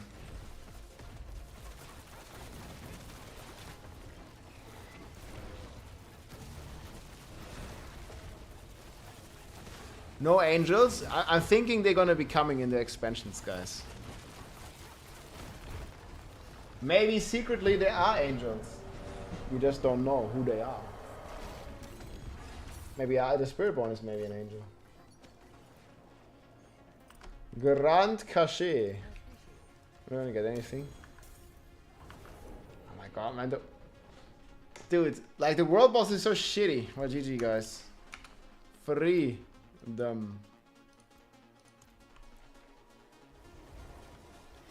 That was a world boss, boys.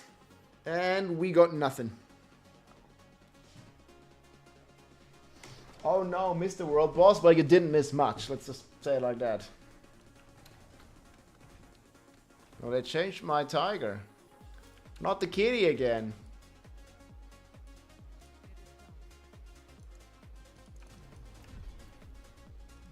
Just a bad kitty.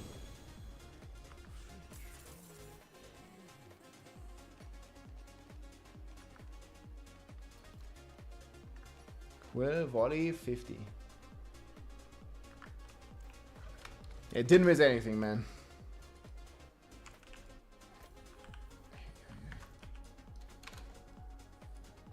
Didn't miss much. And yeah, we got nothing.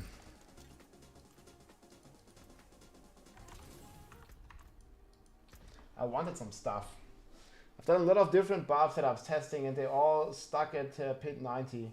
Yo, did you try the Hoda barbs? I mean, they're buffing it like pretty decently. Like we're getting about, let me see. So we're getting Hoda buffs. We're getting base, skill. We get 70 divided by 55. That's 1.27. And new aspect. Okay, let's say we have, what's they showed 40, right? 1.4 divided by 1.25. That's it. Total buff. I mean, it's not enough.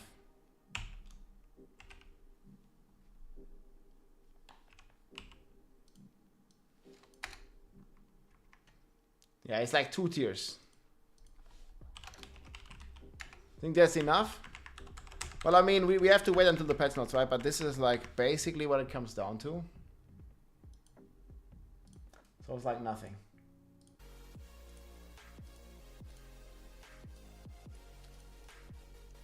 I mean, this is pit tiers, yes.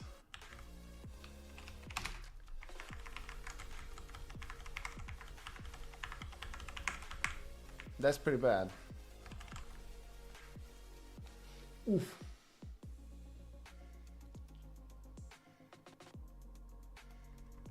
Now you're gonna give up something. It's 1.4 from the aspect, but you give up Edgemaster. Like you don't just gain a slot. Like you were already playing Edgemaster before, and now instead of Edgemaster, you are playing the Battlemate. Yeah, no class is gonna be 150. I do have a summary. Yeah, Sorg, I think. Actually, Sorg I'm the most excited about, next to Spiritborn. Like, Sorg is basically getting almost all their key passives a scale similar to how we have it on Rogue. I've been fumbling with it all. For kind of what's on a lot more upheaval, right? So we're like prepping everything to be kind of getting more consistent. Especially here the ice stuff. Like how bad or how good is ice shards right now? Did anybody play ice shards? The best build to XPing to 300. It's the Flash build. Ratze, what's up? Yeah, definitely Flash. We need the Paladin class to make a grand entrance. Yeah, they will. They always do this. They nailed this. They're gonna have a GG trailer for the Paladin soon. They always nailing this. Paladin is gonna look fantastic, boys. Yeah. It's gonna be sick with Paladin. But yeah, so anyways, this Sorg stuff, it could definitely be pretty decent. I definitely want to see some of the ice Sorg stuff. Maybe I'll make a sorcerer. And they're also buffing the passive, and it's now scaling similar to Victimize, where you're getting more deeps the more vulnerable you have. And this might scale with the runes. Like you play Exploit, and then that's scaling your vulnerable. I mean, I'm not sure if it works like that. But should. Yeah, that passive is a massive buff plus the aspect.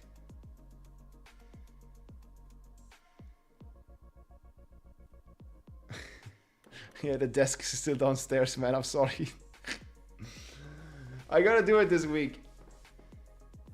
Yeah, look, I also need the microphone to have a new setup because it's too far away when I'm leaning back in the chair.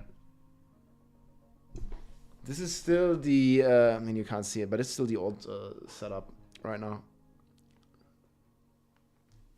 It's been like, what, 4 weeks? Shit. Ice shots is trashy. Wait, so how high can ice shots go? I'll send you a screenshot. I'll send you pictures. I'll post it actually on X when it's done. Thing is, the reason I haven't done it is, first of all, I want to like fix the entire room, and it's a bit more difficult. I'm just giving you shit. Yeah, I mean.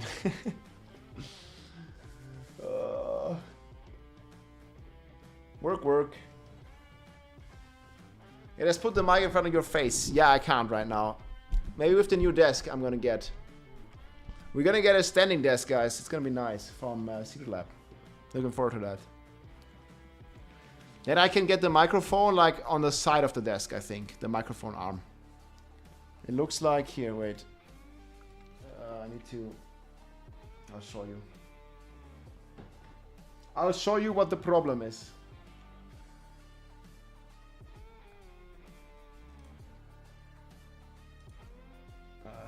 Background? No. Oh my god, it's bright.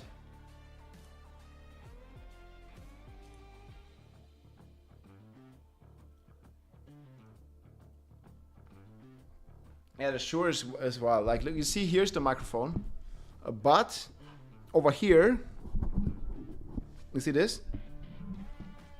Like the microphone is like behind my screen, or the arm. This is the rolled arm. So I can't pull it closer to me when I'm leaning back in the chair like this, because it's like touching the screen here, right? So it doesn't work. Not in this setup. Are we good? Oh, this is not really like the best. But yeah, we'll fix that. Turn off the lights? No, then the green screen stuff doesn't work properly. I need other lights as well. Yeah, the microphone is good. You see, I just need to be able to pull it closer to me. I guess I could do that. Let's say... I don't want to do it now, but I could definitely do that. Just have to like pull it more to the back, basically. Elgato Wave Pro, so good. Yeah, this is like a rolled arm stand. I mean, it's fine. I just need to not attach it at the back of the table, but put it somewhere here on the side. Like if the microphone arm was like going from here into here, it's still gonna annoy me because I can't watch my screen. Like even right now, you see, it's like in front of my, can be in front of my screen. But like this, obviously the voice is much clearer, rather than if I do this.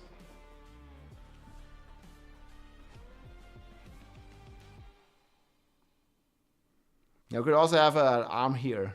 No, the arm is good. It's just the setup that's the problem right now. You still hear me really far away if I do this? Like, no way. It's like, do you see this in my streaming software? I have the regulator. Okay, look at this. I hope it doesn't crash me. Now you see this? Down here's the microphone. Look, if I go close, it goes red because it's too loud.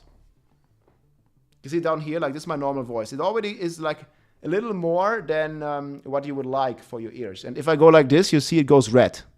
Not good. No bueno. But yeah, anyways, saw could be nice. Yeah, I mean, like I'm sitting in my chair like this, right? I mean, I'm not even sitting. I'm like this right now. Do you think this is sitting? Like I'm like leaning, whoa, like leaning back like this. What the fuck? I'm right now sitting. I'm chilling right now, okay? Okay, what we can sit normal again. This is normal mode. Yes?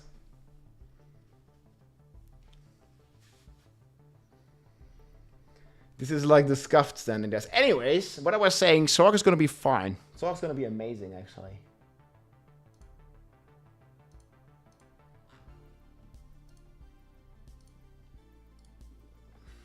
Which one is best?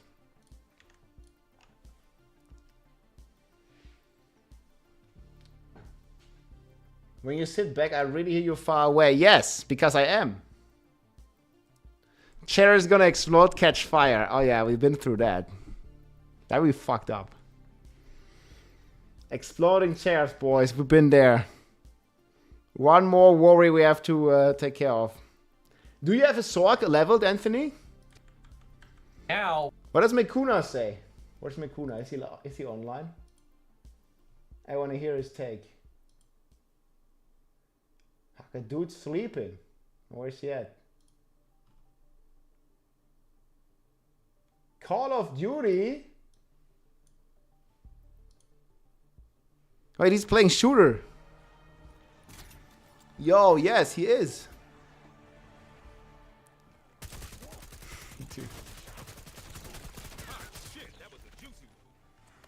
COD. New Diablo graphic patch. How can I go like not fucking theater mode? No, I don't want theater mode. Chat. Man, this new D4 graphic update is crazy. Yeah.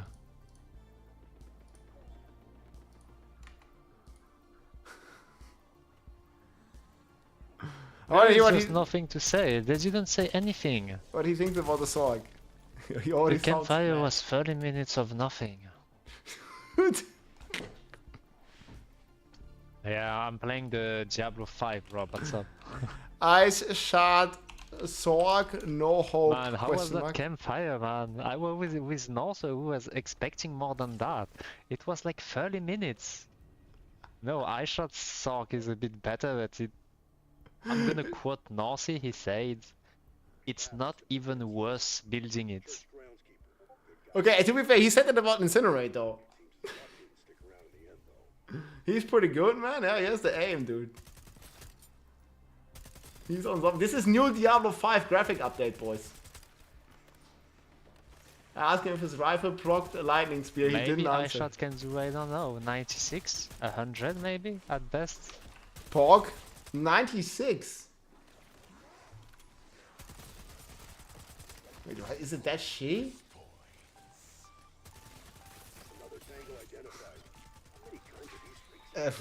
I'm slaying demon. This is Diablo, yeah, the new Diablo. Warzone is in 2 days. Oh, dude. Nothing is worth it, yeah. What are my allies doing? What the fuck are my allies doing? You're just flaming them, Why man. they don't open the door? Well, at least you don't have to do taxes.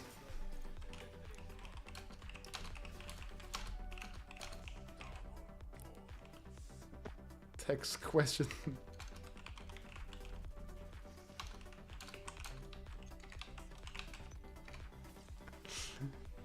At least he doesn't have to do his taxes, man.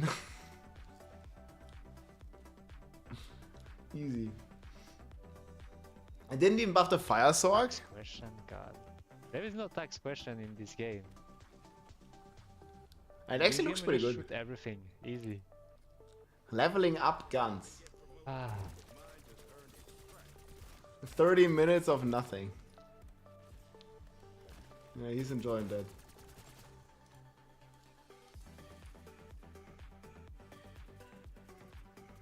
Well, boys, there's also Path of Exile coming. But I think they're gonna make it. This is gonna suck a bit. I think they're gonna have the Season 7 PTR at the same time as Path of Exile beta launch. But yeah. So on the 6th we have Path of Exile, and I think on the 3rd we're gonna have Diablo 4. This is how it's gonna be.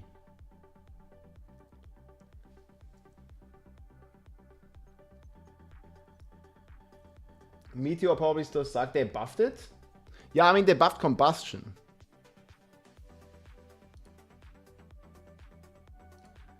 Yeah, but Meteor also has a big direct part. Like, this is only buffing the burning stuff. Blizzard needs to nerf Shatter. Hey, David, say that. Yeah, they do. I mean, Shatter has been... I'm gonna call it plaguing. Like, it has been a plague in the meta. I don't know if you pronounce it like that. But it has basically been like the only Sorg build that is even remotely good. And it's completely trash playstyle, in my opinion. The PoE2 beta, yeah, I think they're gonna have a live stream about it. They didn't really say. It's like a soft launch. It's not limited. Okay, we know this. They're gonna launch like patches and even leaks in the beta. And the beta is pretty much gonna run all the way until the game launches. Obviously, you're not gonna take any progress from the beta into the live game, right? So you're gonna have to like get that stuff all the time.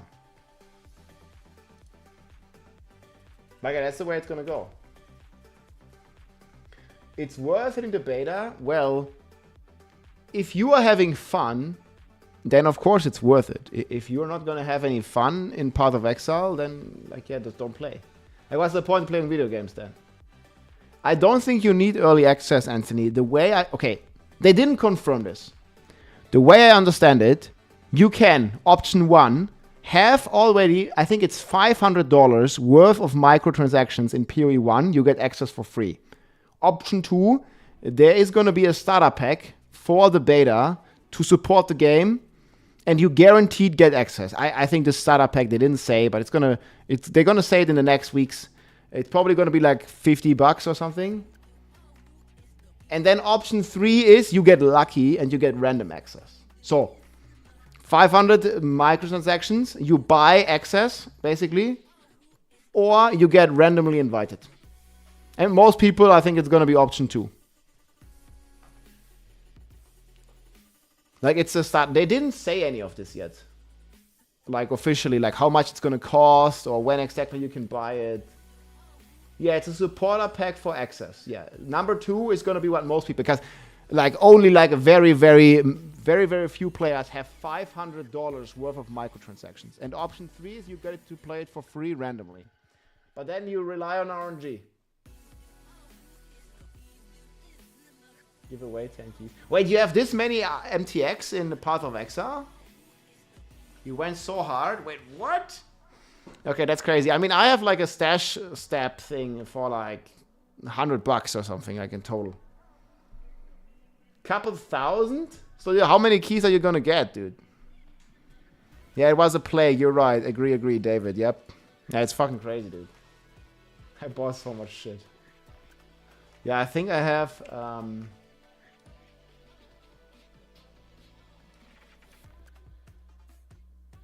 How can I even see it?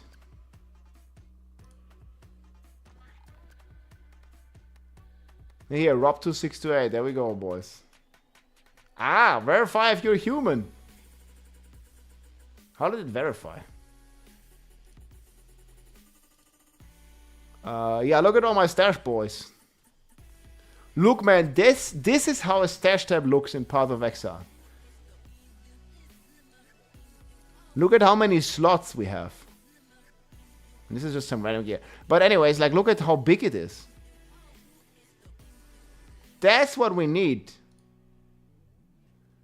And then they sort like this. So this is like normal tab, and this is like a giga tab. Giga tab. How many is this? 1, 2, 3, 4, 5, 6, 7, 8, 9, 10, 11, 12. So like 24 times like 30 or something. That's a lot. That's like 4 tabs in Diablo 4. PoE 2 will have more player retention than D4. I think PoE 2 will have less players than D4, but in comparison, as a percentage, it's going to have more player retention, yes. But the entire player base is smaller, much smaller. But those players are more dedicated to the game. Like, you could say there's less casuals in Path of Exile than there is in Diablo 4. Like, Diablo 4 has way more casual player base. And those usually don't really play 3 months of a season. They play like maybe a few weeks, max.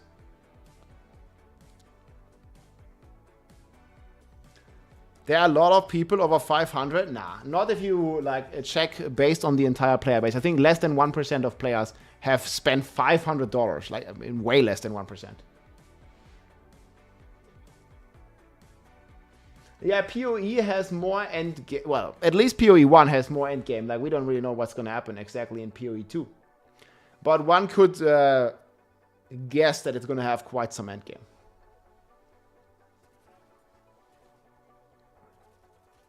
PoE 2 just looks so much better. Yeah, we watched that.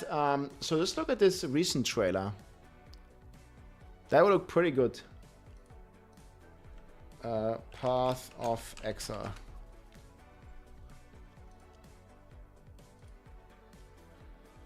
We looked at this yesterday. 2 days ago. Here. I mean, look at this, boys. And my internet can't even load it. That looks pretty cool. So graphic-wise, it's definitely competing with Diablo 4. I think I would still prefer Diablo 4 a little bit, but this looks fucking fantastic.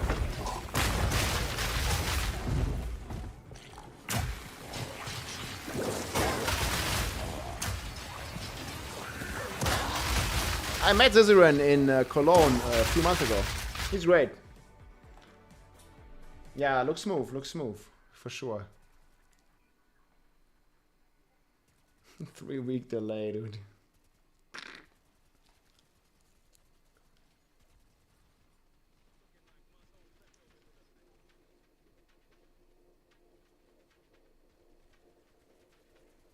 I prefer GTA 6. Yeah, I mean, okay, that's pretty pork too. Fuck, what? 1.6 million views. What was this again? It's crazy. Yeah, I think D4 will have a bigger player base, but again, PoE has a more loyal player. Well, I don't want to say loyal, but like they have more retention on the player base. But I mean, in PoE, it also goes down like crazy when the season is old. We'll see how the dynamic will be in PoE 2, though. We just have the experience from PoE 1. So we'll see. I mean, you can see it, right? Steam charts, Path of Exile.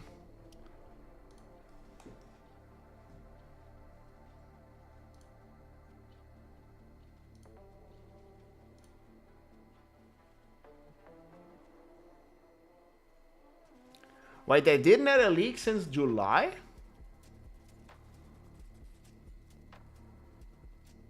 Like, you see how the curve is much more flat. Obviously, it also goes down a lot. Yo, man, they go down, like, very low. 14,000 players? What the fuck?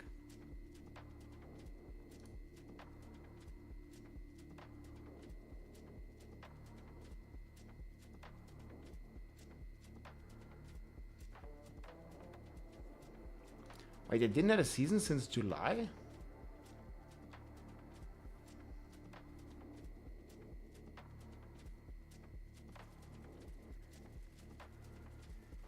Nah. Steam for PoE is like Steam for D4. No shot.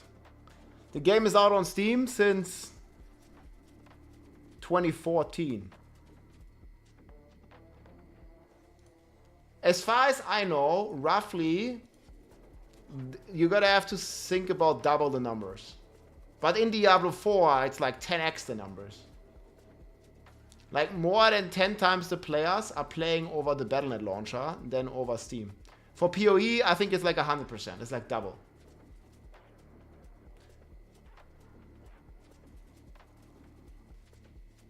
It's about double than this, no? Like they tweeted, I was checking this on X, like they posted about this on X. They posted their peak players and it was roughly double of what was showing on Steam. We actually have some official, well, confirmation, but we have some benchmarks.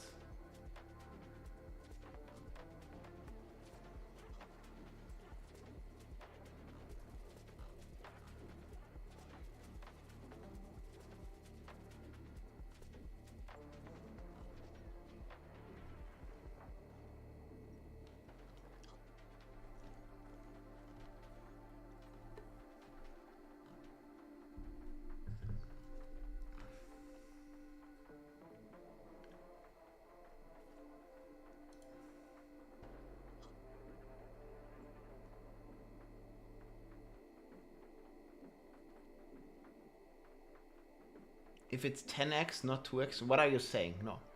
In Diablo, it's about 10x. In Path of Exile, it's about 2x. So I don't know how you draw that conclusion. Like, for sure, like this is 100% sure, Diablo 4 has more players than Path of Exile 1. Like, this is not even a question. But what's gonna happen with Path of Exile 2, we don't know.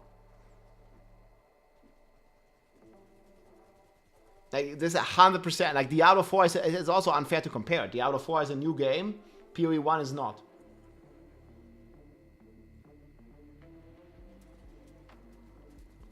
Yeah, there are two pairs. And I mean, I said this multiple times. Like, if both games are successful, it's good for us as the consumer. Now this is like some website, I don't know how exactly they measure this. But we can see online active players, wait. 66. Yeah, so you see it's roughly double, right? Maybe a bit more than double. They have like 26k online and this is 66. What does it say for Diablo? Do I have to Diablo 4? I'm off M8CYA later. Hey, see you, man. Thank you so much for tuning in, dude. Yeah, I would think, like, I don't know, like, this is not accurate, but I would definitely say that this is about what I would expect. And this is actually very bad for Diablo 4. We only have roughly 200,000 people online. And we just had a month ago we had an expansion launch. Where can I watch the Campfire? So I have a summary right here. If you want to see the summary.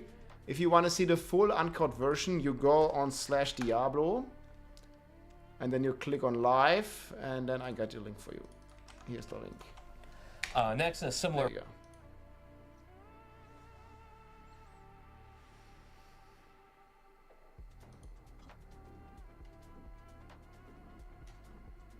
Yo, that's a lot. 3.3. But I don't know how much you can... What the fuck? Like, why is one in dark and one in light? Like, but anyways, like, I don't know how much you can trust these numbers. Don't know exactly how they measure it. They probably don't really know themselves. Camera's fucked again.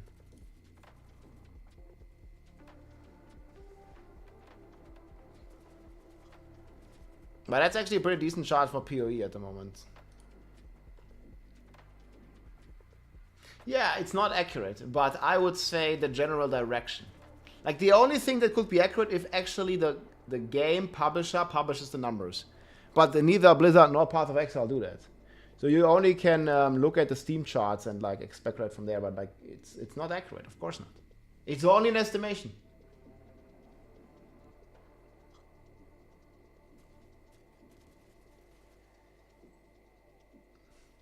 Yeah, but that doesn't give player retention. Like, let's say even if like a streamer like Asmongold streams and plays Path of Exile. What the fuck happened? Even if that happens, let me fix it. It doesn't give you like player retention. Like maybe he streams it for a day or two. It brings people, but they don't stay. Well, most of them.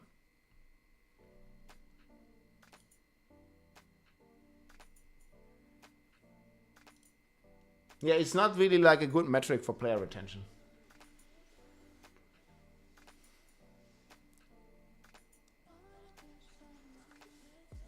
Yeah, I think this is not correct. I don't know how they're getting to 3.3 million. This sounds ridiculous. Well, I don't know. I mean, the last season is quite some time ago, and we can look at Path of Exile. Sorry, guys.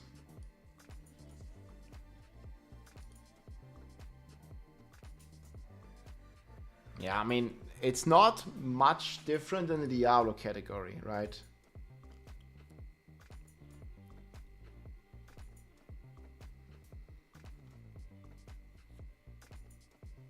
Tons of bots. China likes, Trump approves. Maybe. Yeah, free-to-play game. I remember we had this problem in Lost Ark, where... Lost Ark it was. It was in Lost Ark, where there would be so many bots because the game is free-to-play. Yeah, well, what is a, like...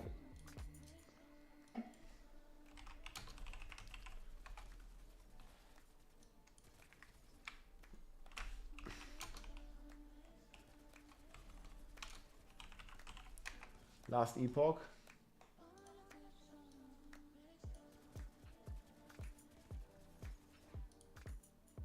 Holy shit, what?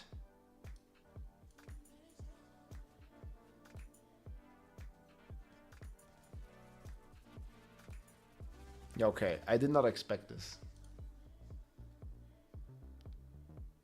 Yeah, that's brutal. What? What happened?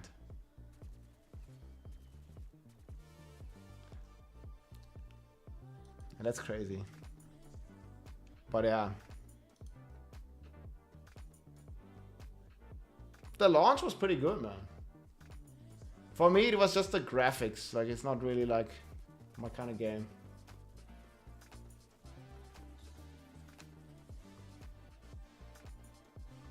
They're pulling a Blizzard. Don't listen to what the community wants. I don't know. They seem to be pretty close to the community. But that was like when it launched. I don't know about now.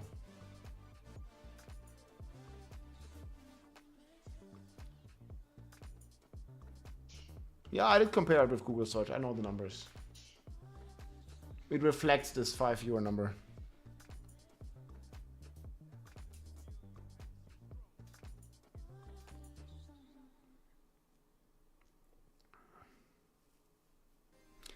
I mean, we could already... Okay, I'm going to show it to you. You could already see that by the numbers, guys. It's also not fair. Like, it's an indie company, right? Like, no way it's going to compete with, like, triple... Even though AAA companies has not really been like the yellow from the egg recently.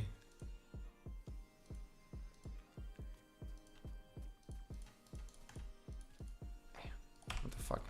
It's bugged.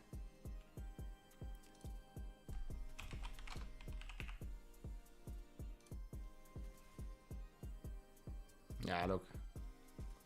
It was like a Diablo season, pretty much. I did have drops though, so it was pretty big on Twitch.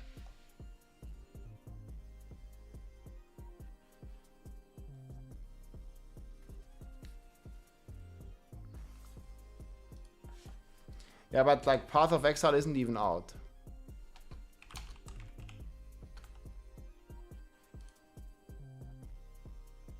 Like, I think when the game releases, it's gonna definitely get there, so we can't really put this in. We can put Lost Ark though. Lost Ark was pretty big on launch.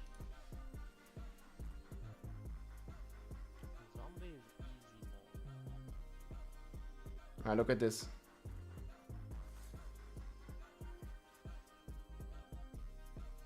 Lost Ark, man.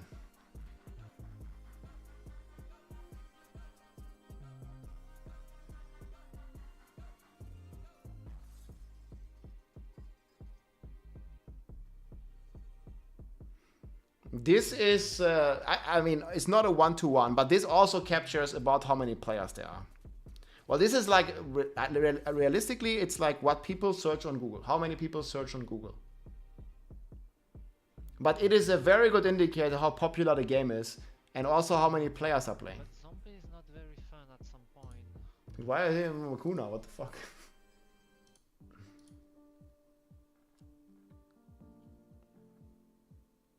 Yeah.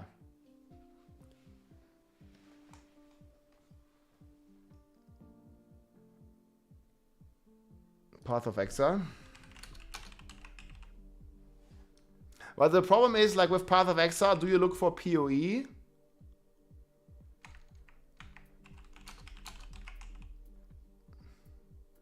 But if you put, okay, then you need to put Diablo. Yes. So Diablo, I mean, it's probably not really a big change.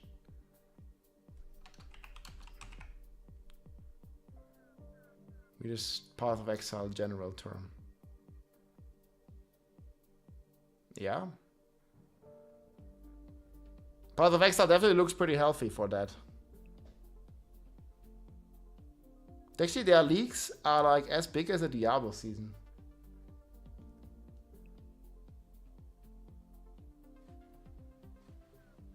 Yeah, GG definitely has a bigger team now. I mean, they have Tencent money.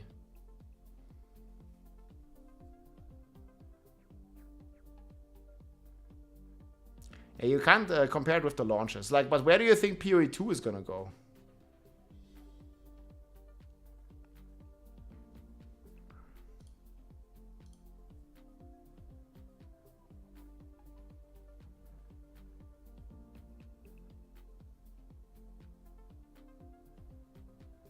Yeah, I could see that. Tencent has not that much money, yeah. Small fish. Yeah, look where Diablo came from though, man. This was Diablo 3.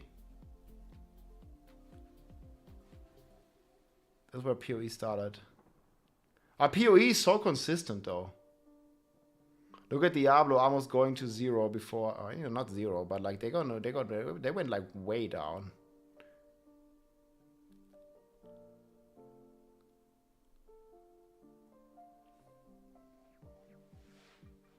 Torchlight, I don't think it's gonna be much on the chart here. Okay, wait, let's go back to the past 5 years.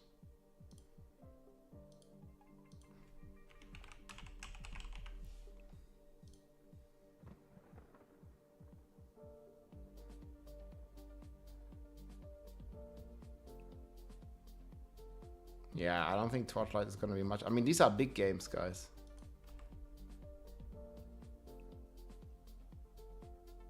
I can't even...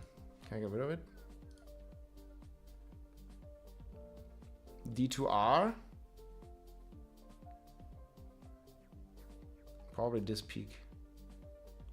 Should be in May to June 2022. 2 years ago.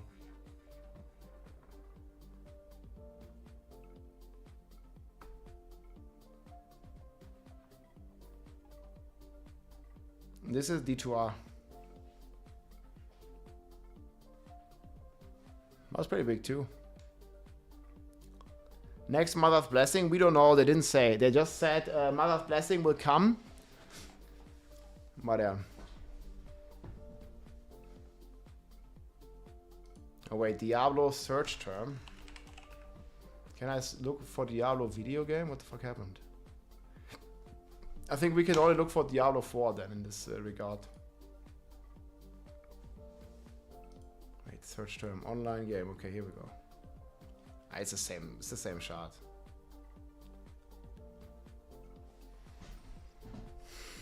GTA 5. Grand Theft Auto. Yeah, it's much bigger.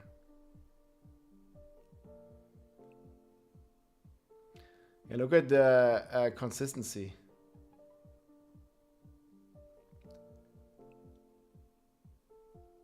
They're like very consistent.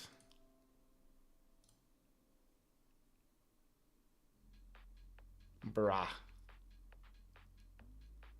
Yeah, GTA is crazy. Look at this. The Diablo 4 is like just barely on the shot. Rockstar boys. Take 2.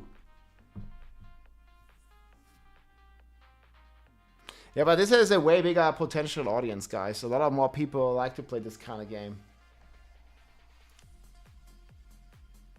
I mean, you can add what? Dota? Or just League of Legends. It's probably the biggest.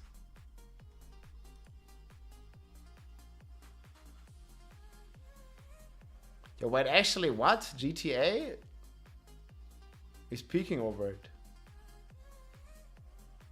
You know, people search LOL. Yeah, GTA 6 gonna be crazy then. But they don't release it on PC. I guess GTA is just so popular among like console players and stuff.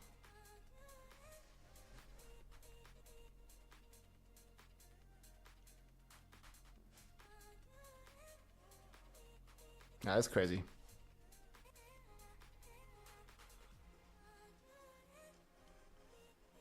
Fortnite.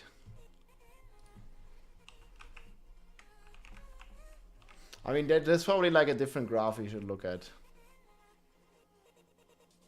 Yeah, Fortnite peaked hard, yes?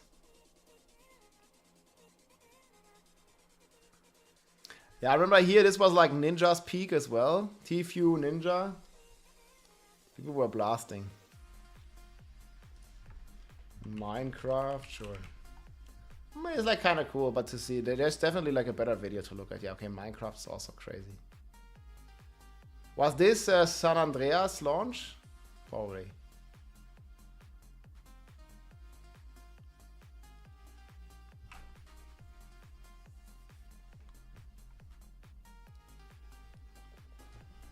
They don't release GTA 6 on PC. Yeah, it's already confirmed.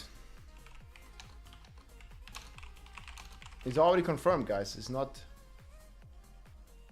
GTA 6 releases in fall 2025. PC is likely to arrive... Dude, 1 year later. Like over... Man. Bro. They're gonna release this console only, and then like over a year later, PC is gonna get it. Like, it's just so fucked up. Bro. Why GTA 6 does not release on PC at the same time? Well, the answer is money. Money. That's the answer. Mr. Krabs.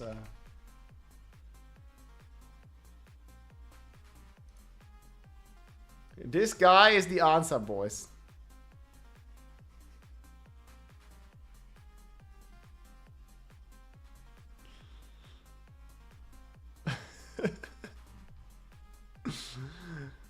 So why did you decide to release it on console and then on PC? Money. I like money. That's it.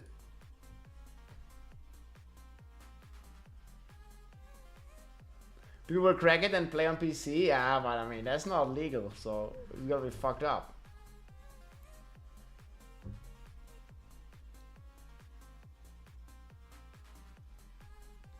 You wanna wait? Dude, you wanna wait like maybe like 1.5 extra years or something before it releases on PC? Bruh. Everybody's gonna have fun playing GTA and you're gonna be like over a year late. But I just can't stand the fucking like controller.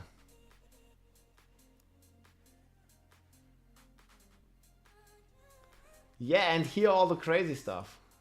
Right? There gotta be a ton of crazy stuff.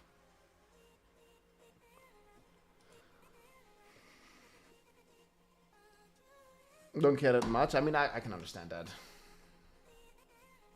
It's gonna be wild, boys. Yeah. Many games.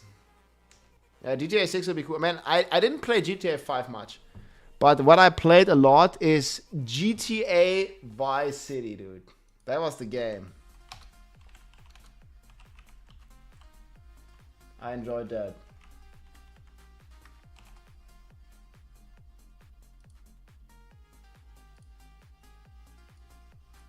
You remember this? Oh yeah. That's the game I played, man. Dude, that was great.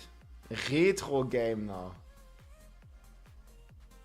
Dude, yeah, I remember this map.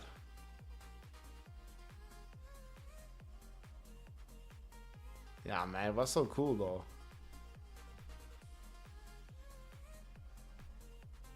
That was great.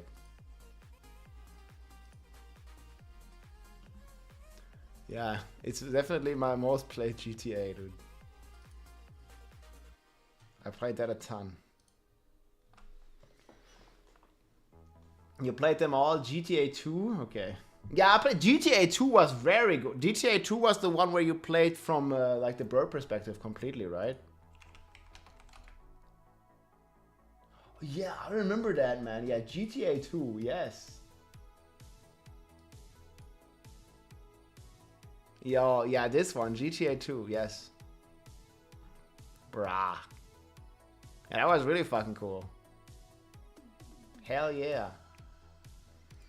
Yeah, I played San Andreas as well, but I played Vice City the most.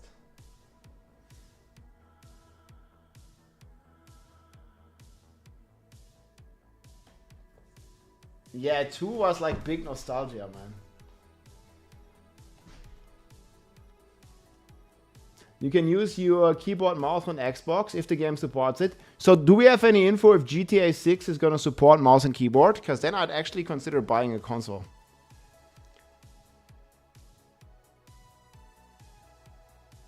That was crazy good. Yeah. Just uninstalled all the Blizzard games? Why? Yeah, still good Blizzard games. just buy a console, but it's still like 1,000. Like I need to get like a capture card, and we need to get the what is the console, like $800-900 plus capture card plus some equipment. Bam, like minus 1K easy to play GTA, and then you got to buy the game as well. Did they release a price for GTA 6 yet? It's probably like $100. I mean, something like that. People are gonna be outraged, but they're still gonna buy it. I need a smart fridge. Yeah, I don't know how it's gonna work. Guys, the PC version is coming out like over a year later. PC version is here in 2 years, guys. It's more like $200 for what? $200 for the GTA license? Nah, no way. People are going to be way too outraged about that. GTA Ultra Giga Edition. Now we'll see. Yeah, no way it's going to cost $199. Man, like I was like thinking like $99 is already pretty high. Fun in New World? Yeah, let's go.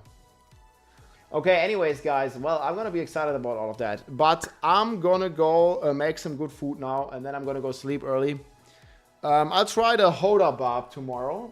So we want to be testing from all that new stuff that we're getting. And we cooked this planner. We're going to try that one tomorrow. So I'll be back streaming tomorrow.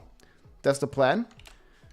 Yeah, mid-season patch. Obviously, like, it's not that big of a patch. But again, patch notes going to come in 2 days. And then also new Campfire chat, and the patch is going to launch next week.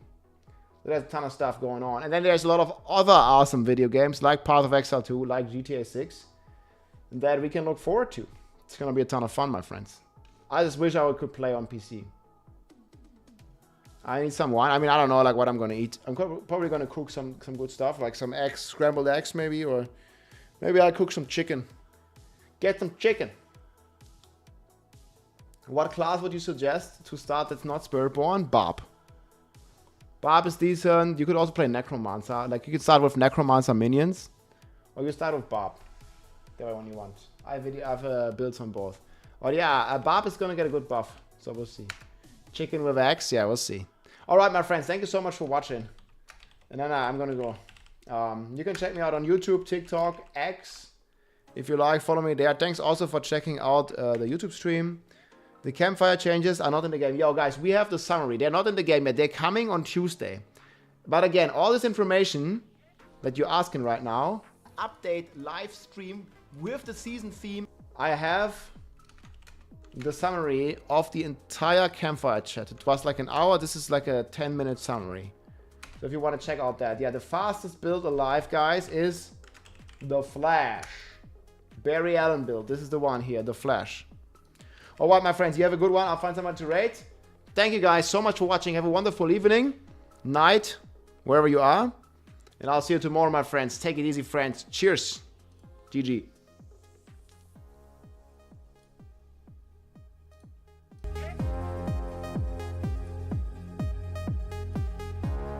Flash doesn't work? I don't know.